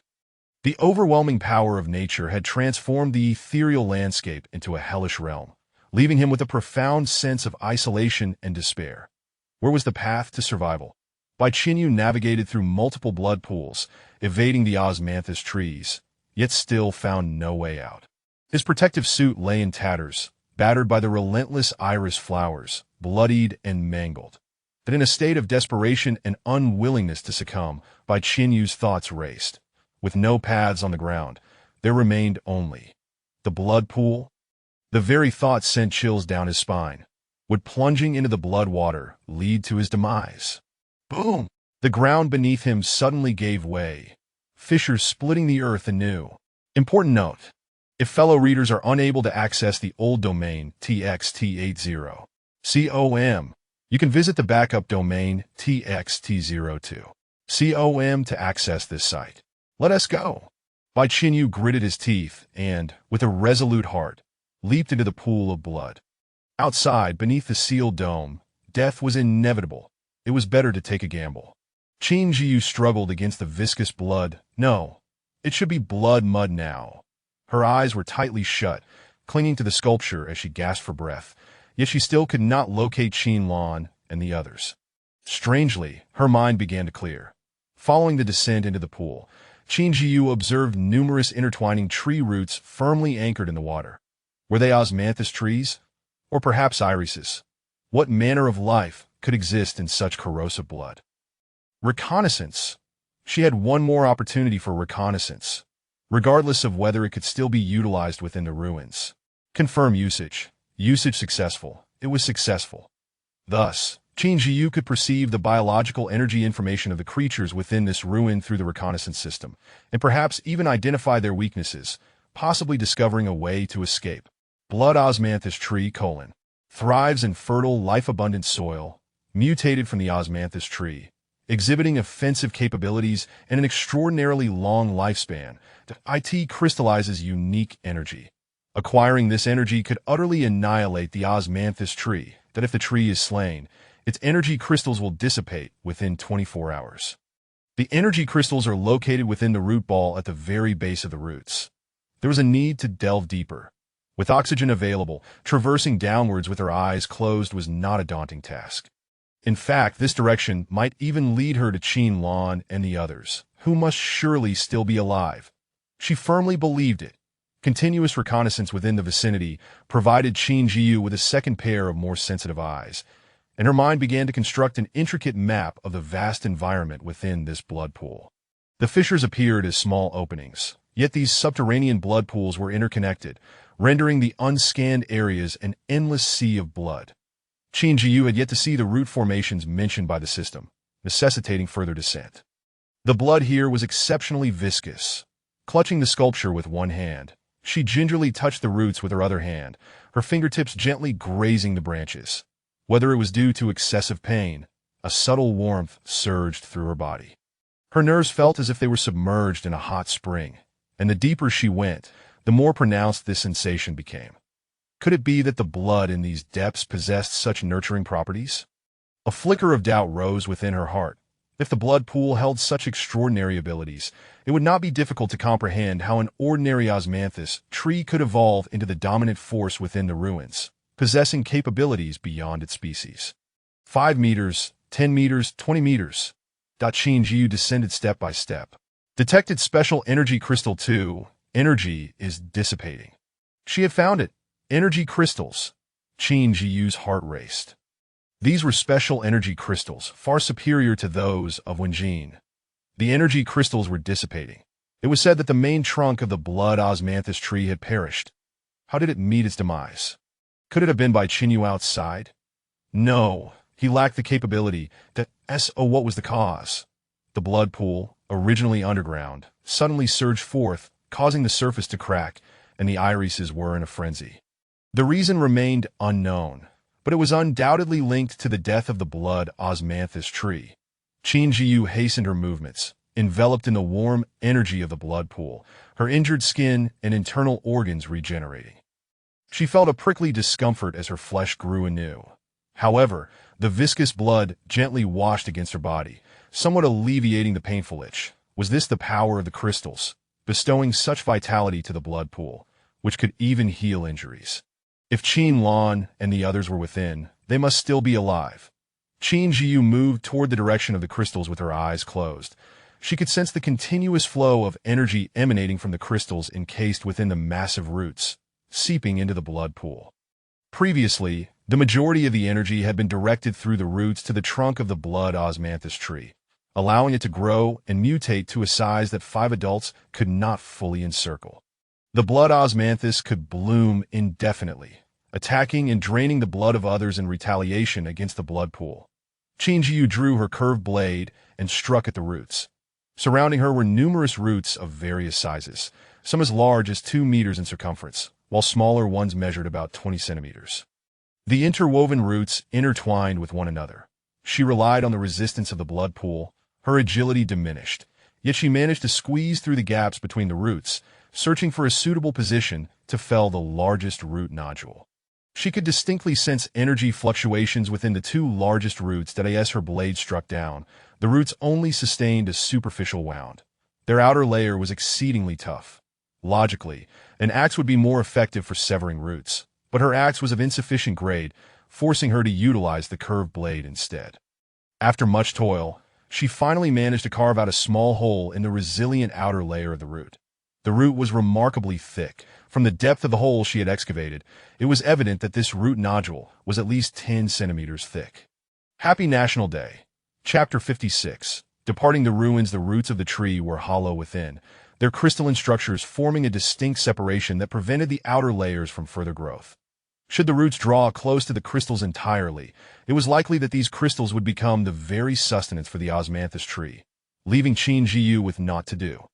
If the osmanthus tree still thrived, it would undoubtedly result in a fierce battle for Qin Zhiyu, one where victory was far from guaranteed.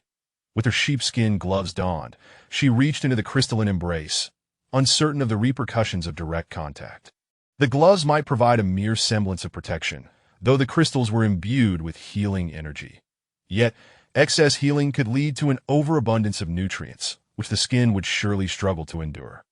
Thus, any degree of shielding was welcomed as Qin Zhiyu's hand slowly ventured deeper. It encountered a sensation akin to oil, smooth and supple, as though sliding through a viscous medium. Encased in the thick, energetic fluid, her hand grew increasingly warm, the heat intensifying as she neared the crystal. By the time her fingertips brushed against it, the sensation was akin to a searing burn, and with gritted teeth, she grasped the crystal tightly. "Got you." She felt the energy surging through her sheepskin gloves, traveling up her arm until her entire being was suffused with the power of the crystal. In the blink of an eye, her blood felt as though it were boiling, with numerous fissures in the root space allowing an abundance of oxygen to flow. That moment, she opened her eyes wide, her irises reddened and bulging, revealing that her body was straining under the overwhelming energy of the crystal. Detected energy overflow from the crystal.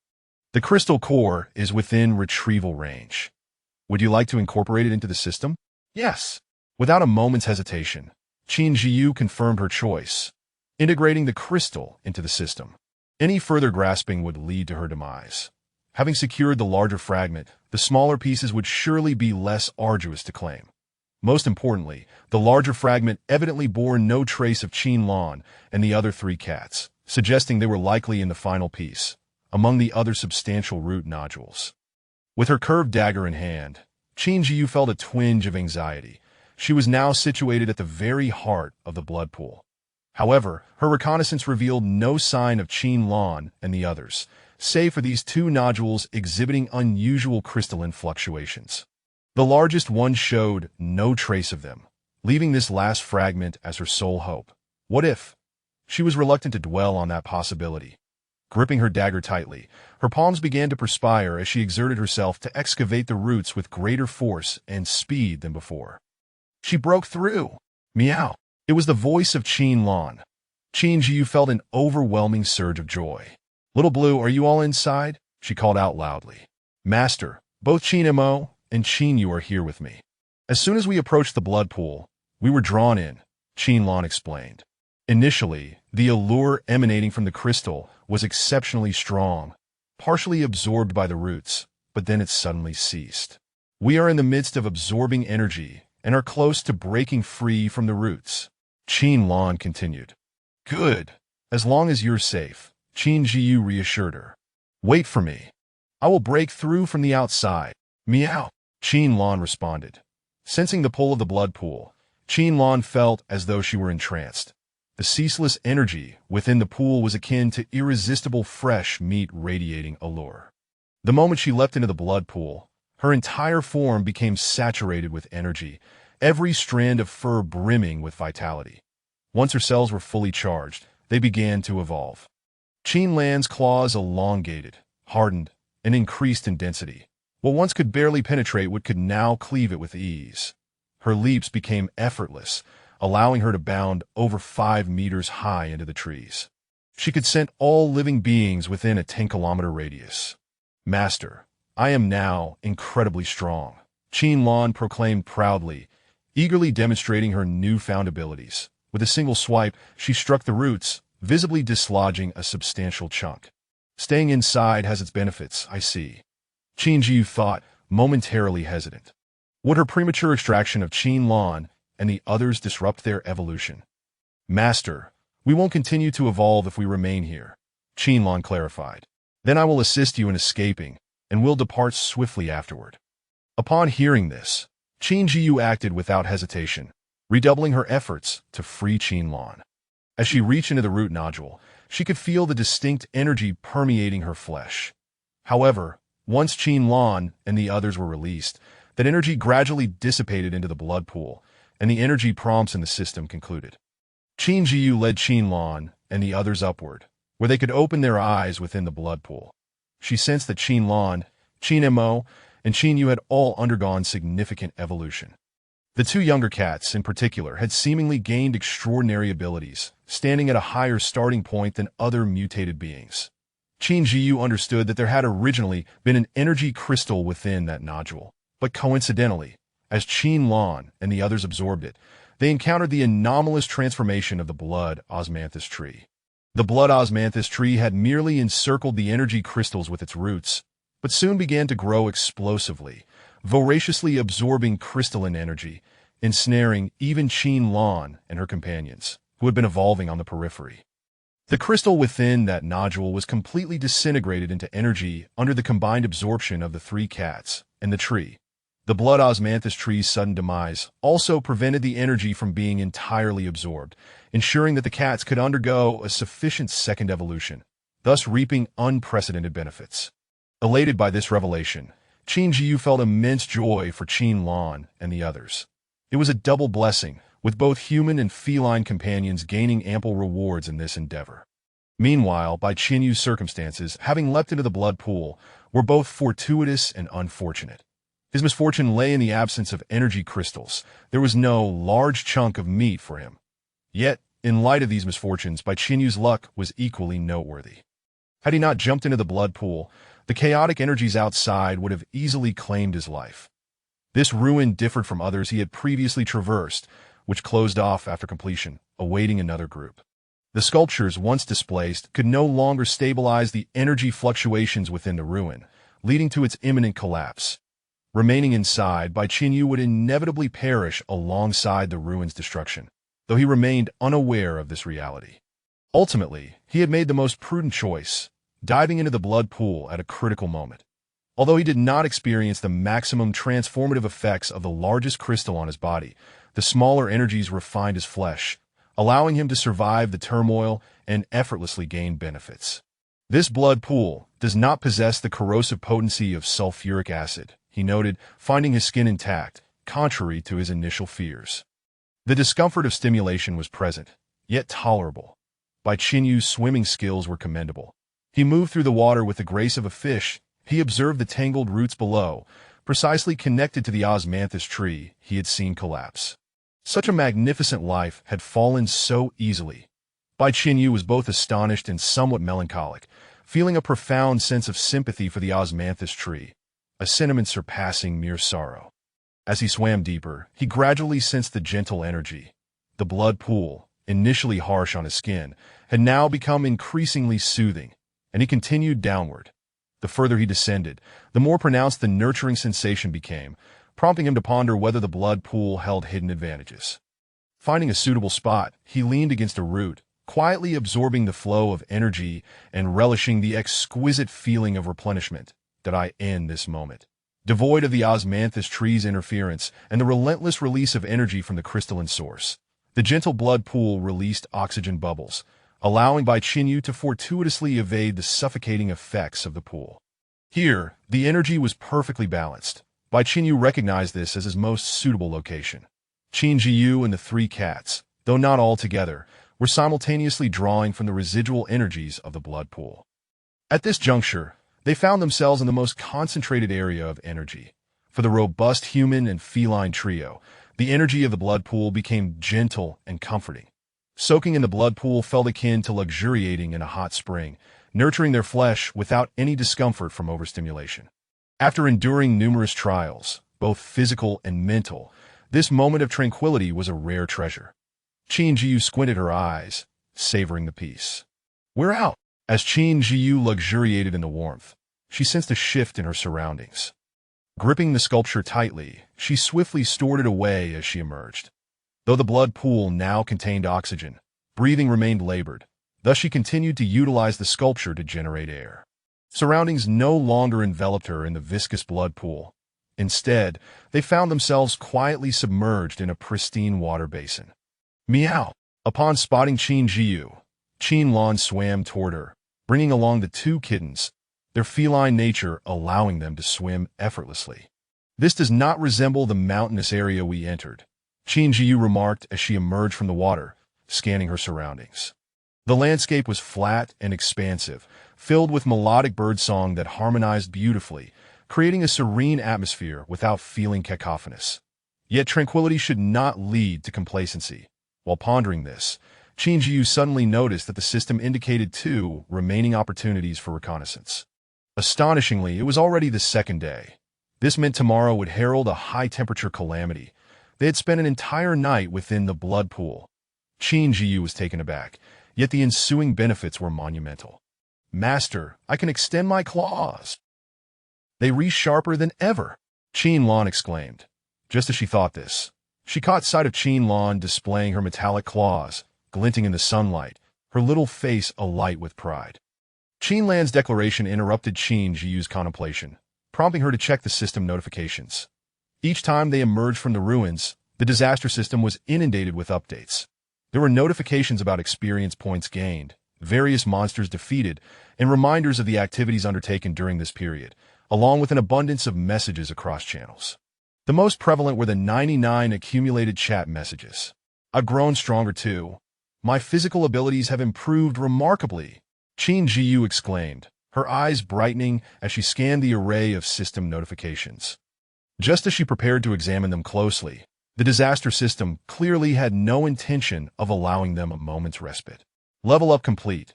Second disaster. High temperature. Loading complete. Due to the premature activation of the high-temperature calamity, the difficulty of this disaster has escalated. A sun will be planted in each provincial channel. Note: planting the sun is a special space. Please decide whether to proceed within 30 seconds. Friendly reminder: warriors who successfully plant the sun will receive special rewards. High-temperature calamity will last for a total of 8 days. Loading complete. Countdown begins. 30, 29, 28. 30 seconds? Such brevity. Qin Zhiyu's mind raced as she contemplated the outcome. Should she venture forward? If she did, what would become of Qin Lan and the others? Could she bring them along? They were formidable now, and she had no cause for concern. With their keen senses, they could return safely to the base without her aid. After all, Emerging from the ruins meant being near their refuge, a rule that remained unchanged. Bringing Qin Lan along would be ideal, alleviating her worries. Conversely, if she chose not to enter, the enhanced calamity promised special rewards. To be candid, her curiosity was piqued. It had been ages since she had encountered rewards that stirred her emotions or felt extraordinary. Her refuge's upgrades and expansions demanded substantial resources, which were not easily acquired. Earning money was a lengthy endeavor. Opening treasure chests was the path to wealth, and fortune could only be secured through adventure. This was the secret to prosperity. The level of her refuge was intrinsically linked to her provincial ranking and her aspirations for the global leaderboard. She was determined to reach heights previously unattained and would not relinquish what she had earned. Thus, confirm entry. Xiao Yi observed the system notification, silently polishing his long spear as he confirmed his choice in his heart. Surely, the Dawn Refuge within the same provincial channel would not miss the opportunity for powerful encounters. Meanwhile, the recently active Qingqing Refuge, ranked third in the provincial channel, made the same decision. You are strong, but my refuge is no less so. Tang Jinya's eyes gleamed with an indomitable spirit. Far across the ocean, Qin Yinheng, Mei Xuanmei from another province, and Bai Qinyu, who had narrowly escaped death, each clicked to confirm. Among those above the leaderboard, few were weak, and even fewer lacked courage. Especially among the top ranks, who would miss the chance to compete with others on the leaderboard. Who would overlook the system's clear promise of special rewards, departing their refuge to contend in a special space. Each possessed the opportunity to secure a significant reward. As they awaited transport, Qin Zhiyu pondered how the second disaster could have been activated so unexpectedly. Wasn't there still a day remaining? The final day for settling rewards during the dark period had abruptly escalated into high-temperature calamity. It must be noted that each additional day of calamity only amplified its ferocity. What on earth was planting the sun? The 30 seconds slipped away in an instant. Every individual who confirmed their choice was enveloped in white light, transported to the realm of planting the sun. The transition was remarkably brief. In the blink of an eye, they arrived devoid of sight or sound. Upon setting foot on solid ground, they found themselves in an entirely different landscape, barren and scorched, with many areas bearing the marks of searing heat. As they entered, the oppressive heat waves assailed them in relentless waves. Chapter 57. Fixed point teleportation. Why is this godforsaken place so hot? Damn it. It feels like there are two suns in the sky. This is truly unbearable, Song Yunan exclaimed as he loosened two buttons on his shirt. He had always had a profound aversion to heat, and not only was there this natural calamity of soaring temperatures, but the presence of two suns made the situation even more unbearable. Had it not been for the promise of a significant reward, he would have never chosen to endure this. Young man, do temper your fiery temperament. Why the tirade? Your words are steeped in national essence, Lin Fangzhan chuckled, stroking his two tufts of goat-like beard. It was perplexing how, amidst this apocalyptic disaster, he managed to maintain such a well-groomed appearance. Oh, old man, spare us your lectures. Do you feel the need to scold everyone you meet? Remarked a woman with luscious wavy hair, clad in a tight-fitting leather dress that accentuated her curves. She stood tall, likely around 1.8 meters, her vibrant curls a striking shade of red, that Wu Chufu seemed indifferent to the old man's reprimands. She merely found his manner of speaking unpleasant.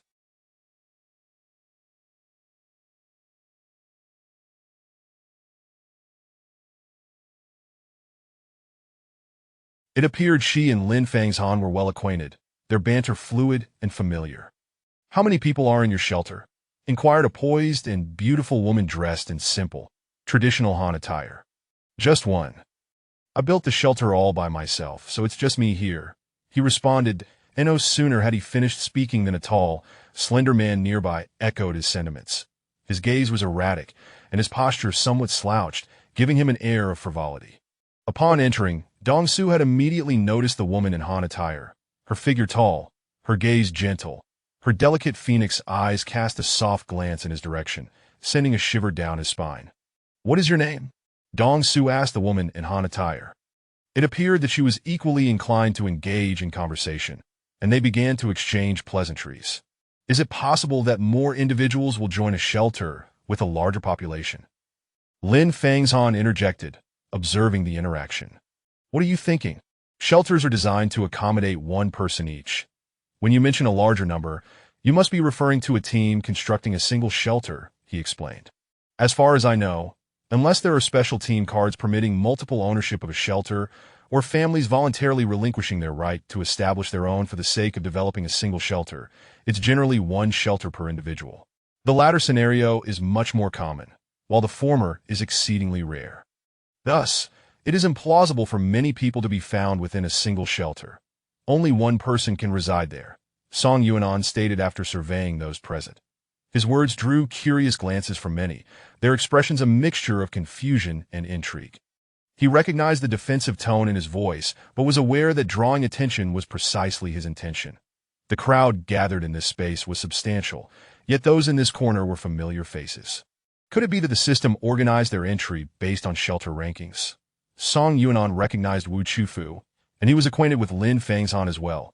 He had previously encountered the woman in Han attire in the ruins. All those speaking were within the top 10 rankings, and he had interacted with most of them to varying degrees. There were others present who had not yet spoken. Was it possible that all of the top 10 were congregated here? That could certainly be the case. You all seem quite spirited. In such sweltering heat, with 2 suns overhead, let us devise a plan to escape before continuing this discussion. Song Yuanan continued. Who wouldn't he want to leave? If you're afraid, then don't enter, Dong Su retorted, unable to tolerate Song Yuanan's arrogant demeanor. With so many people here, are we really afraid of a single sun? How laughable. This is merely the beginning. There is no need to bicker so soon. Harmony brings prosperity, Lin Fangzhan chimed in, stroking his beard while squinting his eyes. Their exchange drew the attention of others standing nearby. Young people were indeed easily ignited by such dry conditions. By the way, doesn't he the top of the leaderboard, the big shot from the Dawn Shelter, happen to be here as well? Song Yuan's thoughts flowed like an endless stream of chives, sprouting anew with each utterance. Why do you care if they are here? Do you expect them to greet you just because they are present? Dong Su scoffed. Whether they greet me is uncertain. However, I am certain they wouldn't waste their breath on someone as inept as you. Song Yuanan wiped the sweat from his brow, casting not a glance in Dong Su's direction. As Song Yuanan and Dong Su continued their exchange, Qin Zhiyu observed them quietly, unperturbed.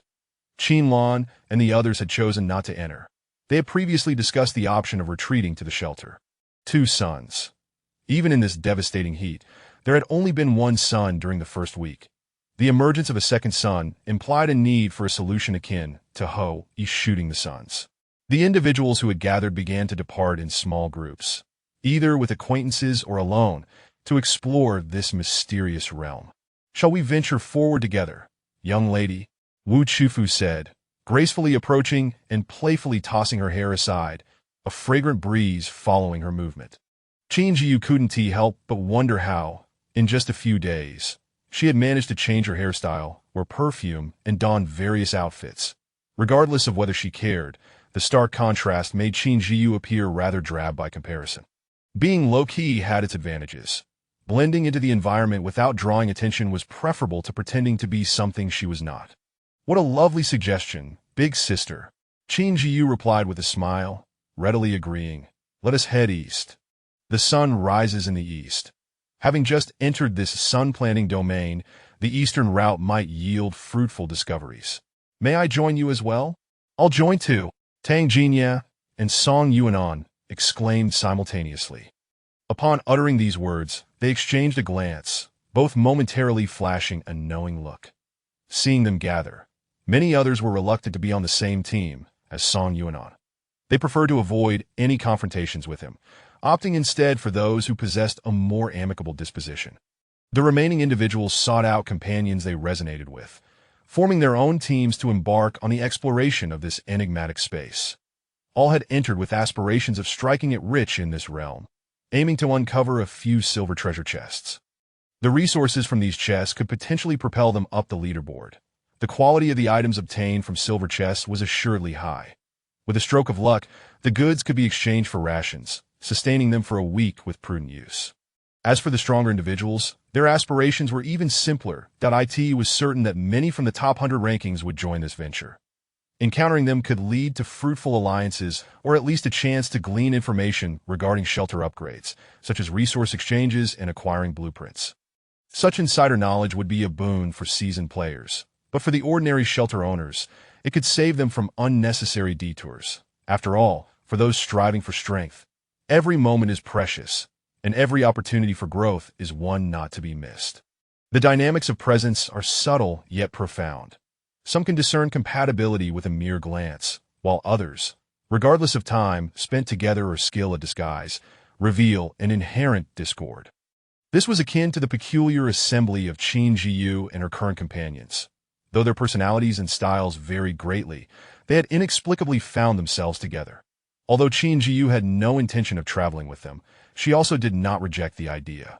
After all, an extra pair of hands could prove beneficial. The notion that more people could lead to more complications was not inherently contradictory.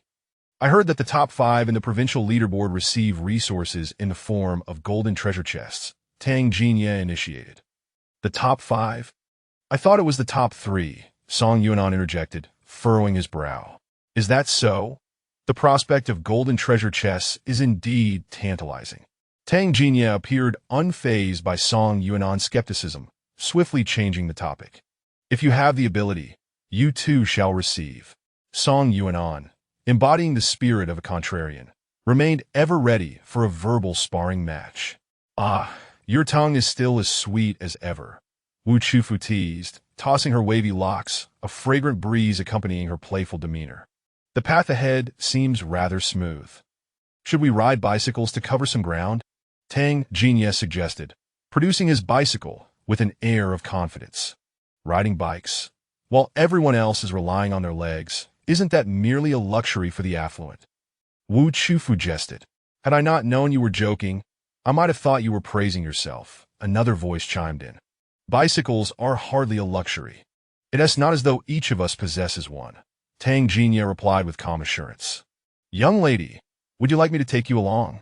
Wu Chufu leaned against her bicycle, addressing Qin Zhiyu with an inviting tone.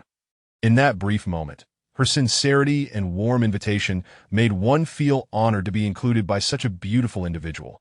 Her offer was devoid of the sharpness she had displayed towards Lin Fangzhan earlier. I fear this may be the last opportunity to ride with you, dear sister, Qin Zhiyu replied, producing her own bicycle. She had no desire to sit behind someone else, especially given the uncertainty of whether Wu Chufu had modified her bike to include a seat, that if she could ride herself, why take the easy way out? Such a favor was unnecessary. Yet, witnessing the others produce their own bicycles filled her with a sense of pride. They were all wealthy, her great benefactors. Qin Zhiyu's gaze softened as she looked upon them. How could one not feel tenderness towards those who seemed like fortune incarnate? Upon seeing Qin Zhiyu and Song Yuanan unveil their bicycles, the other 3 exchanged glances of surprise. Song Yuanan understood the implications. Qin Zhiyu, who appeared reserved and unassuming, had quietly walked alongside them, yet her ability to produce a bicycle revealed her considerable resources. Possessing wealth could signify strength, luck, or simply access to better resources.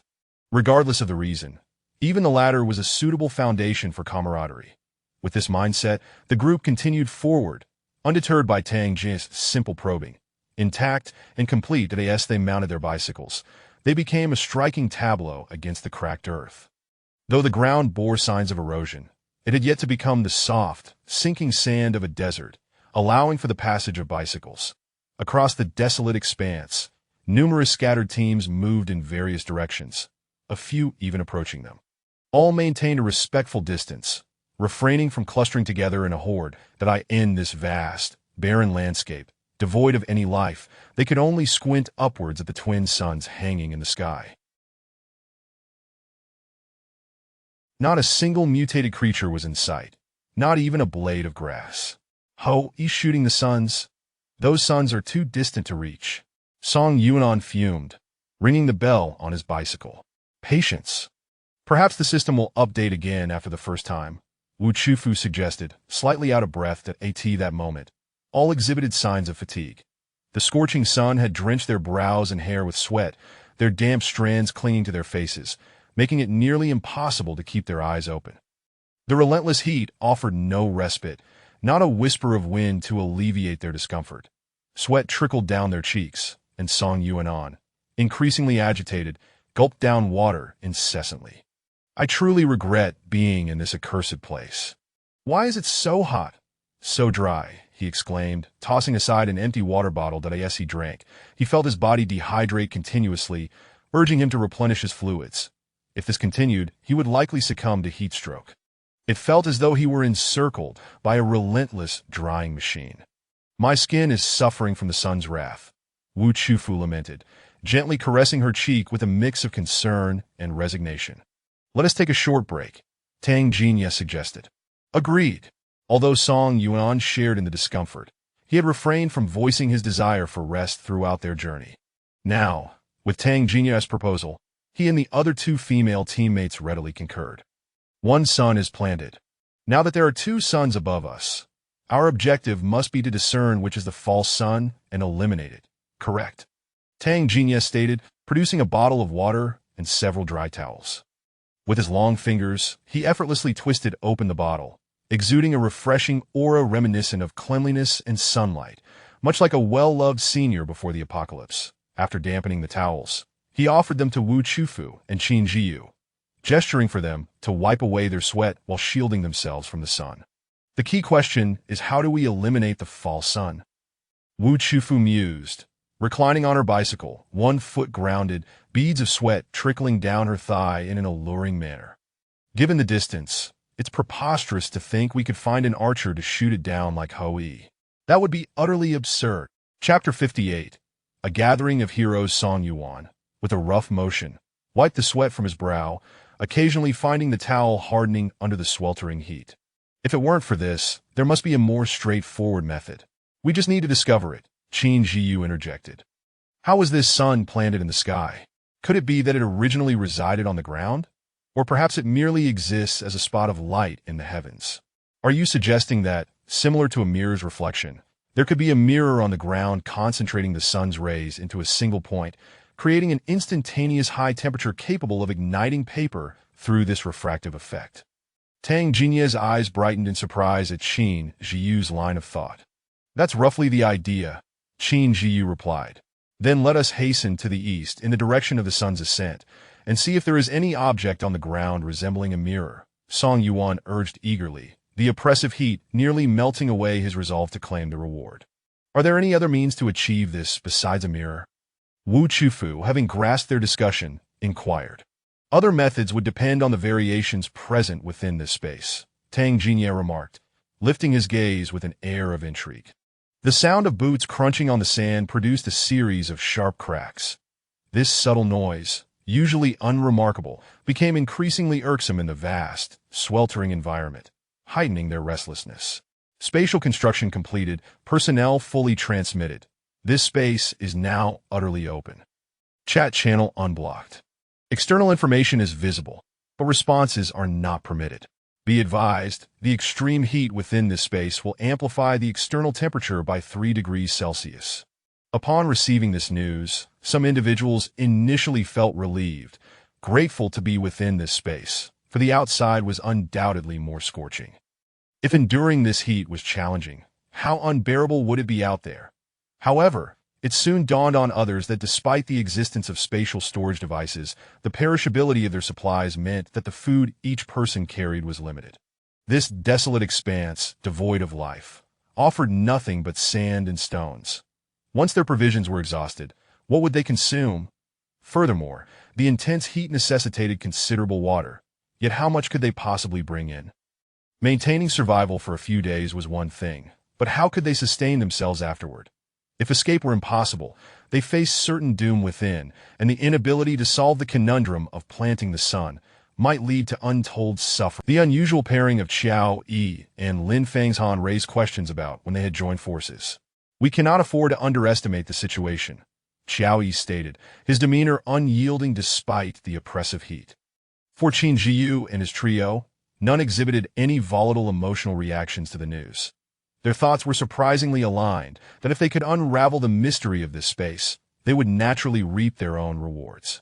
As for benefiting those outside, it seemed of little consequence to them. If anything, it would be a mere embellishment.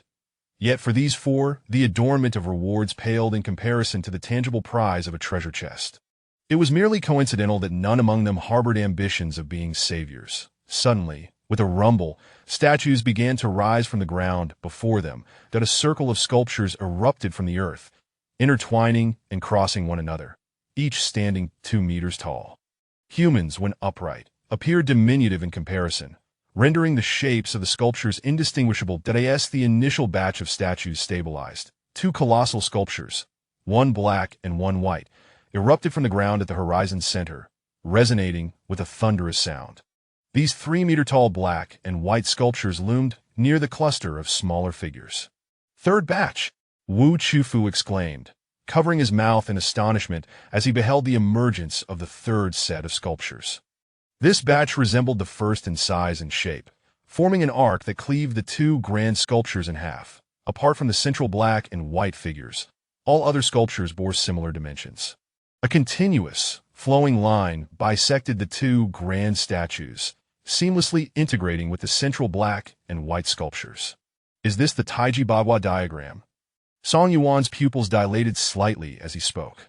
As the 2 suns in the sky radiated their heat in a harmonious state, the establishment of the entire sculpture ensemble was completed. The 2 suns seemed to receive a signal, suddenly flaring to an intense brightness, the blinding sunlight rendering it impossible to open one's eyes. In that instant, the crowd felt the searing heat envelop them, their skin painfully cracking as moisture was drawn away, akin to the sensation of being pricked by needles. The temperature in the air surged abruptly, and the sweat that had just evaporated from their pores transformed into salt, adhering to their clothing and bodies. Could it be that this Taiji Bagua is the culprit? Tang Jie shielded his eyes, discomforted by the intensified brightness. It must be some sort of trick that amplifies the heat of the 2 suns. If we destroy it, perhaps we can escape from here? Song Yuan speculated, seemingly having grasped the situation. "Do you think the system would allow us to leave so easily, having gone to such great lengths to bring us into this anomalous space and dangling special rewards? Would it really be as simple as dismantling a statue?" Wu Chufu furrowed his brow. "No matter whether it's easy or not, there is only this one Taiji Bagua in the space. It is only the 3rd day of this calamity. How difficult could it be? Are we expected to perish in this place?" Song Yuan asserted with conviction that the Taiji Bagua was indeed the source of their troubles. Whether it is or not remains to be seen. After all, given the current state of affairs, it's uncertain whether this calamity intends for us to survive. Tang Jie remarked that as the group exchanged thoughts, other teams converged from all directions towards the location of the Taiji Bagua sculptures. Teams will be organized in groups of 4, prioritizing established 4-member teams. Those with insufficient numbers will be randomly allocated. 25 teams will be ranked according to performance, with the top 3 teams receiving special rewards. The rankings have already appeared. "The competition has commenced," Wu Chufu announced, gazing upward. The halo surrounding the sun had coalesced and dispersed, transforming into the rankings of the teams. At the top stood Qin Zhiyu's quartet, automatically designating him as the captain due to their early formation. Perhaps it was because they had formed their team first, or that their numbers were just right, but without any prior action, they had already claimed the leading position on the leaderboard.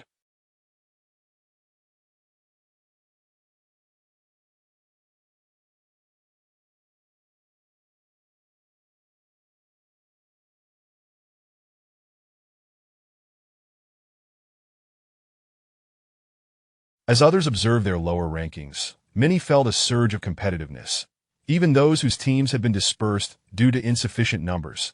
They swiftly aligned themselves with their teams, for few were foolish enough to linger. At that moment, no one entertained notions of brotherly bonds or insisted on sticking together. Such childish antics were absent. They hurriedly formed new alliances and set off towards the sculpture area.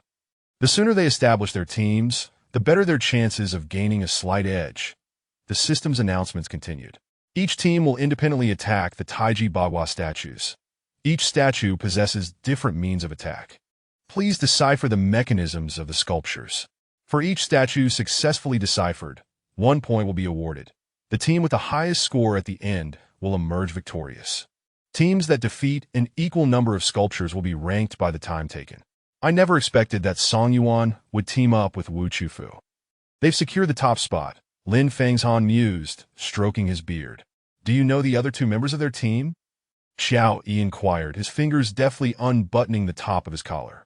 I don't know them, but I did have a fleeting acquaintance before they formed their team, Lin Fangzhan recalled, remembering the silent Qin Zhiyu, who had stood aside, neither curious nor involved, during their initial encounter with Wu Chufu and Song Yuan.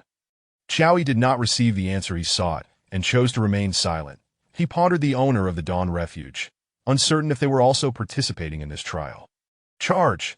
We are in first place now, and we shall remain victorious, Song Yuan declared, licking his lips with a determined gleam in his eyes. The IT must be so. Let us set forth.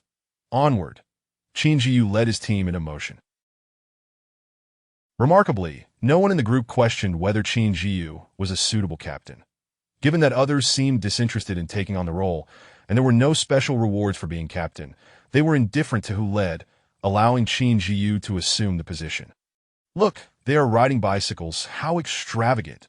Bicycles are so costly, and they each have one. What sort of team is this? Did they know each other beforehand? Isn't that cheating? They must be the group of big shots at the top of the leaderboard, the ones who upgraded their stone refuge. After so many days of resource accumulation, how could they lack such funds? They might level up again soon. I'm so envious. When will I have such fortune like them? Stop dreaming. Do you think they lack strength and rely solely on luck? If luck were all it took, the leaderboard would be filled with top players. What value would that ranking hold? Hey, I was just joking. No need to take it so seriously. As the four bicycles sped forward in unison, nearby teams erupted in banter. Even without the rewards from defeating the statues, having these four bicycles would be a massive gain for us brothers, Su Tao exclaimed, his face twisted in a greedy grin. That's exactly the point. Let us go. Su Tao's teammate echoed, equally avaricious. This is our chance to prosper. Keep your eyes peeled. The opportunity to seize is upon us, Su Tao insisted. With fate, fortune, and our combined efforts, we must cherish this opportunity. Let us move out. Many have taken notice of us. To them, our bicycles are prime targets, Tang Jinya remarked, sensing the shift in the atmosphere. After all, Qin Zhiyu's team consisted of 2 women and only 2 men, unlike other teams which were predominantly male. One was a gentlemanly figure, while the other had a slender appearance, making them seem less formidable. Thus, they would naturally be perceived as easy prey by competing teams. However, what they sought most was the special reward, and they did not intend to run away at this time, for that would only slow them down. We must hurry. We are nearly there. Anyone who dares to treat us as prey will face the consequences.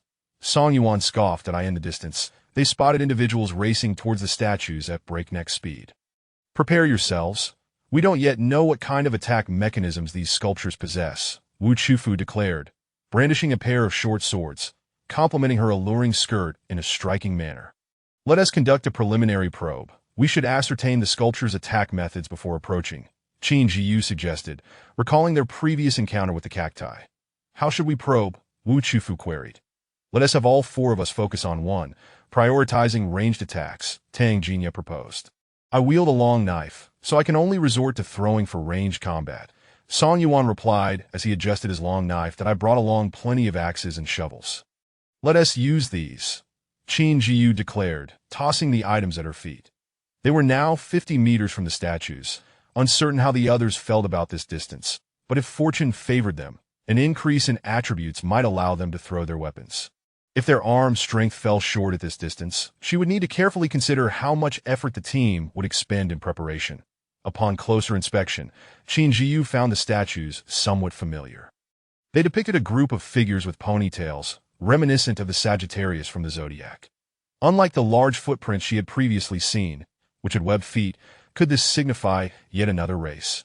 Why were there no living representatives of this civilization, only the remnants of their culture left behind in this world? Watch out, Tang Jinya exclaimed, lifting her skirt as she deftly sidestepped a flying arrow. The first sculpture is attacking. Multiple arrows were aimed at Song Yuan. He bent at the waist to evade the first arrow and swiftly performed a backflip to dodge the second. Impressive agility, Tang Jinya praised. The other 2 watched in awe, contemplating whether they could have evaded such a shot themselves. The arrows from the sculptures were eerily elusive. They struck with precision and ferocity, devoid of any sound, until they were nearly upon their targets. To avoid such arrows required not only agility, but also keen perception. Without heightened awareness, even the most agile could find themselves at a disadvantage and own need for further probing. We'll engage in close combat. Let us avoid the arrows and get up close to the sculptures. Qin Zhiyu assessed the situation. Within the team, no one was weak, so she felt no need to worry. Despite having yet to witness Wu Chufu in action, the respect shown by the other two male teammates suggested that she possessed some level of strength. Thus, they would charge in. Given the two axes, it was unlikely they could effectively damage the statues from a distance. Moreover, with time constraints on their ranking, they would approach the sculptures to discover their mechanisms and devise a strategy to dismantle them. Shall we see who performs better? Tang Jinya, Song Yuan, realizing how deftly he had evaded the arrows, grinned with confidence. Ha! How shall we compete? Tang Jinya responded, equally spirited. Thank you, Dai Lianhua Yaling, for your monthly vote. Chapter 59. Destruction of the sculpture. Let us see who can approach the sculpture within 5 meters unscathed. Proposed Song Yuan, outlining the rules of the contest. Observing the exuberance of the two male teammates, Qin Zhiyu and Wu Chufu exchanged determined glances and set off together, unwilling to be outdone. 20 meters, 15 meters, 10 meters. Whoosh! Perhaps sensing the proximity of the four, the sculpture unleashed a barrage of arrows, flooding the skies with a tempest of projectiles. The team barely had a moment to evade, relying solely on their agility to deflect the arrows or dodge the lethal tips. The arrows seemed almost sentient, targeting the quartet with uncanny precision, yet they managed to knock each one aside. Victory belongs to our entire team, Qin Zhiyu remarked with a smirk. Not a single member was harmed. They had drawn close to the sculpture. The distance traversed was short, and the dense rain of arrows only slightly hindered their advance. With each rotation, the speed of the arrow fired doubles. Tang Jinya stated after fending off 3 rounds of arrows. This sculpture was carved from a solid block of stone, hollow within, its outer shell forming the only gap. Jam its crevice to halt its rotation. Upon discerning the mechanism behind the sculpture's arrow launch, Qin Zhiyu decisively commanded. Got it! Song Yuan understood her intent and, without hesitation, brandished his long sword to forge a path forward. The muscles in his hand were visibly taut as he deftly swatted away arrows and plunged his sword into the sculpture.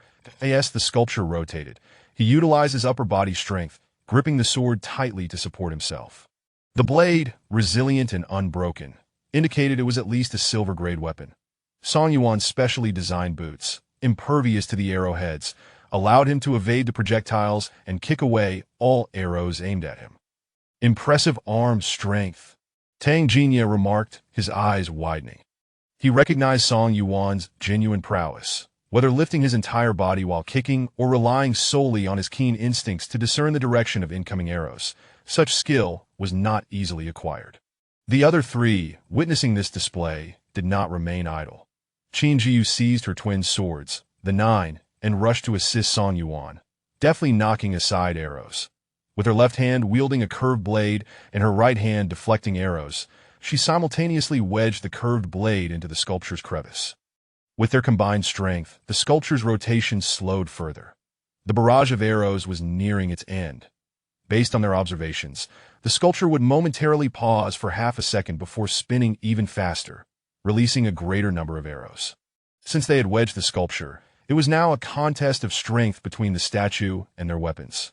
Notably, Tang Jinya's weapon was rather unique. It was hard to imagine such a cultured individual wielding a massive hammer, which was far from the slender edges of swords and knives. It could not be inserted into the crevice to halt the sculpture's movement, but he could lend support to his teammates engaged in this struggle. Thus, he initially hesitated to act. Meanwhile, Wu Chufu, brandishing his twin swords, found another position opposite Qin Zhiyu, and under Tang Jinya's cover, lodged his swords into the sculpture's crevice. The sporadic arrows that were launched were swiftly dispatched by Tang Jinya with his hammer. Consequently, the remaining 3 needed only to direct a fraction of their attention towards knocking aside the occasional stray arrow and guarding against sudden assaults from the sculpture. The majority of their strength was concentrated on preventing the statue from continuing its rotation. Although Wu Chufu was slightly weaker than the others, his two short blades fit perfectly into the crevice, requiring minimal force to hold them in place against the inertia of the sculpture's rotation. Observing the final arrows being released and the sculpture still slowly turning, Tang Jinya contemplated that if he exerted 9/10 of his strength against the sculpture, given that it was immobilized, his attack might breach its defenses. The force of the sculpture's rotation would be significantly diminished, but he anticipated potential complications post-attack. After a brief deliberation, Tang Jinya leaped 3 meters into the air. The veins in his arm bulged as he tightened his fitted shirt, bringing the hammer crashing down onto the hollow top of the sculpture. Despite the stone's solidity, the colossal hammer in his grip possessed immense power. With the other three restraining the sculpture's movement, he swung the hammer down repeatedly. Bang, bang! The reverberations of metal against stone echoed nearby, devoid of any other team members. Perhaps the ferocity of the arrow rain had deterred other teams from approaching this area, leaving the sculpture unchallenged. At that moment, a deep fissure emerged at the top of the sculpture, created by Tang Jinya's relentless strikes. Remarkable! Song Yuan exclaimed in awe. His own strength was commendable, yet the ability to cleave such a significant opening in a stone sculpture with a hefty hammer was truly formidable. He wondered if he could withstand such an attack if faced with Tang Jinya. This was likewise the contemplation of the other two female teammates. Positioned at the base of the fissure, Qin Zhiyu, seeing the hard-earned crack, produced a curved blade and wedged it into the opening. With unwavering effort, she drove the blade's edge into the sculpture. Upon witnessing Qin Zhiyu's decisive action, Tang Jinya immediately grasped her intent. He sheathed his hammer, seized the knife she had lodged, and, utilizing his extraordinary strength, pushed the blade deeper into the hollow sculpture, pulling down forcefully. Under the combined strength of the four, the stone sculpture ceased its arrow barrage. Crack, rumble, that echoing the initial sounds of a sluggish green train, the sculpture struggled briefly before coming to a complete stop. The four cautiously relaxed their grip, and the sculpture remained motionless, signaling their apparent success. Why hasn't the score changed? Wu Chufu queried, withdrawing his short sword and gazing at the leaderboard in confusion. Could it be that we Haven T completely destroyed the sculpture? Qin Zhiyu mused, circling the sculpture twice before commenting. The damaged sculpture revealed numerous gaping holes and scattered arrow shafts strewn across the ground. The arrows, crafted from an exceptionally fine material, were of a thickness akin to a child's pinky finger. While a few had broken, the majority remained intact. The arrowheads, though small, gleamed sharply. This sculpture must operate on a mechanism. Perhaps we need to completely dismantle the mechanism rather than merely destroy the sculpture itself. Tang Jinya suggested thoughtfully. Let us split it open. We can't afford to waste time here. Song Yuan urged, eager to act. Pair up and take turns. Qin Zhiyu instructed, positioning herself and Song Yuan on either side of the sculpture.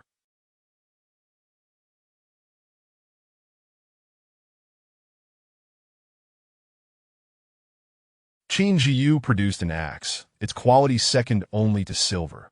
Although it was inferior to a blade, it required less effort to wield. Song Yuan, stationed at the crack's direction, struck forcefully, widening the fissure. Qin Zhiyu, possessing considerable strength herself, struck a few times with the axe, creating an opening on the opposite end of the sculpture. Recognizing the importance of conserving energy, they decided to leave the next phase to Wu Chufu and Tang Jinya. Tang Jinya took the position in front of the smaller opening, as he possessed greater strength than Wu Chufu, who followed Song Yuan's lead. Crack, it's opened.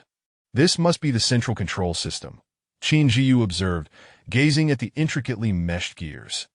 The four could still perceive a slight movement within the gears, though insufficient to animate the sculpture for further attacks. No wonder the leaderboard hasn't awarded us any points. Wu Chufu exclaimed, realization dawning. I wish to collect this machinery. It won't take much time, and I can offer other items as compensation, Qin Zhiyu remarked, eyeing the intricate mechanisms. While the metal appeared ordinary, the precision of the machinery could yield unexpected uses in 007's research. These broken contraptions aren't worth much. No need for you to compensate, Song Yuan responded readily. The others nodded in agreement. This item wouldn't fetch any buyers, and they had no use for it themselves, so gifting it as a favor was inconsequential. Very well, Qin Zhiyu acquiesced. She slid her curved blade into the opening, prying out an entire stone slab connected to the machinery. Though her teammates had insisted she need not repay their kindness, it was evident that everyone had contributed to obtaining this object. It was not merely a matter of points. She made a mental note to find an opportunity to reward them later. Let us each take a few of these arrows with us. They are exquisitely crafted. Our weapons cannot easily sever them. Qin Zhiyu proposed, picking up an arrow. She bent the shaft with force, yet it showed no signs of damage, indicating that the few broken ones earlier were merely a matter of angle and force. The points have changed. We remain in first place. As expected, I maintain that our team is unparalleled in this realm. That sounds just like you, but I believe you are correct. The next sculpture is still over 50 meters away. Let us proceed.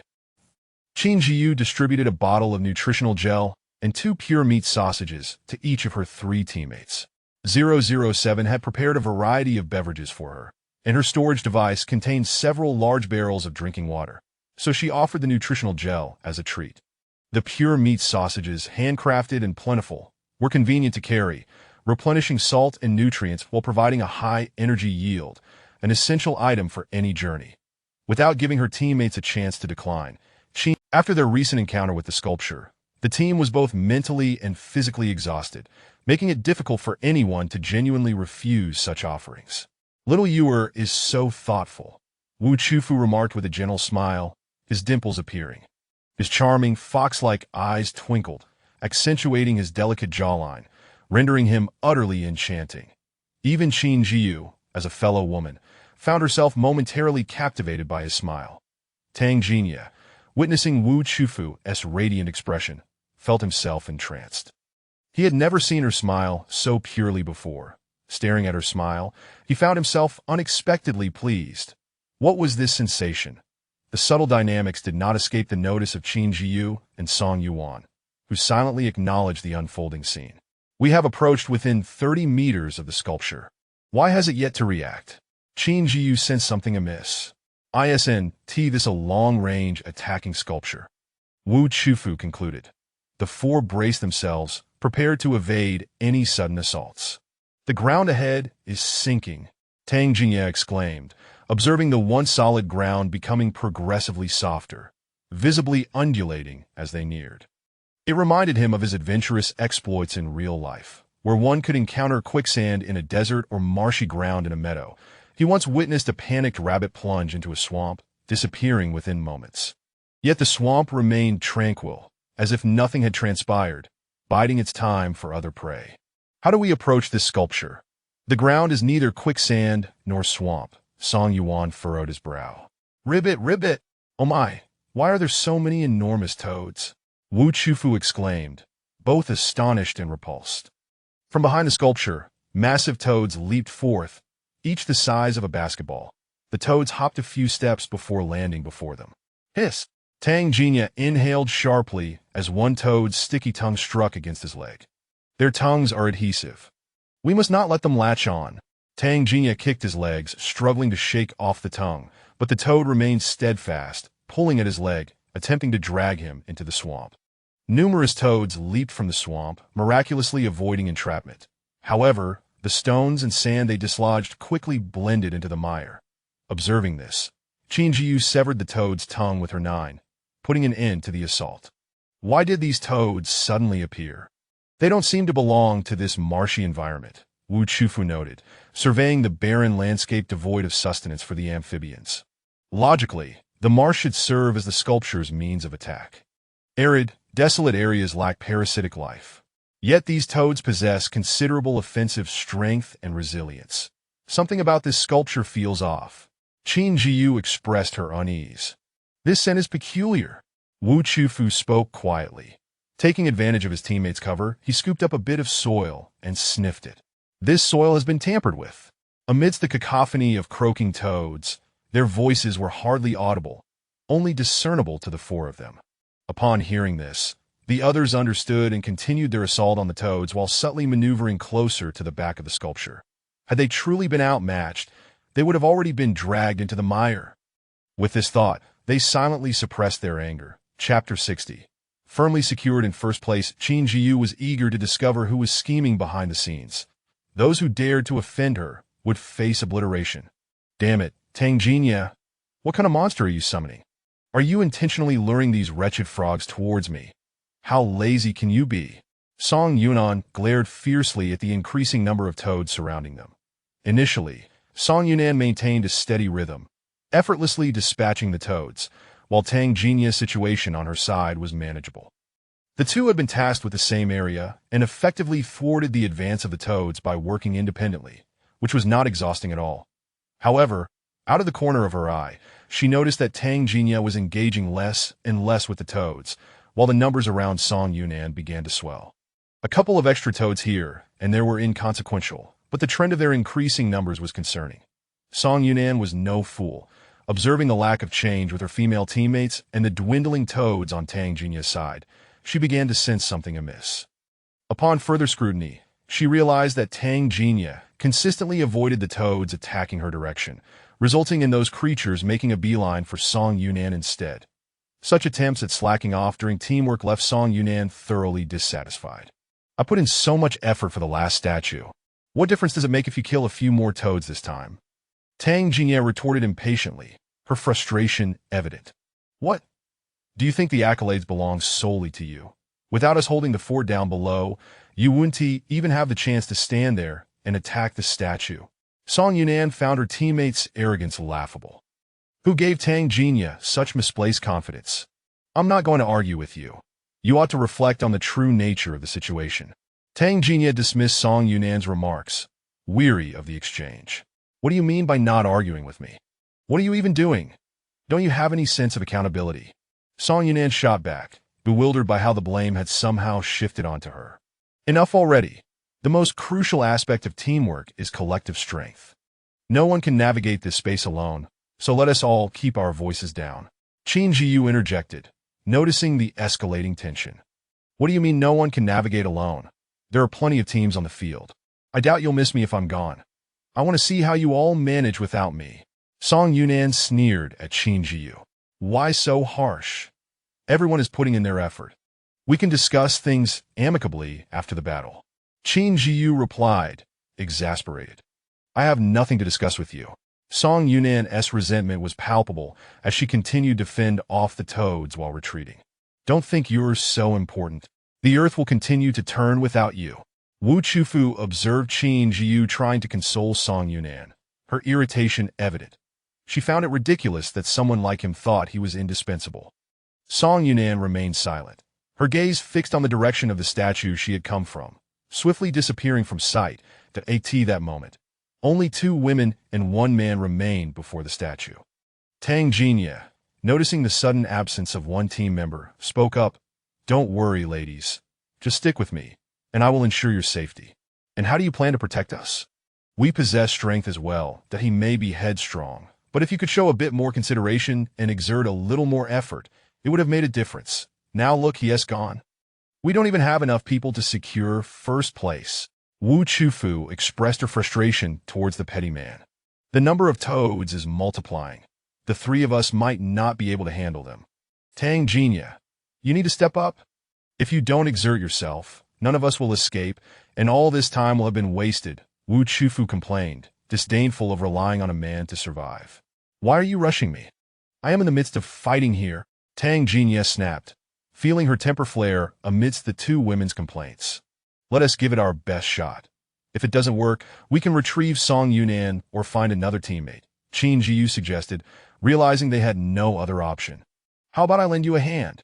Let me take charge as the captain. A thin, short man emerged from behind the statue, brandishing a large iron rod that was thicker than 2 fingers and taller than himself. His cheeks were chubby, his skin a sickly yellow-brown, and his beady eyes appeared menacing. Come here, little lady. Stay close to me. My brothers and I will protect you well. As he spoke, 2 more men stepped out from behind the statue, all clad in gray clothing, their faces smeared with mud, blending seamlessly into the chaotic environment. The angle from which they emerged was strategically chosen, as it fell within the safe zone where the toads would not attack, and there were no quicksand pits in sight.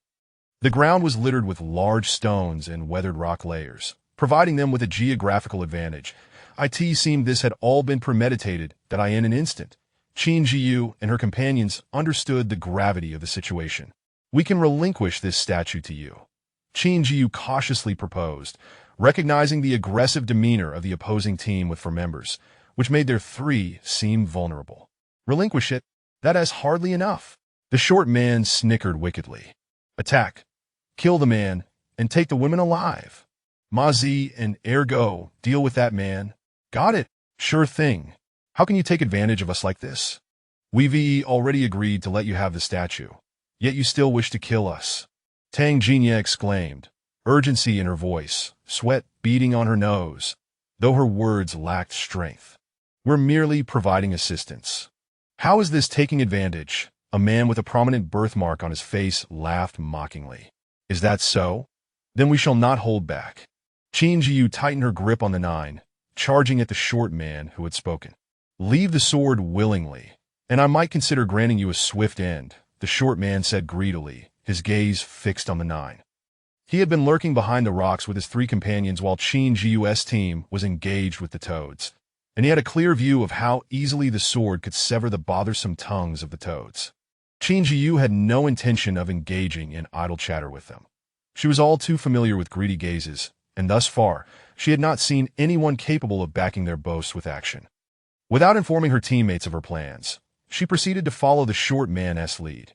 She aimed to swiftly eliminate this apparent leader, confident that her companions would manage against the other three. Whoever took down their opponent first could then assist the rest. Based on previous encounters, defeating these few men would be a simple task.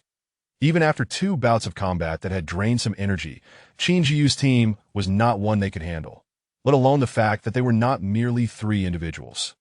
The man had not anticipated Qin Zhiyu's direct approach. Instead of growing angry or retorting, he felt a surge of irritation that he thought perhaps this woman was looking down on him because of his height, and he resolved to teach her a lesson. In a head-on clash, neither party yielded. The man was astounded by the unwavering determination in Qin Zhiyu's eyes, a fierce resolve to eliminate him without hesitation, that he realized that if the opportunity arose, she would strike with lethal swiftness.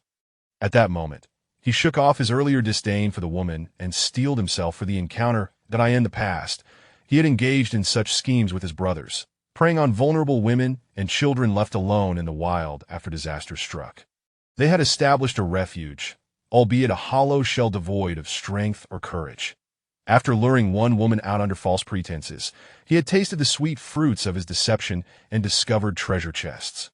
From that point on, he had been relentless, targeting the weak and vulnerable. To be by sheer coincidence, he had found himself among a band of brothers, reversing his previously miserable existence and living a carefree life. In the chaos, they had encountered groups of women banding together, and the 4 men had easily capitalized on the confusion, causing panic among their frail targets that a few swift strikes had led to significant rewards. Though the short man, Su Tao, had not honed his marksmanship particularly well, he had practiced enough to be competent. Yet, at that moment, he found himself unable to land a blow on the woman before him. Confusion and frustration filled him. Had he met a true master this time? Before he could devise a better strategy against Qin Zhiyu, she seized the initiative, striking at his vital points. The long rod, while offering a wide attack range, limited Su Tao's movements, rendering him somewhat clumsy. Qin Zhiyu calculated his escape routes and effectively sealed off all his avenues for retreat with her swordplay, leaving him no chance to utter another word before she severed his throat, blood spraying forth. Having dispatched the short man, Qin Zhiyu turned to assess the battle between her other 2 teammates. To her surprise, the previously departed Song Yunan had reappeared, joining Tang Jinya and confronting the 2 remaining men. "The short one is dead." "We've been fooled," exclaimed a man with prominent front teeth that he had been engaged with Ma Zi, and upon seeing the odd shift, he was forced to split his attention, facing 2 adversaries alone. "Ah!" Ma Zi let out a final cry as he fell. "Trouble! Lao Si is dead. We must flee," the man with prominent teeth urged the last remaining companion. "You think you could just come and go as you please?" Wu Chufu scoffed coldly. "If you grant us a chance, we'll never dare again," the man with prominent teeth pleaded, tears streaming down his face. "Opportunities are earned, not given," Tang Jinya replied expressionlessly. With decisive strikes, Qin Zhiyu's team swiftly dealt with the men from the short man S group. Although they were slightly fatigued, in all honesty, these opponents were easier to dispatch than the Toads had been. Had they witnessed Qin Zhiyu's team maneuver through the rain of arrows, would the short man have dared to ambush them again? Would he still possess the audacity to confront them? As the bodies sank, 4 silver chests of equal grade appeared on the ground. The 4 members of the team, now accustomed to the sight of silver chests, instinctively picked up the one closest to them, completing the distribution of spoils without a hitch. This short man has traces of powder on him, Wu Chufu noted while examining the 4 corpses.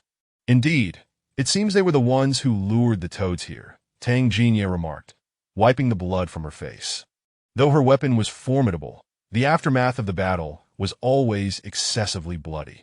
The Toads must surely have been summoned by the attacks from the nearby statue, Qin Zhiyu observed, surveying the barren land devoid of even a blade of grass.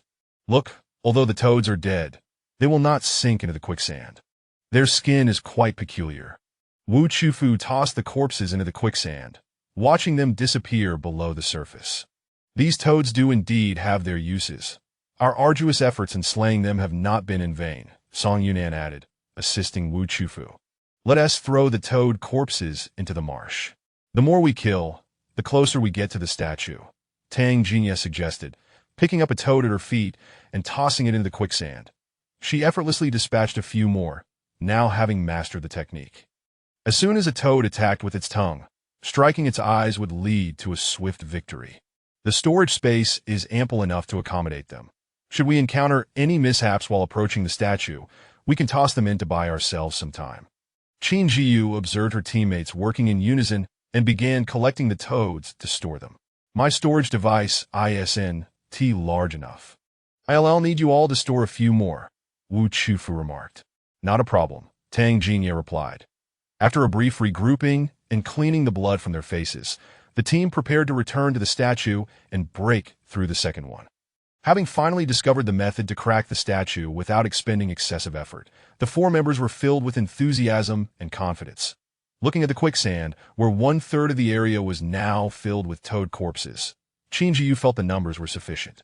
I'll give it a try first, she declared, leaping onto the back of a Toad and heading towards the statue. Be careful. The Toads are slippery with mucus, she cautioned, the captain. She felt capable enough to lead the charge herself, deeming it unnecessary to send in a mere pawn to scout. Her weight was light, and her control over her body was proficient.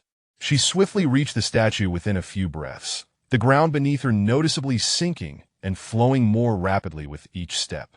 We're coming too, Tang Jinya announced. Thanks to those 4 for delivering the statue-cracking method right to us. Song Yunan couldn't help but commend the short man S team.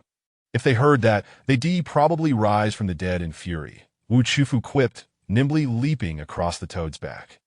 Thank you, Cat Xiaoyu, for the monthly vote. Chapter 61.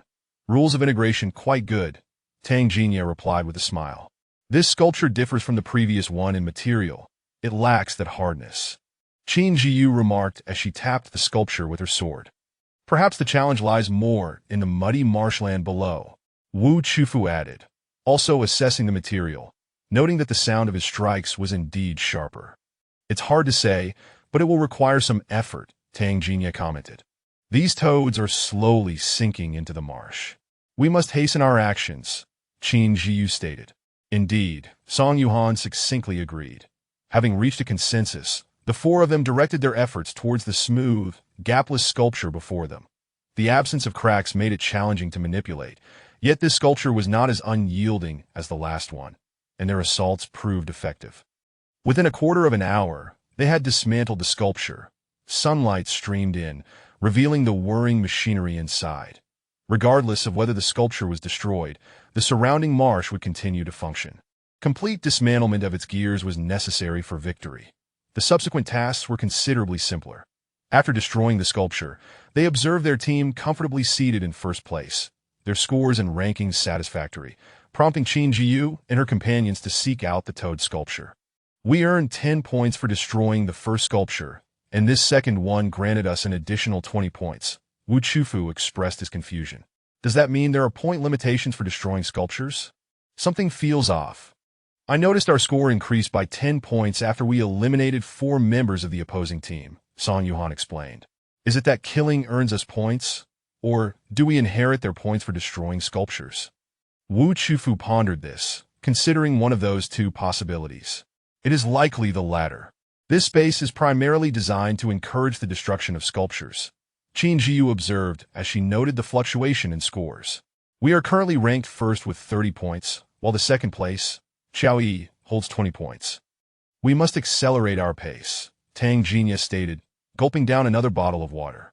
Have you noticed the temperature of the sunlight has decreased? It has indeed dropped, albeit slightly. It's still oppressively hot, Song Yuhan replied, still quite displeased with the heat.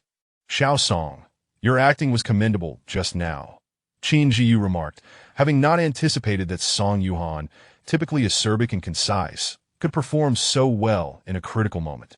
It was merely a natural performance, nothing worth mentioning, Song Yuhan replied earnestly, eliciting laughter from the entire team. What a natural performance, Tang Jinya complimented. By the way, does anyone know this Xiao Yi? Qin Zhiyu inquired. I do not know him. Neither do I. I am unfamiliar with him as well. The other three chimed in. It matters not. We shall undoubtedly claim first place, that if not, Song Yuhan chuckled coldly, then we shall simply eliminate him. Let's assess the situation, Qin Zhiyu said, pressing her lips together. The team voiced no objections, and she was not opposed to that solution. The sculpture ahead is where the toads are located, Wu Chufu asserted confidently. At this moment, the others also spotted the numerous toads congregating beside the sculpture, realizing they had indeed found the right place. The toads in the innermost circle of the sculpture were evidently larger than those outside. The outer toads had dwindled, drawn to the yellow powder on the ground that led to the marsh, while the scattered toads along the path had been completely eliminated. This sculpture was indeed the lair of the mini-bosses. Onward, Song Yuhan exclaimed eagerly, wishing to dismantle this sculpture for points and perhaps cool the weather a tad more. 1 person for each of the 4 cardinal directions, Qin Zhiyu directed. 10 minutes, Tang Jinya asserted confidently. Having previously engaged in numerous battles with the toads, even the mini-bosses in the middle circle would not pose a significant challenge. Each person took charge of several toads, and they swiftly dispatched them while also dismantling the sculpture. Naturally, the core remained with Qin Zhiyu. Approximately 50 meters from the sculpture, they could see several corpses and a shattered sculpture from afar, with ant carcasses strewn across the ground. The powder from the dwarves is indeed a fine product. This is their impressive achievement, Song Yuhan remarked, surveying the unattended battlefield littered with powder. Indeed, it's a pity that the remaining powder was all used on us, Wu Chufu lamented, shaking his head in disappointment. Given the state of the opposing sculpture, it was highly likely that the mechanical gears within it had also been destroyed, and Qin Zhiyu was too apathetic to investigate further. Let's rest here for a moment and eat something before we proceed, Qin Zhiyu suggested, producing 4 small stools and a table. Her stamina had diminished by 1/3 and had yet to recover. The others in the team were likely in similar condition that if their energy continued to wane, it would adversely affect their combat performance. She had no fear that her belongings would be coveted by her teammates, as although they had not collaborated before, she sensed that they were not fools. Moreover, it was not arrogance on her part to say that she possessed strength and skills, and she felt no anxiety at all. There are only 18 teams left in the arena, with a total score of 390 points. Tang Jinya calculated as he took a seat on the stool. That means 39 sculptures have already been destroyed. The system did not specify how many sculptures there are in total, Wu Chufu noted, pulling out 4 intricately designed fans for the others. Teams that end with tied scores will likely hunt down other teams, although the scores of the leading teams still had considerable gaps. Exactly. Teams have already begun to perish. It is not uncommon for those with ulterior motives to be hunted, but those who actively hunt other teams and succeed are certainly present, Qin Zhiyu analyzed. The sun has diminished in size, Song Yuhan remarked. When we set off again, let us head eastward to eliminate 2 or 3 more sculptures, then seek out the 2 sculptures located at the center of the Taiji Babwa diagram, Tang Jinya suggested. Agreed. Sounds good. No objections. Qin Zhiyu and the other 2 concurred with the plan. Thus, they advanced, ultimately approaching the sculpture at the white center of the Bagua diagram, that the sculpture at the center of the Taiji Bagua diagram. It might possess some unique characteristics. The group continued onward, encountering sculptures spewing sulfuric acid and hurling stones along the way. After dealing with them securely, their team's score rose to 70 points. The second-place team's score reached 50 points, while both the third and fourth teams remained at 40 points. The competition among these last three teams is heating up, Wu Chufu observed. The third place has changed, Song Yuhan exclaimed, watching as an obscure team suddenly surged to 50 points, displacing the previous third-place team. Yang Mui's team has some tricks up its sleeve. Tang Jinye's pupils constricted. Achieving such a rapid increase in points within a short time frame was implausible without simultaneously dismantling multiple sculptures. They must have inherited the sculpture points from another team. Only 15 teams remain. The total score has reached 730 points. Song Yuhan announced. 73 sculptures have been destroyed. Ahead lies the white central sculpture. It stands 3 meters tall, larger than the previous sculptures. Wu Chufu marveled. This sculpture's features and form have become remarkably distinct. Unlike the previous sculptures, which merely presented vague outlines, this depicted a centaur with its head bowed and eyes closed, exuding a strikingly handsome visage, kneeling on its front knees, hands hanging at its sides, with an expression of profound sorrow. Isn't it lifelike? Lin Fangzhan chuckled, stroking his beard. Finally willing to show yourself. Wu Chufu smiled alluringly. This sculpture bore numerous burn marks, and many materials appeared charred and discarded on the ground, suggesting it had endured a fierce battle. Yet, no corpses nor evidence of destruction were visible. From a distance, they understood that other teams must still be present nearby. Much to their surprise, they were familiar faces. What, is your team utterly helpless against this sculpture? Song Yuhan mocked. Hasn't assistance arrived? Lin Fangzhan responded. Since you're here, why not introduce your companions? Tang Jinye, evidently acquainted with the old man, remarked. What about this young girl? She seems somewhat unfamiliar. Lin Fangzhan feigned ignorance of Qin Zhiyu. I find myself more intrigued by the handsome fellow behind you. Wu Chufu tossed the conversation back lightly. This is our captain, Lin Fangzhan laughed heartily. Does the handsome captain have any insights to share regarding this sculpture? Tang Jinye quickly took over Wu Chufu's line, gazing at the tall, striking man behind Lin Fangzhan. The other two men remained taciturn, appearing rather ordinary, standing quietly behind them with a serious demeanor. However, their fluid muscle definition and bronze skin were impossible to overlook, hinting at their formidable strength. The sculpture's attacks follow a rhythm. The lower half is horse-like, with dense, small holes on the upper half, releasing flames that target everyone, Qiao Yi generously divulged. As for the flames on the rest of the sculpture, they are erratic and erupt randomly.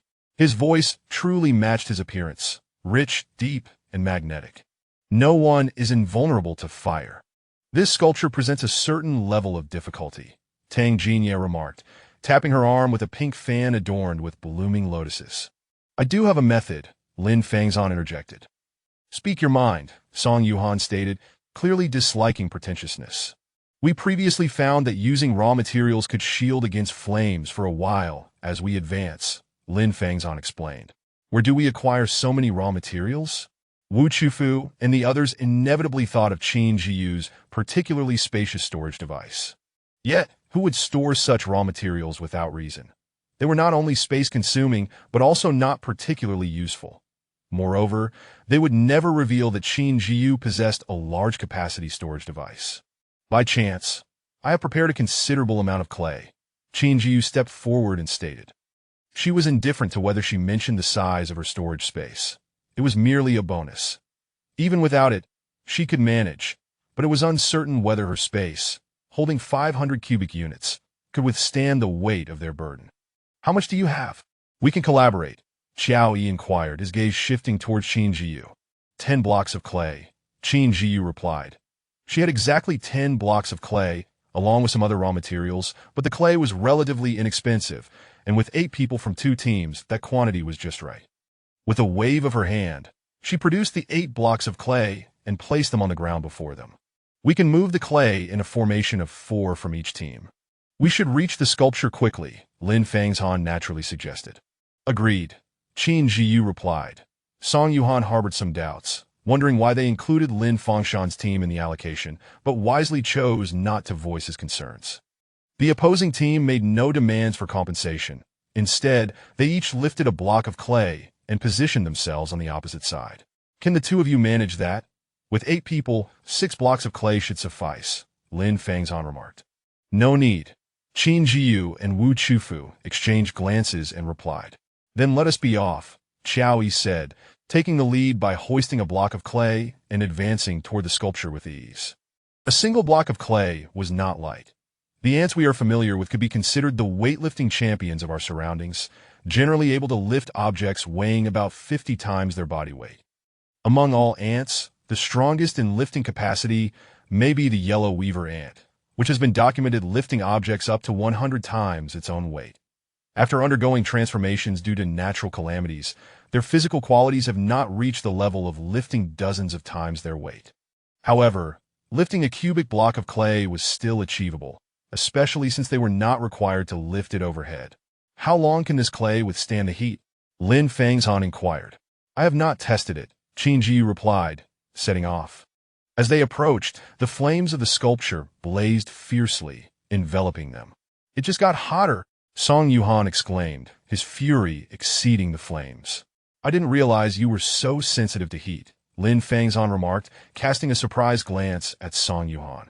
Indeed, it was hot, but with the clay acting as a barrier, it hadn't yet reached the point of unbearable dehydration. Hurry up, or the clay will burn and become too hot to handle. Qiao Yi interrupted Lin Fangzhan's musings. The first 10 meters of carrying clay felt manageable, but as they neared the sculpture, the clay in their hands began to scorch. Qin Zhiyu, equipped with insulated gloves, felt it warming up, while the others certainly felt it even more. Their movement pattern mirrored that of migratory birds flying in a V formation, allowing them to deflect some of the flames, preventing the temperature amongst them from becoming excessively high. However, this also resulted in a concentrated gathering of personnel, leading to the flames emitted by the sculpture being focused directly overhead and in front of them, forcing them to duck and maneuver awkwardly. Now would be the perfect time for a sneak attack. It is not a precise one-on-one situation, Lin Fangzhan joked, but it requires a certain level of skill. Wu Chufu mused, unable to comprehend what this old man was thinking, as his bizarre thoughts were far removed from the practicalities of their situation. We've arrived! Let us encircle the sculpture with the clay, Qin Zhiyu exclaimed, raising a block of clay and throwing it against the sculpture. Keep up, Qiao Yi echoed, also tossing a block of clay. The 8 blocks of clay could only cover one side of the 3-meter-high, 1-meter-wide sculpture. Qin Zhiyu refrained from using the remaining clay, as 8 blocks to encircle one side sufficed. It's too hot to handle. How can we attack? Song Yuhan complained, drenched in sweat. Aim for the top of its head and create an opening, Qiao Yi, evidently experienced, advised. Thank you, Zhi and 20180707135408685 for the monthly votes. Chapter 62. Team Xiao Su Qin Zhiyu stood atop the weary clay beneath her comrades, hefting a clump of the malleable earth and hurling it at the statue of the horseman. The cascading mud momentarily tempered the fiery onslaught emanating from the sculpture, rendering it less searing. The protective suits could withstand the majority of the ensuing damage. Grasping an axe, she struck fiercely at the crown of the statue. The others quickly followed suit, forming groups of 4 to launch their assault from the clay that matched the statue's height. Given the confined space, any additional numbers would hinder their efforts. From her elevated position, Qin could see the flames raging intensely on the unadorned side, a veritable sea of fire. Lin Fangzhan, you black-hearted fiend, Song Yuhan exclaimed, barely regaining her balance after a slip, her voice laced with anger. Atop the statue stood Song Yuhan, Wu Chufu, and 2 silent men from the opposing team. Training amidst the flames will make you less fearful of the heat, Lin Fangzhan remarked, a playful glint in his eyes. You old ghost, why don't you jump in and roast a bit? Wu Chufu retorted, seizing Song Yuhan and thrusting her short sword into the stomach of the man before them. Ah! The man winced in pain, the searing heat from the flames behind him causing him to clutch the blade with both arms. blood splattering as the edge tore into his palms. But he dared not release his grip, knowing well that any lapse would send him tumbling into the inferno. Wu Chufu, witnessing this, clenched her teeth and forcefully drove the sword deeper, pushing the man closer to the fiery abyss. The others were not idle. Song Yuhan steadied Wu Chufu from behind, ensuring she remained unassailable from behind, while keeping a wary eye on the elder and the other man below. The second man atop the statue found himself unable to act due to the presence of his teammate. Unbeknownst to them, the woman struck with ferocity, successfully ambushing her opponent, and as he plummeted into the flames, she leapt down, landing behind Qin Zhiyu. Tang Jinya observed the two above with concern. Had Wu Chufu been a moment slower, the outcome could have been dire. In a fit of rage, he lashed out at Xiao Yu with his mighty hammer. Qin Zhiyu sensed that Lin Fang's-han and his allies might soon turn against them. Not anticipating that their patience would fray even before the statue was breached, that Lin Fang's-han used his whip to ensnare Song Yuhan and drag her toward the flames. Qin Zhiyu swiftly reacted, bringing her 9 down fiercely upon his left hand, which gripped the whip. Lin Fang's-han retaliated by wrapping the whip around her sword, momentarily locking them in a stalemate. That moment, the other silent man leapt down from the clay, shattering the impasse. "Subdue her," Lin Fang's-han commanded, locking eyes with the man. At that instant, the man's dual spikes descended towards Qin Zhiyu, the howling wind striking her face first. Not a chance. Qin Zhiyu arched her back at a sharp angle, using her sword to deflect the incoming strike. Wu Chufu and Song Yuhan followed suit. Jumping down to join her, Wu Chufu reached Qin Zhiyu's side. Her dual short swords now reduced to one, but the full force of the spike slammed against the whip, while Wu Chufu struck from behind, forcing Lin Fang's-han to abandon the whip to defend himself. Qin Zhiyu had never encountered such a brutal weapon before. 2 1-meter-long ropes each bore a spike the length of an arm, and when wielded, the chains produced a sound reminiscent of air being split apart. Her 9 struggled to close in, and while her agility allowed her to evade a few strikes, she could not consistently dodge the chain's relentless assault. Noticing that the opponent wielded a sword, the man narrowed his eyes, realizing, this is her weapon. She stands at a disadvantage. His dual chains were formidable, possessing remarkable flexibility, allowing him to wield them with one hand or both, launching relentless and targeted attacks that kept his opponent on the defensive. Qin Zhiyu fought desperately with her 9, but was intermittently struck by the chains that moment. The man seized an opportunity. Whoosh! A chain flew through the air, and Qin Zhiyu recognized the danger. Her weapon became ensnared, rendered immobile, while another chain struck hard against her lower back that a bone cracked. Even with the protective suit, the weight of dozens of pounds crashing down was unbearable. She gritted her teeth, blood trickling from the corner of her mouth. This man was a seasoned fighter. Her meager skills paled in comparison. "Xiao Yuma," Wu Chufu called out urgently upon witnessing the scene, her short sword momentarily faltering, which Lin Fang's-han exploited. Hearing Wu Chufu's voice sparked a glimmer of hope in Qin Zhiyu. She continued to maneuver against the man, taking the chance to reposition herself. And when the chain next ensnared her 9, she was only 2 meters from Wu Chufu's battlefield. Now was the moment. Qin Zhiyu relinquished her ensnared sword, pivoted, and drew her curved dagger, swiftly moving behind Lin Fang's-han. That was over. Hot blood splattered against the clay wall and onto Qin Zhiyu as Lin Fang's-han turned, his eyes wide in disbelief. A mix of fury and frustration etched upon his face. "Watch out!" Wu Chufu intercepted the silent man's chain attack, his expression darkening. Witnessing 2 of his teammates fall before him stirred a tempest within him. "You will all perish," he hissed through gritted teeth, finally uttering his first words. The situation had morphed into a 2-on-1 for Song Yuhan and Tang Jinya, while Qin Zhiyu and Wu Chufu faced their own adversary, slightly tipping the scales in their favor. However, Qin Zhiyu was wounded, and Xiao Yu was no easy opponent to subdue. With her 9 cast into the flames, Qin Zhiyu was left to fight with just her dagger. The man's dual chain assault intensified, the spikes creating deep craters in the clay below. Calming herself, Qin Zhiyu observed the man's movements. Each swing of the chains revealed a gap in his defense. If she could navigate around his attacks, an opportunity would present itself. Wu Chufu, with her supple form, deftly avoided the man's strikes. Seizing the moment, Qin Zhiyu leapt onto the clay above. At that instant, Wu Chufu narrowly evaded an attack and, in a fluid motion, ensnared one of the chains with her short sword, momentarily halting its advance. Spotting Qin Zhiyu's movement, Wu Chufu anchored herself onto the other chain, using her weight to control it. As Qin Zhiyu sprang down from the clay, the man hesitated, seemingly reluctant to relinquish his grip on the chain. That moment of hesitation would be his undoing. Gritting her teeth against the discomfort caused by her injury, Qin Zhiyu sliced her dagger from the man's shoulder blade down to his lower back in a smooth, decisive motion.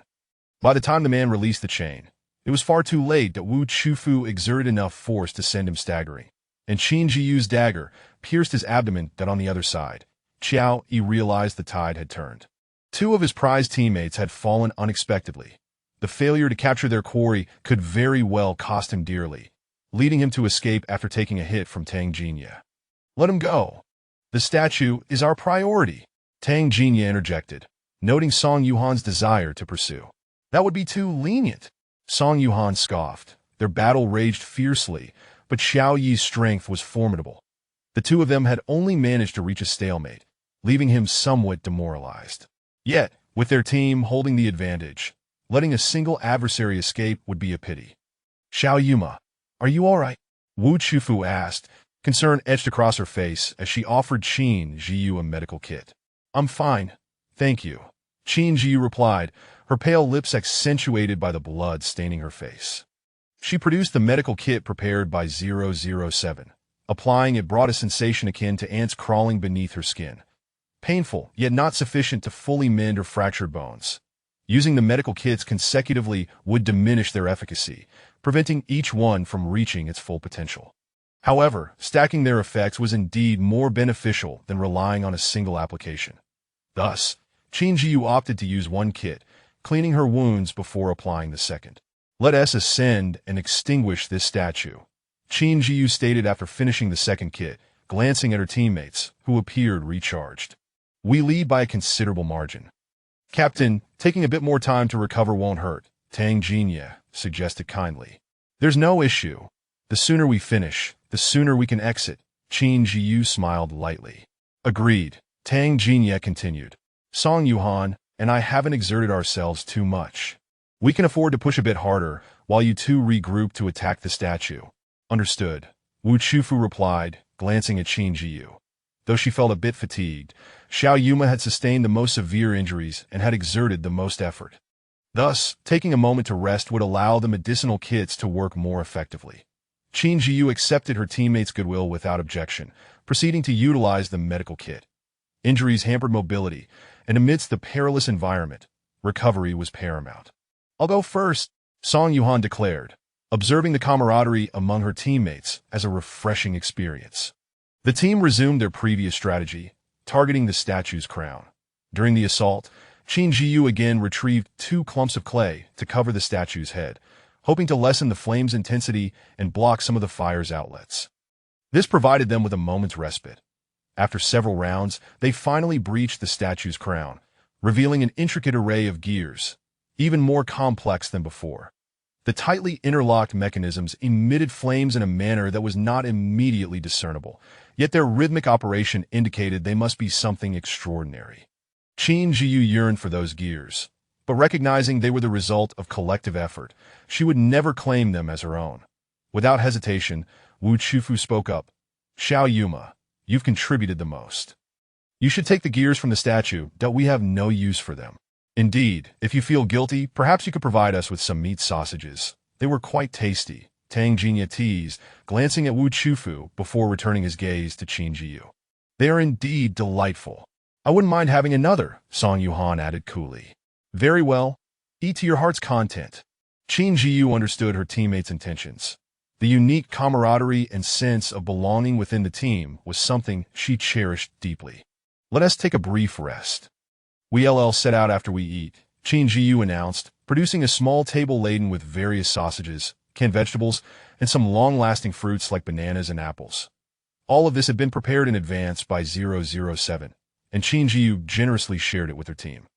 In a world where even water was a luxury, such nourishment was invaluable, especially in the sweltering heat. As the temperature under the two suns noticeably dropped, a wave of comfort washed over them. Though they were all in disarray, the soiled faces exchanged glances filled with courage and hope. Their team now held the highest score, having defeated the white statue, which had awarded them a substantial 50 points, propelling them ahead of teams that had toppled 3 statues. With the number of teams dwindling, only 10 teams remained, comprising a total of 40 individuals, who had belonged to the team that had just fled. Qin Zhiyu noted that their points had not changed, as one member had escaped, thus they had not inherited any points. "Our next target is the black statue," Tang Jinya said, munching on an apple, relishing the rare opportunity to enjoy fruit in such high temperatures. Exchanging a few broken gears for this delightful meal felt like a tremendous gain, he mused silently. Even if the second-place team manages to destroy the black statue, our score will still surpass theirs, Song Yuhan remarked, glancing at the scoreboard for the second-place team. Each team's score increased at varying rates. They currently stood at 100 points, while the second-place team lagged behind at 40 points, a decisive lead. Indeed, if we cannot dismantle the black statue, we should simply target 2 more statues. "Every point counts," Wu Chufu added casually. "All right, once everyone has finished eating and resting, we shall depart."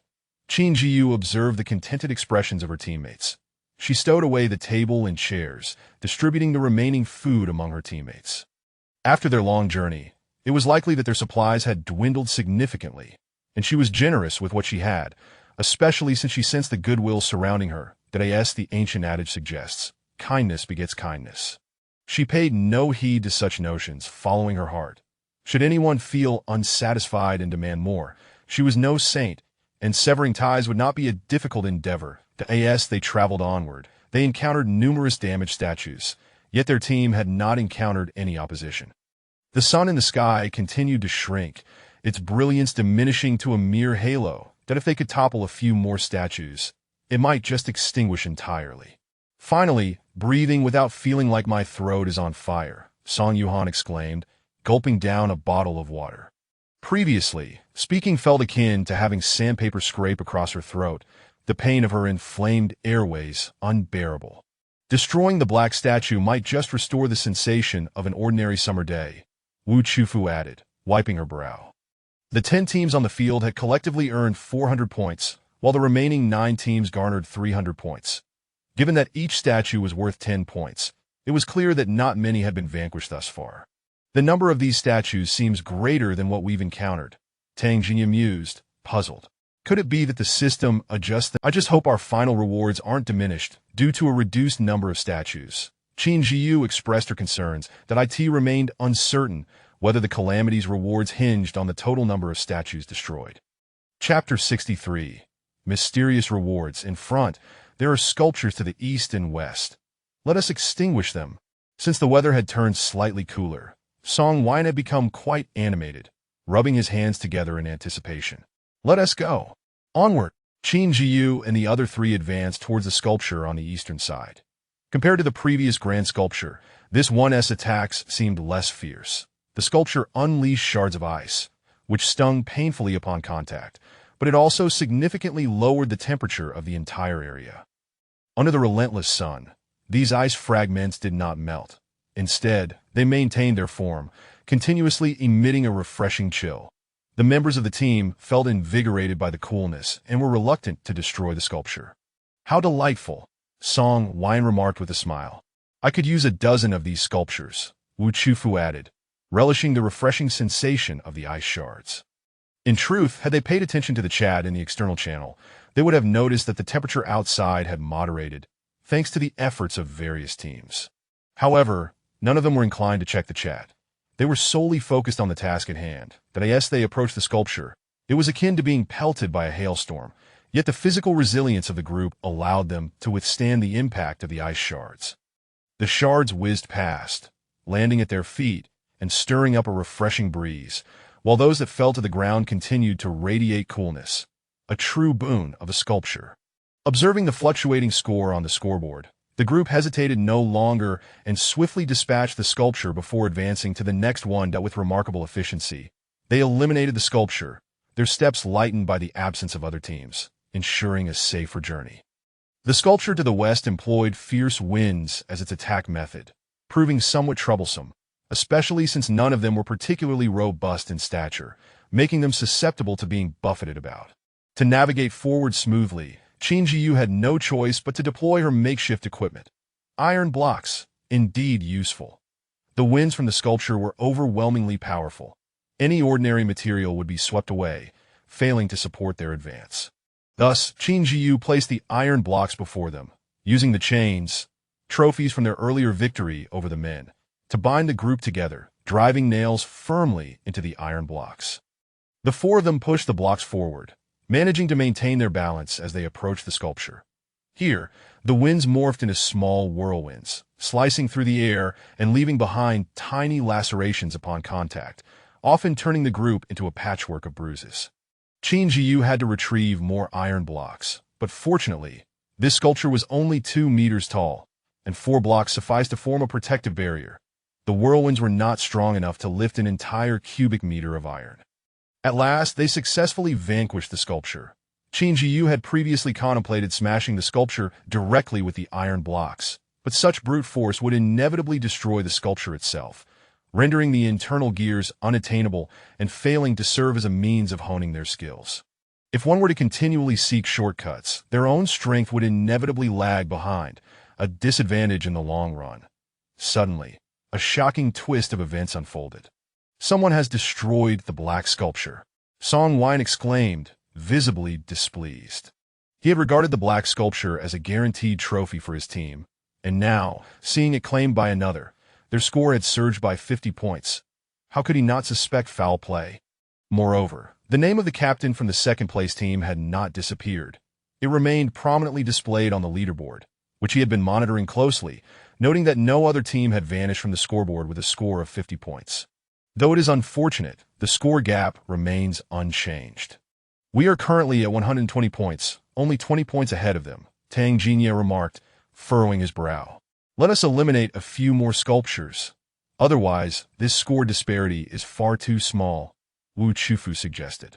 Previously complacent, they now found themselves on the defensive. Should the second-place team acquire points from other sculptures, they might well surpass them at this juncture. A sense of urgency permeated the team. The previously relaxed atmosphere had dissipated. Qin Zhiyu remained silent. She had already determined that scouting here was futile, that if it were effective, she would have used it to locate the sculptures, achieving results with half the effort.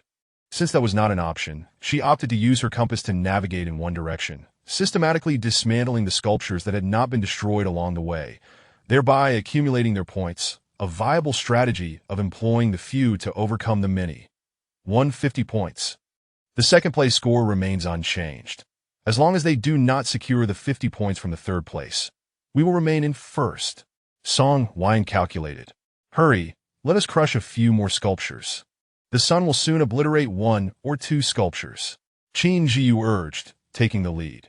After a period of time during which various teams had vanquished sculptures, the thin layer of sunlight gradually weakened in a predictable manner, leaving only a faint glow. Challenge concluded. First place score 170 points. Second place score 110 points. Third place score 70 points. The top 3 teams will receive the final rewards for this challenge. The first place Qin Zhiyu team will share a special reward. Rewards will automatically be distributed to each individual S shelter. Please check upon your return. Teleport countdown begins. 3-minute 58s. We are in first place. Wu Chufu exclaimed, his excitement palpable. We're about to exit. Captain, please add me as a friend. Song Wine earnestly requested of Qin Zhiyu. He had already befriended the other 2 and had exchanged messages with them a few times. But he was not familiar with the captain, that he deeply admired her. Her temperament was amiable, her demeanor generous, and she was both beautiful and capable. He hoped for another chance to fight alongside her in the future. Very well, Qin Zhiyu replied, not hesitating to reciprocate. She added the other 3 as friends, using her real name for the connection. Each member of the team possessed distinct personality traits, yet they complemented one another beautifully, successfully completing the challenge together. After becoming friends, they could exchange information and resources, as having shared the experience of the instance made them far more reliable than strangers. Goodbye, Captain. Farewell, everyone. See you. Until next time, goodbye. Qin Zhiyu watched as their figures gradually faded away, smiling as she bid them farewell. The IT had been quite some time since leaving the shelter, initially in search of gold, only to discover it had long since vanished. After navigating the ruins and encountering Bai Qinyu, they had vanquished the vile insects, the osmanthus tree, the blood pool, and Qin Lan giving birth. But just when she thought it was over, they faced the system's upgrade and the premature onset of high temperatures, meeting new teammates and fighting alongside them. The experiences of these past few days were truly exhilarating, far surpassing the mundane years of reality. In the blink of an eye, the desolate landscape of searing heat transformed into a decaying woodland, with trees wilting and grass turning brown. Qin Zhiyu glanced at the system's clock. Day 2 of the catastrophe. This meant they had fought in this barren land for nearly 3 full days. While the outside was still sweltering, the temperature there was not unbearable, resembling the final temperatures of the wasteland. This must be the forest near her shelter. With the aid of her compass, she could reach it within half an hour on her bicycle. As she pedaled along the road, she hoped she would not encounter any more ruins. It was not that she feared them or wished to avoid them. Rather, the recent frequency of entering ruins had made her long for her home in the Dawn shelter. Surely, it must be upgraded by now, needing adjustments and updates. She had not seen 007 in a while, and she wondered if Qin Lan and the little cubs had returned, yet she could not simply add them as friends to inquire. The longing in Qin Zhiyu's heart to return to the shelter was unprecedented, an overwhelming urgency. As she pedaled faster, driven by her desire to return, the leaves from the trees fluttered down, the bark appeared withered, and the wild grass lay in tatters, a testament to the devastation wrought by the heat. It felt as if autumn had arrived, yet far more arduous than any autumn she had previously known. Not to mention, this was merely the second day of high temperatures. This heat wave was expected to last at least 7 days, with 5 more to endure, promising even greater intensity. The shelter now boasted cold storage and ice-making machines, along with sun-shielding layers, ensuring they could withstand the first 4 to 5 days of heat without issue. The last 2 days, however, were uncertain. She would need more cooling and temperature-regulating equipment. She wondered how her fish, saplings, and vegetables had fared during her absence. She would soon find out. In her mind, she silently counted her gains from this venture. The first ruin had yielded a gift pack she had yet to open. Alongside Brother Pig, they had acquired 5 silver chests, 3 red iron chests, and there was also a treasure chest from the recent high-temperature training in the shelter. The transformation brought by the crystals had not yet been fully examined, nor had she assessed the pile of gears she had collected. Indeed, she was returning laden with treasures, and at last, Qin Zhiyu arrived at the shelter. Upon entering, 007 emerged from the kitchen, and Qin Lan joyfully bounded out with her 2 little cubs to greet her. 007, Qin Lan, I'm back. Qin Zhiyu announced cheerfully as she opened the door. 007, Master, you have finally returned. You must have endured much hardship. Meow, Master, I missed you. Qin Lan leaped gently into Qin Zhiyu's embrace, while Qin Mo and Qin Yu affectionately rubbed against her legs. 007. Master, I have adjusted the water temperature for you. Please freshen up, and dinner will be ready upon your return. All right, my dear butler, Qin Zhiyu replied, feeling a wave of relaxation wash over her. There truly was no place like home, where everything was at her disposal. The sensation of complete relaxation was simply exquisite. After indulging in a warm bath and enjoying a meal, Qin Zhiyu eagerly approached the door, where the gift pack awaited her. This pack bore no indication of its tier or quality. In the first round, Qin Zhiyu had not heard of this instance before, leaving her puzzled as to why it differed from the previous ones. Director, I have acquired many treasures this time. However, 007, I was unable to locate any gold, but I did bring back some exquisite gears. I hope they may be of use to you. Qin Zhiyu said apologetically as she regarded 007. As a sentient robot, metal was undoubtedly of great significance to it. Missing the opportunity to bring back gold was a misjudgment on her part, and she felt a twinge of guilt. 007. Master, there is no need for apologies. Qin Lan has informed me, and I am grateful that you keep my needs in mind. You have already done enough for me. Qin Zhiyu remained silent, Yet she would continue to inquire about precious and rare metals. Master, master, quickly open the gift pack and the treasure chests. We are eagerly anticipating this reward, Qin exclaimed, bouncing around the gift pack.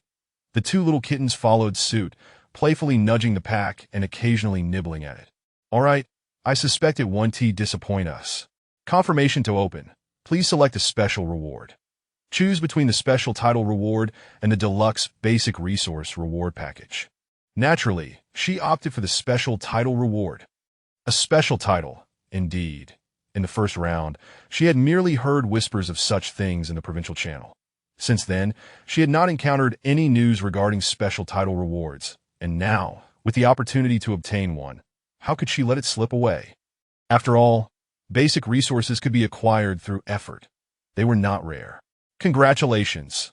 You have obtained the High-Temperature Sanctuary Shelter Title 1. That this title has uniqueness in the provincial channel, cannot be duplicated, and is non-transferable. High-Temperature Sanctuary Title. An upgraded version of the High-Temperature Protection Title. When equipped, it ensures that the overall temperature of the shelter does not exceed 38, with no durability limit, and is permanently effective. My heavens, this title is incredibly useful, Qin Zhiyu exclaimed. Originally, her dawn shelter maintained a temperature of around 35 degrees during the first 2 days of high heat due to its protective coating, and with some ice blocks to lower the temperature, it was already quite comfortable. Now, with this title, it meant that regardless of how high the temperature soared during this calamity, she would have no worries. For her shelter, the maximum temperature would only reach 38. Is 38 degrees hot? The highest temperature in the capital could exceed 40 degrees in perceived heat. Under the Catastrophic, with enhanced physical capabilities, what was 38 degrees? Moreover, Qin Zhiyu had other means to further reduce the temperature. Perhaps the outdoor temperature might reach 38, but the indoor temperature would hardly approach that level. Qin Zhiyu eagerly activated the title, and immediately, a new line of title bonuses appeared beside the shelter's attributes. There was more. You have received a high-level basic resource package 1. This package contains 150 wood, 150 stone, 150 clay, 150 iron, and 150 copper, which can be retrieved in batches and must be claimed within 3 days, or it will be forfeited. This basic resource package was indeed a substantial boon. She was nearly equipped with all the materials needed to upgrade her shelter. If only she had received a storage device as a bonus. What a pity. Qin Zhiyu smiled broadly, her joy evident. She did not delay and promptly distributed the resources to the front yard, the warehouse, and the cave behind the shelter. You have received a silver-quality air conditioning blueprint 1 note. This air conditioning unit will cease to function above 40. Its energy consumption is equivalent to that of the shelter's energy crystals. You have received a silver-quality ice machine blueprint 1. In the end, while the latter was not particularly useful, the title, the resources, and the air conditioning unit were more than sufficient. It was not a loss at all. The arrow blades and gears obtained from this space were handed over to 007 for further research into their potential uses. Overall, this spatial training had proven profitable, and her shelter remained the premier location in the provincial channel. Judging by the silver-quality items from the gift pack, the level of this package was indeed silver, yet it rivaled and even surpassed the resources from the golden chest she had previously opened. With one more ruined gift pack, Qin Zhiyu's eyes sparkled with excitement. Thank you, MM222, for the monthly ticket. Chapter 64. Ascending to the pinnacle, this relic is certainly not an ordinary one. The reward should be equally impressive. Confirmed to open. You have acquired a blueprint for a silver-quality water purifier. A water purifier, indeed, should prove quite useful in the event of mudslides, though it remains uncertain whether such a disaster will occur. You have acquired a blueprint for a silver-quality long sword 1. Qin Zhiyu's 9 has fallen into a high-temperature space, and the subsequent destruction of the sculpture renders the sword useless. You have acquired a blueprint for a silver-quality medical kit 1. At last, a blueprint for an advanced medical kit. The previous blueprints were of such low quality that I often had to use 2 or 3 just to make them somewhat effective. Now, such inconvenience shall be a thing of the past. You have acquired a water-breathing pearl 1 note. This special item will automatically bind to the recipient, Qin Zhiyu. It cannot be disassembled or transferred. It seems that after traversing the blood pool, I have undergone a remarkable transformation, rewarded with this water-breathing pearl. Will I be able to breathe underwater like a fish from now on? You have acquired a nest of silver quality bee larvae, can be cultivated and evolved. Honey. I can utilize bees for honey production in the future. You have acquired a blueprint for a silver quality defensive coat 1 note. Absorbs damage below 35, durability 100 excellent. With the protective clothing and defensive coat, I shall no longer need to worry about my safety when venturing outside. These blueprints are truly diverse. Qin Zhiyu mused after unwrapping all the rewards, momentarily dazzled by the impending wealth. He fetched a mirror to check if he had developed gills, relieved to find nothing unusual. His face remained the same, albeit with a few minor scars yet to heal. This pearl likely serves as a substitute for the fish's respiratory system, enabling underwater breathing. The disaster system is remarkable, Qin Zhiyu thought, while he mentally lauded it 1,000,000 times over. Continuing to open the chests, he finished the remaining treasures in one go. You have acquired silver quality goggles 1. They feel quite nice when worn, with 2 thin layers covering the eyelids. They are imperceptible to touch and vision, truly a marvel of technology, though it does not specify what they protect against. You have acquired a pair of silver quality piglets. Piglets, huh? Will the shelter be transformed into a farm? With fish and piglets now, along with vegetables being grown, could a full-fledged farm be on the horizon? You have acquired 50 kilograms of silver quality kitten food. The appearance of cat food must be related to Qin Land's little ones. You have acquired a silver quality dryer 1. Currently, it seems of little use. However, during rainy days, it could dry clothes and perhaps even some food items for making dried vegetables. You have acquired a silver quality coffee machine 1. A coffee machine, elevating the quality of life once more. You have acquired a silver quality ice maker 1. The ice produced is pure and untainted, crystal clear, suitable for viewing and consumption. Friendly reminder, it can also be used to make ice cream. You have acquired a complete set of silver quality sofas, exquisitely crafted, soft and comfortable, adorned with hand-embroidered forest scenery, allowing one to feel the embrace of nature at any time. Function, dustproof, 007. We're in for a fortune, Qin Zhiyu exclaimed, opening the remaining boxes, all filled with practical machines. While some were already available in the shelter, they could still be sold for better equipment obtained this time. 007 replied. Master Zhiyu has experienced much this time. Indeed, it was worth it, Qin Zhiyu thought, his satisfaction growing as he gazed at the machines, blueprints, and supplies. Meow, there's cat food. Qin Lan's eyes sparkled, her tail held high in delight.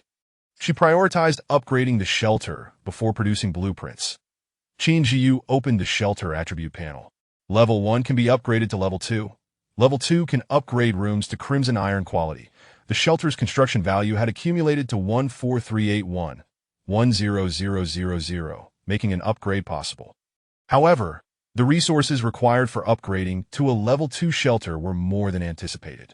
Stone 280, wood 280, clay 280, iron 280, copper 200, sulfur 80. It was unclear what these assorted basic materials were needed for any upgrade.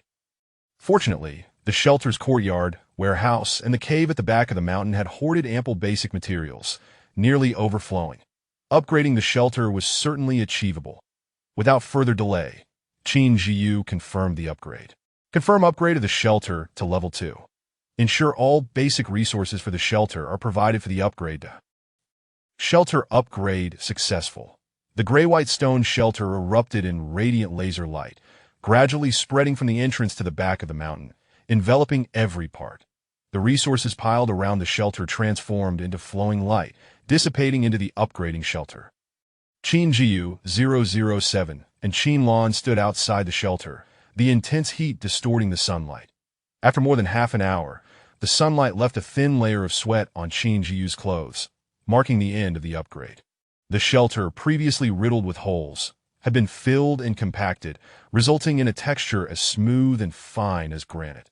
From the outside, the shelter now appeared streamlined, its material glistening under the sun, with a deeper, more subdued gray-brown color, affording greater concealment compared to the prior gray-white.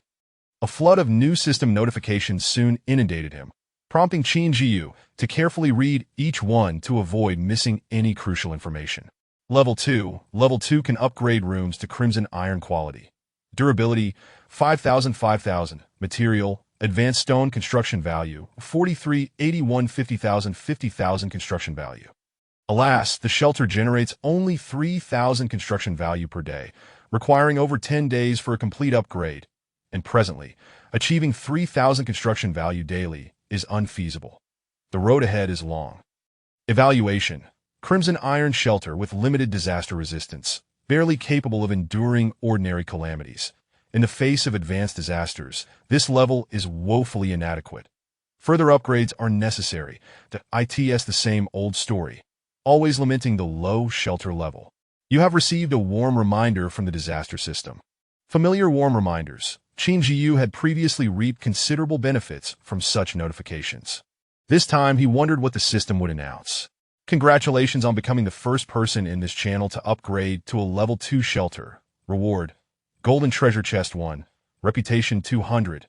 Congratulations on becoming the first person in the provincial channel to upgrade to a level 2 shelter. Reward: Golden Treasure Chest 1. Reputation 200. Congratulations on becoming the first person in the national channel to upgrade to a level 2 shelter. Reward: Golden Treasure Chest 1. Reputation 1000. Special Reward: National Reverence Title. Congratulations on becoming the third person in the world channel to upgrade to a level 2 shelter. Reward: Golden Treasure Chest 3. Reputation 2000. Note: Reputation value panel locked. Unlocking condition secured. Ha ha ha. 4 reward notifications. National broadcast. Congratulations to the Dawn Shelter for becoming the first level 2 shelter in the nation, and simultaneously the third level 2 shelter in the world. There's even a national broadcast? And it broadcast 3 times in succession. Astonishing. Upgrading to level 1 didn't afford the shelter such treatment. So, only leveling up to level 2 caught the disaster system's attention. At that moment, although the national channels were not interconnected, every open channel across the nation broadcasted this message 3 times, igniting a heated discussion within the channels, which erupted into chaos. Dawn Boss 666, take me in. Can warm the bed. Can XX. World third. I want to allow it. Keep going, boss. The next world number 1 must be you charge. Don't stop your steps, defeat them. Just emerged from the spatial trial and upgraded to a level 2 shelter. Worth contemplating. Perhaps that gentleman has met the Dawn Boss before. Recall, online teammates, are you the ones donning disguises with the Dawn Boss beneath? Please carry me. Fool! How could your teammates be anything like you? The Dawn Boss must be the first in the provincial spatial trial. Though I am quite displeased with your insult, I must admit you are not wrong. Pfft, you're rather adorable. What if they've never even entered? Then I can only say once more, the boss is indeed the boss. Even without such resources, their prowess remains undisputed. I'm so curious about what the Dawn Shelter looks like. Is it cool? And does it have modern accommodation facilities? Heavens, I've seen shelters in the top 100 that are already well established. What on earth could the first in the nation and third in the world look like? My curiosity is overwhelming. The disaster system should develop a live broadcast. Boss, give us a live stream so we can broaden our horizons. Cut it out. Only a fool would reveal the shelter's internal structure. Dream on. Speaking of which, the world third is quite glaring. No, next time it must be world first. Defeat them. Our country is the strongest. No exceptions. Challenge us if you dare. The one above is quite excited. The words ascending to the pinnacle shone brightly. This is glory, a most direct recognition of Qin Zhiyu's hard work over the past half-month. The bustling chat channel rekindled a long-lost warmth from the online community. Looking at the provincial rankings, only the Dawn Shelter is at level 2, while all others remain at level 1. The one far ahead is none other than himself. How could he not feel proud? Qin Zhiyu couldn't help but ponder a question. Since a level 2 upgrade garnered national broadcasts, wouldn't a level 3 upgrade have the potential for global broadcasts? At that time, wouldn't it be enough for the national channels to connect, even if the global channels do not? Eagerly waiting. Before pursuing the grand goal of upgrading the shelter, he must first overcome the challenge of expansion. Expansion requires not only blueprints, including those for basic shelter expansion, but also for various functional areas. Furthermore, a significant amount of resources is needed. Otherwise, having the blueprints would be futile. If he were to abandon expanding the shelter, Qin Zhiyu could more quickly gather the resources needed for a level 3 shelter. However, without expanding the shelter to enhance its functional areas and increase productivity, the shelter would yield only a meager daily construction value, far from what would be achieved post-expansion. Thus, the choice is clear.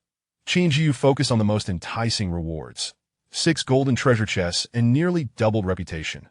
Truly, the rich get richer. Indeed, the higher the rank, the more bountiful the treasure chests. Previously, the top 10 in the world only yielded 1 golden treasure chest, yet now there are 3. These are not the common crimson or bronze treasures. They are golden treasure chests.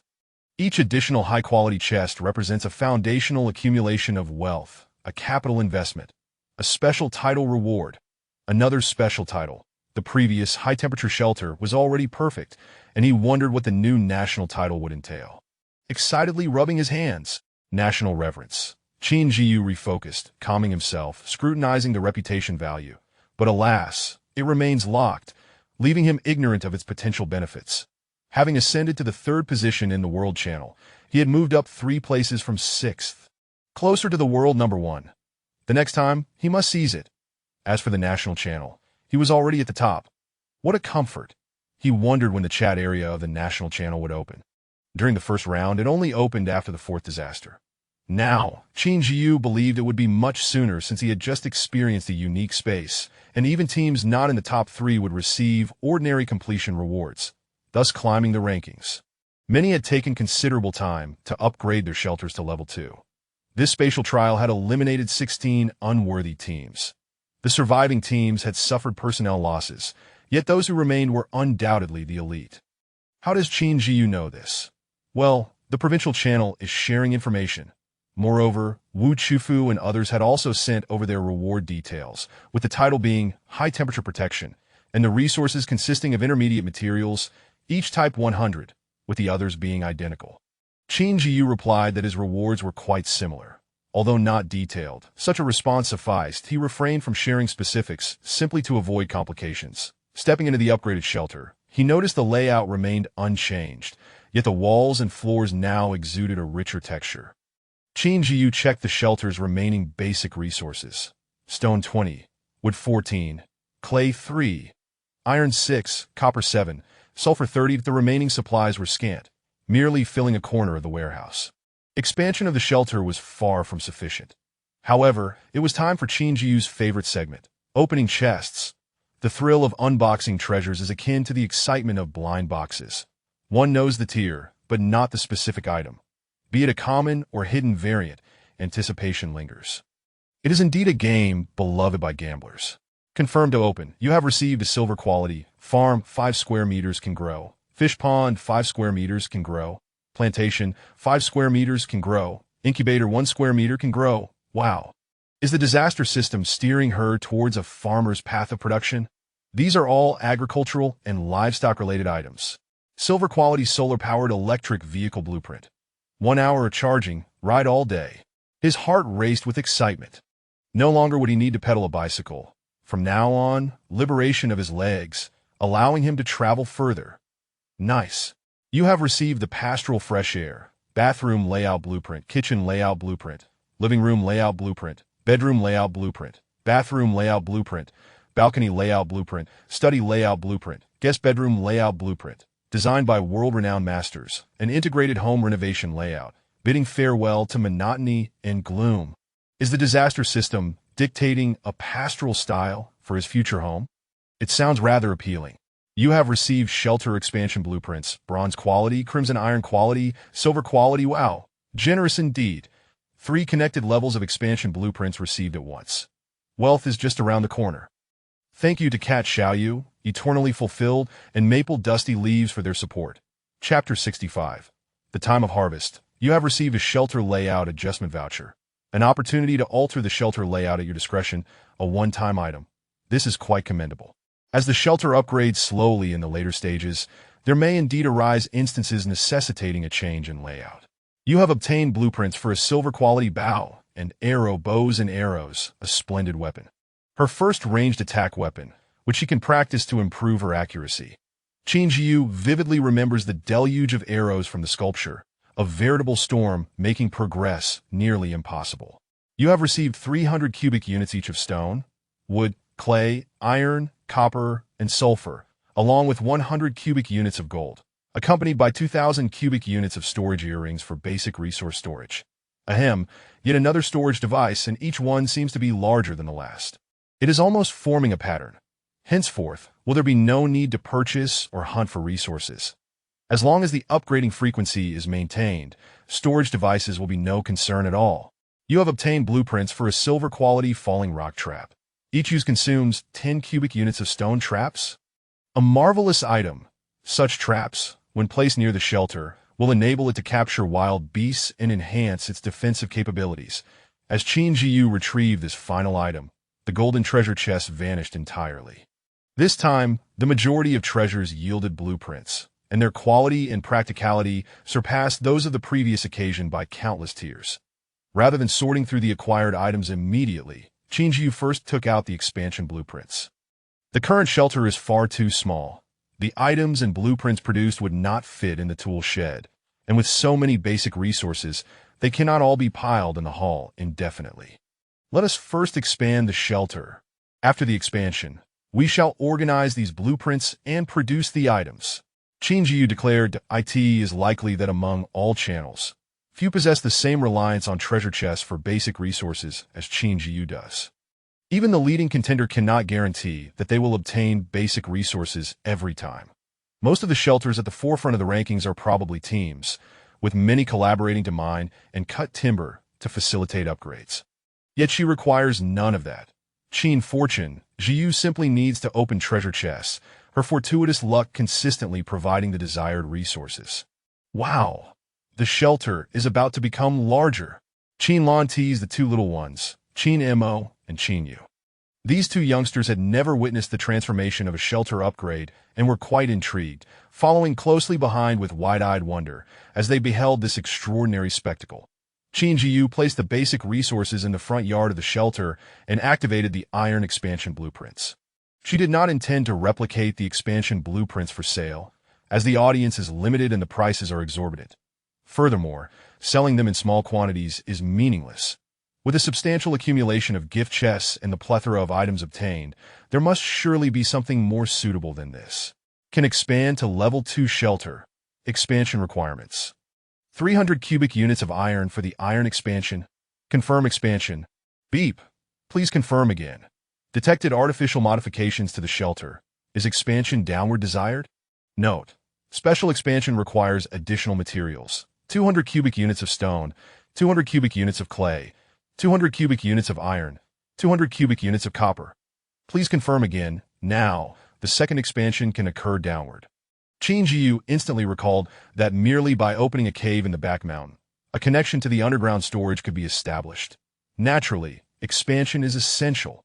To refrain from expanding would be utterly bizarre. There is no issue with confirming twice, thrice, or even 4 times. Confirm that this time, the shelter's expansion created a tremendous commotion. The ground beneath Qin Zhiyu and her companions trembled, as if an earthquake were tearing the earth apart with a thunderous roar. The quaking frightened the 2 kittens who clung tightly to Qin Zhiyu, while Qin Lan leapt on his 007's head. She gently stroked the kittens, soothing their distressed emotions, her steady breathing gradually calming them. If the shelter is expanding downward, does that mean the cave they had excavated above will remain intact? With the entire shelter expanding by 300 cubic units, the area occupied above and below would reach that same measurement, implying that each level expands by at least 150 cubic units. However, since there was no underground shelter previously, the total area now reaches 500 cubic units, with the most rational distribution being 250 cubic units above and below. While that sounds significant, with so many functional areas, one must ponder whether this space will suffice once upgrades are initiated. The multitude of functional areas caused Qin Zhiyu a headache. Half an hour passed, and the commotion continued unabated, reminiscent of a complete overhaul of the shelter. Another half-hour elapsed before the shelter gradually quieted down, the ground ceasing its tremors. Let us go in and take a look. 007. Yes, Master Zhiyu, I am eager with anticipation. We shall be able to expand the various functional areas. The tool shed and warehouses are simply too cramped to accommodate the produced resources. Qin Zhiyu felt the weight of pressure. What to do if the pace of shelter expansion cannot keep up with the rate of resource acquisition? A delightful dilemma. Upon entering the shelter, accustomed to the previous 200 cubic units, the newly expanded 250 cubic units appeared remarkably spacious. The 500 cubic units of the shelter were divided into 11 functional areas. A kitchen, a bathroom, a living room, 2 bedrooms, 2 warehouses, 2 balconies, a tool room, a cold storage room, and a medical room. The medical room and 1 balcony were specifically highlighted for this expansion. The medical room is of utmost importance as it pertains to life, thus requiring priority in the production of medical supplies. 1 balcony is designated for drying clothes. Although a dryer is available, it is still believed that sun drying is healthier. The dryer will be reserved for use when sunlight is scarce. The other balcony accommodates various farming endeavors, with a tree, cultivated vegetables, and a fish pond occupying the entirety of that space. Reflecting on this, Qin Zhiyu considered how the diverse farming facilities she had just opened would soon take up a considerable amount of her territory. The quality of these functional areas varies, mostly retaining the bronze quality from the previous shelter. However, 007 has informed Qin Zhiyu that it has successfully collected all blueprints for the iron quality functional areas, and even some for silver quality. In modern times, such meticulous and thoughtful service from 007 would undoubtedly make it a prime candidate for promotion in any employer's eyes. The kitchen, bathroom, living room, bedroom, life warehouse, and a living balcony are all situated in the southern corner of the ground floor, adjacent to the mountain body. This area includes a staircase leading to the underground level, and it is both tranquil and well lit by the balcony. The transparent glass is one-sided, allowing views from inside the shelter to the outside, while preventing visibility from the outside. In addition, the only remaining area on the ground floor is the medical room. The medical room's production of medical packs generates minimal noise, and with soundproof walls in place, nothing can be heard from within. However, faint sounds from other areas can still be perceived. The tool room, cold storage, and resource warehouses, those functional areas that require processing and produce noise, are all uniformly located on the underground level, with ample space reserved for future expansions. The entire shelter has been evenly expanded to 500 cubic units, and the rooms are slightly more spacious. For instance, the corridors are wider, previously allowing only a narrow cart of 1.5 meters to pass through, now accommodating 2 meters with ease. All rooms in the iron quality shelter can be upgraded to bronze quality, with the necessary materials and blueprints already prepared. While upgrades were previously possible, aside from the tool shed, which is of great practicality, the bedrooms, kitchen, and bathrooms inevitably took up the already limited space. Qin Zhiyu felt it unnecessary to upgrade, maintaining their original sizes. However, with the increased space, upgrades are now feasible. After organizing the locations of the various functional areas, Qin Zhiyu proceeded to upgrade them until the entire shelter comprised iron quality rooms. Iron quality rooms can utilize silver quality blueprints, yielding higher grade resources. Although the success rate is not guaranteed at 100 at first, the upgrade of the medical room on the ground floor commenced. Upon upgrading, Qin Zhiyu placed the silver quality medical pack blueprints above the central control console of the medical room, allowing the central console to uniformly allocate raw materials for the production of medical packs. It resembles an assembly line in a workshop, with all raw materials categorized and placed on different lines, undergoing various processes such as crushing, distillation, proportional blending, and drying, among others. Subsequently, the machinery transports the prepared ingredients to the central console, where they are packaged into palm-sized medical packs and systematically arranged. The production times for medical packs of different qualities vary significantly. Silver packs take 3 hours, iron packs 2.5 hours, bronze packs 2 hours, while ordinary packs require only 1 hour, each possessing distinct efficacy. The kitchen is adorned with a pastoral style. After Qin Zhiyu upgraded it, she implemented a master-level kitchen layout. The kitchen is now draped in refreshing greens, adorned with delicate floral patterns, and equipped with a dishwasher, sterilizer, microwave, oven, water purifier, coffee machine, ice maker, culinary tools, and an array of cleaning instruments, embodying modern living conveniences. The bathroom features a separated wet and dry design, with a shower inside and a sink and toilet outside. At the entrance of the shelter, there is a bathroom adjacent to the bedroom and another on the underground level. but only the one next to the bedroom connects to a bathing area. The bathing area possesses the special title of high-temperature sanctuary, ensuring that during warmer weather, the water remains at a safe temperature, thus preventing any scalding. The pastoral-style bathroom and bathing area boast green tiles on the ceiling, green walls, and a decorative tile pattern of 4 small leaves forming a star, complemented by a white showerhead and a transparent wet-dry separation door.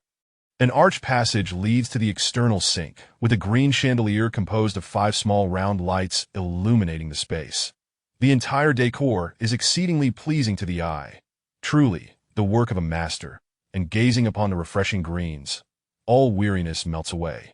Having upgraded the 1.2-meter mattress in her bedroom to a 1.5-meter model, not only is it soft and comfortable, but its additional feature now enhances physical stamina by 2 points per hour instead of 1. The pillow has been replaced with a latex variant. The walls are adorned with gently textured wallpaper, featuring delicate green patterns, and the windows offer a view of the cave outside the shelter. Though the landscape appears barren and lacks aesthetic appeal, the natural light streaming in his splendid .2 curtains grace the windows, one blackout and the other sheer, both transitioning from light to deep green. The flooring consists of wavy, cream-colored tiles, complemented by 2 European-style green carpets, one large and one small, positioned beside the bed and at the entrance, respectively. The single armchair is low and exceptionally soft, inviting one to nestle into it for a cozy respite. A floor lamp casts a warm yellow glow, while a petite bedside table, a 2-meter-wide wardrobe, and shelving units are all adorned in various shades of tender green, occasionally accented with hints of yellow and white. It is undeniably youthful. Qin Zhiyu muses that residing in such a room, while visually pleasing, feels a tad too girlish. The balcony's window is crafted from exceptionally sturdy glass, a marked improvement from the previously fragile appearance of ordinary glass. Sunlight filters through, casting a warm embrace upon the bed. On serendipitous mornings, she envisions planting a flowering tree outside the window to enhance the otherwise monotonous view. The transformation of the living room extends beyond mere stylistic changes. With the addition of 2 kittens, Qin Zhiyu has also arranged several cat trees, beds, and scratching posts within the space. She has procured a projector and a 2-meter-wide LCD television through the trading channel, ensuring that the kittens, particularly 007, can enjoy some entertainment while at the shelter, as the conditions now allow for a more comfortable existence. The arrangement of the sofa has harmonized the entire living area into a pastoral theme, creating a delightful coherence. Lastly, the first floor hosts a storage area for daily necessities, food, clothing, and various surplus furniture. The refrigerator is conveniently situated here, with larger items stored in the freezer, while everyday vegetables can be kept in the storage area, eliminating the need to venture to the basement, which is quite convenient. Next, Qin Zhiyu, accompanied by 3 cats and a robot, descends to the basement. This level primarily houses the tool room, a large storage area, a cold storage facility, and 2 bathrooms. The upgraded tool room is equipped with a furnace, cooling station, weapon crafting table, workshop assembly line, central control console, and various measuring instruments, including electric welders and drills, by merely installing the blueprints and categorizing the raw materials into the assembly line, production can commence. Previous production categories have been temporarily halted, and Qin Zhiyu plans a complete reorganization of the tool room as output. The tool room features 5 assembly lines. Based on the blueprints at hand, she intends to first produce 5 long swords for personal use, 10 air conditioning units, 1 for each room, 2 ice makers, and 2 water purifiers. After completing and installing these, she will then proceed to manufacture silver-quality, solar-powered electric vehicles, silver-quality defensive jackets, as well as red iron-quality curved swords, red iron-quality protective suits, and bicycles. The production of solar-powered electric vehicles is relatively slow, with only 1 being produced per day. She plans to keep 3 as spares, while also ensuring 10 bicycles are reserved for backup. The remaining items can be sold. For the solar-powered electric vehicles, she intends to employ a strategy of scarcity marketing, selling 1 every 2 days, thus allowing one of the assembly lines to produce bicycles, which she does not intend to hoard but will sell freely. With the availability of higher-grade transportation options, there is no longer a necessity to conceal the bicycles. The silver-quality defensive jackets can only be produced at a rate of 1 per day, and like the bicycles and electric vehicles, they carry a certain risk of failure. Qin Zhiyu plans to retain 5 jackets for herself, while the remainder will be uniformly sold at the rate of 1 per day, which she finds acceptable. As for the blueprints for the curved sword and protective suit, their quality is relatively modest. Thank you for the monthly ticket from the Traces. Chapter 66. The breeding farm. Each day, 5 items can be produced, and it matters little if they are sold. Once all is in order and the blueprints are properly installed, the tool shed can operate in an orderly fashion. Initially, the necessary supplies for her and the shelter must be fully produced, after which the focus can shift to the mass production of goods for sale. Outside the cold storage, a robust alloy door stands guard. Upon opening it, a chilling breeze envelopes the space, revealing Brother Pig, frozen in a pose reminiscent of an ice sculpture, lying in the corner. In truth, much of the cold storage remains empty, with the temperature peaking at a stifling warmth on the second floor, allowing the door to remain ajar, letting the cool air permeate the interior. The warehouse is neatly arranged with remaining basic supplies, systematically placed in various corners. All unused basic materials from the storage ring have been relocated to the warehouse. Gold remains in the storage ring, destined to be entrusted to 007 for future use. On the balcony of the basement level, the previously housed flora and fauna are displayed, enjoying good ventilation but lacking sunlight, which may hinder plant growth. This is something Qin Zhiyu must consider carefully regarding their arrangement. The 2 bathrooms on the lower level, adorned in a pastoral style, seem somewhat out of place compared to the cold tool shed, cold storage, and warehouse. The first floor is allocated 250 square meters, kitchen 20 SQM, bathroom 30 SQM, including a shower and sink, restroom 2 SQM, with only a sink and toilet, living room 30 SQM, bedroom 30 SQM, balcony 10 SQM, warehouse 50 SQM, and medical room 50 SQM. The basement level is allocated 250 SQM, balcony 10 SQM, tool room 80 SQM, cold storage 40 SQM, restrooms 2 SQM each, and warehouse 100 SQM. The remainder consists of corridors, passageways, and staircases. Suddenly, Qin Zhiyu notices a small door beside the staircase. "What is this place? 007? She inquires curiously as she opens the door. 007 responds. This direction seems to lead to the back mountain. To her surprise, it reveals the cave they had previously excavated. The once uneven and pockmarked tunnel has been completely covered by rock layers, now polished and smooth. The floor forms a series of continuous steps leading directly into the cave. Following the steps inward, she finds the cavern they had unearthed, supported by several large columns to prevent a landslide. The ceiling has also been smoothed out, and the floor covered with flat stones, while the cave walls feature rounded openings for ventilation, with pipes connecting to the outside to facilitate air circulation. How fortunate I am to have amassed so many basic materials. Her shelter is now extraordinarily spacious. Qin Zhiyu exclaims. Meow. Qin Lan responds with exuberance that is no longer lacking in warehouse space. This expansive platform could easily accommodate 100 SQM of materials, not to mention the ceiling height of 3 meters.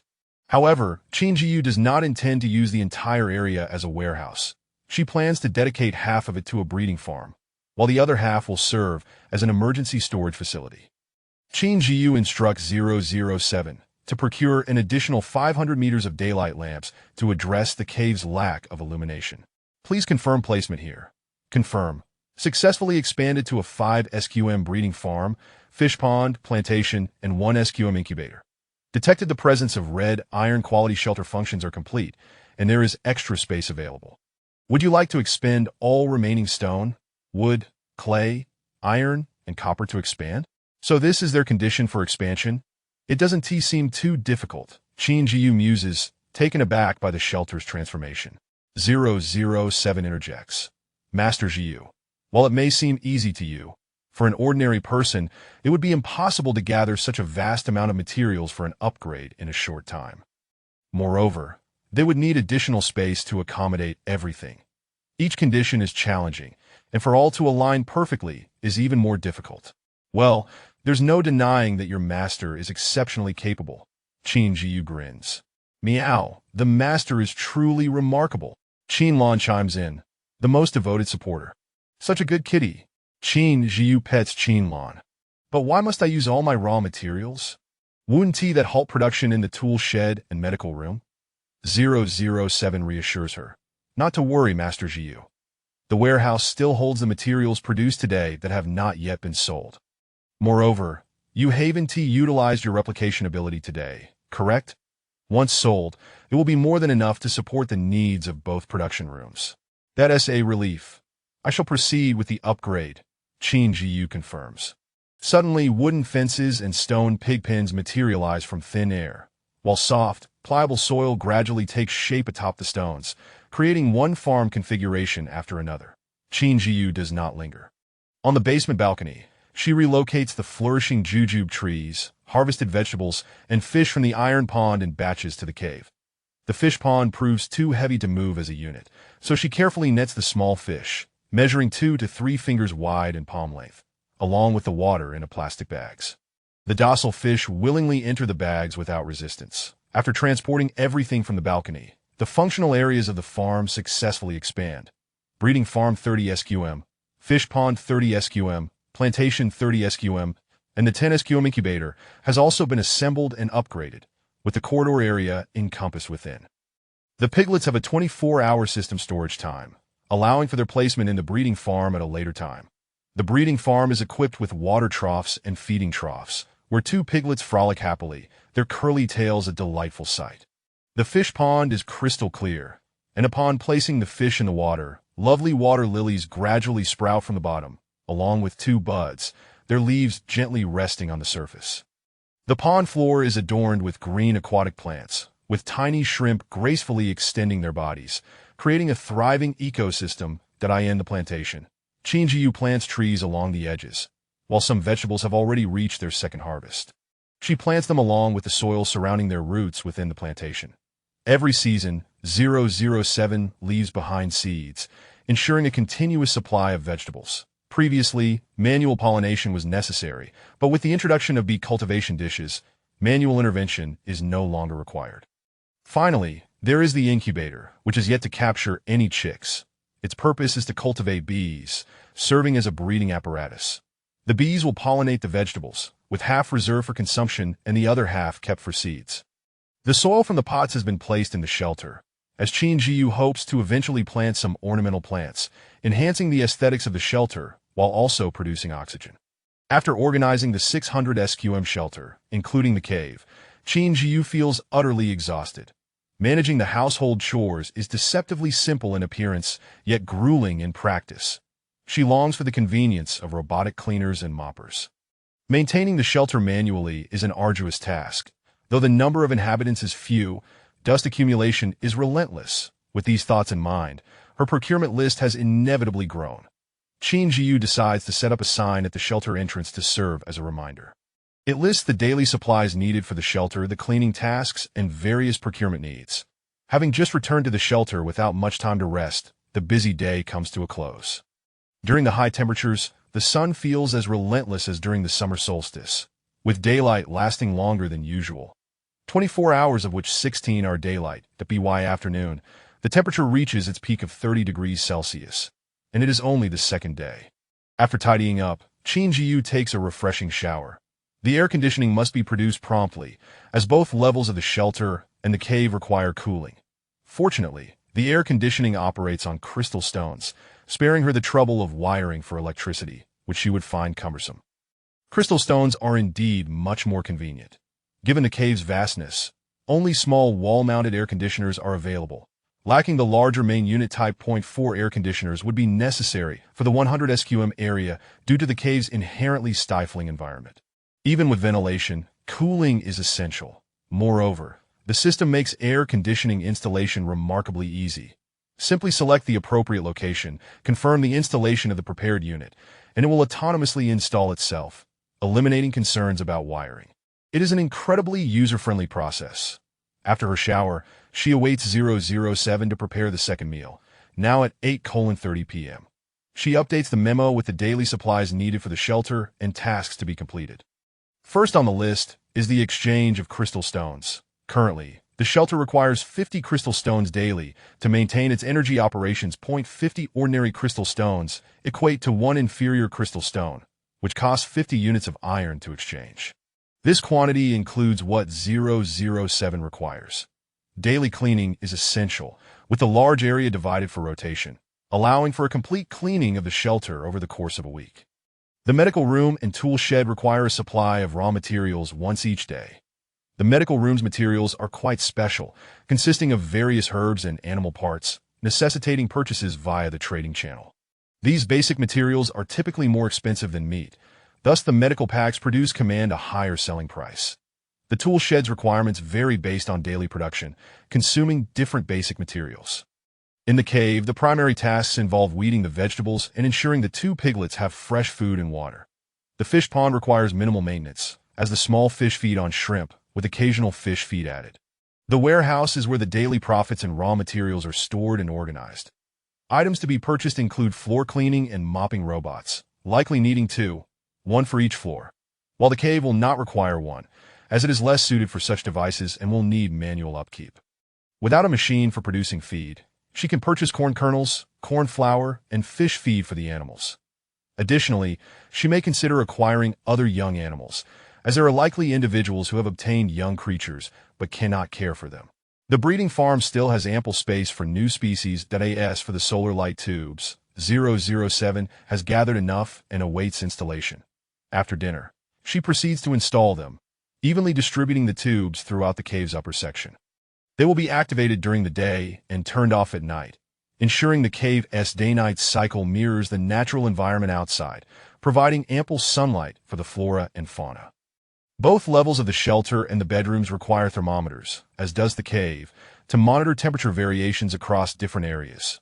Furthermore, Qin Zhiyu does not wish to venture outside again for the time being. Although it is now evening, the outside temperature remains a sweltering 30 degrees, foreshadowing even more oppressive heat in the coming days. Venturing out may lead to sunburns, and soon there might not be a trace of green life on the ground. Qin Zhiyu prepares to leave the cave for the living area, seeking comfort and a pleasant atmosphere, where 007 is already present with Qin Mo and Qin Yu. However, at this moment, Qin Yu is adamant about not leaving the cave, leaving Qin Zhiyu perplexed. Qin Lan, why doesn't Qin Yu want to leave the cave? Qin Zhiyu inquires, unable to communicate directly with Qin Yu, relying instead on Qin Lan as an intermediary. Qin Yu wishes to remain here.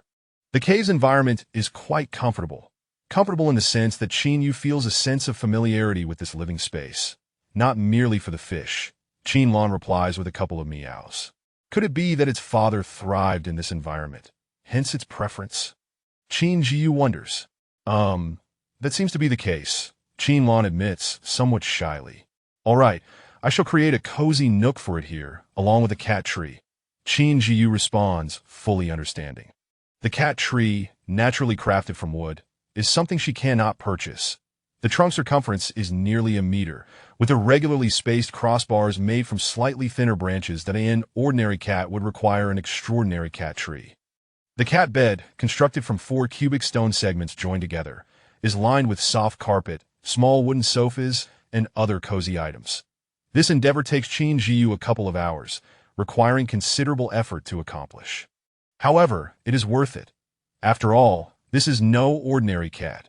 It has only been a few days since its birth, yet it exhibits a remarkable sense of autonomy, already the size of a half-year-old cat, showing rapid growth. Qin Zhiyu holds high hopes for the lineage of Qin Yu's father. As for Qin Yu's meals, there is no cause for concern. 007 will ensure it is well fed, and it will naturally return to the shelter for sustenance. Thus, it is only Qin Zhiyu who returns, accompanied by Qin Lan and Qin Mo. I need to rest for a while. Please wake me at 11:30. Qin Zhiyu instructs Qin Lan and 007. The continuous hustle has left her both physically and mentally weary, and her old injuries require time to heal. Her newly upgraded big bed beckons, promising a comfortable experience that she intends to enjoy fully. 007 leads Qin Zhiyu with the gears and gold she provided into the tool shed. These gears, composed of special metals and embedded with technology, will significantly aid in 007's upgrade. Even the gears from the white sculpture can be directly installed onto 007's body. With the plethora of gears and the addition of gold, a comprehensive upgrade of its system may well be on the horizon. Currently, its body remains a factory-installed device, entirely natural, thus limiting its functions and rendering its quality rather ordinary, unable to withstand the elements. Any gears deemed unnecessary will be recorded for their assembly processes and designs, with the remainder melted down into metal. Thank you, Cat Zhiyu. Chapter 67. Transformation. The molten metal shimmered with a radiant glow as 007 maintained its liquid state at high temperatures, while simultaneously melting gold into a liquid form. Pure gold, renowned for its softness and corrosion resistance, contrasted sharply with the lightweight, unidentified metal. 007 retrieved 2 molds from its storage device and poured the molten gold into them, allowing it to solidify into the desired shapes. Once the gold cooled, it poured the unknown metal into the gold molds, forming a palm-sized component. With the component in hand, 007 opened its heart region and swallowed the piece whole. A portion of the remaining liquid gold was left in a container, and seizing the opportunity, 007 executed a breathtaking maneuver. It leaped directly into the molten gold. The intense heat melted away the ordinary metal from 007's surface. Yet fortunately, disaster was averted as the liquid gold flowed into its body through the gaps created by the melting. After approximately 10 minutes, 007 emerged from the golden liquid, transformed anew. Satisfied with its current form, which closely resembled that of a human, it noted the presence of limbs, though the facial details required refinement. As it gazed into the mirror, 007 contemplated the various features. A straight nose, elegantly slanted eyebrows, full yet not overly thick lips, and a sharp, yet not delicate, oval face. Where to begin? Perhaps with the fingers, toes, and muscle contours. 007 worked with swift precision. Within a quarter of an hour, a cascade of golden dust surrounded it, leaving its body nearly flawless, save for the head. These tasks felt effortless to 007, as long as calculations regarding angles and force were accurate. Following the blueprint was not a daunting task. However, the most crucial step loomed ahead as 007 stared at its bald reflection in the mirror. Eyebrows, ears, nose, philtrum, mouth, jaw, facial contours. Gradually, 007 began to take shape in the mirror, evolving into a human form. It adorned itself with a pale complexion, reflecting a captivating sheen under the light that moment.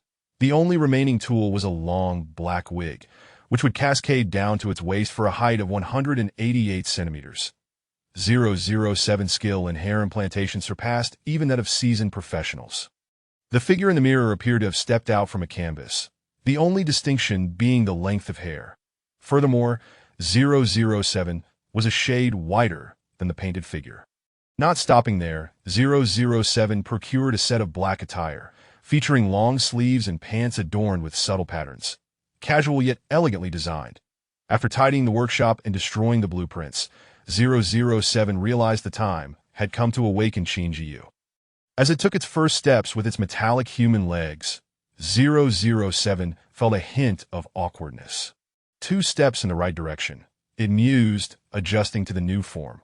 After all, while the walking dynamics had been calculated, the metallic material introduced additional considerations, resulting in a somewhat ungraceful stride. A knock echoed through the air, accompanied by the enticing aroma of a late-night snack. Qin Zhiyu wrinkled her nose, discerning the familiar sense of beef and potatoes. "Zhiyu, it's time to wake up," 007 called out. "I'm coming," she replied, donning her comfortable loungewear. However, upon opening the door, she stood frozen in shock. "Me?" She was momentarily paralyzed, unsure of how to react. Thief? Assassin? A living transformation? It wasn't until she drifted like a ghost into the living room, sitting on the sofa and picking up chopsticks to savor the perfectly seasoned, slightly tangy dishes, that her mind began to process the situation. "You claim to be 007? She questioned, her previously cherished braised beef now tasteless in her mouth. "Why the sour expression, Zhiyu? According to my calculations, this should not be difficult for you to accept. You ought to be elated," 007 remarked, tilting its head in mild confusion, its sleek black hair cascading over its shoulders as it regarded Qin Zhiyu. "Elated? Of course, I'm overjoyed. Absolutely thrilled," she replied hastily, while privately thinking, just as long as you don't frighten me, and stop with the cuteness. It's illegal. Who would have anticipated that 007 could undergo such a transformation? Master, please eat. The beef and potatoes will lose their delightful flavor if left too long, 007 advised, watching Qin Zhiyu with skepticism. Meow, meow, meow. Qin Lan and the others curiously circled around 007. That was this round-handed robot indeed, 007. Though not human. It was enough for Qin Lan to experience the shock of a handsome transformation. Let us eat. Qin Zhiyu attempted to ease her discomfort regarding 007's new physique and the subtle awkwardness of facing such a handsome figure. Certainly, master. I have prepared fruits, red dates, and cactus fruit for dessert. 007 presented a platter of fruit before her. Thank you, 007. Qin Zhiyu pondered for a moment and then spoke. Since you have acquired a new body, it's only fitting that you receive a new name. The repetitive calling of 007 felt strange now that she was confronted with such a refined living being. Very well, Zhiyu. Please name me. 007 acquiesced to her request. How about Zhou Sheng? We can choose a different surname, she suggested, resting her chin on her hand, deep in thought. Agreed. I shall bear the name Zhou Sheng and take the surname 007, now when Zhou Sheng had established its new identity. One Zhou Sheng, splendid. The name resonated with familiarity, akin to an old friend returning from afar. The rapport between Qin Zhiyu and Wen Zhou Sheng was unparalleled, surpassing any relationship she had ever encountered, which inspired her choice of name. After their meal, Qin Zhiyu made a concerted effort to disregard the breathtakingly beautiful robot walking before her and opened the long-neglected attribute panel and system interface. Name: Qin Zhiyu, human, age, 21 health, 67 constitution, 43 strength, 48 agility, 40 stamina, 87 intelligence, 69 total attribute points, 354. Qin Zhiyu was taken aback. She was utterly astonished. She had witnessed countless struggles to enhance attributes, often yielding minimal progress. But who had ever seen an increase of 1/3 in total attribute points? Could this be a consequence of the blood pool, crystallization, and the upgrade of the sanctuary? As she gazed at the attribute points, she found it difficult to tear her eyes away. No wonder she had been able to leap and bound despite her injuries, even holding her own against evidently skilled opponents. That it was no surprise that after a whirlwind of activity, she could return to the sanctuary, sleep for just a couple of hours, and awaken rejuvenated. It appeared she too had undergone a transformation. This enhanced physical condition endowed her with remarkable recovery abilities, stamina, speed, and strength. For an ordinary person, such versatility was nothing short of extraordinary. The total attribute points had reached an impressive 354, an unattainable figure at the end of her first journey. Her excitement was palpable, and she eagerly turned her attention to the other data on the interface. Skills: Bronze grappling technique, 42-1000. Beginner shooting, 36-100. Bronze swordsmanship, 67-300. Bronze swimming technique, 195-300. Beginner climbing, 2100. Beginner knife skills, 84-100. Both grappling and swordsmanship had seen improvements, and she had finally mastered swimming. Climbing and knife skills had reached the threshold for skill registration, while shooting remained unchanged. Quite commendable, indeed. Having recently acquired blueprints for archery, she planned to practice and perhaps elevate her shooting skills. Although the high temperatures limited her options, refining her swordsmanship, grappling, and shooting within the sanctuary would be ideal. Recognizing the limited combat skills she possessed, Qin Zhiyu was acutely aware of the significant gap between herself and those who trained diligently. It was time to seek out a master or some martial arts manual for improvement. However, she knew that could not be rushed. Next, she examined the system panel. Disaster system. Level 4, experience points. 43,710. 50,000. Function. Real-time alert 2-2. Function. Copy 1-1. The soaring experience points reflected the numerous battles she had endured, with the blood pool and sculpture yielding the highest returns. The blood pool granted 1,500 experience points for every half hour of resistance. And had it not been for the experience cap, her system might have already reached level 5. That besides the blood pool, the experience from sculptures was equally staggering, adding up to nearly 20,000. Ruins and trials truly were the best venues for acquiring resources and experience, propelling her towards prosperity in an instant. It wasn't merely a dream. Before midnight struck, Qin Zhiyu needed to prepare 10 items for duplication, ideally of silver quality. She realized she had not utilized the duplication function in quite some time, as it was often rendered useless in the face of ruins and spatial constraints, leaving her to rely on it primarily within the sanctuary. Wen Sheng, what do you think we should duplicate? Qin Zhiyu inquired of Wen Sheng. While she wished to evade direct interaction with this new 007, he was, after all, her dedicated steward, an unavoidable presence in her daily life. Moreover, one could not evade the inevitable. It was far better to interact openly and genuinely, that as she observed Wen Sheng seated across from her, long hair brushing against her cheek, she sought to reassure herself. Wow! No matter how she reasoned with herself, Qin Zhiyu could not have anticipated that 007 possessed such aesthetic appeal. It was almost too beautiful to comprehend, causing her to wipe away her internal tears of confusion. We have a substantial stock of bicycles. Sales have been modest, but after this duplication, we can sell more in the future, Wen Sheng stated with an unfamiliar calmness. Additionally, protective gear and medical kits are also highly marketable. Can we gather enough stock of bicycles, protective gear, and medical kits to amount to 10 cubic units? Yes, we can. Excellent. Then I'll accompany you to collect them. We must duplicate them before the refresh. With that, Qin Zhiyu followed Wen Sheng to the warehouse to retrieve the supplies. The first-floor warehouse housed these produced items, including medical kits, making retrieval quite convenient. Qin Zhiyu opted to duplicate directly in the warehouse, eliminating the need for back-and-forth transportation. Confirmed duplication. Duplication successful. 10 cubic units of resources appeared out of thin air. This skill resembled a cornucopia, yielding whatever was placed within, with no material loss, only requiring a sample. As the clock ticked away, Qin Zhiyu eagerly anticipated the newly updated sanctuary, curious about the extent of its construction value. I predict it will yield around 4,000 construction points, she declared confidently, glancing at Wen Sheng. Zhiyu, the final construction value may be around 5,300, Wen Sheng replied, a smile tugging at the corners of his mouth. The sensation of smiling felt peculiar. As a self-aware simulation robot, he had never smiled before.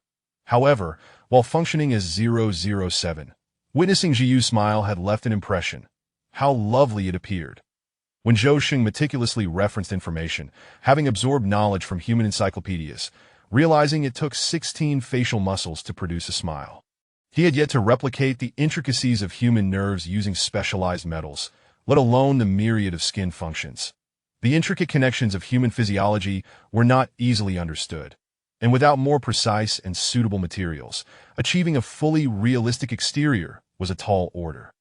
Thus, his smile seemed unworthy of his handsome visage, a thought Qin Zhiyu silently entertained. Time passed. Disaster. Yesterday's total construction value, 5225. Your sanctuary's basic living function zone has reached iron quality, earning 1873 construction points. You have entered the 11th day of the disaster calendar, earning 550 construction points. You have handled a substantial amount of resources, earning 1750 construction points. Your sanctuary's second expansion has been successfully completed, earning 569 construction points. Your living area has become cozier and more comfortable, earning 513 construction points to Level 2 durability, 5,000 material. High-grade stone construction value, 9,636 50,000 disaster reports were always straightforward. The construction points announced did not disappoint Qin Zhiyu. Yet, while today's points were plentiful, she recognized that future days might not yield the same results. Upgrading construction points posed a significant challenge. Moreover, the resources required for elevating to Level 3 seemed a daunting prospect. Level 2 was barely manageable. Qin Zhiyu found herself contemplating potential risks, realizing that reaching Level 3 could not solely rely on initial rewards, nor could she expect to consistently acquire sufficient foundational materials. It was imperative to venture out to scout for mineral resources. The sanctuary's own mineral wealth was the bedrock of prosperity. It was essential for survival. Bringing her thoughts back, Qin Zhiyu marveled at the construction points reported, genuinely impressed by 007's capabilities. 4007. Perhaps maintaining an accuracy within 100 points had become second nature. Yet for Qin Zhiyu, such precise predictions felt akin to divine foresight. One Sheng, you're remarkable. Will you be able to predict construction values daily from now on? She posed two inquiries. Has your accuracy always been this high? After the fifth day, I grasped the patterns governing the growth of the sanctuary's construction value, with subsequent calculations yielding an error margin limited to within 100, when Zhou Sheng acknowledged with a nod. The act of nodding was far simpler than smiling, provided the motion did not exceed a certain degree, as excessive movement could be perceived as clumsy. When Zhou Sheng observed the subtle changes in Qin Zhiyu's expressions, pleased to note his progress in learning. When Zhou Sheng felt a sense of satisfaction, rewarding himself with a metaphorical extra leg of chicken. Please continue to monitor the patterns of construction value growth related to disasters, as well as other pertinent data, Qin Zhiyu suggested after a moment of contemplation. It may prove invaluable in the future. Understood, Zhiyu, when Zhou Sheng silently recorded this task. I'll take my leave to rest now. Good night. Qin Zhiyu bid farewell before retreating to sleep, intending to wake naturally at dawn. Good night, Zhiyu. Watching her retreating figure, when Zhou Sheng quietly murmured to himself, having received feedback from readers expressing dissatisfaction with the chapters detailing the protagonist's asset management, future entries will be more concise. Chapter 68. The dryness of heaven and earth. He resolved to return and diligently study human body language, facial expressions, the Chinese language, and the rich tapestry of Chinese culture. The breadth of his studies was so vast that he resorted to intermittent slumber for merely 3 hours each day, allowing his machinery a brief respite to prevent overheating and potential short circuits. Meow. Qin Yu frolicked before when Zhou Sheng. Are you suggesting that I assist you in installing a claw-sensitive door mechanism? When Zhou Sheng pondered momentarily before responding cautiously. After all, having just begun to decipher human speech and having recently acquired the ability to understand feline language, he lacked absolute confidence in fully grasping this reading comprehension task. Meow. Qin Yu nodded affirmatively. Very well, but I must first gather the necessary materials. It will be feasible to install it amidst the current sweltering climate. When Zhou Sheng contemplated the likelihood of encountering the required components at the trading post, while the sensing device was not a luxury item, its rarity in treasure chests meant that if it were available for sale, it would not come cheap, necessitating a waiting period. Meow meow. Observing Qin Yu's steadfast anticipation, when Zhou Sheng deciphered its unwavering resolve to rule and reign within the sanctuary at this very moment. Having organized everything, when Zhou Sheng returned to his studies, for life is a ceaseless journey of learning. Qin Zhiyu lay in bed, momentarily succumbing to deep slumber, yet before drifting off, she recalled the unread personal messages. Those from the sanctuary could be disregarded, but responding to her teammates was essential. At 10 o'clock in the morning, upon awakening, Qin Zhiyu immediately responded to the messages to avoid forgetting later. The messages primarily came from her teammates, including Wu Chufu, who merely inquired about her safety. Thus, Qin Zhiyu replied while fretting over what gifts to send them. The gift-giving is an art. One cannot simply bestow common trinkets, nor overly ostentatious items. Gifts that are too ordinary would undermine the intent behind Qin Zhiyu's gesture. From 007, she had learned that this gear played a significant role in its upgrade and shaping success. Moreover, 007 had completely recorded the original form of the gear, leading to infinite possibilities in the future. Should the gift exceed the bounds of gratitude, it could inadvertently reveal the location of Qin Zhiyu's sanctuary. After all, certain items were exclusive to her sanctuary's trading offerings. Thus, they must not be gifted. Even the slightest chance of raising suspicion would deter her from bestowing such items. What to send thus became a conundrum. The weapons? Each of the 3 teammates would require one, yet she possessed neither the abundance nor the appropriate weapons to distribute. Armor? The lower-tier ones were insufficient, while the higher-tier ones were too scarce, thus discarded as options. Fruits and vegetables? Qin Zhiyu gazed out at the barren landscape beyond her window. Inspiration struck her. She had yet to plant any trees. Remembering the large jujube tree in the backyard of the cave, laden with fruit, she recalled having recently harvested some vegetables that she could not consume alone, thus sharing them would be ideal. After all, vegetables and fruits were considered relatively high-end and rare commodities, lacking any overt identifying marks. They would make for perfect gifts. Seizing the moment, Qin Zhiyu sprang from her bed, washed up, and savored a breakfast of eggs and milk before heading to the cave's backyard to gather jujubes and feed the pigs, while also changing their water. Upon arriving in the backyard, Qin Zhiyu leaped out from an unseen corner of the cave, landing gracefully before Qin Zhiyu. Meow. Good girl. Qin Zhiyu caught Qin Zhiyu in her arms. Qin Lan and Qin Mo were stationed by the fish pond, serving as supervisors. Qin Zhiyu reveled in the joy of gathering and prepared to send these fruits to her teammates. Additionally, she contemplated whether she should respond to one particular message. By Qin Zhiyu. Have you returned safely? Out of politeness and shared experiences, Qin Zhiyu chose to reply. Qin Zhiyu. Safe and sound. To her surprise, Bai Qin promptly responded even amidst the calamities. Bai Qin, as long as you were safe, I was quite alarmed after witnessing you jump down that day. Qin Zhiyu. Thank you for your concern. Qin Zhiyu's response was rather terse, as she found herself at a loss for words. Having addressed all these matters, the energy crystals obtained from the blood pool were plentiful, compensating for the system's information deficit twice. Bringing the system's progress to 2-2, it appeared that not only could unique abilities from individuals replenish the system's missing information, but other means could also suffice. In other words, the fragments of the system's missing information were scattered among various species.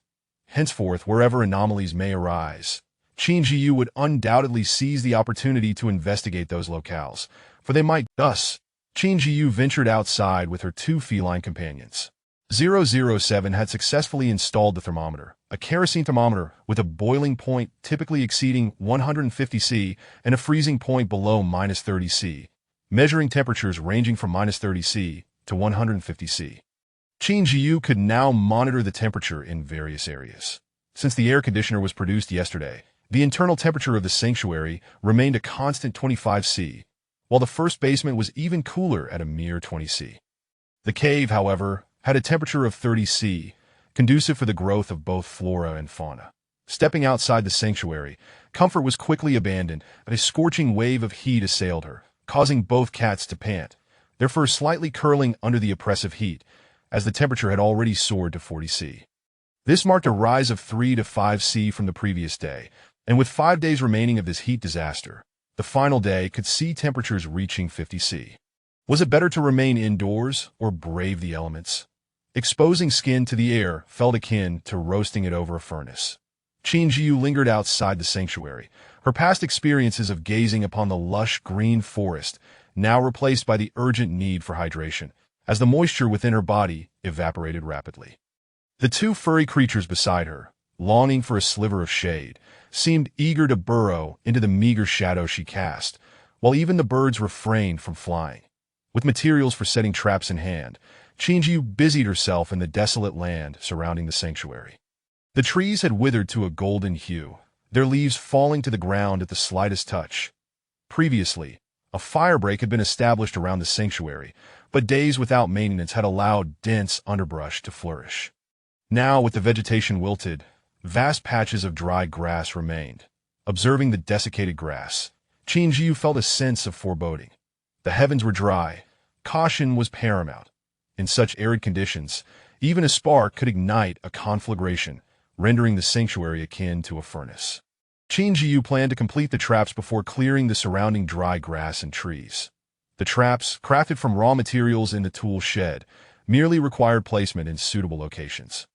The bamboo strips of the traps were thinned at the center, allowing them to bend. They were inserted into the ground in an archway, with stones suspended from branches above that a length of rope attached to a small wooden stick ensured that when the bait was taken, the trap would spring, dropping the stone upon the unsuspecting prey. In reality, such traps were effective only on ordinary animals, and in the face of the mutated creatures resulting from the calamity, they would prove futile.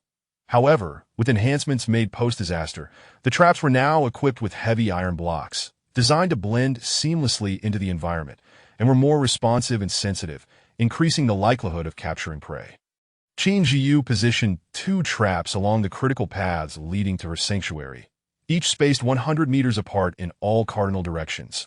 Before she could return to the sanctuary, the forest on the rear mountain crackled and ignited, instantly painting the sky a vivid crimson. This is bad.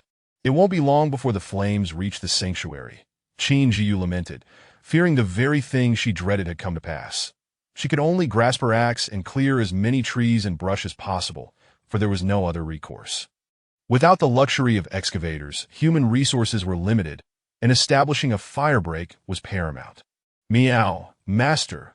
I can summon the mice to gnaw away at the trees and grass. Qin Lan interjected, grasping the urgency of the situation. An excellent idea. Qin Zhiyu's spirits lifted. Although her hands remained busy, this would expedite the process. Meow. This time, Qin Lan's summons resonated with a deeper, more powerful tone, that it was their language. After all, Qin Zhiyu watched as an even greater multitude of mice emerged from the ground and brush, converging upon the sanctuary's perimeter, voraciously consuming the surrounding dry grass and trees. In that moment, Qin Zhiyu felt her own pace lagging, and she stepped aside to observe them, collecting the larger trees into her storage space, for such resources must not be squandered.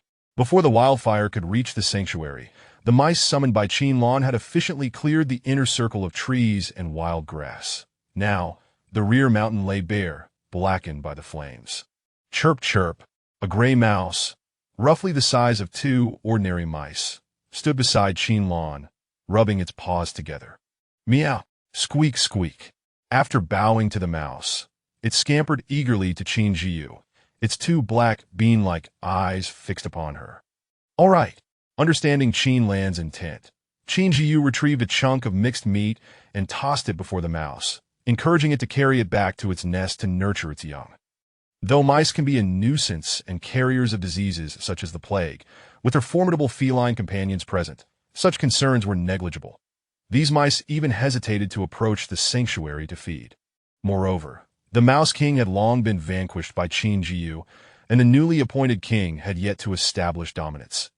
Thus, Qin Zhiyu felt secure and unreserved in offering these trivial morsels as rewards. After tidying up, she was covered in sweat and dust. Laboring under such sweltering heat was no small feat. If this heat disaster persisted, the challenges would only multiply, with the third day potentially exceeding 45 degrees Celsius. After a brief internal lament, Qin Zhiyu hurried back to the sanctuary, for enduring such temperatures was unbearable. Glug glug. Upon downing a glass of ice water, Qin Zhiyu felt revitalized, while her two feline companions quickly darted into the backyard cave's water pool to frolic with the fish. Zhiyu, the bow and arrows are ready, when Zhouxing announced, holding a long arrow measuring a meter in length. The bow was crafted from ancient green vines, with a bowstring made of a pale, unknown material, accompanied by 10 elongated arrows. The design bore resemblance to those seen during the high-temperature trials, featuring sharp and delicate tips, with feathers at the rear to maintain balance. Truly exquisite, Qin Zhiyu exclaimed, instantly captivated by the elegant, rustic bow and arrows before her. This was precisely the weapon she had envisioned. None of the previous curved blades, long swords, or concealed weapons had evoked such a stirring in her heart. This bow is simply breathtaking, she marveled once more, unable to contain her admiration. Zhiyu, we can procure several books on commonly used weapon techniques through the provincial channel. With guidance, practice will be far more efficient, when Zhouxing suggested. That sounds feasible, Qin Zhiyu agreed, having already contemplated such acquisitions. Seizing the opportunity presented by the current lull, she could peruse the trading channel while acquiring techniques.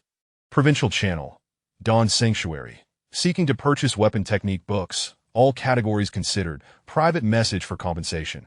Qin Zhiyu sent out 3 separate purchase requests, which in the provincial channel were met with surprise. Who would have thought that the illustrious Dawn Sanctuary, having just claimed the top spot yesterday, would now be seen actively seeking items, particularly techniques? While others fretted over their next meal, they were racing toward prosperity, leaving everyone else in their wake. Patiently awaiting the influx of private messages, Qin Zhiyu opened the trading section, noting that Dawn Sanctuary had listed 20 bicycles, 1 air conditioning unit, and 50 standard medical kits. Bicycles were in high demand, while the medical kits were primarily surplus. Only 1 air conditioning unit remained, priced at 50 iron, which was snatched up almost instantaneously, truly in high demand. Oh, so many private messages. Qin Zhiyu scrolled down, noticing 7 or 8 messages. Reading through them would require some time. She had previously set a threshold, but given the current stage, it felt too stringent. After contemplating, she decided to review all the messages requesting to buy back items, leaving only 2 that held value. As the influx of private messages ceased, Qin Zhiyu lowered the exchange threshold to 3 iron. The reason was simple. Too many messages were exhausting to sift through, and most held little significance. She was unwilling to squander her time on trivial matters. Opening one of the private messages, she found, "Thank you, Traces and 222, Chapter 69. Lightness Technique Cloud Map Shelter. I possess a tome of the Bronze Lightness Technique, a skill book bound upon reading. I desire an air conditioner, and I am willing to pay the price difference. I will not exchange for anything else." The lightness technique is still a one-time use. Qin Zhiyu murmured, "Zhiyu, this book can be acquired." I have seen several instances in the exchange channel where individuals have offered such techniques. When Zhouxing suggested upon hearing Qin Zhiyu's words and seeing the style of the book she shared. Upon using the book, one directly gains the entry-level skill, without exception. It is worth a try, when Zhouxing confidently asserted. Moreover, since this is a bronze technique, if luck is on our side, one might achieve proficiency directly at the bronze level. Alright, do we have any spare air conditioners today? We might need to add a little something extra. Air conditioners are in high demand. Seeing the urgent need for an air conditioner in Cloud Map Shelter, Qin Zhiyu thought it would be foolish to let this opportunity pass. Besides, if the book turned out to be rather mediocre, at least she wouldn't suffer too much of a loss. Add 30 units of stone and 10 units of iron, when Zhouxing stated without reservation. Qin Zhiyu raised an eyebrow. This offer from 007 was indeed quite fierce, but she found it appealing. Dawn Shelter. 30 units of stone, 10 units of iron, and that book on lightness technique in exchange for an air conditioner. Cloud Map Shelter. Agreed. A swift transaction indeed. It seems this shelter has been waiting for our response. Qin Zhiyu remarked softly. Good wine needs no bush, she added, acknowledging the advantage of demand. This reasoning underscores the owner's lack of confidence in the technique. If it were truly valuable, a good technique, they would have used it themselves long ago. After all, acquiring an additional skill serves as a lifeline in times of crisis. Yet not only did the owner not use it, but they also readily offered it for sale, willing to let Qin Zhiyu add a little more to the deal. Clearly, they lacked confidence in this seemingly esoteric technique, perhaps not considering it to be of great worth. After acquiring the book, Qin Zhiyu promptly opened another private message to examine another tome. Good Weather Shelter. I possess a sword technique, a one-time use item, available for exchange for an air conditioner. Dawn Shelter. Is it of ordinary quality? Good Weather Shelter. Yes, offensive techniques are quite valuable. I have never seen anyone list such a type of technique before. Dawn Shelter. However, being merely of ordinary quality, this price falls significantly short of the air conditioner's value. Good Weather Shelter. Shall we proceed with the trade? I see you're the top player on the leaderboard. Surely an air conditioner is trivial for you. Qin Zhiyu was perplexed. What did her ranking have to do with the trade? These two matters should not be conflated. Qin Zhiyu chuckled inwardly, as there are always those who overestimate themselves. Dawn Shelter. Good luck to you. She dismissed this person with their absurd reasoning. After all, it was just an ordinary technique. What audacity they had. Such a waste of time. Good Weather Shelter. I see other shelters have successfully traded with you. Why should I not be able to? Just because you are at the top of the leaderboard does not mean you can look down on others. Qin Zhiyu felt utterly exasperated. Why should her trading decisions concern this individual? She could trade with whomever she pleased. Was that not her prerogative? Truly absurd. Not wishing to engage with such a problematic individual, she ceased to respond to that conversation. Good Weather Shelter. Everyone, let us weigh in. The top player is bullying people. They promise to trade, only to back out. Everyone, beware of trading with the top player. They are heartless and greedy. Tell us more. I'm intrigued. Wow, has our era of entertainment begun? I cannot believe the first story comes from our top player. Do share, so we can witness the unfolding tale. The love-hate drama between the big shot and the novice has commenced. Tell us your story. I don't believe it. Can you share screenshots? Let us see the chat history. Come on, let us gather around and feast on the drama. Let us rally together, bring down the wealthy, and share the resources. Why should one person prosper alone? We must strive for collective well-being. I support the previous statement. Hey, they earned their resources through their own efforts. How dare you? I also support the previous statement. Shame on those who disparage. I find the items sold by the top player to be fair and genuinely needed. If you don't want to buy, then don't. I'll reserve the air conditioner for tomorrow. Nonsense. I'll reserve it first. Qin Zhiyu watched bemusedly as this discourse spiraled into absurdity, heading down an inexplicable path. She had no desire to intervene or respond. After all, they were merely gestures incapable of making a significant impact. It was unfortunate that there was no blocking or muting feature. The incessant chatter was rather bothersome. Just when she thought it could not get worse, someone else sent her a private message, and she still had not found the technique she sought. Having only acquired a rather lackluster lightness technique, the quality was insufficient for her needs, so she opened the messages from those who reached out. Green pasture shelter. With so many resources at your disposal, how dare you deceive others? Truly despicable. Qin Zhiyu felt more bewildered than ever. Today's absurdity surpassed even that of the calamity's onset. How had she deceived anyone? Why was she deserving of disdain? As she scrolled through the barrage of private messages, she continued to open a few more. Hey, were there truly individuals who were so easily swayed by a few words? What kind of logic was this? How deeply infected were they? Having never experienced online harassment, Qin Zhiyu was utterly oblivious to the nature of being insulted via private messages. After receiving a few insults, she lost interest in opening any more messages. Who were these people? She had no desire to retaliate. That it was a pity that features like blocking and muting had been removed. The system needed to put forth more effort. Urgent notice. The system will undergo an upgrade in 3 minutes. Expected upgrade duration: 12 hours. During this time, various functional areas of the system will be temporarily closed and will be reopened after the upgrade concludes. All shelters should prepare to avoid losses caused by the upgrade. The disaster system assumes no responsibility. My goodness, why is the system suddenly upgrading again? Qin Zhiyu stated, her confusion only deepening. With only 3 minutes left, I should hasten to utilize this technique. Thankfully, this upgrade would not affect the copying function, so she was not in a rush to use it. Could it be that the number of upgraded level 2 shelters has reached the threshold for opening the next channel? When Zhou Sheng, having missed the earlier discussions in the chat channel, interjected as he heard Qin Zhiyu speak. While perusing the various channels, when Zhou Sheng was unable to continue trading with his account or view other items. Surely it cannot be that swift. Upgrading to level 2. I see only 4 shelters, including mine on the provincial leaderboard, that have reached level 2. Qin Zhiyu remarked as she utilized the technique before the system closed down. System upgrading. Regarding our province's shelters, we need not discuss others. This time, there are comparatively more shelters upgrading to level 2, when Zhou Sheng contemplated. Perhaps the system is upgrading ahead of schedule due to some unforeseen circumstance. Both possibilities exist. There have been instances in the past where upgrades occurred prematurely due to special conditions.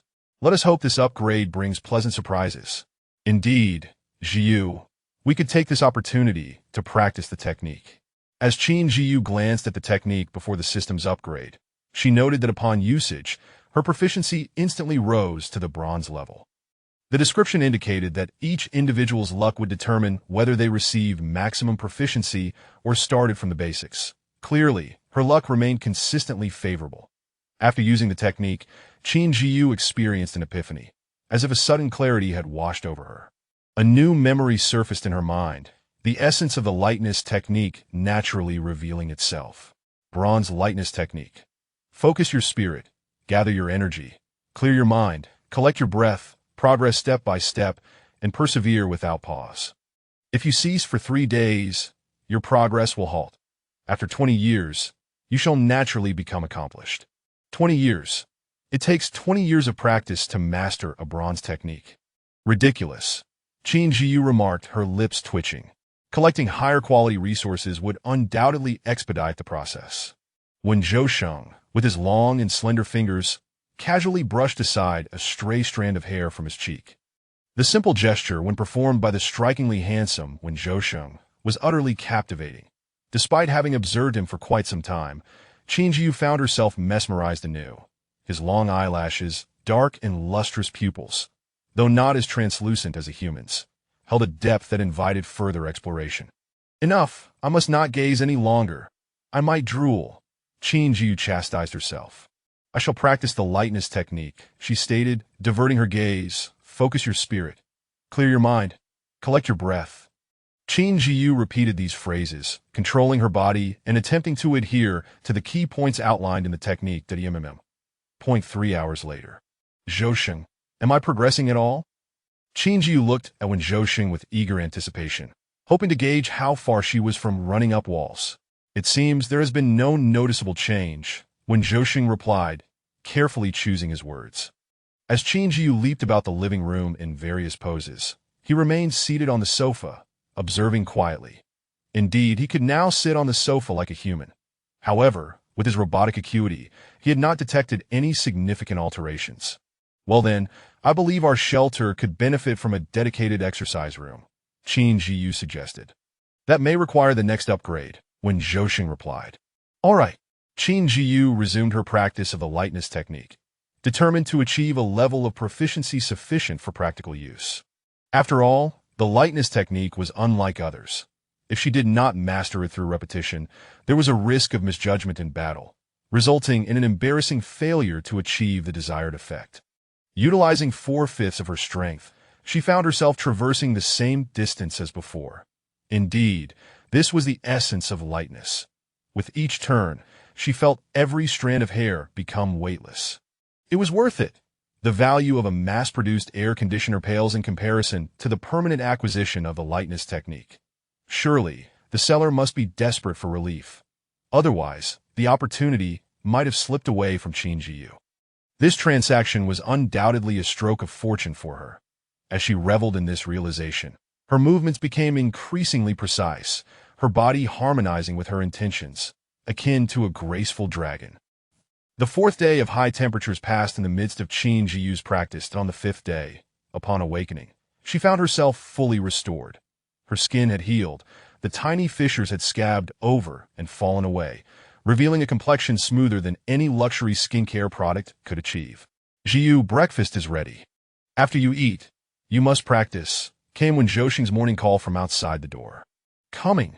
Qin Zhiyu thought to herself that in these uncertain times of calamity, having someone to awaken her each day felt like a blessed annoyance. Our hunting device has captured a rabbit. It appears to be in its juvenile stage, Wen Zhousheng announced, cradling Qin Zhiyu in his arms. Ever since Wen Zhousheng had assumed a more refined appearance, Qin Zhiyu had become inseparable from him, abandoning its beloved fish pond. Great, we can feast on rabbit meat, and the fur can be fashioned into a scarf, Qin Zhiyu thought, finding no sentimentality for the adorable rabbit. All she could envision was the aroma wafting toward her nostrils. This rabbit is pink. If we can locate its burrow, we might be able to raise a pair of rabbits, Wen Zhousheng gently reassured Qin Zhiyu, who was growing excited at the mention of the rabbit. Meanwhile, Qin Lan and Qin Mo were frolicking about the shelter. With Qin Lan imparting survival skills to Qin Mo, they had initially taken Qin Zhiyu along, but the little creature was adamant about remaining with Wen Zhousheng. Aside from the times when Zhousheng was busy, causing him to divert his attention, it would return to the fish pond. Otherwise, it clung to Wen Zhousheng. Observing the weather outside, Qin Zhiyu engaged in a mental struggle before ultimately deciding to venture out. After all, she needed to assess the surroundings. Who knew what peculiar creatures had taken up residence near the shelter? Activate alert. Qin Zhiyu could not definitively say whether her previous detection system was superior or if the current alert system was more effective. Each had its merits. Continuous detection in progress. Beep. Life signs detected. Qin Zhiyu felt pleased. She had not utilized the alert function in quite some time. Thorn vine pepper tree, originally a carefree pepper tree. After a fierce storm, a tiny seed camped beneath its branches. With the passage of days and the nurturing of favorable conditions, it gradually grew into a slender vine that clung to the tree, delicate and charming. Amidst the calamity struggling to survive, the pepper tree developed a sense of compassion and shared its life force with the vine, transforming into the thorn vine pepper tree. It was rare to find such an extensive description of a mutated plant. When had this thorn vine grown? Just in the past few days. That was rather swift. After reading the 2 passages, Qin Zhiyu felt convinced that there was indeed love among plants. Meow, achoo. Qin Mo sneezed several times in succession. Chapter 70. Attribute rankings. Its nose was more sensitive than Qin Lan's, and as it moved, it had already caught the prickly scent of the Sichuan pepper tree. Are you all right? Would you prefer to wait for me here? Qin Zhiyu had always been quite fond of furry creatures. Meow. Meow meow. Are you aiming to train yourself? Might continuously inhaling such pungent scents harm your nose? Meow. Good, as long as it won't. Qin Zhiyu understood Qin Lan's intentions. It would not suffer harm, that in fact, prolonged exposure could enhance its sense of smell, which was quite encouraging, so she felt reassured to bring it along. What kind of offensive tactics would the Sichuan pepper tree employ this time? Would it spray pepper, or perhaps launch thorns? Both options were predictable, as a plant's methods of attack were inherently linked to its characteristics, allowing for some degree of judgment. Be careful. Don't let the pepper touch your delicate nose. Meow. In order to test the sensation of walking while employing the light foot method paired with her speed boots, Qin Zhiyu deliberately chose not to ride her bicycle or use her electric scooter. However, walking felt incredibly smooth. These black Sichuan pepper seeds, while painful upon impact, were not overly so. Yet Qin Zhiyu felt the skin struck by the pepper seeds tingle, some areas losing all sensation. Truly, Sichuan pepper was remarkable. The numbing effect was quite impressive. In her heart, Qin Zhiyu had already claimed this Sichuan pepper tree as her own, perfect for planting outside her window, just what she needed. With no intention of dodging, she bravely approached the dense barrage of Sichuan pepper seeds, utilizing her speed boots and light foot method to their utmost 2.5 seconds. The uneven terrain spanning 10 meters was traversed in just 2.5 seconds. What would the light foot method achieve at the level of red iron, or silver, or even higher? Would she not truly experience the sensation of flying at that point? Haha. Qin Zhiyu chuckled mischievously, unsure if she had startled the Sichuan pepper tree. She gripped the trunk of the Sichuan pepper tree, where thick vines coiled like arms, the rough bark proving surprisingly non-slip. Rise! Qin Zhiyu commanded softly, gritting her teeth, her feet firmly planted on the ground. Was this what it felt like to uproot a willow? Even she, Qin Zhiyu, had a day of such heroism. Whoosh! It was uprooted. Meow! As Qin Zhiyu pulled out the Sichuan pepper tree, she nearly stumbled from the recoil, the relentless pepper seeds continuing to pelt her from above, refusing to relent. Be quiet, or I shall break you. Qin Zhiyu lightly threatened the Sichuan pepper tree, giving no thought to whether it could comprehend her words or the pain it might feel. Time to go home. Qin Zhiyu looked after Qin Mo. Meow. This land is so barren that not even a trace of dry grass remains. All the nutrients and moisture have been absorbed by this Sichuan pepper tree. Meow meow. Qin Zhiyu was unsure if the cat and the tree could understand her or respond, but she found solace in her own musings.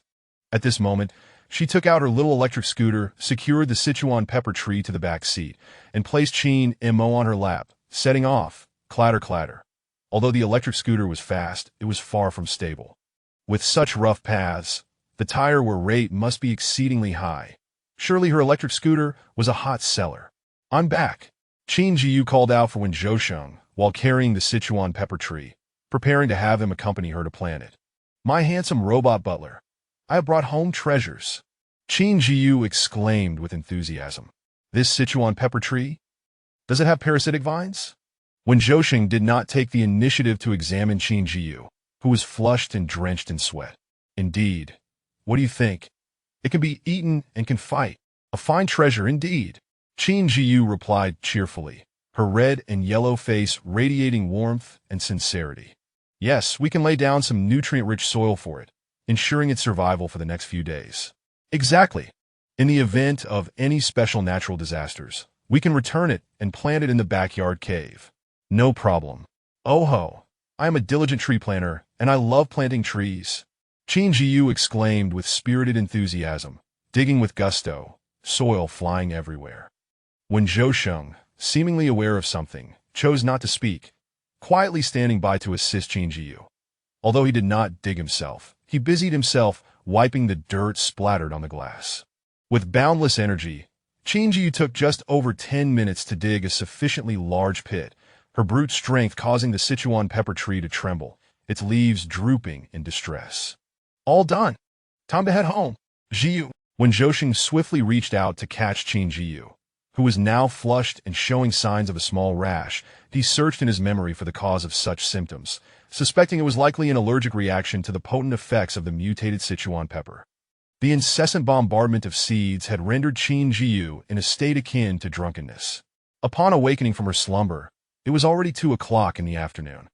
What have I done? My first experience of drunkenness. No, drunkenness from Sichuan pepper. How utterly embarrassing. Qin Zhiyu gritted her teeth and thumped the bed. The worst part was that beside her were Qin Lan, the cat, and the robot butler Wen Zhou, along with Qin Mo. They had all witnessed her madness. How humiliating! After silently comforting herself for some time, Qin Zhiyu could only resolve her inner turmoil with the saying, "As long as I am not embarrassed, the embarrassment does not belong to me." Before she could rise, a system notification chimed in. Beep, system upgrade complete. This upgrade has unlocked 4 channels and a leaderboard, along with several new features. Please explore them yourself. Goodness, what a grand gesture. Upon seeing the system's lavish expansion, with 4 channels and new features launched all at once, Qin Zhiyu felt it was well worth it. 12 hours of upgrade time had certainly paid off. Instantly, her embarrassment and gloom were washed away. National channel activated. This is the higher-level channel of the provincial channel, allowing communication across the entire nation while retaining the administrative divisions from before the natural disaster. As expected, the administrative divisions from before the disaster were preserved. Thus, her national channel would naturally be on par with other citizens, leading the world by a significant margin. National channel trading area activated. The trading channel, as the name suggests, caught Qin Zhiyu's attention. The items she had replicated yesterday, along with those produced by the shelter, had yet to be sold. This was the perfect opportunity. Wasn't this the startup capital for the newly opened trading area? National channel forum activated. Wasn't a communication channel already opened? Why was there a forum as well? Qin Zhiyu continued to read, skimming through the forum's introduction, which was largely similar to forums in real life. What intrigued her were the forum categories. National channel forum, a space for fixed-topic discussions. General, a rich and diverse information hub where all netizens can freely express themselves. Special topics, a space for active discussions, permanently maintained once participant numbers reach a threshold. Qin Zhiyu found this section quite appealing, as it allowed for the organization and integration of information within a specific field, providing crucial space for research and education enthusiasts under the natural disaster. After all, questions regarding the origins of the disaster, its operational rules, and how it might conclude, were certainly topics that many would be eager to explore. Teaching, a platform for sharing cultural and linguistic knowledge among people during the disaster, featuring real-time interactivity. Could this even facilitate online classes? Qin Zhiyu internally scoffed at the lofty claims. However, browsing and posting in the forum would indeed allow for rapid technical communication and learning with many others online. Information, supply-demand information, friendship information, online and offline activity information, news, and everything related to information. How cool! Qin Zhiyu couldn't help but exclaim in genuine admiration. This upgrade was quite generous. The entertainment system under the natural disaster was beginning to take shape. National channel reward area activated. This is the final channel. Only the national channel features a dedicated reward area where questions can be posed, awaiting responses from netizens. These inquiries can be free or fee-based. Note, shelter and personal identity information can be concealed. This was easy enough to understand. After all, shelters that managed to gain fame were generally not located in aggregation zones. This reward system could provide a reliable platform for various shelters, benefiting buyers while helping sellers resolve pressing issues. The newly upgraded leaderboard was quite intriguing. Overall attribute value quality ranking and shelter comfort ranking. The overall attribute value quality ranking is self-explanatory and, like other leaderboards, only opens up to a nationwide ranking. However, Qin Zhiyu did not anticipate being able to enter the top 100. After all, her overall attribute value was not particularly advantageous, even with the numerous fortuitous encounters since the onset of the disaster, which merely helped mitigate the shortcomings in her foundational attributes. Take for instance elite athletes, special forces, or martial artists. That their foundational attribute values, following the onset of the disaster, were naturally much higher than those of others. As for the shelter comfort ranking, it was no surprise that Qin Zhiyu's shelter ranked first. The blueprints crafted by the master were not mere boastings. Comfort had to be prioritized. Having wrapped up all these matters, Qin Zhiyu continued her acquisition of techniques while also selling supplies. She aimed to be the first to activate the national trading channel and seize the #1 reward. Qin Zhiyu proceeded to post 3 purchase requests. This time, she released purchase information on the national channel, which elicited an enthusiastic response, as she was the illustrious, yet unseen, figure behind the Dawn Shelter, an object of envy and admiration. Now they would finally meet her in person. How exciting! She opened her private messages. Those who had messaged her yesterday were still there, but she continued to ignore them, clicking on other unread messages. Were there insults among them? Could they not cease? Qin Zhiyu looked at several messages that continued to berate her, feeling speechless. Remembering that the system had also upgraded several minor features, she wondered if there was a block or mute function. Waiting eagerly, she noticed a small block option encircled around the shelter's name. Excellent! Her wish had come true. With the blacklisting option now available, she wasted no time in blocking each one of them, even incurring a speaking fee for those who specifically came to insult her. They were truly idle. Since they showed no kindness, she would not be bound by any sense of duty. She found satisfaction in her new blocking capabilities, as her private messages were instantly tidied up. Furthermore, those she had blocked could no longer trade items in her shelter. Regardless of whether these individuals could afford it, after this round of operations, Qin Zhiyu felt immensely gratified. To refrain from retaliating against insults could be seen as decorum, as civility. After all, one should not bite back at a dog that has bitten them. However, if given the opportunity to block, and not doing so would suggest an abundance of tolerance, that was certainly not her nature. If someone dared to say such things to her face, she might let it slide the first time, but if it persisted, they could not blame her for drawing her sword swiftly. Zhousheng, come take a look at the system. This upgrade has brought significant changes. After tidying everything up, Qin Zhiyu called for 007 to come over. All right, I have replicated the supplies from today and posted them for trade. I aim to gather enough funds today to activate the national trading channel. Qin Zhiyu was filled with determination. With ample supplies at her disposal, she would not let this opportunity slip by. In the future, if we need anything, we can keep the rewards posted for automatic procurement. Good idea. Let us hang up requests for various techniques. Such things are never excessive, and duplicates aren't a problem. Understood.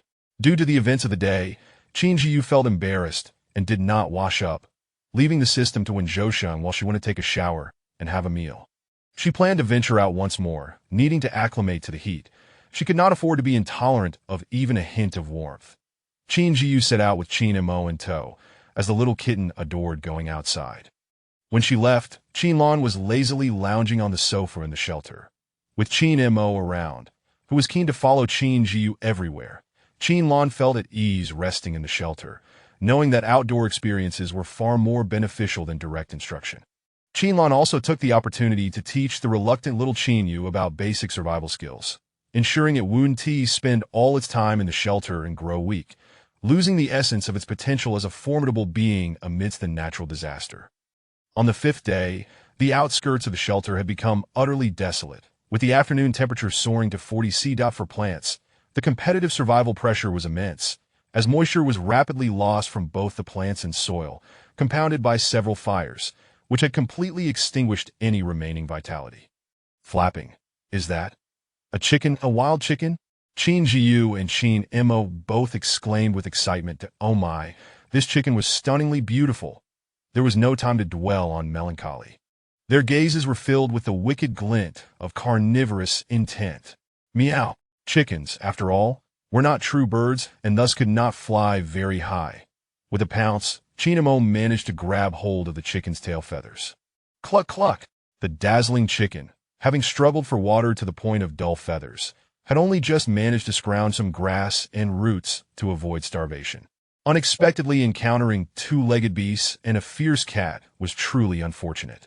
Cluck cluck cluck, my lady, rescue me! The colorful chicken, witnessing its beautiful tail feathers being plucked, was filled with sorrow and terror, urgently summoning its lady for assistance. Cluck! Cluck cluck cluck! Oh! An ally has arrived. Qin Zhiyu was even more delighted, enjoying the prospect of a 2-for-1 deal. seizing the moment while Qin Lan subdued one chicken. She deftly avoided the hen's attack and swiftly grasped its tail feathers, preventing its escape. Though she felt like she was having a rough time lately, she still expressed gratitude for the support of those who had voted for her. Chapter 71. The Call Connection. Why don't you and your spouse return home together? It is merely about returning to my abode. My home is abundant with water, food, and fresh fruits and vegetables. A daily reward of eggs will suffice. Qin Mo meowed for quite some time, relaying Qin Zhiyu's words to the two chickens in a manner that was half a threat and half a temptation. Indeed, Qin Mo had acquired this ability. Although he did not inherit Qin Lan's summoning skills, he could communicate with all mutated animals. Utilizing his light-footed technique, Qin Zhiyu endeavored to approach the two wild chickens without startling them. Cluck, cluck. Are we going, my dear? Such a tempting offer for the chickens. Cluck, cluck. What do you mean by going? We have already been captured. Can you be a bit more mindful? Watch out, or we might end up being eaten. Cluck, cluck, cluck. Yet, this bipedal creature seems to make a compelling point. I want to eat. Oh, dear wife. Cluck. Is that so? Then, seizing the moment, Qin Zhiyu took advantage of Qin Mo's control over the two wild chickens, effectively blocking their escape routes, and spoke up. Just imagine, daily baths, fresh vegetables and fruits to consume, no more gnawing on roots and tree bark, no sun exposure or arduous journeys. Moving it would be a gain, Qin Zhiyu said with a beaming smile, attempting to maintain a relaxed expression, speaking kindly and sincerely. Qin Lan swiftly conveyed Qin Zhiyu's intentions while showcasing her sharp claws, indicating, see, if we don't go, this will be our fate. Cluck, cluck, cluck. Then let us go. Cluck. All right, off we go. Under the harmonious interplay between Qin Lan and Qin Zhiyu, employing both soft and firm tactics, they successfully guided the two chickens back to the shelter, settling them in. Truly, it was a joyous and exhilarating occasion. To express sincerity and friendliness toward the two chickens, Qin Zhiyu refrained from restraining or capturing them. Instead, he discreetly surrounded the chickens with Qin Mo, blocking their potential escape routes. After all, the chickens they had finally obtained could not be allowed to fly away. They brought the chickens back to the shelter, leading them directly to the cave in the back mountain. Cluck, cluck, cluck. My dear wife, I adore this place. Cluck. Be modest. Cluck, cluck. I can hardly contain my excitement. Qin Mo translated the conversation between the two chickens into cat language for Qin Zhiyu. Although Qin Zhiyu was not particularly proficient in cat language, he could glean the general meaning through Qin Lan. The two chickens frolicked about, with the rooster-esque glossy tail feathers shimmering brilliantly under the fluorescent lights. With a gentle flap of its wings, it hopped onto a jujube tree, pecking at the red dates. Meow. Qin. So beautiful. I want to eat. Meow. Qin Mo. Master, the chickens brought back for raising are off limits to you. Meow. Qin Lan affectionately rubbed against Qin Zhiyu, simultaneously conveying greetings to the two chickens. Qin Lan, you keep an eye on these two chickens, ensuring they do not damage the vegetables in the garden, Qin Zhiyu said with a smile, casting a glance at the chickens. Understood, master. Qin Lan looked at the two chickens, having tasted bird eggs before and found them delightful. She would take good care of them. You can feed them fruits and mature vegetables, but be discerning in your feeding, Qin Zhiyu remarked as when Zhou approached. After all, if they devoured all her vegetables, it would be a loss rather than a gain. All right, how are the sales going? We still need more resources. Once the remaining bicycles are sold, we can open the national trading channel. Is there a chance to open it today? The earliest would be tomorrow. Good. Did I ask anyone selling techniques? There are sellers. Zhiyu, you can check it out when you return. When Zhou furrowed his brow. Why? Is there something going on? Qin Zhiyu turned back, speaking earnestly. I believe it would be best for Zhiyu to see for herself. When Zhou replied before falling silent. By Qinyu. After emerging from the blood pool, I noticed a significant enhancement in all my attributes. Zhiyu, you and your feline companion must have benefited as well. By Qinyu. Today, I saw a black cat that closely resembled your black kitten. I remember you named it Qin Mo by Qinyu. I entered another ruin and acquired 2 communication tokens for the shelter. I sent you one via private message. Did you receive it? Qin Zhiyu was perplexed as to why when Zhou suggested she check it out herself. Her private message did not obscure when Zhou, leading her to furrow her brow in confusion. What prompted by Qin Zhiyu to send her so many messages today? They had not been in contact since she exited the ruins, and they had only encountered each other twice within the ruins. What could this sudden outpour mean? After contemplating, Qin Zhiyu decided to open the communication token to see what it entailed. Shelter communication token, a one-time use item, valid for life upon single use, allowing remote contact with the shelter, ensuring communication even when within ruins. Note: using the communication token is equivalent to opening a shelter account, enabling private messaging with the shelter. Upon reading this, Qin Zhiyu paused for a moment and inquired, "Zhou, do you think I should accept it or not?" The reason for her inquiry was that when Zhou had already seen the private message and would understand what the communication token was. "I believe Zhiyu should accept this token," when Zhou replied earnestly, his machine-like face betraying no emotion. "Receiving it would be beneficial. You could communicate with him and stay updated on the shelter's developments at any time." At this point, Qin Zhiyu realized she had already been tempted. "Perhaps I could send him an air conditioner. We still have some in stock," when Zhou suggested seriously. "A splendid idea." Qin Zhiyu readily decided on this transaction. As for by Qin Zhiyu's attempts at cordiality, Qin Zhiyu responded out of politeness, for after all, there was a business transaction at hand, and one could never know what valuable items might be traded in the future. 3 individuals were also offering techniques: Chuanxia Shelter, Bronze Quality Leverage Technique, click to view the effects, and the cost is up to you to consider. Additionally, I require a chance to inquire about a matter concerning the shelter. This technique seems promising. The light-footed technique emphasizes speed, while this technique, based on its name, appears to focus on power, making it a worthwhile acquisition. However, the shelter owner is requesting an inquiry opportunity.